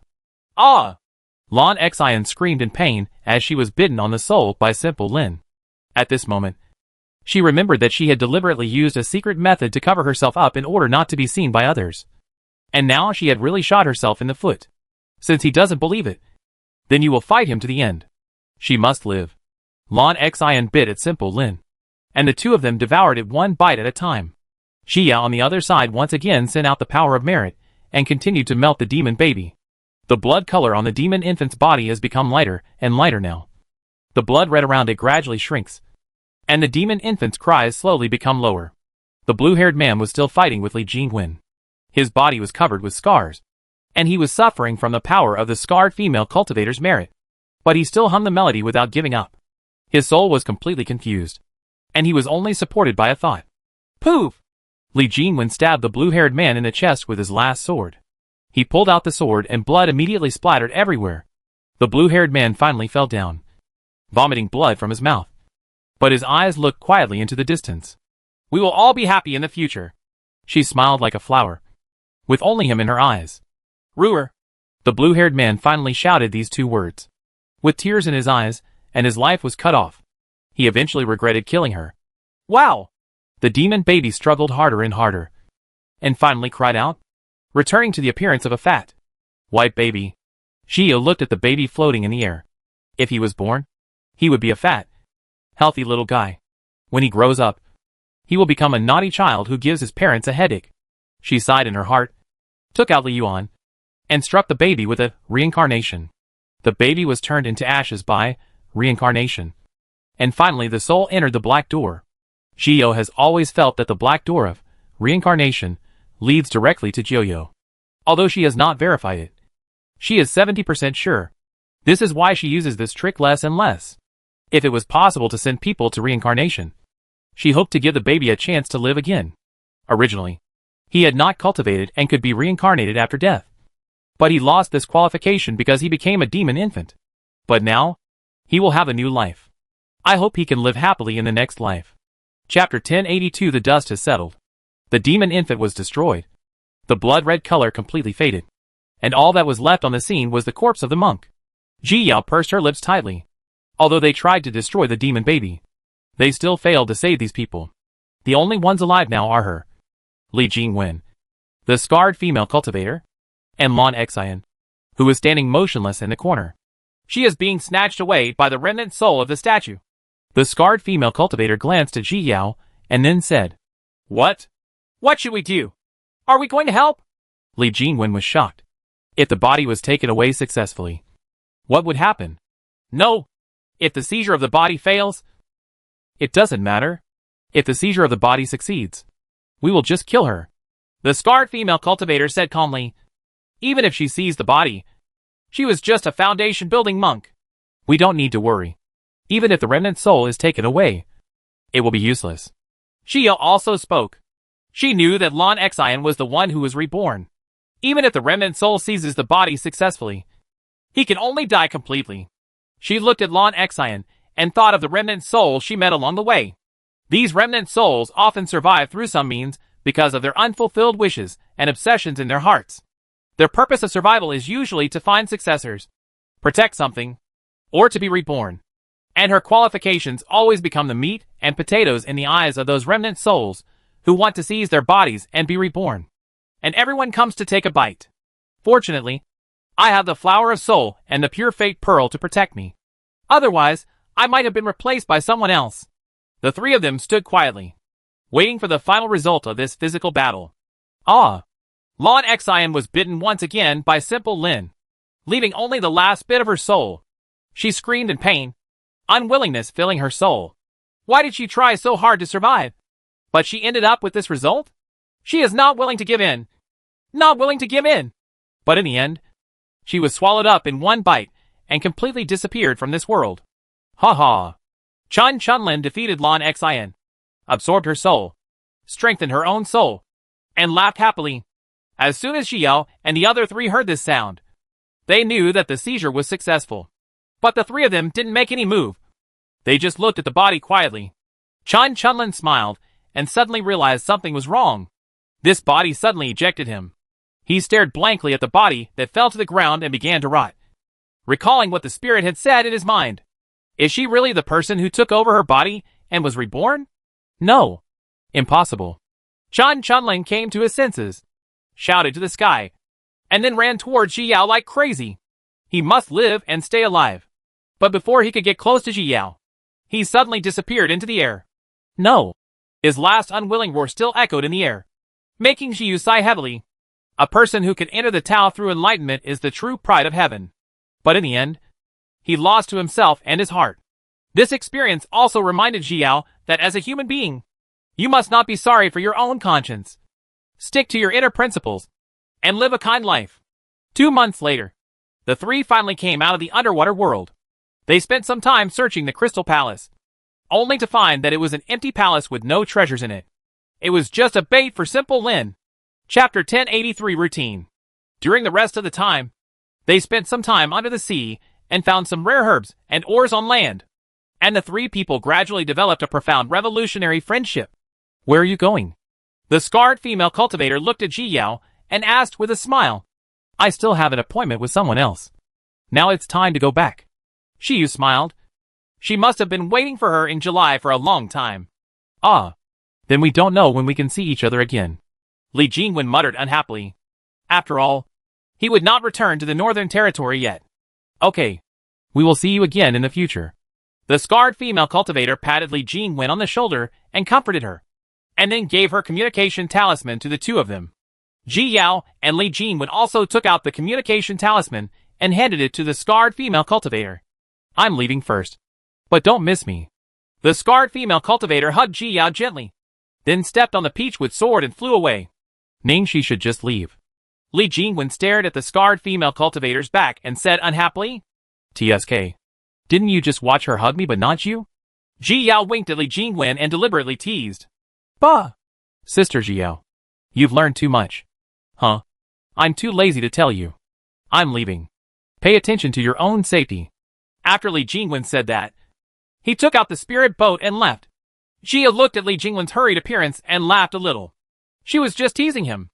As for scaring him like this, she came out of the Simple Forest and returned to the mainland. Most of the people who went to Simple Forest this time did not come back alive. Those who survived did not go to the underwater world. Just when she returned to the beach, a communication talisman finally sensed her location and flew in front of her. As soon as she opened the communication talisman, Gio heard Lu Huanchua's voice. Yao Yao, what have you been doing lately? Have you missed Aunt Lu? Our Yer said he misses you and wants you to come to Nangong's house to play. Do you have time? Gio couldn't help laughing. She knew that Senior Lu was joking as soon as she heard it. Senior brother Nandong misses her? How can it be? However, her mood was still uncontrollably happy, and her previous melancholy because most of the monks had died disappeared. She took out the communication talisman, replied to Lu Huanchua, and immediately began to look for a safe place for the white fox to transform. Senior Lu, my spiritual pet is about to transform recently. I'm afraid I don't have time to go to Nangong's house. I will definitely come when I have time. Lu Huanchua sighed after hearing Jiao's response. This girl is too busy. Suddenly, her eyes lit up, and she rushed towards Nangong's yard. But the courtyard was still shrouded by the formation, and Lu Huanchua couldn't enter at all. You're... Let me in quickly! Lu Huanchua shouted towards the yard. Nangong was learning the formation, and didn't even raise his head when he heard Lu Huanchua's voice. His mother had always been like this, always nagging him endlessly about trivial matters, delaying his studies. It's about Yao Yao!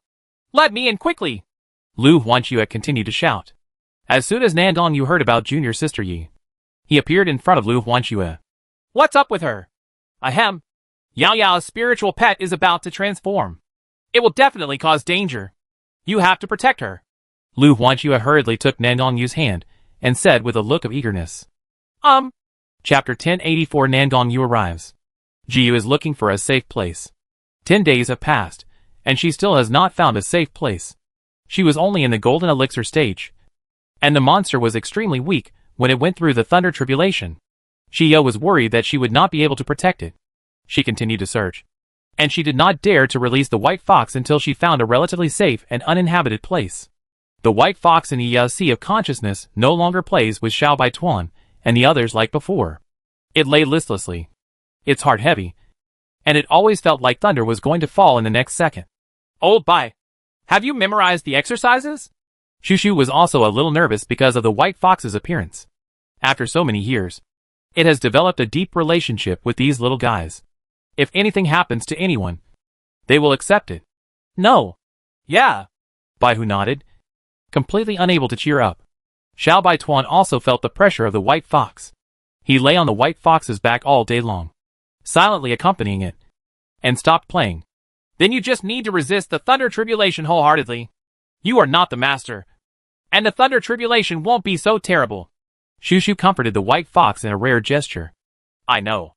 Baihu replied softly. Shushu stopped talking when he saw this. Baihu could only rely on himself for this matter. 10 days later, Gio had gradually strayed away from the central part of the southern territory and arrived at a relatively remote place. This is an endless mountain range with no city around it, so there should be relatively few people there. I just don't know if there are any high-level monsters inside. Gio was always a little worried. She was afraid that something would happen to the white fox.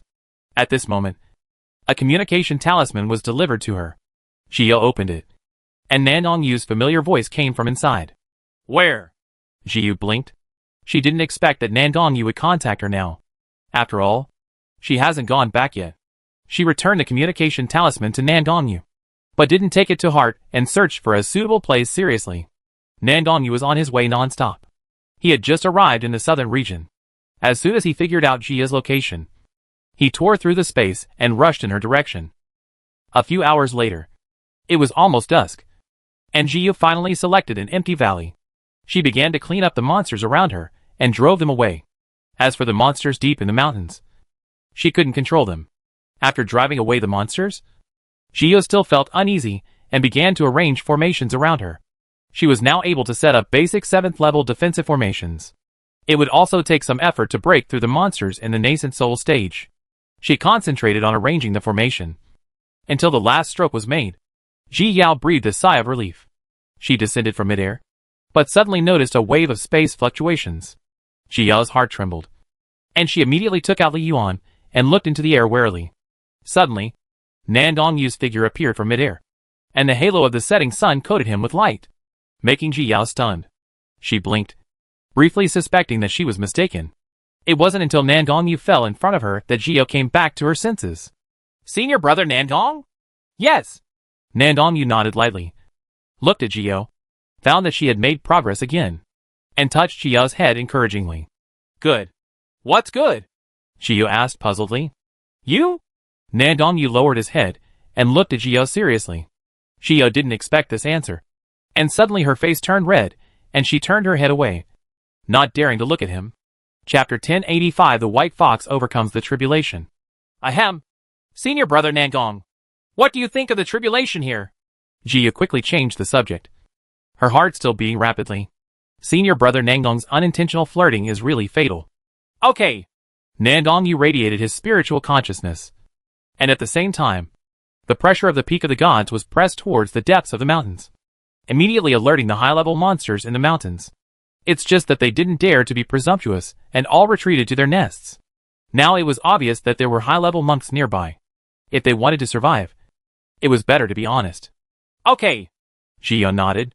Since Nan Dongyu said it was okay, there would be no problem here. Old bye. Be prepared, she said cautiously to the white fox in the sea of consciousness, and was immediately released. Mom, the fox is so scared. As soon as the white fox was released, it rushed out and ran far away from Ji Yao and the others, fearing that it would affect them. The white fox, who was fearless in the past, was now frightened, looking at the dark clouds starting to gather above its head and feeling the pressure of the catastrophe. It almost cried. Beautiful girl. Don't forget the handsome and charming me. White Fox looked at Ji Yao angrily and shouted, looking like he was about to die heroically. Ji Yao rolled her eyes. This White Fox still doesn't forget to boast.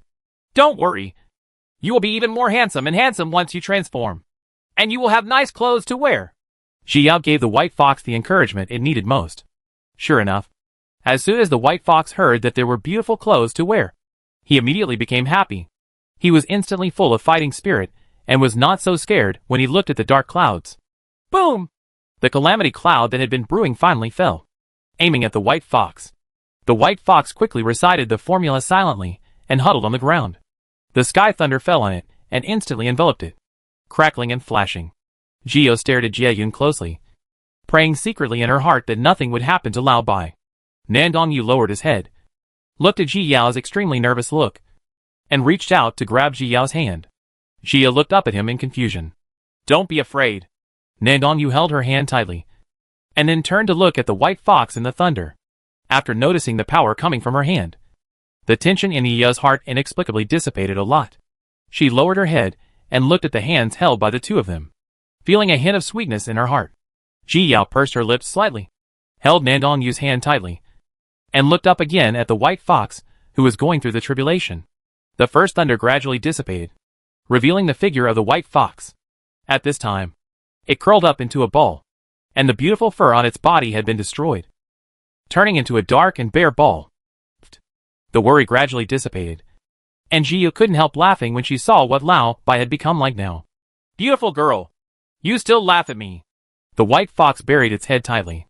It was almost too embarrassed to see anyone at this moment, but it still heard Ji Yao's laughter. However, it found that with this formula, this thunder disaster doesn't seem to be very scary. No, I'm happy for you. You will become a handsome guy soon. Ji Yao tried her best to hold back her laughter, worried that the White Fox would become angry. What is a handsome guy? Baihu asked angrily. A handsome boy. He is a very good-looking boy, just like senior brother Nangong. Ji Yu smiled with crooked eyebrows. It seemed that Baihu would definitely succeed in this tribulation. Chapter 1086 Lao Bai changes shape. Then I must be a handsome guy. Baihu had already begun to imagine himself growing up like Nangongyu in his mind. Boom! The second thunder struck down, directly interrupting its illusion. Countless thunderstorms swamped it, and when it finally dissipated, it was blackened into a piece of carbon. Now there is only one last thunder left. This thunder is extremely powerful. And success or failure depends on it. Jiya's heart lifted again, waiting for the last thunder disaster to fall. Boom! The last thunder came down, directly making a big crater where the white fox was. The sky thunder flashed continuously, completely submerging the entire valley. The movement here has long attracted the attention of some monks. Everyone came from a distance with bad intentions in mind. Nandong exerted pressure on the surrounding people, immediately sending chills to those people's necks and making them unable to take another step. The monk who was flying in midair fell down directly, unable to get up after falling to the ground. The white fox, submerged by the thunder, suffered unspeakable pain. It felt that all its bones were broken. And then, they were constantly reorganizing. It could only keep reciting the law silently in an attempt to alleviate some of the pain. There was no room for anything else except pain in its mind. So much so that it simply forgot to conceive of what it would look like after its transformation. The last stage of the monster's transformation. If you could always imagine your own appearance in your mind, then you can look like that after transforming. But it was obvious that the white fox failed, and its illusion of Nandong appearance was also ruined. The thunder gradually dissipated, and Jiya's heart was in her throat. She looked up at the sky, waiting for the final result. Suddenly, auspicious clouds appeared in the sky, and countless rays of light fell into the pit. Successful! Jiya almost jumped up in surprise. She turned back to look at Nandong in surprise, and happily threw herself into his arms. Senior brother Nandong. Lao Bai succeeded. Although she knew that Lao Bai had a low chance of failure, Jiya couldn't help but feel excited if he really succeeded. Her little friend finally took this step. Yes! Nandong stretched out his right hand and gently pressed the back of Jiyao's head. He could see Jiyao's happiness. At this time, for the first time, he longed for all kinds of emotions and wanted to feel this joy with her. He remembered that his uncle had told him about the 7 emotions Ju Kung Fu, and a light flashed in his eyes. Even if Chiffon continent cannot ascend now, he still has to find a way to ascend. For the first time, he wanted to be an ordinary person. Hey! How long do you want to hug her? Bai Hu's familiar voice came, and Jiya quickly broke away from Nandong arms. She looked forward and saw no one at all. Suddenly, the hem of her skirt was pulled. Jiya lowered her head and saw a naked baby. The baby was about as deep as her knees, with a swollen face and a swollen belly. A pair of big grape-like eyes were filled with tears, and a red foxtail mark on its forehead highlighted its fair skin. The baby girl tightly covered the middle of her thighs, curled her lips, and suddenly started crying with a wow sound. Beautiful girl! I haven't turned into a handsome boy. Oh! I don't want to do this. I want to transform again! The milk doll cried loudly, and sat down on the ground. Oh, bye! Jiya opened her mouth in surprise. Chapter 1087 The Cute White Fox. Get up quickly! The ground is cold. Jiya quickly pulled Bai Hu up, took out the clothes she had prepared in advance, and put them on for him. The white robe that he had originally prepared shrank in size instantly, and turned into a cute little robe as soon as he put it on. Bai Hu lowered his head and saw his bulging belly, and cried, wow again. He wants to be handsome, charming, and handsome, and he doesn't want to be a fat boy. Okay. Our Lao Bai is really good looking. Jiya quickly squatted down and comforted Lao Bai. Nandong also squatted down and looked at the cute baby. I'm so ugly! Woo-woo, Lao Bai burst into tears. He had been looking forward to it for decades, and now he looks like this. How can he pick up those beautiful sisters like this? It's really pretty, don't you think? Senior brother Nandong? Jiya bumped Nandong elbow and winked at him.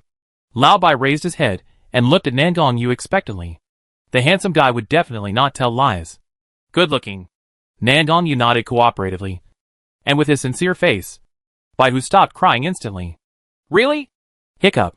Bai Hu sobbed and looked at Jiya expectantly. Yes.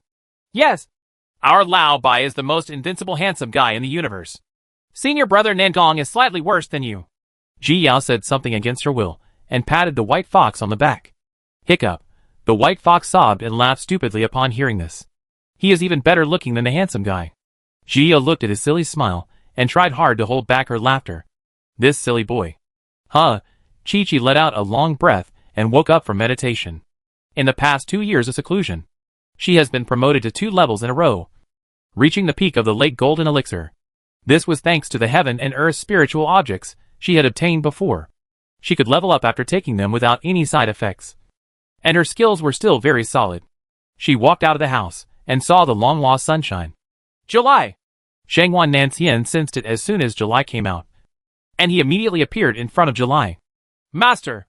Chi smiled, and then she discovered that the master had also advanced. He was now at the peak of the late nascent soul, and was one step away from being able to advance to become a god. Shangwan Nancian was about to speak when Chi suddenly received a summons. Chi, senior brother Nandong and I are already on our way back to the Northern Territory. Please wait for us. Shi Yao's joyful voice came, making Chi couldn't help but curl her lips.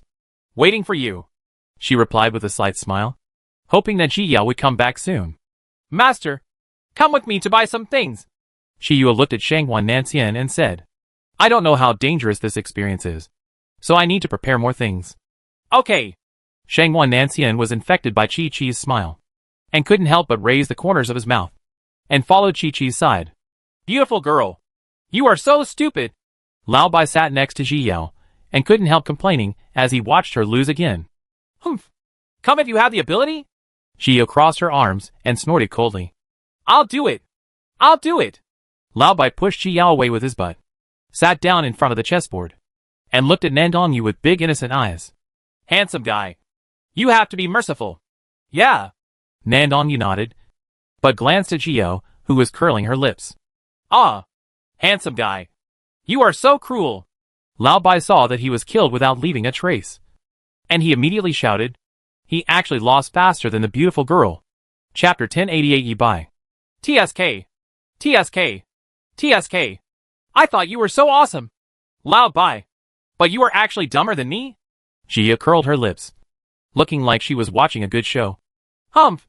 The handsome guy did it on purpose. There's no way I'm stupid.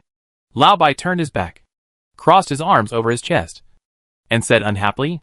Jia looked at the back of his head. A little funny. This old man had really turned into a child now, and even his personality had changed. Old Bai. Do you want a name? Jia looked at Lao Bai. Now that he has turned into a human form, he should have his own real name. Name? I want it. Bai Hu turned around excitedly when he heard this, staring at Ji Yao with his bright eyes. Can I just call you the invincible handsome boy in the universe? Bai Hu winked and said coquettishly towards Ji Yao. Ji Yu was speechless. He really remembered her joke. No.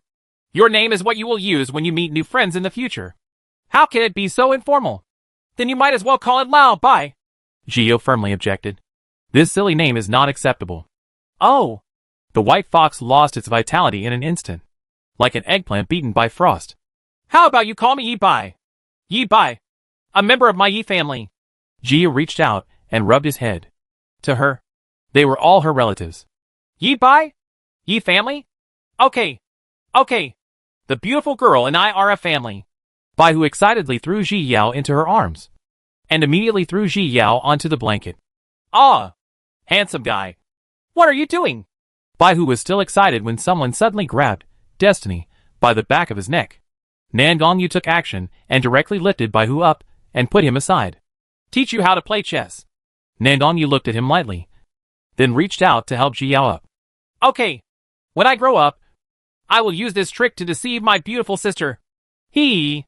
The white fox laughed obscenely when he thought of this. Seeing this, Ji Yao held up her forehead. Lao Bai looked really good. A delicate and beautiful baby girl. Just this opening revealed his wretched nature. 2 months later, Xia and the others finally returned to the Northern Territory. The three of them did not go directly to Chiyue, but chose to go back to Ye's house first. TSK. We 17 are really better than our predecessors. We are already at the peak of the late Golden Core stage. Zhao Qianyu touched Ji Yao's head in her arms, with a smile on her face. I am from the Yi family, so I must be excellent. Hee hee. Xia was still acting coquettishly in her mother's arms, as she did when she was a child. Soon, the seal of the mainland will be released in July. By then, spiritual power will surge, and everyone's cultivation speed will be greatly increased. Nandong Yu will not be the only one who is 200 years old at the peak of divine transformation.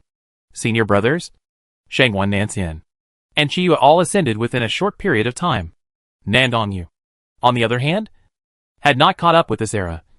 Otherwise he would have risen faster. As for parents, brothers and sisters, their qualifications are not bad. and the chance of being able to ascend to the spirit world is very high. When the time comes, their family will finally be reunited again. You are becoming less and less shy. Zhao Qianyu tapped Jiyu's forehead. She could tell that they were living a good life at 17. Ha ha. Senior nephew Nangong. Thank you so much for sending my daughter back this time. Yi Feng's nephew's cry made him feel a little guilty. After all, his cultivation level was higher than his own. He is only in the early stages of becoming a god, while Nangong Yu is already at the peak of his transformation. Chapter 1089 Reunion. It should be. Nangong Yu nodded lightly. Ha ha. Come on. Let's drink. Yi Feng knew that Nangong Yu didn't talk much, but it was a bit embarrassing after all. So he could only raise a glass and use spiritual wine to relieve the embarrassment. I want to drink too. Bai Hu shouted dissatisfiedly when he saw the two people ignoring him. Yi Bai. You're still young. You can't drink. Yi Feng shook his head at Bai Hu. What could a baby drink? I'm not young anymore. I'm older than the beautiful girl. White Fox shouted aggrievedly. He should be an adult, obviously. Be good. Just eat the spirit fruit and you'll be fine. Yi Feng liked Bai Hu very much and coaxed him patiently, as if he could see what his future grandson would look like. No. I want to drink. The White Fox stamped his feet and pouted dissatisfiedly. Okay. Okay. Just take a sip. Ah. Yi Feng couldn't stand his aggrieved look and immediately compromised. Hee hee. Seeing that he had succeeded, Bai Hu narrowed his eyes with a smile, picked up the wine glass and took a big sip. Cough cough cough. The White Fox drank the strong spiritual wine for the first time and was choked. It's so spicy. So spicy. He quickly put down the wine glass and kept fanning it with his hands, trying to relieve the spiciness. Nangong Yu took out a cup of spiritual spring and placed it in front of him. Ah. I'm finally alive. Bai Hu finally washed away the spicy taste in his mouth and collapsed on the chair. Yi Bai. Now you know that children can't drink. Right. Yi Feng's eyebrows were full of smiles, and she couldn't hide her love for him. I will never drink it again. Bai Hu quickly shook his head. This spiritual wine was too unpleasant to drink. Ha ha ha. Yi Feng's hearty laughter came from the living room and spread throughout the Yi family. Everyone knows that Shirqi is back, and the head of the family is happy. After staying at Yejia for a few days, Jia left again. She left the enlightenment tea and some herbs to her parents. She didn't feel too much reluctant to leave this time, because this time she was going to follow the main plot. Soon, the entire continent will usher in a new look. This is a good thing that benefits the entire continent and also benefits the Yi family. So she is very excited. When she read novels, she was just a spectator of God's vision. But this time, she will be a participant in personal experience. A few days later, Xiao and the other three arrived at Qingmu sect. But as soon as she arrived at the July Peak, she saw that her senior brother and Nangong Che had already arrived. Senior brother? Xiao didn't expect to see Luo Chuan, so she ran to him in surprise. Junior sister. Luo Chuan smiled softly, looking at Jia running over, thinking of her who pretended to be mature when she was a child. Although he is just a child, he is more sensible than anyone else and never wants to trouble others. Senior brother. It's great that you can come too. Jia was really happy. Her eyes narrowed with a smile. TSK. TSK. TSK. Your senior brother is the only one in your eyes. Right. You can't even see a living person like me? Nangong Che said a little unhappy when he saw that he was completely ignored. You're too ugly. I'm selectively blocking you. Jia glanced at him and snorted coldly. Yes. You are too ugly. If you were as good looking as me, beautiful girls would see you. The White Fox nodded in agreement. Nangong Che only noticed the White Fox at this moment, and his eyes suddenly widened. Girl, when did you give birth to a son for my eldest brother? I'll give you a big head. Xiao's face turned red when she heard this, and she punched Nangong Che. Chapter 1090 Departure. TSK. I'm telling the truth. Do you want to kill people and silence them? Nangong Che hurriedly hid behind Luo Chuan and played hide-and-seek with Ji Yao. The little baby also has a red mark on its forehead. Whose baby is it if it's not hers? Since it is her baby, the baby's father must be his eldest brother. Have you been itchy since you haven't been spanked for too long? Ji Yao's face turned redder and redder.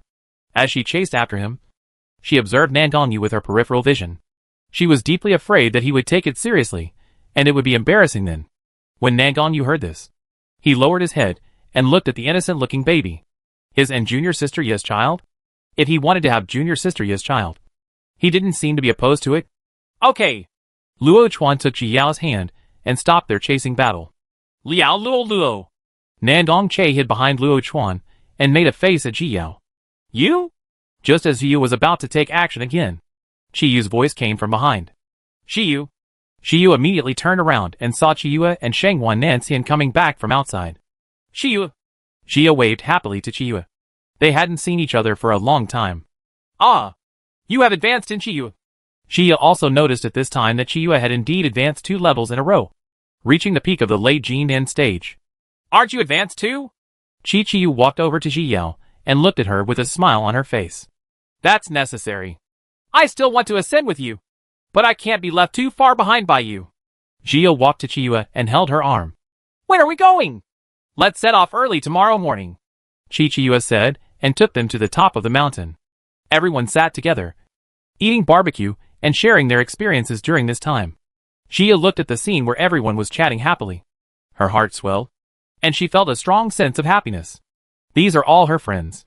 Early the next morning, everyone set out. Everyone took the July Spirit boat and headed towards the direction on the map. The place shown on the map is in the Northern Territory. The main battlefield of the ancient war was here. So the Northern Territory has declined severely in the past hundreds of millions of years. The Spirit boat went all the way west and stopped after half a month. You can't use the Spirit boat for the rest of the way. Chi put the Spirit boat away and took out the map to look at it. What appears in front of you is an extremely narrow canyon. Once you pass through it, you will face huge waves and hurricanes. We must be careful. Although Jia couldn't remember what was inside, she knew that the way there was very dangerous. Yes. Everyone nodded, took out their magic weapons, and flew into the air. They carefully walked through the canyon and crossed the canyon after a quarter of an hour. Boom! As soon as they flew out, a huge wave hit them. Several people took action at the same time and beat back the waves. What appeared in front of them was a huge ocean, with countless hurricanes swirling in the air, making woo-woo sounds. The waves are constantly beating against the wall, echoing the sound of the hurricane. Jia looked solemn. She didn't expect that there was such a big sea here in the Northern Territory. If you want to get through it, I'm afraid you have to put some thought into it. Everyone took out their defensive weapons to protect their bodies and moved forward cautiously. Nandong Yu and Luo Chuan stood on both sides of Ji Yao, protecting her firmly. At this time, Lao Bai was also taken into the sea of consciousness by her, and he did not dare to let it out at all. Chapter 1091 Hurricane. Shangwan Nanxian was protecting Chi Yue's side. Only Nandong Che fell behind and was cut off by several others. Luo Qiuli did not come for this training. It was said that her master had arranged some tasks to be completed, so she unfortunately missed this opportunity. And Jia was stepping on Yunling, holding Li Yuan in her hand. And her spirits were high. These hurricanes would roll over at any time, so she had to be extremely careful. Woo-woo, the loud sound made everyone a little nervous, and they accelerated their flight speed. Suddenly, 2 hurricanes hit Jio and Nandong Che, arriving in front of them in an instant. Just when Nandong Yu and Luo Chuan were about to take action, Ji Yao struck out with a year, which immediately stopped the hurricane.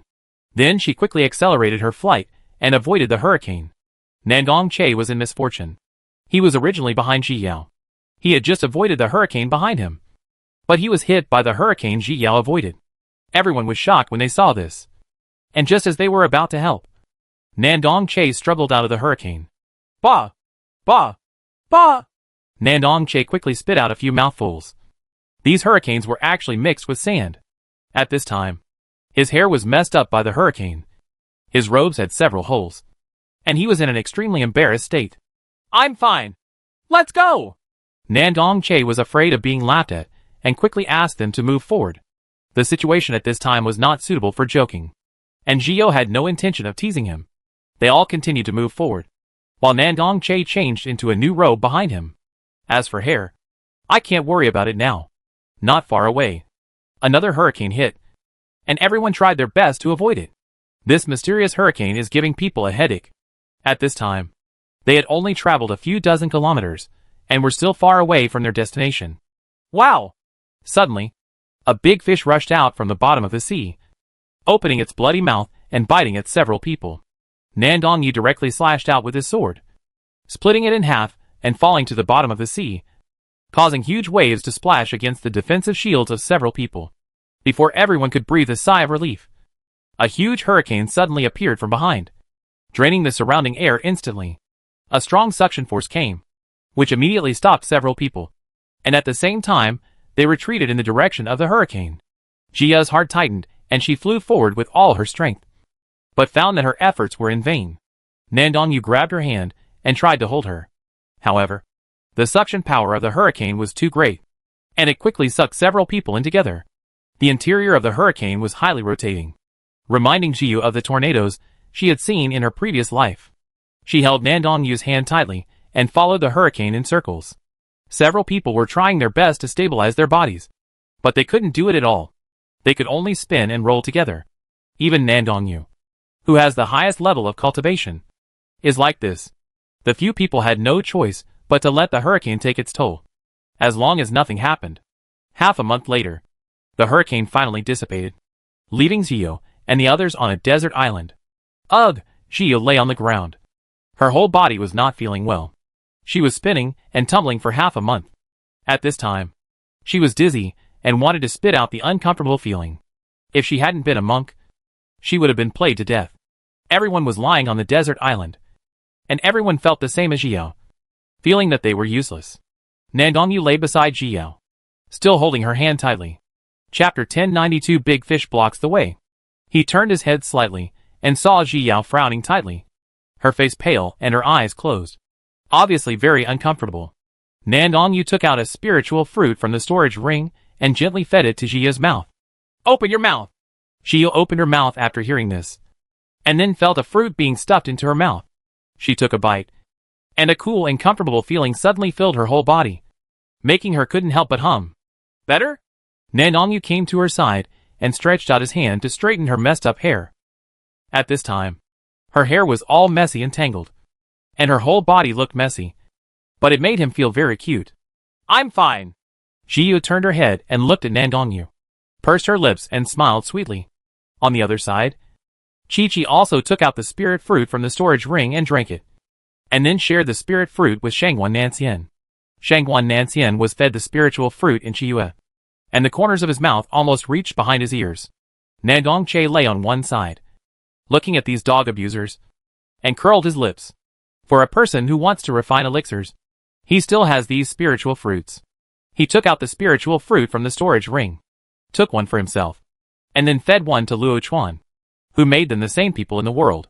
After everyone took the spirit fruit, their bodies felt comfortable, but they still lay down for a while before getting up. During this period of time, their spirits have been tortured, and it will not be relieved in a moment. Xia and the others explored the desert island and found that it was just an ordinary desert island, except for some small animals. Not even a single monster was seen. A few people took a short rest and set off again. This time, the journey was much smoother, and we did not encounter any major hurricanes. Any danger encountered was avoided by everyone. In this way, a few people flew on the ocean for more than 2 months and finally saw land. As soon as Xia saw the appearing coast, she felt happy that she could finally return to land. But just when a few people were about to land, several big fish suddenly rushed out of the sea.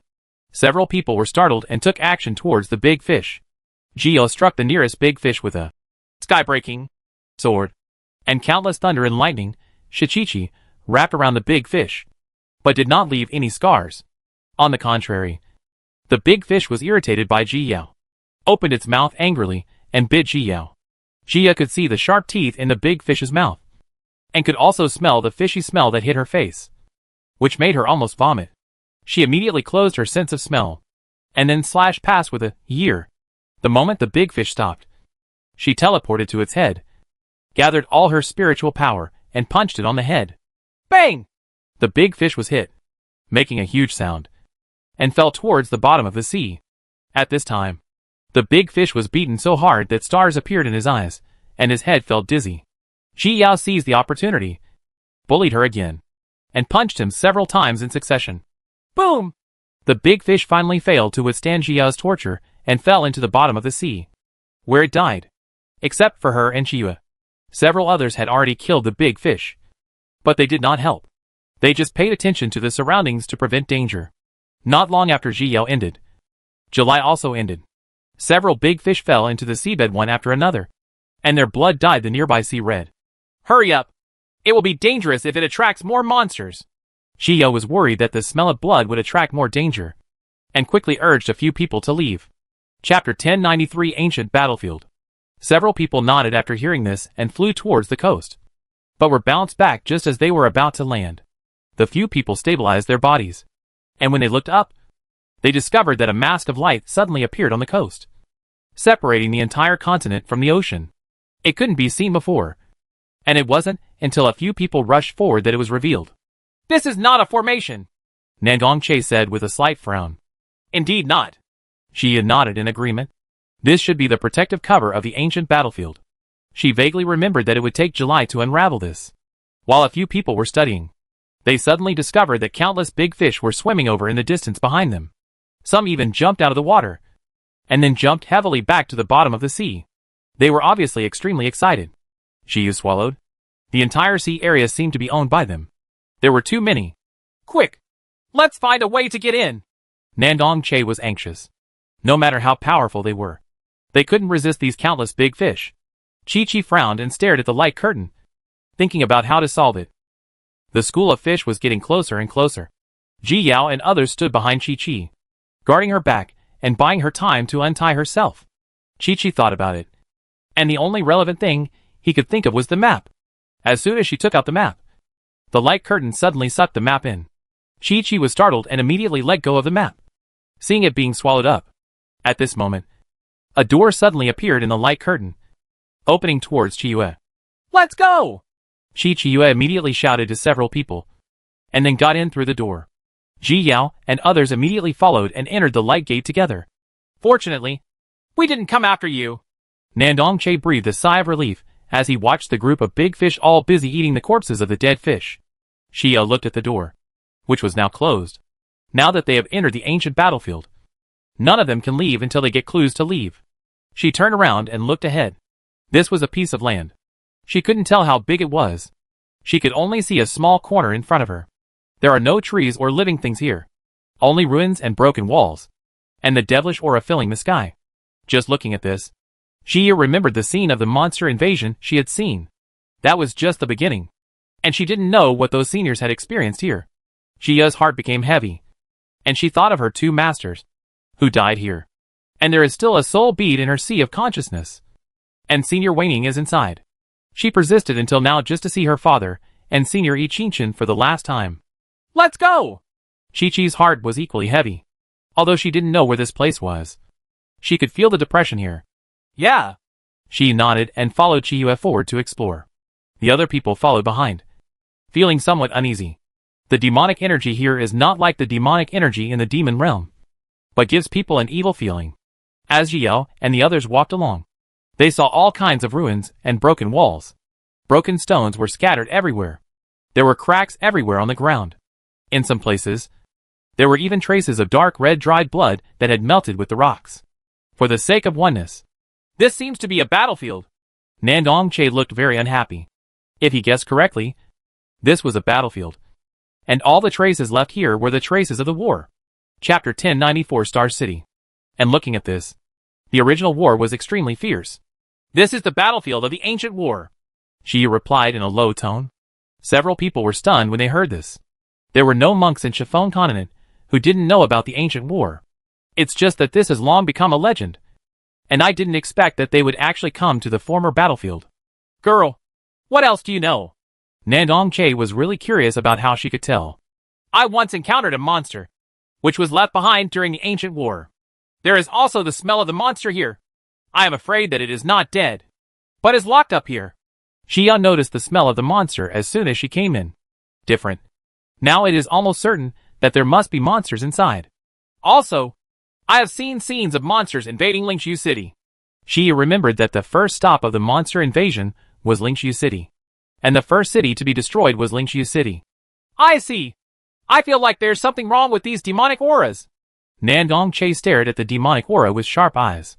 If these were monsters, it would be more troublesome. At this time, Luochuan also thought of his long-dead master. His remnant soul taught him the ancient formation, but it eventually dissipated, and he died in this battle. It's okay. Let's just be careful. Chiyue held Jia's hand, noticing that she was in a bad mood, and comforted her with some worry. I'm fine. I just remembered that my 2 masters died here. Jiu smiled reluctantly. Perhaps she could still see them here. Chiyue pursed her lips and stopped talking. She just held Jia's hand tightly. Let's go on.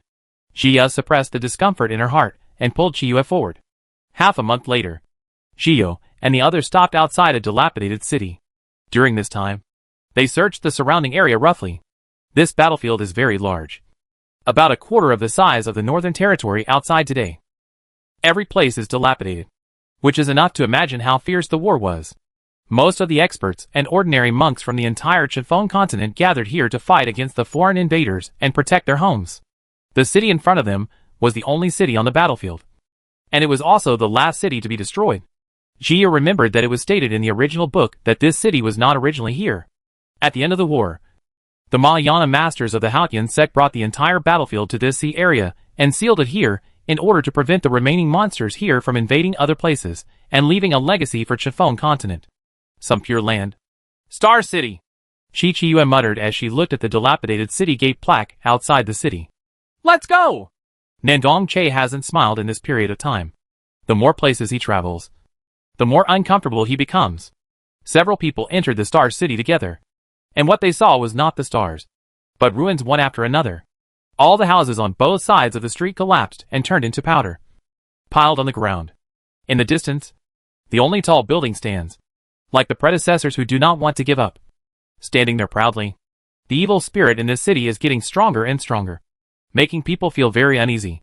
Several people were heading towards the tall building, but a monster suddenly emerged from the side of the street. This monster had a terrifying face and bit several people. Chapter 1095 High Building. Jia was startled, and immediately took out the Jingyuan Pearl, transformed it into a sword, and struck it out with one strike. Ah! The monster only had time to shout, and was instantly melted by the power of the pure margin bead's merit. This monster is not of a high level, and is easy to deal with. If you encounter one of a high level, everyone has to pay attention, Ji Yao said to several people with a solemn expression. Fortunately, she has the Jingyuan Pearl to restrain monsters, so she can be protected from it. But if there are too many monsters that the Jingyuan Pearl can't deal with at once, then they will also face this danger. There are also different types of monster attacks. Some eat the monk's soul, and some are assimilated. As long as you are bitten, you will be assimilated into a monster. The second type is even more troublesome and must be guarded against. She has dealt with monsters more times and is more experienced than others. Everyone nodded, feeling a little more cautious. They continued to move forward, but several monsters appeared again at the same time. Ji Yao struck out with her sword and destroyed a monster. Nandong Yu, Luo Chuan, and Shangwan Nanxian all slashed with their swords. And they also killed a monster. In July, she took out a lamp. This lamp was obtained when she was practicing outside. It was an immortal weapon. She held the lamp in her hand and performed a hand gesture with her left hand. And suddenly a red light floated out of the lamp. The red light enveloped the monster, but it was eliminated within a moment. If you want to deal with monsters, you must either have something to restrain them, or you must crush them with absolute strength. Otherwise, the monsters will only be scattered and then gather together again. More and more monsters appeared, and several people were killing the monsters while heading towards the tall building. By the time they reached the high-rise building, except for Nandong Yu, most of the other people's spiritual energy had been consumed. Everyone stood in front of the high-rise building, each recovering their spiritual power and looking at the high-rise building. Are you going in? Nandong Che looked at a few people. All the other houses were destroyed, and this was the only one left. This place must be special. Go! Chi-Chi-Yu nodded. They were here to practice. There was no reason for them to shrink back here. Everyone looked at each other, opened the door, and walked in. Just as soon as she walked in, Ji Yao found that everyone else had disappeared, leaving her alone. It seems to be a random transmission again. Ji Yu didn't panic. She held the Jingyuan Pearl tightly and looked at the high-rise building. This floor is empty. The space is obviously huge, but there is nothing moving. The only thing there is something carved on the surrounding walls. Ji Yu walked closer to the wall and looked at the carvings on it. Haodian sect Lu Yunzhou fell. Array sect Ling Xiao has fallen. Yi Pingting of the Suyue sect has fallen. Haodian sect when she fell. A Huan Zong Chiching fell. Feng Yishui of the Sanqiu Alliance has fallen. Xia went all the way down and found that all the fallen monks were recorded on them. She looked up and looked around. The four walls were all engraved with the names of fallen monks. Xia pursed her lips. These were all monks who sacrificed their lives for Chifeng continent. Some of them might not even be recorded here. These are all warriors from the mainland. Just like the warriors who defended their homeland in previous lives. They defended their homeland at the cost of their lives. They are warriors worthy of respect. Xia bent down and paid the highest respect to these warriors. Thanks to their efforts, she can have the life she has now. Thanks to their sacrifices for protecting this world. Chapter 1096 Battle. Suddenly, a pulling force came, which shocked Xia. By the time she came to her senses, she had reached a new level. This floor is different from the previous one. It is full of portraits. These are all portraits of seniors. Everyone has determination on their faces, resolute eyes, and some even have blood on their faces. Master? Xia's eyes suddenly saw a portrait, and it was Lu Yaij. Master! Xia stretched out her hand, caressed the portrait, and went upstairs to sing. Even when he was about to die, Master still smiled gently. Just as she remembered, tears fell from the corners of her eyes. Even though she knew her master had died long ago, Xia couldn't help but feel a dull pain in her heart when she saw her like this. Originally, they were all supposed to ascend, become immortals, and live forever. Xia continued to look around, looking for Pei Yi's portrait, and finally saw him in a corner. His face in the portrait was filled with a relieved smile, and even the blood did not cover up his pride. Once upon a time, he hated this world and this unfortunate fate. But in the end, he still loved this world, and used the most heroic method to wash away all his unfortunate past. Xia looked at the smile on Pei Yi's face and laughed too. But tears had already wet her cheeks. Master! Xia called softly, reaching out and touching his portrait. Her two masters both died while defending the Chifeng continent, and she was proud of being lucky enough to be their disciple. Girl! Suddenly, an ethereal voice sounded, interrupting Xia's thoughts. She immediately raised her head and looked around. But suddenly she saw a person in the portrait, alive. He floated out of the portrait, obviously a remnant soul. I've met Senior. Xia quickly saluted. No need to be polite. Get up. Can Hun looked at Xia with a smile. This girl must have been taught by those two Taoist friends by chance. The fact that you are here means you have a connection with this place. Do you know where this place is? Remnant Soul's voice revealed a sense of nostalgia. This is the battlefield of the ancient war. Xia answered truthfully. Ancient times? Has it been so long? Can Hun laughed at himself. It turned out that it had been so long. The war seems like just yesterday, but it has become ancient times. I still remember that my fellow Taoists once bravely killed the enemy one by one and fell one by one.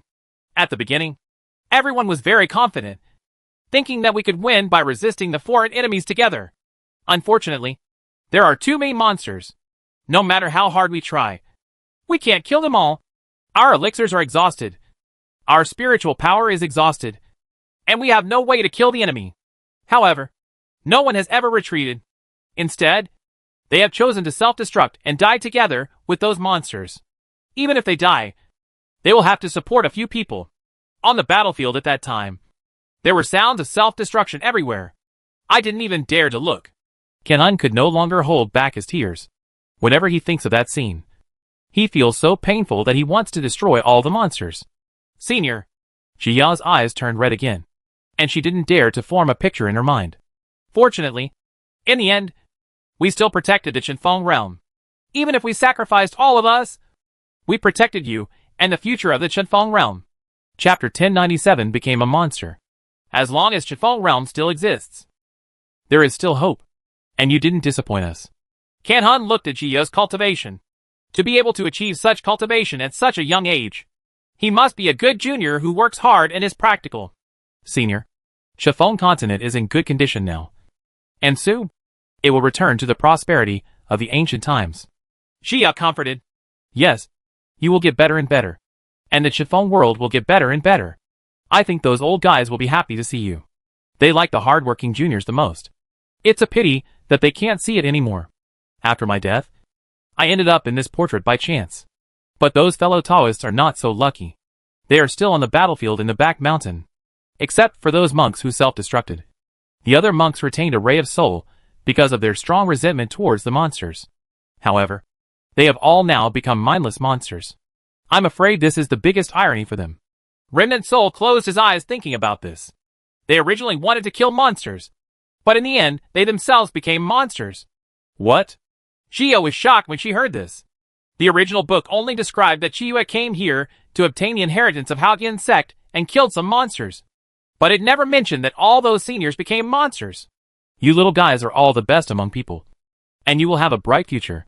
There are some remnant souls of some Taoist friends in this building, leaving some inheritance. If you get it, leave.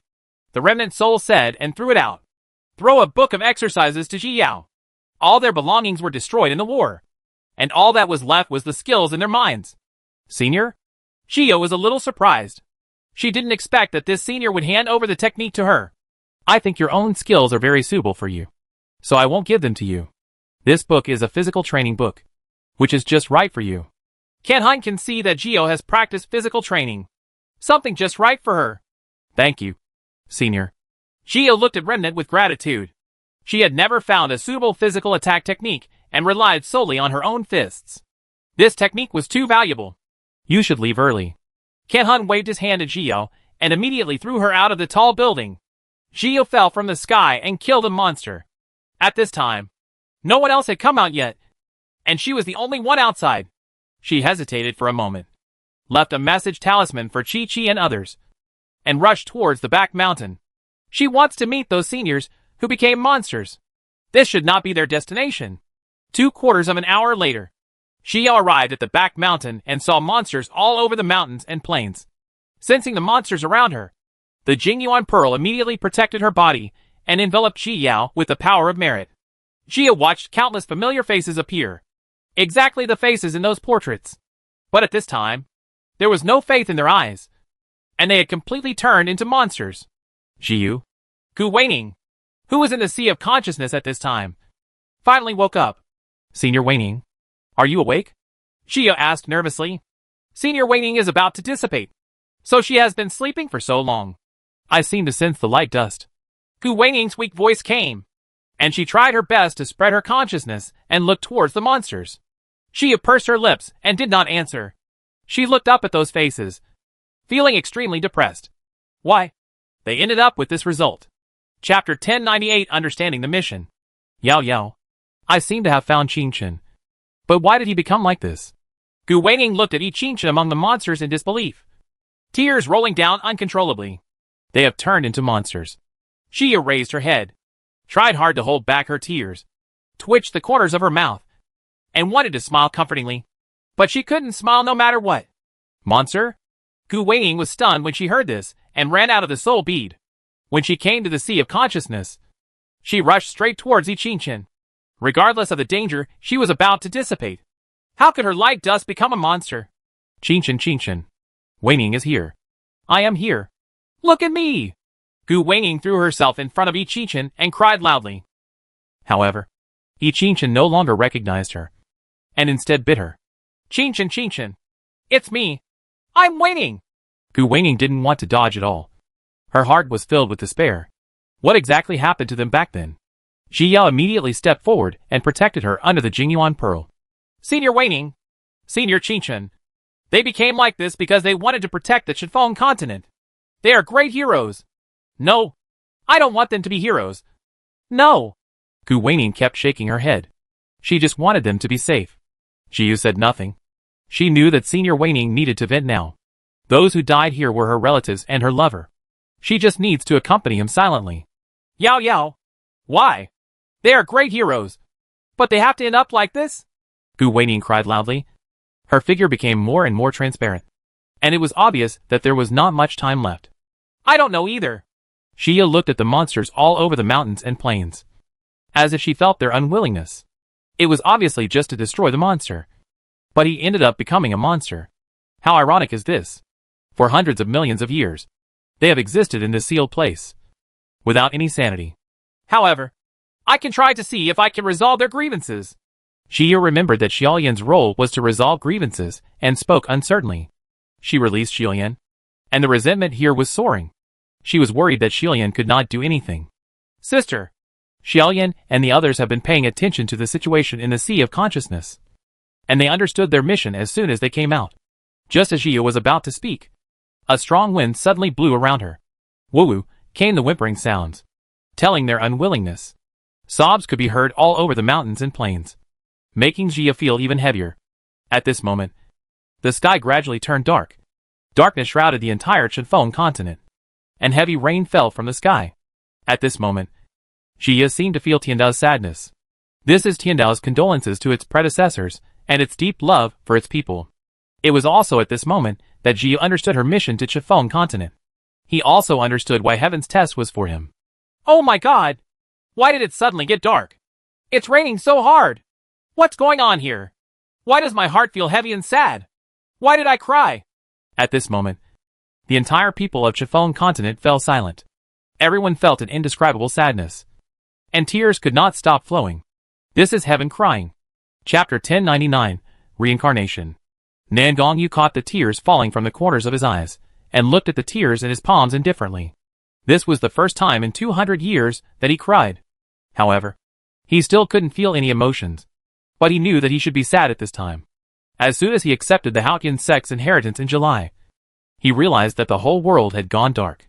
The uncomfortable emotion infected her, and she couldn't help but burst into tears. She immediately flew out of the tall building, but met several other people. Several people felt the sadness of Tiandao. Everyone did not use defensive shields, and just bathed in the heavy rain. Where is Jia? She could tell at a glance that Jia was not here. I don't know. Nandong Che shook his head. They didn't see Ji Yao when they came out. That little baby. I'm afraid he went to the back mountain. The remnant soul floated out from the tall building, followed by the few remaining undemonized remnant souls. They could feel the pain of those fellow Taoists, and they also wanted to see it. Let's go! Chi Chiyue immediately turned around and hurried towards the back mountain. Several people followed her anxiously, worried that she would encounter any danger. Chiya's clothes were completely wet at this time. Her hair was all stuck together, and the strong wind blew the corners of her skirt, making her whole person very embarrassed. The current rain actually wetted all her high-level robes. This is a robe that the thunder calamity has not had any impact on. Countless monsters whimpered sadly, as if they wanted to express their inner pain. Xia looked up at the sky, thinking of her experience step by step. It turns out that Chi Chi's mission is to unlock the seal of Chifeng continent, and his arrival is to free these heroes. She smiled. How lucky she was. Xilian was busy everywhere, busy purifying the grievances of her seniors. Xia held the purifying pearl, turned it into a sword, and slashed at the first purified remnant soul with one sword. She wants to send them into reincarnation. At this moment, the Buddhist scripture in her sea of consciousness suddenly started to rotate crazily, and then one symbol after another emerged from the sea of consciousness, which was none other than the 108 Buddhas. They took on physical form one after another, held wooden fish in their hands, played music, and recited the rebirth mantra in their mouths. Namo Amiba's night. Duotagadu's night. Duodikadu's night. Amiladabavi. Amalijo. Sedandabhavi. Amajudo. Vikalanda.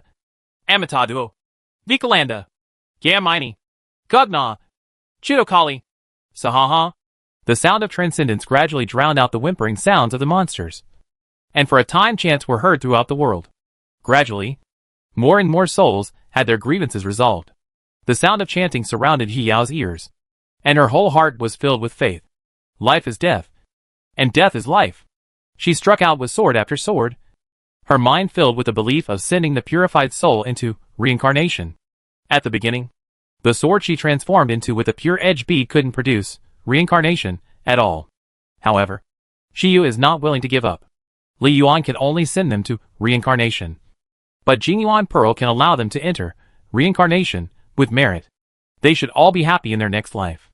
Even if the Jingyuan Pearl lost its supreme merit, even if it could no longer protect herself, she was still willing. She is willing to use everything she has to exchange for their peace and joy in the next life. Boom! The sky thunder suddenly descended and directly enveloped Ji Yao. At this moment, all the feelings he had when he passed through the tribulation of death came back.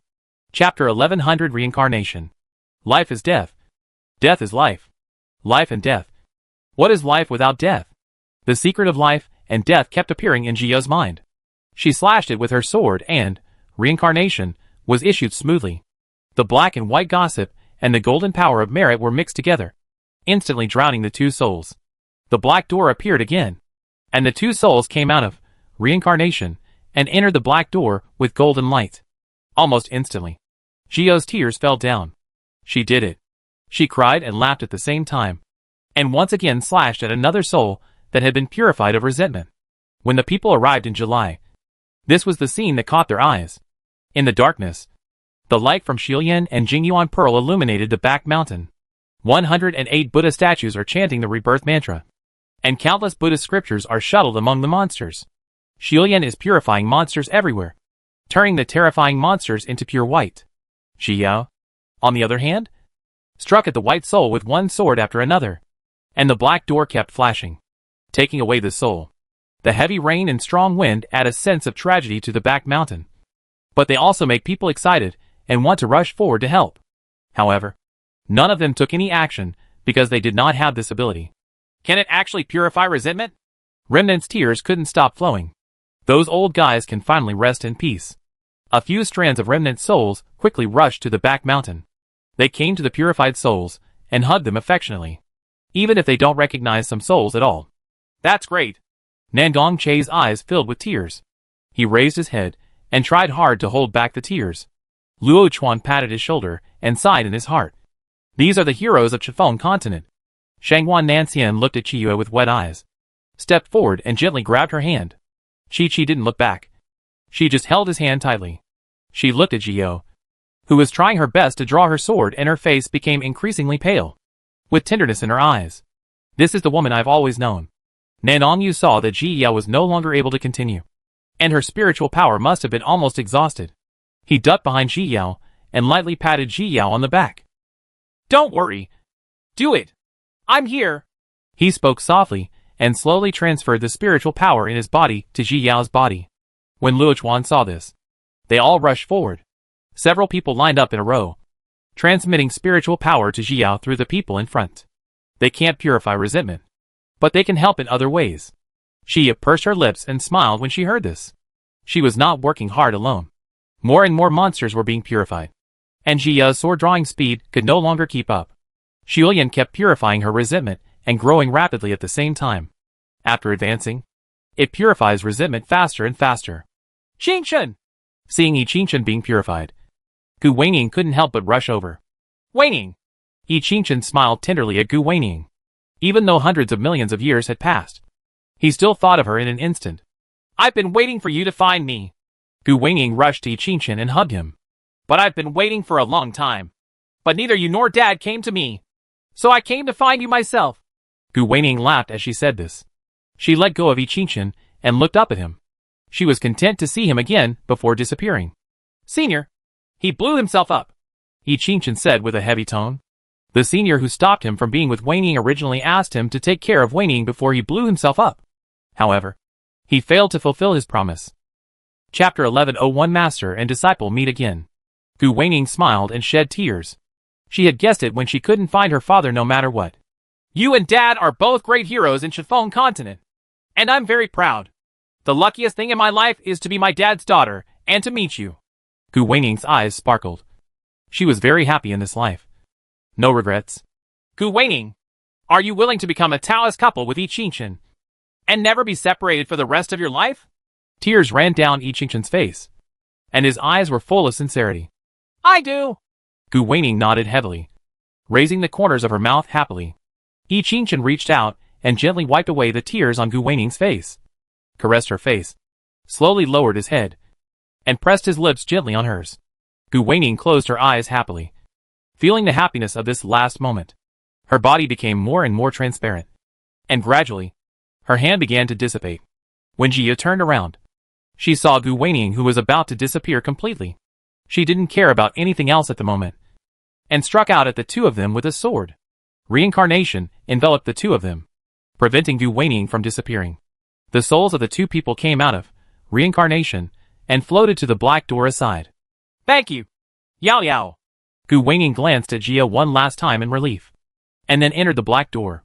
Jia felt very sad when she saw that Senior Weining had entered reincarnation. Senior Wei Ying has been with him in his sea of consciousness for more than 20 years. And now he has left. She calmed down her emotions and continued to work hard. More and more seniors are sent to reincarnation. The black and white gas in Yia's body becomes stronger, and the understanding of life and death becomes clearer and clearer. However, her spiritual power was still being consumed rapidly. The black and white gas could not produce spiritual power at the same speed, and the merit power of the pure margin bead was also slowly decreasing. But she is not afraid. Her friends are standing behind her. Master! The sudden appearance of the soul made Yia stop her attack. She looked at Lu Yige, who was looking at her tenderly as always, and tears fell instantly. Master! Jia rushed towards Lu Yige and hugged tightly the remaining soul. Nandong Yu retracted his hand and did not follow forward. Yao Yao, is there anything you don't understand recently? Lu Yige rubbed Ji Yao's head, caring about her just as Ji Yao remembered. Disciple has worked very hard to learn formations, and now he can make 7th level formations. Isn't it amazing? Ji Yao held back her tears and raised her head in anticipation of Lu Yige's praise. Our Yao Yao is awesome. Lu Yige's eyes were full of joy. The moment she regained her memory, she received the memory left by the spiritual thought in the previous portrait. They saved the Chiffon realm and were worthy of heaven. They had successors and were worthy of their master. No regrets in this life.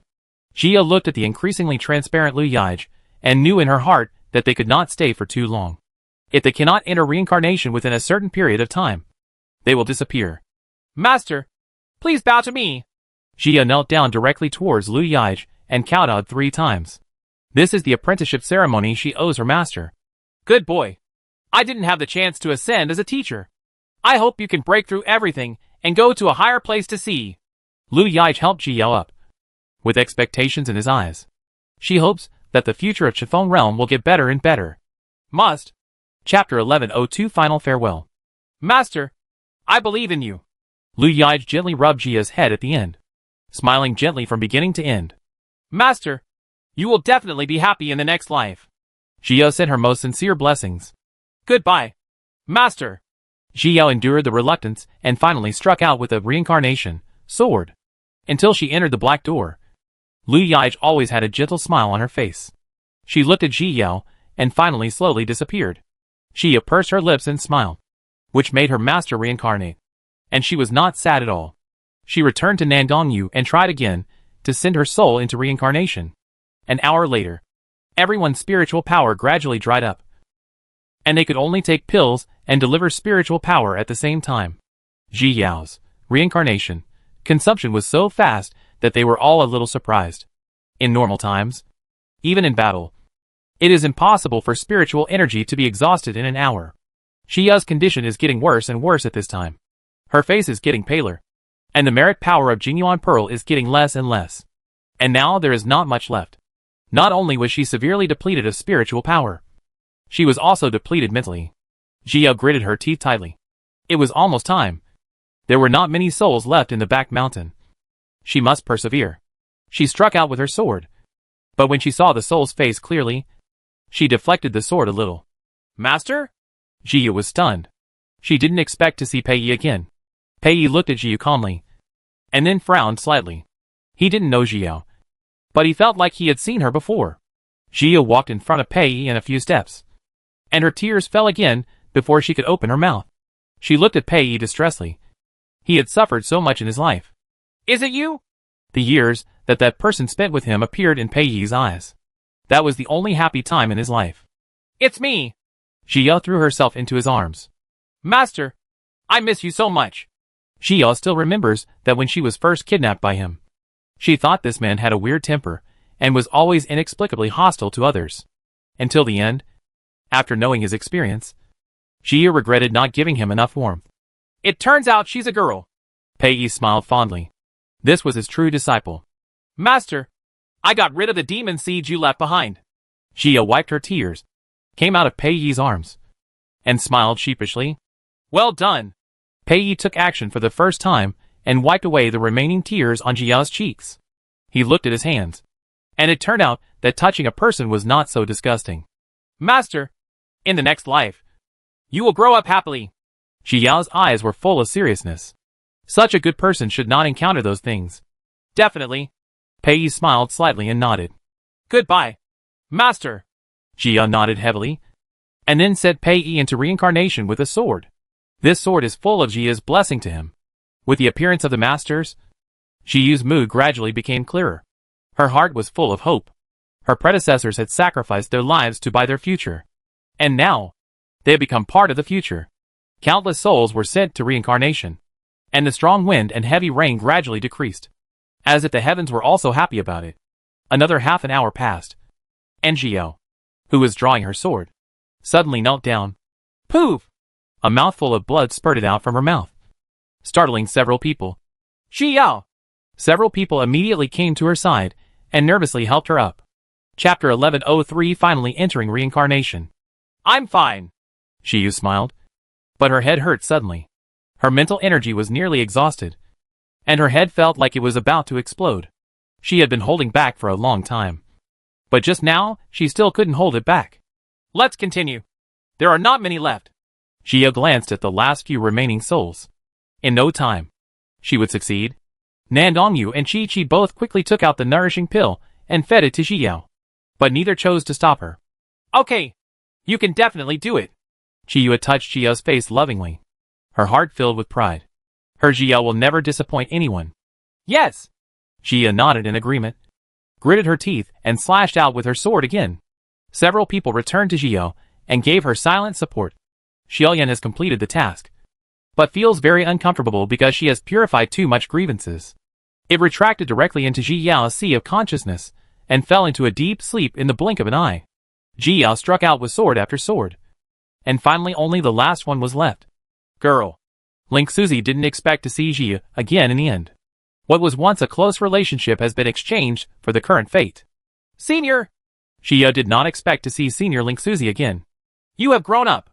Ling Suzy looked at Jia with admiration. It is not easy to achieve such a level of cultivation at such a young age. Jia endured the pain and forced a smile. My child. Thank you for your hard work. Please send me away. Ling Suzy felt very distressed when he saw Jia's uncomfortable look. Okay. Jia's head throbbed as she said the words. But she tried her best to endure it. She slashed her sword towards Ling Suzy. But Ling Suzy suddenly smiled and pointed at Jia's forehead. Jia only felt something running in from the sea of consciousness, causing her head to explode with pain again. Ling Suzy glanced at Jia one last time, and then entered the black door. All his understanding of the nature of time in his life, Ling Suzy gave to Jia. He has imagined countless times that he can understand the nature of time to the extreme and realize the reversal of time. In this way, he can prepare Chenfengji in advance, and the outcome may be different. Unfortunately, it never came to fruition. Poof! The last soul was sent to reincarnation. But Jia spit out a mouthful of blood and suddenly fell down. The Jingyuan pearl finally withered, turning from a bright red lotus into a dark gray withered lotus. Jia! Qiyu and others were about to step forward, but found that Jia was floating. The blackness in the entire Chenfeng realm dissipated, and light returned to the earth. The violent storm stopped, and a rainbow hung in the sky after the rain. Jia was floating in midair. Suddenly, countless golden lights rose from the back mountain and gradually converged on Jiyao. Countless light points surrounded Jiyao and penetrated into her body, which was the power of merit. It was her merit that brought them into reincarnation. The 108 Buddhas also stopped chanting at this time, turned into a Buddhist sutra again, and merged into Jiyao's sea of consciousness. The Jingyuan pearl in her hand became full of vitality again, blooming more and more beautifully. The Jingyuan pearl transformed into countless red lotuses and flew towards the mountains and plains. Jiyao was floating quietly like that. Suddenly, there was a click in her body, and the power of merit directly broke through the barrier of her late golden elixir peak, and countless spiritual powers swarmed towards Jiyao. Jio has advanced. Nandong Che opened his mouth in surprise. This girl seems to have advanced not long ago. Right? Chapter 1104 Merit and Blessing. Countless spiritual power refilled Jia's body, and the dry spiritual power in the sea of consciousness gradually recovered. She slowly opened her eyes, and found that she had broken through the last barrier of the golden elixir stage. Jia was stunned for a moment. Before she could react, thunderclouds suddenly gathered in the sky. It was obvious that the thunder tribulation of nascent soul stage had arrived. Jia's heart tightened. This advancement came so suddenly that she was caught off guard. After all, She was not ready to overcome the disaster. Boom! The first thunderbolt fell and hit Ji Yao directly. Ji Yao, who thought she was doomed, was surprised to find that the thunder tribulation turned out to be only heavenly thunder, not the 9 heavens' divine thunder. Moreover, part of the thunderstorm was directly integrated into Jia's body, forging her body, while the excess thunder and lightning did not fall on Jia at all, but just enveloped her. Jia looked up at the sky and smiled gratefully at Tiandao. Tiandao has its own rules that must be followed. So even if it knows that its people are trapped here, it can't help. So here she is. The first test. And then the death calamity. Were all to see if she could realize the artistic conception of life and death. If you can understand the artistic conception of life and death, you can change the rules of heaven and send your predecessors into reincarnation. If you fail to realize it, you will have no choice but to die from a catastrophe. This life was originally given to her by heaven. And now, she has completed her mission. Boom! Another thunderstorm fell, covering Ji Yao. Chichio and others were very nervous. But they couldn't step forward. They could only stand aside worriedly waiting for the result. This time, it was easier than ever to survive the thunder tribulation. Half an hour later, 20 lightning tribulations had fallen, leaving only the last one. Ji Yao's heart suddenly tightened, and she was a little worried about the last thunder disaster. Boom! The last thunderstorm fell. But it still did not hurt Ji Yao, and even made Ji Yao feel a touch of tenderness. As the thunder calamity dissipated, Ji Yao suddenly found that a little person slowly appeared in her spiritual platform. This little person is a miniature version of Ji Yao, sitting cross-legged in the spiritual platform. And this is Ji Yao's nascent soul. Ji Yao looked at the little nascent soul child, her heart filled with intimacy. As soon as the thunderstorm dissipated, several auspicious clouds floated in the sky, and streaks of golden light fell from the sky, covering Ji Yao and the others in Chiyue. In the North Territory, Yi Feng, Zhao Qianyu and the elders of the Yi family were sitting in the meeting hall, discussing the vision that had just happened. Suddenly, countless golden lights fell from the sky and enveloped several people. The entire Yejiao was shrouded in golden light, adding a divine light to it. Jian Song was playing chess with his friends when a golden light fell and enveloped him. It's a blessing from merit. Ji Shuzi was stunned and looked at Jian Song in disbelief. I saw that Jian Song's cultivation, which was already at the peak of divine transformation, suddenly reached the critical point. Unfortunately, he was unable to advance due to restrictions from the mainland. The disciples of the Yi family also advanced one after another. Everyone looked at their sudden rise in cultivation in disbelief and didn't understand what was going on. Yi Feng was originally in the early stage of becoming a god, and now he had broken through to the middle stage of becoming a god. Zhao Qianyue's cultivation level was even lower, at the early stage of yuanying, but he jumped 2 levels in a row and rushed to the late stage of yuanying. Several elders of the Yi family also advanced one after another. When the golden light disappeared, no one could come back to their senses. Chapter 1105 All Advancements. The invisible dragon energy gradually gathered above Yejiao's head, and his luck gradually began to change, developing in a better direction. It's just that I can't see the change yet. In the ancient battlefield, Nandong Che advanced to the peak of the late nascent soul. In July, they broke through the nascent soul stage in one fell swoop. Shanghuan Nanxian and Luo Chuan advanced to become gods in one fell swoop. And the calamity clouds gathered in the sky again. Nandong Yu had already reached the peak of divine transformation, but now, he was almost unable to suppress his rising cultivation level.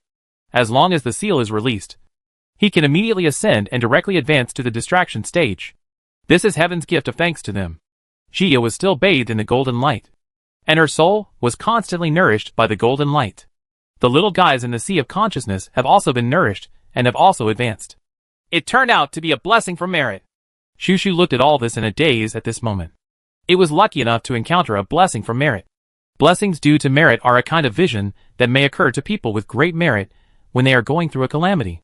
The blood relatives or master of the person who has overcome the calamity will be blessed by merit. The blessing of merit can allow people to advance without any side effects, and can also improve the luck of the entire family.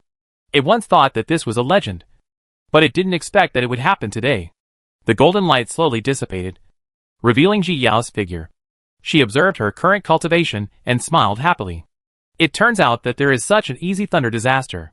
She fell to the ground, and just as she was about to share the good news with Chiyue and the others, a bolt of thunder fell with a boom. Jia was shocked. Only then did she realize that everyone on July 4th had advanced. Nandong Che originally didn't have the Thunder Tribulation, but because he failed to avoid it immediately, he was enveloped by the Thunder Tribulation. Jia was startled and immediately came to Nandong Yu's side, looking worriedly at them, who were going through the tribulation. Boom! Boom! Boom! Several thunderbolts fell in succession, drowning several people in an instant. Several people are far away from each other, but there are still overlaps in the thunder calamity. For a moment, the entire ancient battlefield was filled with thunder and lightning, flashing continuously. Jia smacked her lips when she saw that the thunder in the sky was almost submerging the back mountain. Such a spectacular scene of tribulation is extremely rare. Nandong Yu lowered his head and looked at Jia. Although Jia's appearance had not changed at all, it made him feel that there was something different about her. Senior brother Nandong, what are you looking at? Jia was a little confused and took out a spiritual mirror and took a look at herself. What caught his eye was a crazy woman with messy hair. Cough! Jia coughed quickly, let her hair down completely, and then took out a spiritual comb. She was about to comb her hair, but her hand was suddenly grabbed by Nandong Yu. Nandong Yu took the spiritual comb from Jiao's hand, automatically went around her back, and started combing it gently. Jiao's face suddenly turned red, and she subconsciously pinched the corner of her skirt. Feeling a little nervous for a moment, she quickly looked at the people who were crossing the tribulation, trying to distract herself. Just as Nandong Yu combed her hair, she felt a numbing sensation on her scalp that reached deep into her heart. Hey, do you still have any humanity? We are here to survive the tribulation, and you are showing off your affection there? Nandong Che took a chance to take a look and saw the pink bubbles filling the gap between the two. Come on! This thunder tribulation is so gentle. Jia sneered. This was an opportunity given to them by heaven, and it would not embarrass them at all. So she wasn't worried at all about their failure. Chapter 1106 Emotional. Humph! You are so inhumane! Nandong Che snorted coldly, just as he was about to say something else. A thunderbolt suddenly fell and enveloped him in an instant. Jia immediately laughed happily. These seniors all got the chance to reincarnate, which made her feel inexplicably happy. When Nandong Yu heard the laughter, he lowered his head and glanced at Jia, and the movements of his hands became more gentle. After combing her hair, Jia simply pulled her hair into a bun. At this moment, Nandong Yu suddenly took out a jade hairpin from the storage ring, and what was engraved on it was the lotus on Jiao's forehead. He came to Jiao and gently inserted the jade hairpin into Jiao's hair, which he carved with his own hands when he had nothing to do. Plop! Plop! Jiao stared at Nandong Yu's chest in a daze, not daring to raise her head at all. Her heart was beating rapidly, with a sense of depression, and at the same time a hint of indescribable sourness and sweetness. Her cheeks were red, and the heat was already on her head, making her feel dizzy. Nandong Yu inserted the hosta into place, then took a step back and looked at Jiao steadily. Very beautiful. Plop! Plop! Her heart was still beating rapidly. At this time, no matter how slow Ji was, she knew that she was attracted to senior brother Nandong. Shyness suddenly swept through her, making the roots of her neck turn red. Ji tried to calm down, then raised her head and glanced at Nandong Yu. When he raised his eyes, he met Nandong Yu's eyes. Oh my god! Jia immediately lowered her head and covered her face with her hands, wishing she could find a hole to crawl into. But from the beginning to the end, the corners of her mouth kept rising, and her face was full of shyness. She had never experienced love in her previous life, and this sudden feeling caught her off guard. Nandong Yu looked at Jia looking like this, and didn't understand what was wrong with her at all. He thought she didn't like the hosta she made. He stepped forward and reached out to take it off. What are you doing? Jia quickly covered her hair, took a few steps back, and looked at Nandong Yu warily. Does he want to take back what he gave away? Nandong Yu retracted his hand, and his eyes fell on the hosta. You don't like it? Who says I don't like it? Jia glared at him angrily, then stood far away from him, fearing that he would take the hosta back. Nandong Yu finally understood at this moment that junior sister Yi liked him. Perhaps he could try to portray something else. While Jia was paying attention to Chiyua and the others, she glanced at Nandong Yu with her peripheral vision. She had no relevant experience in her previous life, not to mention that senior brother Nandong also practiced Qi Qing Ju. She gritted her teeth. How could she deceive senior brother Nandong? 2 hours later, several people finally succeeded in overcoming the disaster. In July, he also advanced to Yuanying. Luo Chuan and Shangguan Nanxian advanced to the early stage of spiritual transformation, and Nandong Che successfully advanced to the peak of the later stage of Yuanying. The entire back mountain was in a mess, with nothing left. Several people walked over with smiles on their faces and came to Zhio. TSK. We are all happy together. Zhio watched everyone advance and narrowed her eyes with a smile. Isn't it thanks to you? Nandong Che raised his eyebrows, wondering why this girl was suddenly so far away from his elder brother. Could it be that the two of them had a conflict? When he thought of this, Nandong Che suddenly became anxious. His eldest brother finally found a wife, but he couldn't run away. Come on! Come on! Nandong Che quickly pulled Ji Yao to a deserted place. Chapter 1107 Return to Wanjin Sect. What are you doing? Ji Yao was pulled aside and stared at Nandong Che inexplicably. I mean, as for my eldest brother, he is actually a little indifferent. But his love for you can be judged by the sun and the moon. Nandong Che hurriedly explained to Ji. He can see how much his eldest brother cares about this girl. What nonsense are you talking about? Ji Yao's face suddenly turned red again, and she stomped her feet shyly. When she realized what she had done, her face turned even redder. In the past, no matter what others said about her and senior brother Nangong, she thought it was a joke and didn't take it to heart. But now, my heart can't stop beating faster and faster. She's finished. If he does something wrong, don't argue with him. You are the recognized daughter-in-law of our Nangong family. Nandong Che thought of his old mother, nagging at his ear every day. When can the eldest brother marry Ji Yao back? Nandong family. Get lost. Ji Yu suddenly became angry and yelled at Nandong Che before returning to Chi Yue. But she didn't dare to look at Nandong Yu, feeling a little guilty for no reason. Senior brother Nandong treats her as a younger sister, but she actually wants to date him. Bah! Ji Yao despised herself in her heart. She was too insignificant. Chi Yue's eyes flickered over Ji Yao and Nandong Yu, as if she understood something. She pursed her lips and smiled, turned her head to look at Ji Yao, whose face was red, and reached out to rub her head. Her Ji Yao has grown up. Are you going back? Luo Chuan looked at Ji Yao. His junior sister was now in the nascent soul stage. This time flies so fast. Go back. Ji Yao looked around. This place is now just an ancient battlefield site. What is truly precious is the souls of the predecessors and the inheritance they left behind. Others? Nothing. Several people nodded and chose to return the same way. The remnant soul has entered reincarnation, and the defensive shield of the ancient battlefield has automatically disappeared. From now on, this is just an ordinary piece of land. 2 months later, they finally returned to the Northern Territory, after making an appointment with Chi Chi to participate in a Lengxi's secret realm. Jia took Nandong Yu and Nandong Che back to Wanjin Sect. Along the way, Luo Chuan, Ji Yao, and Nandong Yu all studied the formation together. Several people communicate together and make progress together. Nandong Che was the only one left. Leaning on the deck board, he looked at the scenery outside the spirit boat and sighed comfortably. Ever since he was a child, his family has been very supportive of him and has never put any pressure on him. His eldest brother was responsible for all the responsibilities of the Nangong family, so he developed this free and easy character. He never pursues the speed of cultivation. What he cares about is enjoying life and being able to visit different places. However, it was not until this trip to the ruins of the ancient war that he understood his responsibility. Every citizen of Chinfeng continent has a responsibility. He does not need to pursue the speed of cultivation, but he must practice hard. If one day there really is a crisis in Chinfeng continent, only then can he contribute to this world. He turned to look at the 3 Zhiyao people. These 3 people were all real evil geniuses, but they were still working hard step by step. Especially that girl Zhiyao. She was just a monk in the chi refining stage when we first met her.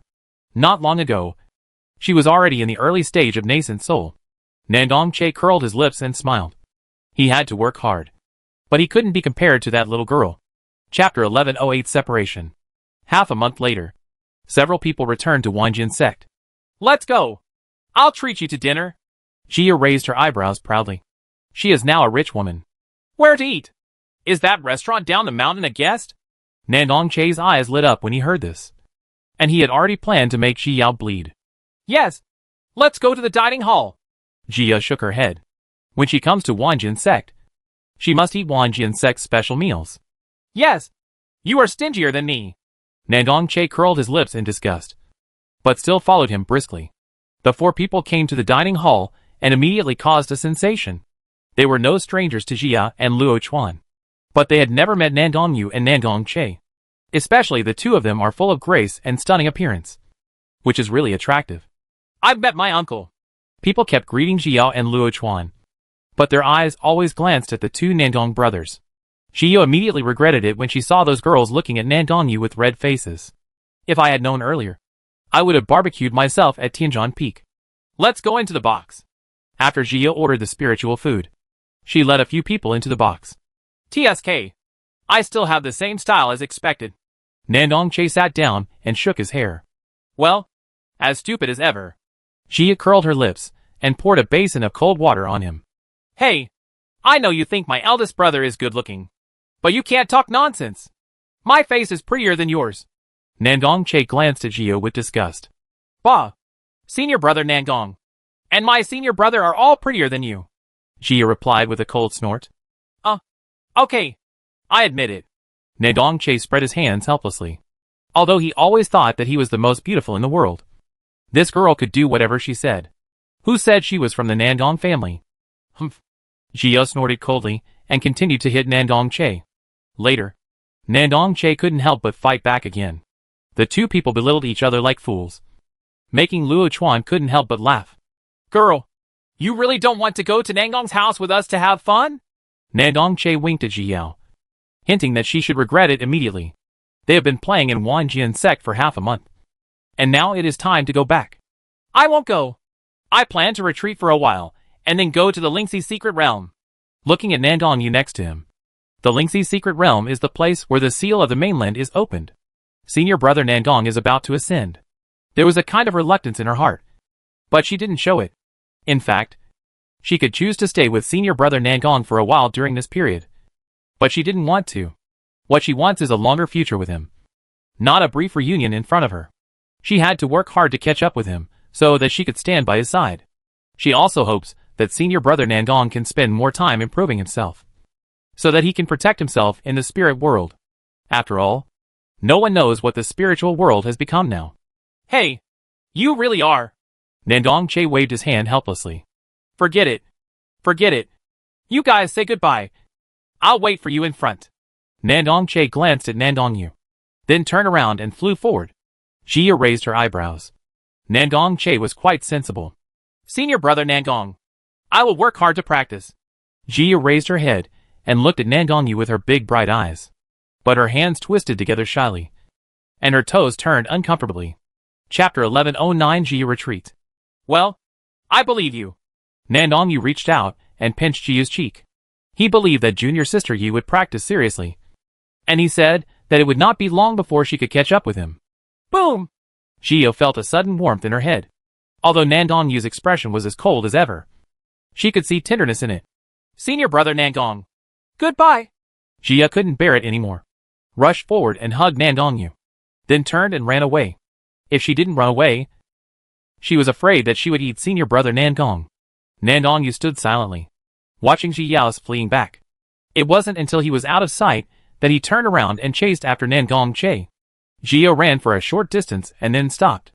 She turned around and returned to the entrance of Wanjian sect, where she found that Nandong Yu had indeed left. Alas, she remembered a saying at this time, which is, "One day without seeing you is like 3 autumns." She had just separated, and she started to miss him. Did I be too proactive just now? What if I scare senior brother Nandong away? Jia was thinking about whether there was anything she didn't do well as she returned to the sky and slashed the peak. She had never had any experience chasing boys, and was afraid of scaring Nandong Yu away. Jia thought very simply. She just liked senior brother Nandong without any purpose. She had never had this sweet feeling in her heart when she thought of him. In fact, she didn't even know when she fell in love with Nandong Yu. She just felt that she was at ease with him, and had a feeling of happiness. Cultivation is the most important thing at the moment. And she has no plans to be with Nandong Yu now. She wanted to wait until she ascended, until she caught up with him. When that time comes, she will tell him loudly. She likes him. Returning to Tianjin Peak, Jia went into seclusion. Although there was nothing wrong with advancing to the nascent soul stage this time, Jia felt that it was too fast. If this continues, it will easily lead to an unstable state of mind. Therefore, she planned to go into retreat. sort out her experiences over the past few decades, and consolidate her own insights, which would be beneficial to her future cultivation. 2 months later, Nandong Yu and Nandong Che returned to Nangong's house, and happened to meet Jian Song and others. The three of them came here to find Nandong Yu. They couldn't figure out the vision machine some time ago, so they came to ask Nandong Yu for his opinion. Before Nandong Yu could speak, Nandong Che had already taken over the conversation and told them everything they had encountered. I just said it was Yao Yao. Qin Shen smiled gently, and he guessed it at that time. Ji Shuzi did not speak when he heard this, but just stroked his beard. He had known for a long time that this incident was related to Jiao. After all, it was completely undetectable about her. But he didn't expect that they would do such a great thing. You are all good children. Qin Shen sighed. He didn't expect those seniors to have experienced so much. You have gained a good disciple. Ji Shuzi glanced at Jian Song meaningfully. After all, he had encountered such legendary things as merit and blessings. Ha ha ha! Don't even look at whose apprentice you are! Jian Song raised his head slightly and said proudly. Xiao Che, so Yao's cultivation is almost catching up with yours? Qin Shen teased Nandong Che with a smile. Okay, I'm going to practice now. Nandong Che knew that he would be pulled out for comparison, so he quickly surrendered and rushed back to his yard to practice. This kid. Qin Shen shook his head funny. The disciples of Chiffon Continent are getting better and better. Very nice. Chapter 11 5 years. 5 years later. Huh? Jia exhaled heavily and opened her eyes. She slowly stood up and stretched. In the past 5 years, she finally experienced a legendary retreat in the world of cultivation. No wonder they say that there is no time in seclusion. Although 5 years have passed, Jia feels as if only a few months have passed. In the past 5 years, she has been immersed in her own insights and gained new insights into her past. And his cultivation is slowly improving. And his foundation is very solid. Jia opened the door and subconsciously blocked her eyes when she saw the sunshine outside. After she got used to it, she walked out of the house, then took out a deck chair and placed it on the top of the mountain. She slowly lay down and sighed comfortably. The air outside is really good. La la la la la la. Jia hummed happily, enjoying this rare comfortable moment. Out of seclusion? Luo Chuan suddenly appeared at Tianzhan Peak and smiled warmly at Jiyao. Senior brother, I haven't seen you for a long time. Jia put her head on the handle of the recliner and said coquettishly. Luo Chuan stepped forward, patted Jiyao's head gently, smiled and said nothing. After these 5 years of seclusion, the sharp edges in junior sister's body have been tempered, and her whole person looks much gentler. Where's Master? Jiyao asked curiously.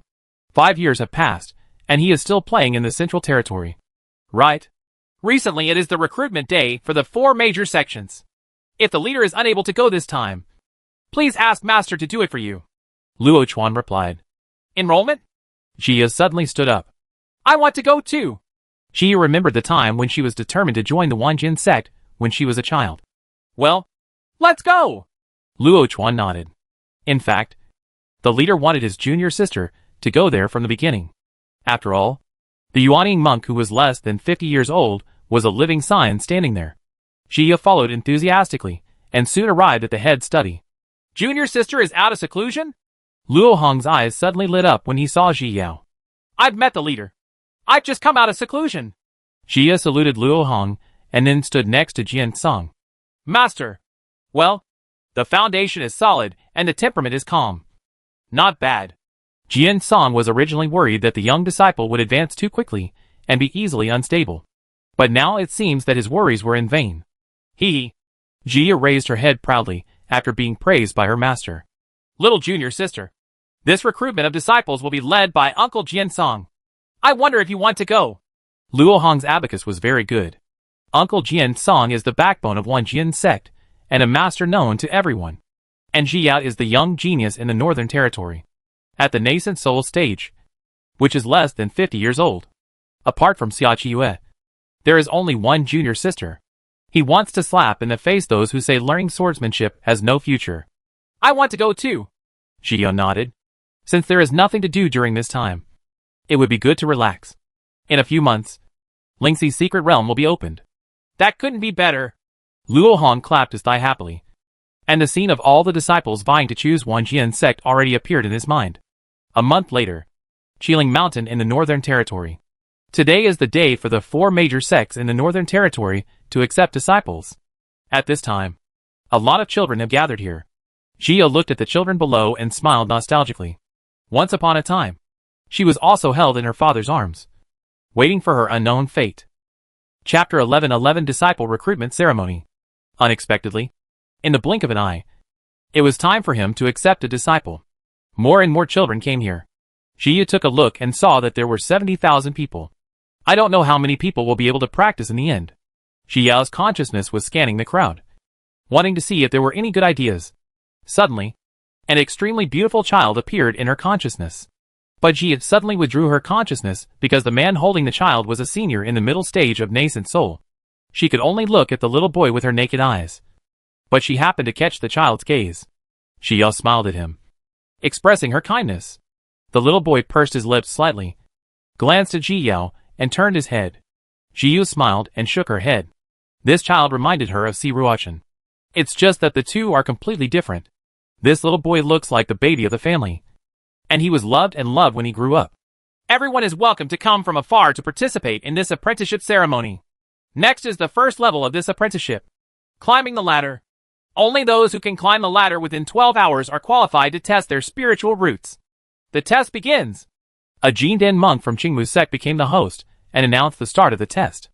A group of little carrot heads rushed to the ladder one after another and began to climb up hard. Gia didn't understand before why she had to climb the ladder first and then test her spiritual roots.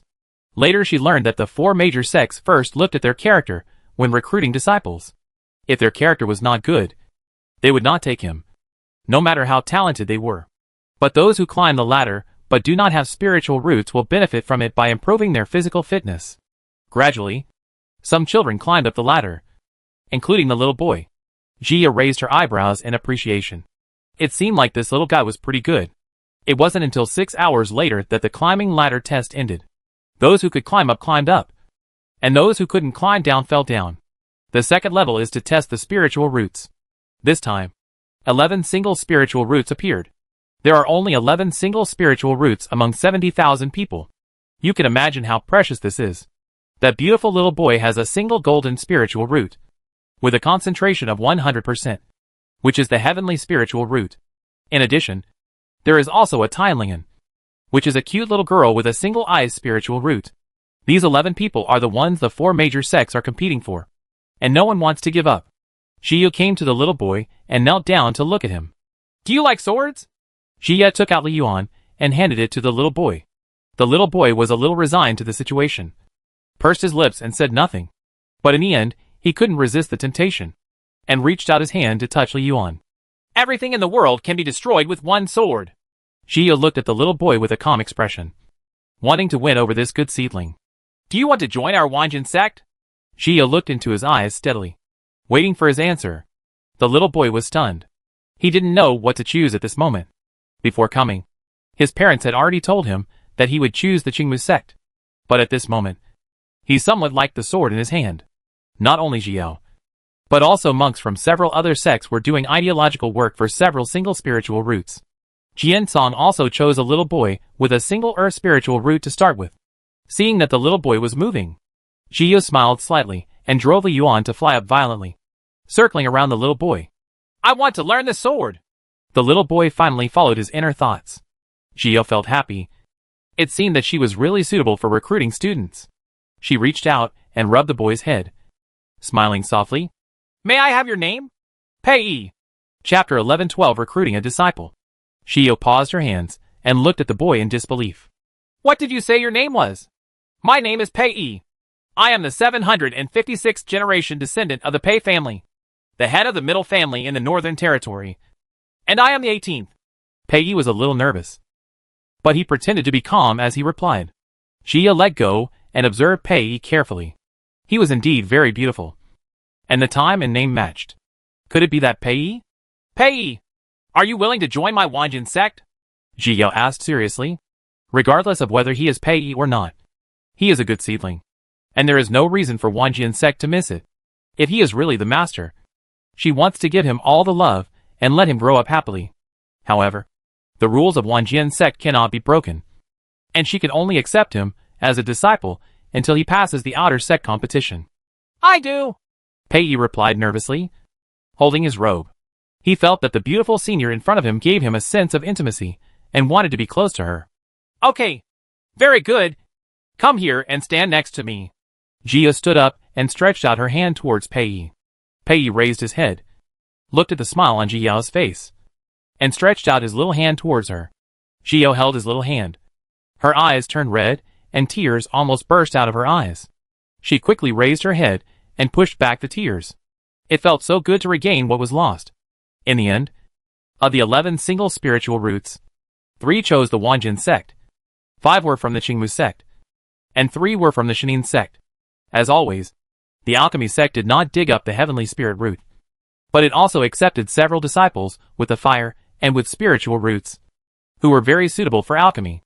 In addition, Wanjin sect has also accepted more than 6,000 disciples this time, which has made great progress. Jian Song is also relatively satisfied. In his opinion, disciples are more important than having many disciples. It is already good to have received the disciples he wanted today. Go say goodbye to your father. Jia looked down at Pei Yi and shook his hand. Pei Yi nodded and ran towards his father. Pei Yi's father quickly knelt down, picked up Pei Yi, and talked to him reluctantly. Jia saw the reluctance and worry on the man's face, and Pei Yi's happy look, and felt moved in her heart. Those seniors must be living very well. Right? Central Region Wanshan sect. The disciples accepted by Wanshan sect this time are all waiting nervously in the square. Next will be the part of recruiting disciples from all the real masters and venerable masters. Although they know that high-level monks only accept seedlings with good qualifications, the little guys are still looking forward to it. What if a miracle happens? When Nandongyu came back to Wanshan sect from Nangong's house, he happened to meet a nascent soul master who was recruiting disciples. He glanced down casually, and finally his eyes settled on a girl with a single light spiritual root. He slowly fell from the sky and came directly to the girl. I've seen my uncle! I've seen my uncle! The monks from the Wanshan sect saluted immediately when they saw Nandongyu appearing. Yes! Nandongyu just nodded and looked down at the girl. Are you willing to become my teacher? Nandongyu was as indifferent as ever. He just secretly felt that this girl was destined for him, and he should accept her. Yes! Yes! The girl nodded quickly and smiled sweetly, her 2 dimples looking particularly cute. Everyone saluted him. So he must be very powerful. Right? Disciple Lu Yaij, I have met the master. The girl bowed deeply and bowed down to Nandongyu in a decent manner. Chapter 11-13. Keeping an appointment. On the other side, Jia and Jian Song returned to Wanjin sect with the disciples they recruited. On the spirit boat, a group of little guys were very excited, especially the disciples who had been recruited from the ordinary world. They were all extremely excited. Old God Pei Yi was sitting in the corner, holding a book in his hand and reading seriously. This guy does have some shadow of you. Jian Song glanced at Pei Yi and said to Ji Yao with a smile. Hee hee. Didn't this disciple also learn from you, master? Ji Yao took Jian Song's arm and rested her head on his arm. It is said that once a teacher is always a father. For her, Jian Song is also her father. However, as soon as he comes out of the Lingxi secret realm, Master will ascend. Master, this disciple will definitely work hard to practice. Jia raised her head and looked at Jian Song, her eyes full of determination. You? Haven't you worked hard enough? Jian Song teased, tapping Ji Yao's forehead. But actually he was very proud in his heart. In this life, he felt the most fulfilling thing. Just accept these 2 apprentices. Do you want to accept him? Jian Song murmured in the direction of Pei Yi. He knew his disciple best, and his attitude towards the little guy was different at first glance. Yes, but I have to wait for him to be the first in the competition to worship at our Sword Song ancestral peak. Shio was in high spirits. Her master was once so good even as a casual cultivator, and now it is even more impossible to be bad. You're quite arrogant. Jian Song gave her a funny look, but he was still very optimistic about the little guy. Children who are talented and work hard will do well in the future. 2 months later, Jia and the others finally returned to Wanjin sect. After putting everyone at the outer door, Ji Yao and Jian Song were about to leave. Pei Yi. Ji Yu suddenly turned around and looked at Pei Yi. Uncle Master. Pei Yi looked back at Ji Yu with a pair of big, pure and innocent eyes. I'll wait for you at Zoo Peak. Jia smiled encouragingly at him, then turned around and left. Hopefully, she won't have to wait too long. Pei Yi was stunned. He looked at Ji Yao's back, pursed his lips, and broke out into a big smile. Time flies. 2 months pass in the blink of an eye. And the secret realm of Lingxi is finally coming to life. This Lingxi secret realm is in the southern part of the Northern Territory. And it is the secret realm of the nascent soul stage. It only appears once every 100 years. Every time he appears in this world, he will attract many nascent soul monks from other realms. Ji Yao made an appointment with Qi Yue, and the two of them would meet up halfway, and then go to the secret realm together. Before leaving, Qi Yue secretly went to the outer door to take a look at Pei Yi, and sure enough she saw that he had already reached the first level of Qi refining. Ji Yao smiled. Not long after, the entire Northern Territory and the entire Chinfeng continent will usher in the spring of cultivation, and the monks' cultivation speed will become faster and faster. Seeing that Pei Yi was doing well, Qi Yue was relieved. She sent a communication talisman to Jian Song and Luo Chuan, notified them, and then flew towards the Lingxi secret realm on Yunling. Nowadays, Qi Yue's mentality is also very different. Along the way, she looked at the town she passed, and the people working hard to live. And she always felt a positive vitality. Even ordinary people are working hard to live in their own way. She kept rushing, and finally arrived at Wangyuan City, where she had met in July after a month and a half. She planned to find a random inn to stay in first, and then wait for the arrival of July. Just when she arrived at the city gate, she saw a group of children beating a woman. Chapter 11:14 Meeting an old friend again. I'll let you steal the buns. I'll let you steal them. The children were kicking and yelling. Qi Yue did not step forward to stop her. She should be punished for stealing things. And looking at the looks of these children, they just wanted to teach her a lesson. Humph. If you let me see you stealing again, I will lose one of your legs. Sure enough, the children put down their harsh words and left immediately. Qi Yue looked at the children and this woman. They were all mortals without cultivation, and they must be the descendants of the monks in the city, because the descendants of monks do not necessarily have spiritual roots. But most parents will not choose to abandon their children, but rather pamper and love them like treasures, and protect them throughout their short lives. But the woman in front of me must have been through something. Alas! Qi Yue sighed, but she couldn't help but feel soft. Even after decades of cultivation, she still couldn't change this problem. However, this person is an ordinary person, and is unlikely to cause harm to her. Thinking of this, Qi Yue came to the woman. She looked down and saw that the woman's clothes were in tatters, and her hair was messy and stuck together. It looked like it hadn't been washed for a long time. Her face was covered in blood and stains, completely covering her original appearance. At this time, she was clutching the stolen bun tightly and stuffing it in her mouth. Qi Yue frowned. Why does this person feel familiar? Are you okay? Qi Yue knelt down and looked at her with concern and asked. The woman shrank back suddenly and hugged her body in fear. I'm sorry. I didn't mean to be sorry. The woman kept shaking her head in fear. I'm not a bad person, and I won't hit you. Qi Yue felt more and more familiar with this person, and even his voice seemed familiar. Don't be afraid. Don't be afraid. Qi Yue tried her best to speak softly, soothing the woman's emotions. Gradually, the woman finally calmed down. She slowly raised her head, but her eyes widened when she saw Ji Yao's face clearly. Is it you? The bun fell from the woman's hand, but she didn't notice it at all. She just looked at Ji Yue stupidly. Do you know me? Qi Yue was even more sure that she had seen her. She asked gently. Who are you? The woman said nothing. Tears instantly fell from her eyes. Who I am? Ha! Who am I? The woman reached out and touched her face. She almost forgot who she was. Let's do this. I'll take you to wash up first and take a rest before we talk. Qi Yue saw that she was not in the right mood and couldn't bear to ask her any more questions. She stretched out her hand to help the woman up and led her towards the city. The woman kept looking at Qi Yue stupidly with tears in her eyes, and said nothing during the whole journey. Later, Qi Yue found an inn, opened 2 rooms, and asked the innkeeper to arrange for someone to deliver things for the woman to wash up.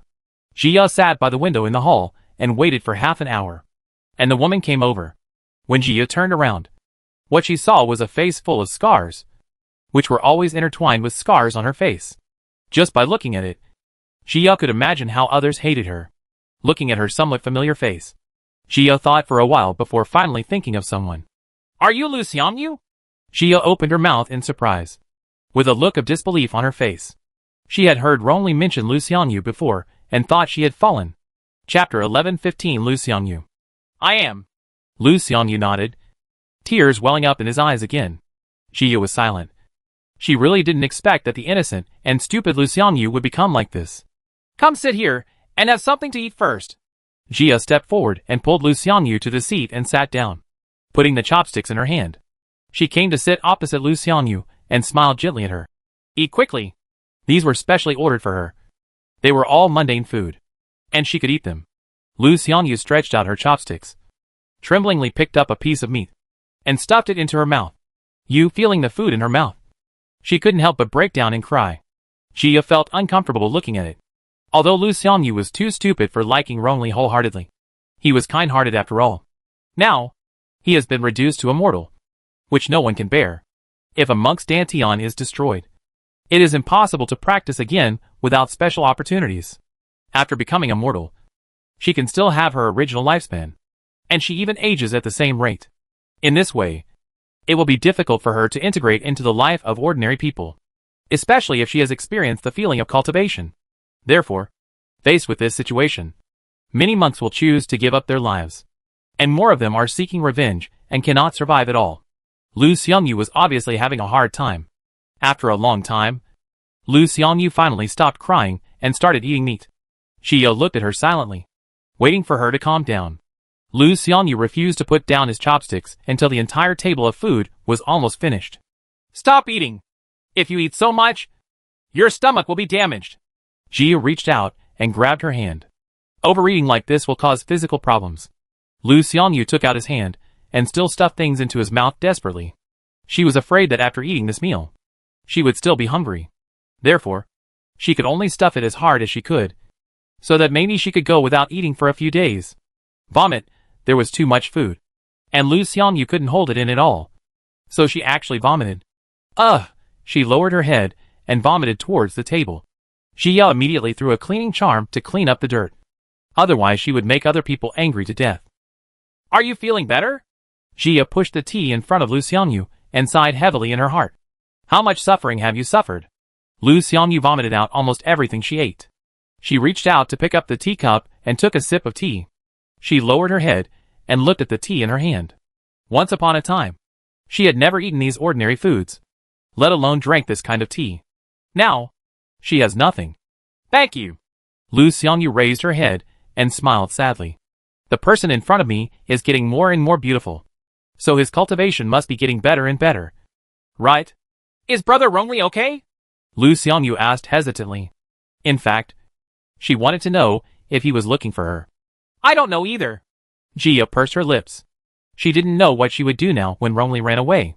Just with his luck, he must be pretty good. Ah, I thought you would be with him. Lu Xiangyu glanced out the window lonelily. Brother Rongli liked her back then, and told himself that he would get along well with her. My sweetheart is not him. Jia shook her head. From the beginning to the end, she had no good impression of Rongli. In her opinion, no matter how good the talent and luck are, she will not like it without a single-minded heart. Chapter 11:16 Tragic Experience. Hearing this, Lu Xiangyu opened her mouth slightly and looked at Jia with some surprise. She didn't expect that there would be women who didn't like Brother Rongli. Previously, the chief female disciples of major sects, demon saints, daughters of casual cultivator leaders, etc. all fell in love with him. Every woman is very good, but she still cares about Brother Rongli and is willing to have him together. In her opinion, all women will fall in love with Brother Rongli. I don't like him. Jia shook her head seriously, expressing that she really didn't like him. Lu Xiangyu looked at Jia's serious expression and finally believed it. Speaking of which, I'm not qualified to interfere with his affairs now. Lu Xiangyu laughed at himself and reached out to touch his face. This scar can be removed. I have the elixir. Jia took out the elixir. These ordinary injuries can be cured by the rejuvenation elixir. Do you know where this scar came from? Lu Xiangyu touched her face tremblingly, tears falling down again. Jia said nothing, which undoubtedly exposed her scars. I carved this on myself one by one. Lu Xiangyu closed her eyes in pain. Back in the long river of time, Brother Rongli got the key and entered the room. And I left with that woman. Originally, I thought she would become my sister in the future, so I didn't take more precautions. But who would have thought that she would destroy my dantian while I wasn't paying attention? In the end, if the secret realm hadn't suddenly disappeared, I would have died in her hands. I was thrown out of the secret realm, but I also saved my life. But how can a disabled person survive? Over the years, I have been changed hands by countless low-level monks and become a dirty person. Lu Xiangyu pinched her palms hard, thinking of that past. She wanted to die. Later, I finally got tired of playing and was thrown into a beggar's den. There, I realized what HL is. Later, I used a dagger to cut this face one by one. It was because of this face that I encountered everything that happened later. A flash of crazy hatred flashed in Lu Xiangyu's eyes. Later, I set a fire in the middle of the night and burned down the beggar's den. None of them escaped. Lu Xiangyu curled her lips and smiled. Since we are going to HL, let's go together. Originally I wanted to die, but I wanted to see my parents one last time. And I also wanted to see Brother Rongli one last time. Lu Xiangyu's tone gradually became gentler. In this life, they are the best people for him. Ji sighed, looked at the grieving Lu Xiangyu, and shook her head helplessly and sympathetically. Going through all this is really the greatest harm to a person. Not only physically but also mentally. She actually admired Lu Xiangyu for being able to persevere until now. It's just that this silly girl never thought from the beginning to the end that her brother Rongli might be in the gentle land of other women at this time. And he had long forgotten who she was. Jia looked at her, feeling a little angry in her heart. Have you never thought that your brother Rongli has forgotten you? Jia still said these cruel words. She couldn't bear to see her like this. No. Impossible. Lu Xiangyu shook her head crazily. Jia's words touched the deepest fear in her heart. Jia looked at her unwillingness to admit it and stopped forcing her. After all, this was one of her only remaining spiritual pillars. Chapter 11:17 Convergence. Just as Jia was about to speak, she suddenly received a messenger from Chiyue, saying that she had arrived. Chiyue was overjoyed and immediately told her her location. Not long after, Chi-Chi appeared at the inn. Chiyue, here! Jia waved towards Chiyue and shouted happily. Chi-Chio smiled slightly, then came and sat down next to Jia. She looked at Lu Xiangyu and said nothing. Jia sent a message to Chiyue and told her the whole story. Chi-Chi frowned after hearing this, and looked at Lu Xiangyu, a little unhappy. She deeply sympathized with her experience, but she disliked her attitude towards Rongli very much. Is this the end of all men in the world? Why should we throw away our dignity and choose to share the same person with others? In her opinion, such people are mentally ill. You want to send her home? Chi-Chi looked at Jiyao and asked. No. I still want to go to the Lingxi secret realm. Jiyao shook her head. Of course, this was impossible. She and Lu Xiangyu were not familiar with each other, so it was enough to save her today, give her some money, and find a place to settle her down. She has to take responsibility for her own life, and she cannot take her life on herself just because she sympathizes with her. Lu Xiangyu buried her head low. She also knew that all this was impossible. She was very grateful that Yishichi could save her life. Do you want to go back and take a look? Chi-Chi suddenly spoke up at this time. What? Lu Xiangyu suddenly raised his head and looked at Chiyue in disbelief. I ask you, do you want to go home? Chiyue looked at Lu Xiangyu indifferently. I think. Lu Xiangyu looked at Chiyue expectantly, her eyes moist again. Then I'll ask someone to take you back. After Chiyue said this, he sent the messenger talisman to Shangwan Nanxian. Shangwan Nanxian originally sent Chiyue to this city, but not long after returning, he received Chiyue's messenger talisman. He rushed back immediately and arrived at the inn soon. Master! When Chiyue saw Shangwan Nanxian, he immediately smiled. July! Shangwan Nanxian looked at Chiyue. They had just separated, but he felt that they had been separated for a long time. Chiyue looked at the pink bubbles between the two of them and smacked her lips. It seemed that this senior Shangwan was very powerful and actually captured Chiyue. Suddenly, Nangongyu appeared in Jiyu's mind. Jia quickly shook her head and shook off her thoughts. She hadn't even written her horoscope yet. Besides, she is a gentle and considerate lady, and she cannot do anything to pursue him. She should conquer Nangongyu with her charm and make him fall under her pomegranate skirt. Isn't it written in those novels that no matter how long the relationship is, you can break through this bondage when you meet the right person? But she thought about it. But she never thought about what charm she had that could conquer senior brother Nangong. Jia pouted. Why does senior brother Nangong want to practice the 7 emotions art? What are you thinking about? Chi-Chi patted Jia on the shoulder, pulling her out of her thoughts. Hey, are they gone? Jia found that Shangwan Nanxian and Lu Xiangyu were gone as soon as she came to her senses. We left a long time ago. Are you thinking about Senior Nangong? Xiyue bumped into Jiyu's shoulder with an expression of watching the show. This girl had a peach-faced look just now, and she didn't even notice Lu Xiangyu thanking her before leaving. Chapter 11:18 Threat. What are you talking about? Jiyu's face suddenly turned redder. She would never admit it. Why do you suddenly want to send her home? Jiyu quickly changed the subject, fearing that she would tease her again. Some time ago, I went to the eastern region and heard about something. Thinking of this matter, Jiyue put away her smile and became serious. The Lu family, one of the top 10 families in the eastern region, was wiped out. What? Jiyu was shocked. According to Jiyue's meaning, Lu Xiangyu's family had been wiped out. It is said that the traitor of the Rong family, Rongli, was the one who destroyed the Lu family. Jiyue frowned slightly. After all, Rongli was Ji Yao's enemy.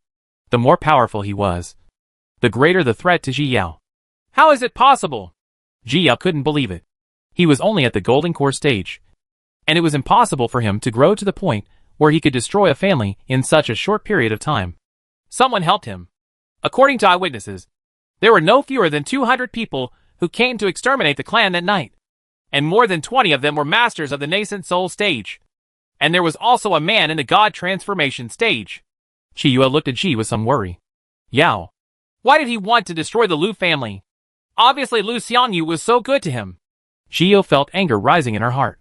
Lu Xiangyu had become like this because of him, and he actually destroyed his entire family. It is said that because of Lu Xiangyu, the Lu family has been looking for her since she disappeared. Later, when Rongli returned to the Rong family, the Lu family went to him to ask for someone. Rongli naturally can't hand over anyone. He told the Lu family that Lu Xiangyu has died. Lu Xiangyu's soul lamp has not been extinguished. But Rongli's attitude has really angered the Lu family. His girl is nowhere to be found. And Rongli actually brought another woman back. The Lu family is so stimulated that they want to kill Rongli. And they also want the Rong family to give an explanation. Later, the Rong family gave up on Rongli and kicked him out of the house. The Lu family planned to kill Rongli, but they never thought that Rongli would use all kinds of magic weapons and methods and let him run away in the end. This incident has caused an uproar throughout the eastern region because the Lu family has issued a reward order. I just didn't expect that he ran away anyway, and eventually led people to exterminate the Lu family. Jiyue patiently told Ji Yao the news she heard. Oh, it's true that good people don't live long, and disasters last for thousands of years. Jiyue shook her head after hearing this. This Rongli's destiny is really like the male protagonist of the Stallion novel in male videos. He was extremely talented since he was a child, but for some reason, he fell into the abyss. His fiancée's family despised him. Later, due to some opportunities, he started to practice again. From then on, he continued to slap him in the face. Excellent women would fall in love with him and reach the pinnacle of life. Now, the experience of being kicked out of the family is too similar. This is so that he can reach the top in the future and make those in the family regret it. Xiao now really doubts whether she has stumbled into two novels. We may encounter him in the Lingxi secret realm this time, so we must be careful. Jiyue was worried about Jiya's safety. The secret realm was inherently dangerous, not to mention that there was such a person eyeing him. I know. Jia nodded seriously, feeling very fearful of Rongli. Ruashi, thank you. Rongli held Lu Ruashi in his arms, put his head on her shoulder, and said softly, Don't be polite to me. Lu Ruashi was not used to such closeness, but she never pushed him away. Chapter 11:19 Behind the Scenes. She had never been attracted to anyone in 200 years, but now she fell on him. Ruashi, wait for me to come back. When I come back, I will marry you. Rongli turned Lu Ruashi's body over, reached out to hold her face, and looked into her eyes with a sincere expression. In this life, my Taoist companion, Rongli, will only be you. Lu Ruashi looked at the affection in Rongli's eyes, and her heart rippled. Yeah. She nodded, following her heart. She wants to marry him. Ruashi. Rongli looked at Lu Ruashi moodily, then held her face and kissed her. I'm leaving. Remember to wait for me.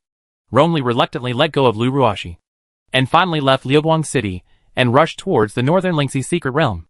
Lu Ruashi stared steadily at the direction in which Rongli disappeared for a long time, and finally suddenly disappeared from the place. When she reappeared, she came to a hillside in Flowing Light City. She broke her finger, squeezed out a drop of blood, and lowered it toward the ground. Suddenly, a complex blood-colored pattern appeared on the ground, and Lu Ruashi was suddenly sucked into it. Lu Ruashi didn't panic and kept falling towards the ground. After a while, she finally stopped. She came to the bloody door that appeared in front of her, stretched out her hand and pressed it. Boom! The door slowly opened, and Lu Ruashi stepped in. This is a huge underground city. Now there is nothing left except the huge blood pool. Poof! Lu Ruashi suddenly fell to the ground and spit out a large mouthful of blood. You still dare to come? Huh? A harsh voice came, making Lu Ruashi shrink back. Master! Lu Ruashi tried hard to explain. What are you? An old man in black robes walked out. His face was already full of wrinkles, and he was skinny, but his eyes were still sharp. I think your wings are stiff. Right. The old man clapped his hands again angrily. Lu Ruashi spat out a mouthful of blood again, but she didn't dare to fight back. I'm sorry, Master. I don't dare anymore. Lu Ruashi curled up, and her whole body trembled.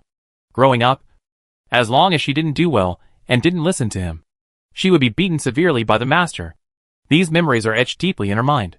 Humph. For a man, you actually sent the Shikei Tower. Do you know that this Shikei Tower is my hard work for thousands of years? What if something is revealed this time, and the Shikei Tower is destroyed? The old man became angrier as he thought about it. He took out a whip covered with barbs from the storage ring and swung it towards Lu Ruashi. Master, I realize my mistake. Lu Ruashi shouted in pain. The whip not only hit her body, but also hit her soul. At this time, her soul was in severe pain, making her feel like her whole head was going to explode. What a shame! You almost ruined my career for a man. The old man cursed angrily while beating him. They, a clan of monsters, once came to Chiffon Continent and thought they could take it as their own. But they never expected that they would fail in the end. He thought of the monks who fought hard on the battlefield, and those monks who would rather self-destruct to destroy them. And he became angry. He vented all his hatred for the monks on Lu Ruashi. I was wrong. Lu Ruashi held her head in pain, with scars everywhere on her body. Chapter 11:20 Gods and Demons. Humph. Seeing that she could no longer hold on, the old man finally withdrew his whip. He sat down on the chair and looked at Lu Ruashi condescendingly. He has been in a deep sleep since the ancient war. Thousands of years ago, he finally woke up. And then he found a way to swallow the soul of a monk and take his body to replace him. Later, he developed the Shikei Tower. And now it is a famous killer organization in Chiffon Continent. In these 10,000 years, no one has ever known who the person behind the Shikei Tower is, which shows how well he has done a job of keeping it secret. But now, he was almost betrayed by this woman. Sure enough, these women are just not good enough and will not care about anything for a man. If he hadn't had any other choice, he wouldn't have asked her to be his successor. Where's the high priest? He thought that the lifespan of his own body was about to end, and now it was time to take someone else's body again. At the beginning, there were many types of monsters attacking Chiffon Continent, and he belonged to the God and Demon clan. The God Demon clan is different from the Soul Demon clan. The Soul Demon clan advanced by sucking the souls of other living beings, while the God Demon clan advanced by devouring other souls, thereby seizing the bodies of other living beings, and finally slowly absorbing all the energy in the body. Gods and demons can completely blend into other people's bodies without being noticed. It's just that the gods and demons are born with a scarcity of heirs, and not many of them attacked Chiffon Continent at the beginning, and almost all of them died in the end. So far, he has absorbed almost 20 people before he has recovered to this point. It's a pity that the Chiffon Continent is closed, and the monk is only at the stage of becoming a god.